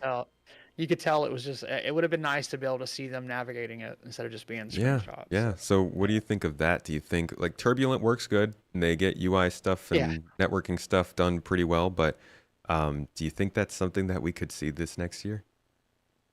I hope we see that in the next year. To me, that's not something that I mean, the team did pretty good with the because Gabriel, he was one of them on the stage. They're talking about that stuff, and him and his team, they did pretty good with getting the stuff that we got with the Moby Glass and things. But that was ported over from Squadron a lot. Right. Yeah, but they still, I mean, they got it done within the year, so I'm pretty confident they can get maybe not everything, but maybe some of that stuff on there. But again, we still have questions too about other things that need to be hooked up with that as well, because I mean, like your party markers are still messed up, so what are they doing to fix that? You know? So that's all part of that. Yeah, social features are like such a big thing for me. I never really cared because I was never really much of a social player, but ever since starting an org and running the org and setting up events and doing all that kind of stuff, I've realized just how it takes crucial. so long to get an event started. Yeah, I mean, relying on Discord for a lot of that stuff is not easy, especially now that Discord's banned in this country. It's it's so much better to be able to just do all of that in game. Yeah, agreed. Let's see. The weather stuff was pretty cool. We've been wondering kind of what can enforce and encourage more ground gameplay. And they talked about some of the storms that they're building that are more dynamic now, which again is another one of those 2016 features that we were wondering about. Will help to encourage people through long-term storms, through big storms, through sometimes permanent storms. Do you think that will really get ground gameplay more active, or will people just continue to try and fly through these weather anomalies? I think people will definitely still try to fly through, or they just will do it not knowing any better. I mean, I don't know what's going to get ground gameplay going. I mean, having all these additional outposts and things might, especially if it looks like some are close enough to drive to now. But again, they're going to be adding fuel to ground vehicles, so that's going to play into things as well. I would like to see ground vehicle, a better use for it. Maybe the bases will do that too. Once you have a base, maybe you're more likely to take your ground vehicles out and around to explore things, especially if you're trying to find resources. I don't know. But I don't know. I mean, I don't know. It's kind of hard to imagine how things are going to change over the next year to year and a half, getting crafting in. And I feel like I've been saying that for like the last 3 years, because I feel like we've been waiting on something every year for something that's going to change. But yeah. And that's another thing is the Planet Tech stuff they showed us was, it kind of built on some of the stuff they said from last year's CitizenCon, which I think is a bit of a theme with some of the stuff from the base building to the Planet Tech stuff to Squadron 42. A lot of it kind of iterated on what we saw last year. In fact, I thought a really good comment my wife made, Mrs. Tomato, she said that it felt a little bit like a day 3 of last year's CitizenCon. The day one of this year, it felt almost like a continuation of the stuff they were saying, which I thought was a good point. Does it feel like it's any closer? Like these Planet Tech changes, do you think that those changes might be included in Pyro? Are they going to update Stanton with that? Or is this like, okay, this is what we're doing for Nyx going forward? Yeah, I feel like that's what it's going like. They're going for like they knew they had to change something to be able to get multiple systems out. Granted, they're never going to get 100 out, I don't think, but and they even kind of copped to that. But yeah, I think going forward from like Nyx, I think it's like poor Stanton is probably always going to be like the worst performing system ever. Pyro, I think, is probably going to be up there. It'll be okay, but I think going forward with like Nyx and on, I think those systems are probably going to run better. They're going to look better. I mean, it looks like some of the things they were able to do will help benefit the others, but I think ultimately they were probably just built on stuff that they would have to just totally redo to get up to par. But I don't know. We'll see. What do you think Nyx is looking like in terms of timelines? I would hope they're going to announce it next year, like they're next CitizenCon. They'll be like, "Yep, it's coming." I don't think we're going to hear it's coming anytime sooner than that, But think it could come in next year. If it did, it'd probably be like after CitizenCon, maybe. I don't know. We need to see it, being worked on a little bit. It's always those things where we'll see it teased for a good year and a half or so before it comes out. For something that big, I guess. So. We start seeing it show up on ISC, and I'd feel better about a date for sure. We did have a dev say that they'd finished their planet work on it a couple years ago. I'm guessing now that with these new tools they have, they're going back through to work on it more. But it does seem like the Planet Tech team is quite far ahead of the other teams when it comes to developing these systems. So I do wonder, what is the bulk of the work that's still needed for Nyx? Is it like factions and missions kind of stuff? Yeah, that'd be my guess. Like, I still feel like the mission tools, as far as trying to get them out there and like bulk, is probably one of the holdups. I think they're still developing like the templates for what the tool or for what the missions are going to be, because we're still getting new mission types or new, like we just got hauling missions. So I don't know what the next ones will be, but I do know that, at one point we will get like the V2 of bounty hunting. So those will be missions that'll take them months to get in and get working right and everything. And I'm sure once they get that in there and they get a few more different ones in there, we'll see those just easily copied over. Would be great to have heard more about missions and what they have planned for that, especially given the kind of way they talked about it during the 1.0 panel. Yeah, I know it's like I know there's lots of things that we just didn't hear about. Like I'm gonna be kicking myself because I know there's things I just can't think of right now. But yeah, it felt like we got some cool stuff, but just a lack of overall information, I think. They still have that problem of introducing things and then them just not showing up anywhere else after that. Like investigation missions we saw at CitizenCon like 3 years ago, and we haven't heard a peep about them since then. Yeah. Building interiors. I mean, they kind of touched on that weird. I thought it was kind of weird they were going to bring some to Area 18 of all places. That was kind of a weird thing. But other than that, the livable interior spaces, they just dropped that off whenever they started doing persistent hangars. Well, yeah. So this was a little debate I had with with chat when they were talking about this stuff on the Beyond Pyro. I thought it was funny because it was a Beyond Pyro panel, but they went back to Stanton to talk about this. It seemed like their building interiors initiative was going to be rooftops, commercial areas, residential areas, lobbies, and then underground. And from what they've said in this CitizenCon, they are focusing on the underground. They're not calling them building interiors so much as they call it a specific zone. I can't remember what they called it. It's the municipality zone or something like that. I can't remember exactly. And that gives me the feeling that they are saying, okay, building interiors were a good idea, but we are focused on bases and space stations and ships and other kinds of gameplay, and maybe building out entire buildings isn't the greatest use of resources, so we're going to dedicate that time towards making these underground areas that stand as their own instance sort of dungeons that people can go into and continue to like milk for loot and activity. But it does seem like they are taking a step back from the overall idea of building interiors they presented us a couple years ago. Yeah. I think it's a chance for them to try to test out more of their rating system, because they, last year they also teased we may start to see a raid, like when they talked about distribution centers. So to me, it would have made more sense to do a distribution center raid than to go back and do sewers in Area 18. I don't understand going back to that. So that was definitely a weird thing. Well, it seems like that's like on Lorville and Hurston and Microtech. They've got their distribution centers and caves and outposts. Oh, yeah. On Crusader, they've got their, their floating islands around the planet, and then on ArcCorp, they've got their kind of sewers. Yeah, that makes sense. Okay, yeah. Yeah, I guess if they wanted to add something just for it, because they are right. There's nothing really to do on that planet. Yeah. Most people don't even choose it as their their base of operations now with your hangars, because you're going to have more to do on Hurston or Microtech. So yeah. Let's see. We talked a little bit about how they've introduced us to our first 5 systems, but yesterday they specifically called out Castra as the 4th system. Now we all knew Nyx was coming. I think a lot of us had Castra on our short list. I think my next planet after Nyx was in between Magnus, Castra, and Terra, with me leaning more towards Terra and Castra. They ended up going with Castra for their high security system.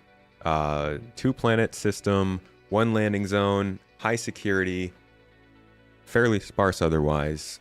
What do you think of this new system and the way they presented it? I mean, they definitely just focused mainly on the Sherman station, which was fine. I would have liked to have learned a little bit more about Castra as someone who doesn't know a lot about it, like the other, like what else is going on there, if anything, or what their plans with it were. So other than this really cool looking big station, which I'm sure will be cool and a nice place to land your ship and gather some missions, why else do I want to go there? Maybe homesteading, that's a good reason, but again, they didn't really go over it. So yeah, I'm not as hyped about that. I'm more hyped about Terra, just because I know Terra's a very, huge system for the game and for the story and everything. So I am very hyped about that because I've heard of it. But Castra, just know nothing. Castra will be interesting. I'm wondering if they'll be able to include any sort of Xi'an stuff, given the location of that system. Yeah. That'd be very cool. Xi'an ruins or maybe artifacts or crash ships or something like that starts to introduce the more alien aspect of the game. Yeah, I was excited for Nyx whenever they mentioned that there could be Vandal excursions or whatever. I thought that would be interesting for sure. They also talked about they showed Castra in that same sort of polished gray box way of showing it. Now Nyx is unique because Levski already existed, which means that landing zone has a lot of work put into it. Do you think that Sherman has already received that much work to look like that, or do you think that was very much done up? I mean, I think a lot of it was done up because we saw, they spent so much time just showing like the entrance of ships flying through that little gateway area there.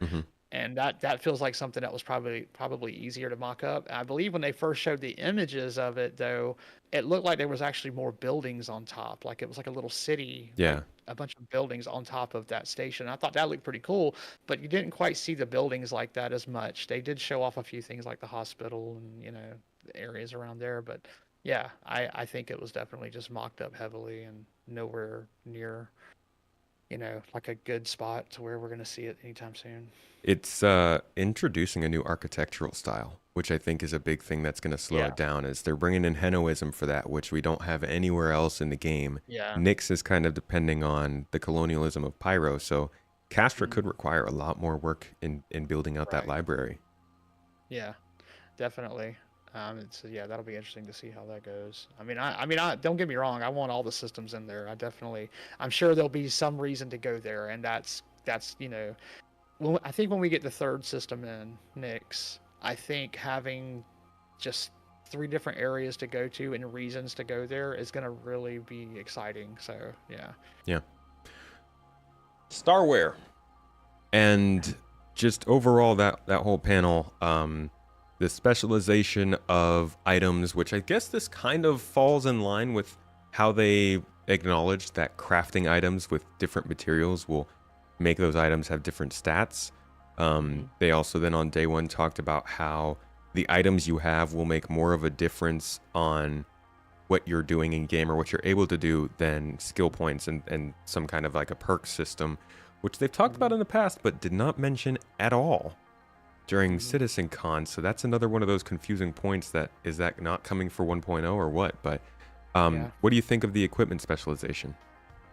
I think it's going to piss people off with the not being able to fly their ship with like heavy gear and stuff. It's going to depend on how it comes out. Again, it's one of those things where we just didn't get all the information. It's also going to depend on what you're doing and what ship you're in, because if they get like that closet system they had talked about before, where you just can go up and swap your gear, like your loadouts or your builds pretty fast, then it wouldn't be such a bad thing. But if you're having to go through like we do now and change your gear just to go fly your ship, change it back whenever you get to where you want to go, whether you know or whatever, if it's going to be too much work, it's going to be, you know, cumbersome, and it's not going to be something people really enjoy.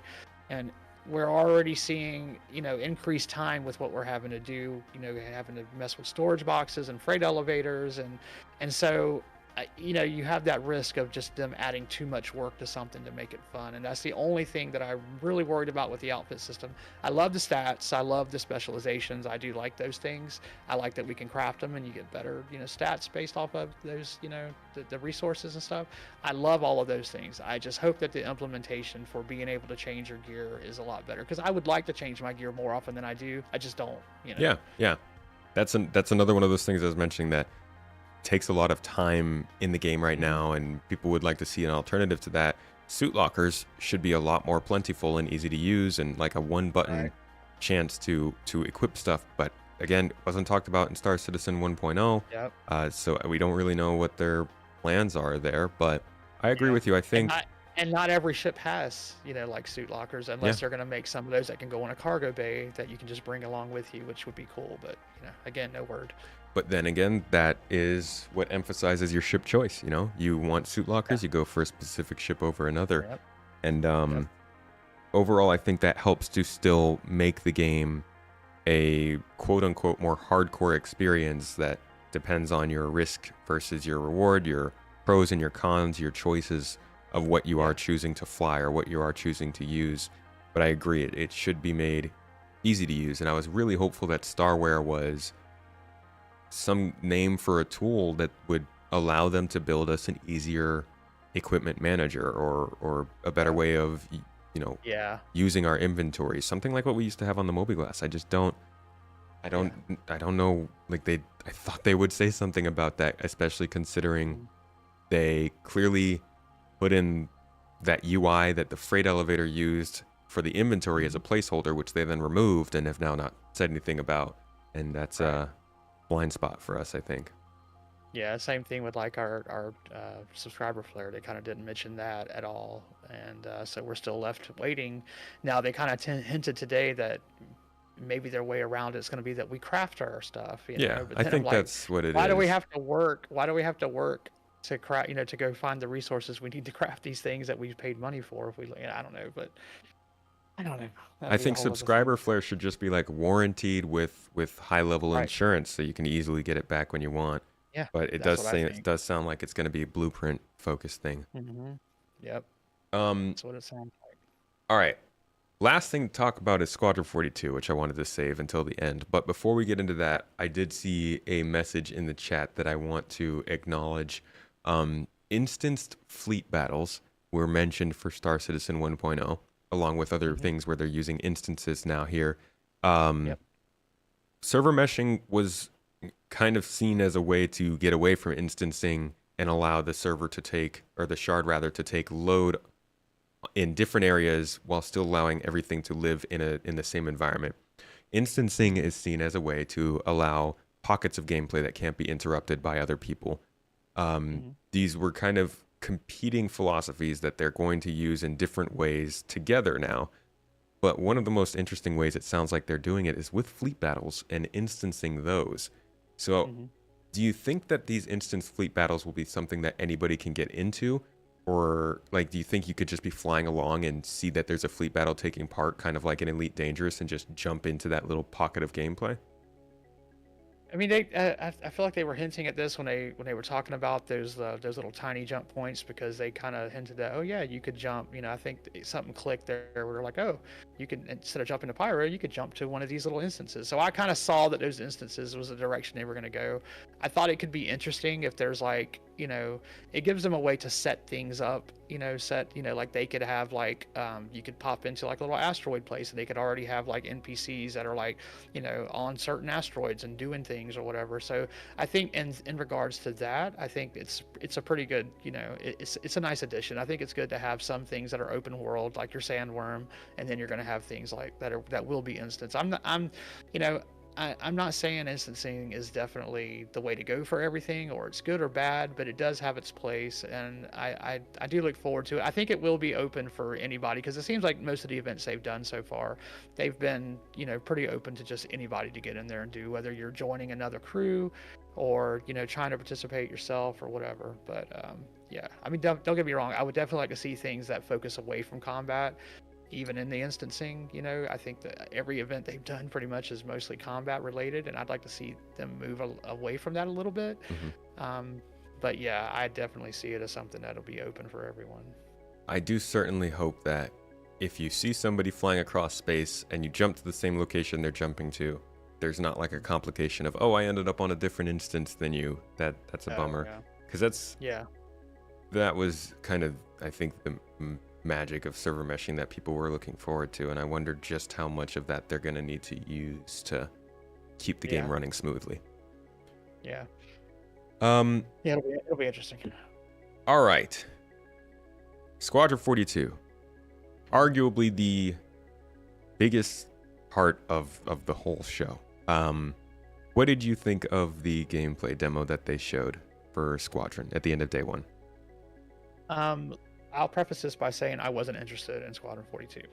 However, after watching it, it really made me interested, because the narrative of it was just so good.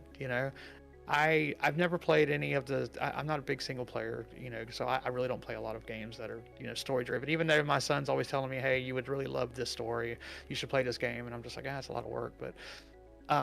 But watching that, and because I do know a lot about some of the lore just, from playing, and watching so many videos, it was really well done, to begin with. I think that it was pretty cool that they went live. I think it worked out better that they went live and showed the flaws and all, because at least if they had just done it pre-recorded, everyone would have been saying, oh, we wanted to see, that, it's, especially when they come out and said it'll be ready in 2026. If you're going to say it's ready in 2026, you need to show the flaws as to why. If they just showed a perfect video, people would have been like, why is it taking so long if it looks this good? That's a good point. I think there would have been questions there. But I definitely enjoyed what I saw. I was following along very closely, closer than I thought I would. It looked very interesting. I'll probably end up playing it because, I did like what I saw. As far as how it ended, I know they were kind of let down by that, and I could see that. you could definitely tell. It just kind of, it just kind of like felt like the whole show just kind of ended abruptly at that point, and I felt like that could have been handled a little better. But ultimately, the whole thing about it coming out, in 2026, again, you'd rather see it be completely done than to come out with flaws. And, if it came out with flaws, they can't take that back. It's already got enough of a reputation as it is. Let it come out when it needs to be ready. Yeah. So. It seems a lot of the gameplay focused criticism was around the turret portion of the game. What did you think of that part? I mean, I thought he, as I was watching it, I was like, the only thing I'll say negative about all of that part was the fact that you didn't do a lot. There was a lot of cutscene, and I know that's what he's supposedly known for, and I get it, but I did feel it sometimes like you were taken out of the game for too long. But as far as the turrets and stuff, it did. I mean, even though it was on really hard, I don't know if he's just really that good or whatever, but it did seem sort of easy. Yeah. It seemed like somewhat not necessary. I'm curious to see what would happen if I played it versus him, or if it would play out any different, things like that. But, again, I know this is just a prologue. They're just trying to get you into the game. So, yeah. I think it was very cutscene heavy, as you said. He's known for that. There are a couple of different game directors that are known for that in the industry. But this one, I found this one, I was sympathetic to it just because it was like a big battle, and it's hard to tell the story of all of that without just like dialogue, because there's like stuff happening on other spaceships and whatnot. But I do think that turret session, both the AI could have been a little bit better, and it maybe could have been a little bit shorter.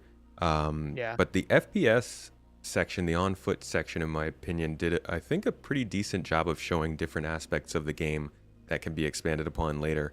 Very simple way of doing it, very prologue fitting to be like an introduction.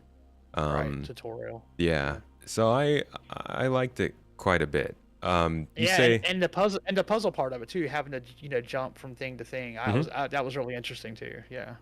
You say that, so you're kind of a convert almost then. You weren't really interested in Squadron before, but the gameplay demo turned you onto it? Exactly, yeah. I was kind of shocked because, my wife had asked me, like, even, a few weeks back, she goes, are you going to play Squadron? I was like, no, I'm not going to play Squadron. I was like, And then she goes, you probably should because, you cover the game enough and, it'd probably help with something. I was like, yeah, maybe. I just don't know if I can sit there and do it. But no, it was really interesting. I really enjoyed watching it. I was, I was really engaged with the story too. Like that was one thing that got me. So you're not really that bothered by the 2026 date if you weren't that interested in it before? No, the date didn't bother me. Dates don't bother me generally. I mean, there's been a couple times where it kind of like I was let down, like with salvaging, when salvaging kept getting pushed back. That was a letdown at times. But again, I got enough things to do where I'm just like, okay, I'll just it just is what it is. So yeah, I think it'll also help for that game to be released when Star Citizen's in a better place and can be something that's more performant to back up the gameplay of Squadron.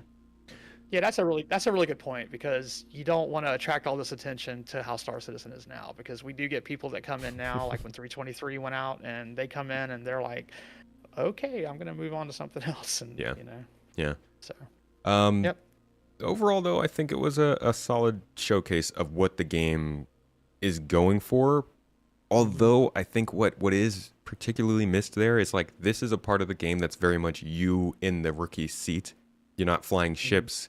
You're not like getting combat time with advanced weaponry. You're not exploring and like moving around an area that you don't know. You're in the spaceship where you are literally stationed. So it's like there's a lot of intrigue and mystery and tension that I think is missing there. But it still did a great job with the storytelling, I think, of setting up the scene. And it helped me have more confidence. Even when it jumps between, it did really good, segueing into things. When he got sucked out of that elevator, I was like, whoa, that was really cool. Yeah. I think I'm more confident in the writing after that than I was going in, because I know the presentation is going to be great, but the gameplay and the writing is what I'm really looking forward to impress me. And the 0G segment, while it maybe was a little bit long, I think that was good gameplay. I think some of the Vandal stuff could have turned into more stealth, but ultimately I was pretty satisfied. What kind of games do you normally play? You say you don't play much single player, but Yeah, I normally play like I started off with MMOs. I did like my very first MMO was like Lord of the Rings Online, and then I went into Star Wars Old Republic when it came out. I've played WoW Classic. ESO is a real big one for me. Played a lot of that, and then we got into survival games, so like Ark Survival Evolved, Conan Exiles, things like that. So yeah. Okay. That's our main staple. That's Cool. where our base building and crafting comes into. Yeah. So. Well, overall, what's your? I think I asked your opinion at the beginning of this about the whole CitizenCon. Again, just to wrap things up, what's your overall feelings? Are you like, wow, kind of feeling? Are you sort of down about it? Are you in the middle? What's your? I think I'm in the middle about it. I think once again, I think I fell for some of the hype beforehand. Like, we heard they were hyping it up a lot. You don't want to miss this. This is the one you don't want to miss. And then I heard other content creators who were actually going to make the trip, and they made the trip because they didn't want to miss it. And I'm like, if I'd have made this trip this year, I don't think I would have been happy about it. If I'd have felt like I fell for something a little bit. But again, I know the whole trip isn't just the news you're going to get; it's also the people you're going to meet and everything. So I know that's a big part of it. So that part would be cool because I'd love to go there. But yeah, overall, I'm happy with the news we got, especially about 1.0. I feel better about 1.0 than I did going into this because I was thinking, God, they're going to piss so many people off with because I was like, they're going to define certain features. That's what I had in my head. They're going to define certain features, what makes 1.0, but then they're going to leave some out. And even if they left out like exploration or science and things like that, I was thinking that would still be like a good DLC afterward, like their first big thing. They could do a whole exploration DLC or whatever. I know people would have been mad about that, but I'm glad that they are acknowledging what all will make up a 1.0, and it seems to include everything except for a lot of the things we don't know how they're going to do it. So, but yeah. There's going to be a lot to go over in the next couple weeks as we remember stuff and go back through these videos and everything. So I am looking forward to extended discussions about this, but I'd like to thank you for joining me for this immediate summary after the fact of just an hour ago it ended, and it's still really fresh in our minds. So thank you for joining me, Casa Black. One last time, can you let everybody know where they can find your content and come hear what you have to say? Yeah, you'll find my channel on YouTube, Casa Black Gaming. I'm also at Twitter, so feel free to add me, follow me, and I'm always happy to talk about anything. So cool. And thank you all again for watching this live. Thank you for joining me for the CitizenCon live broadcast. I will be with you again tomorrow for all the discussions. I will have a Citizen Central with you on Tuesday to talk more in depth about everything that has happened. And I will be having a special show this Friday on Launch Sequence with Luke Stevens to talk about the perspective of all this happening from the outside. So thanks again for watching the Launch Sequence, folks. Enjoy your time. I'll see you all next week. Bye-bye.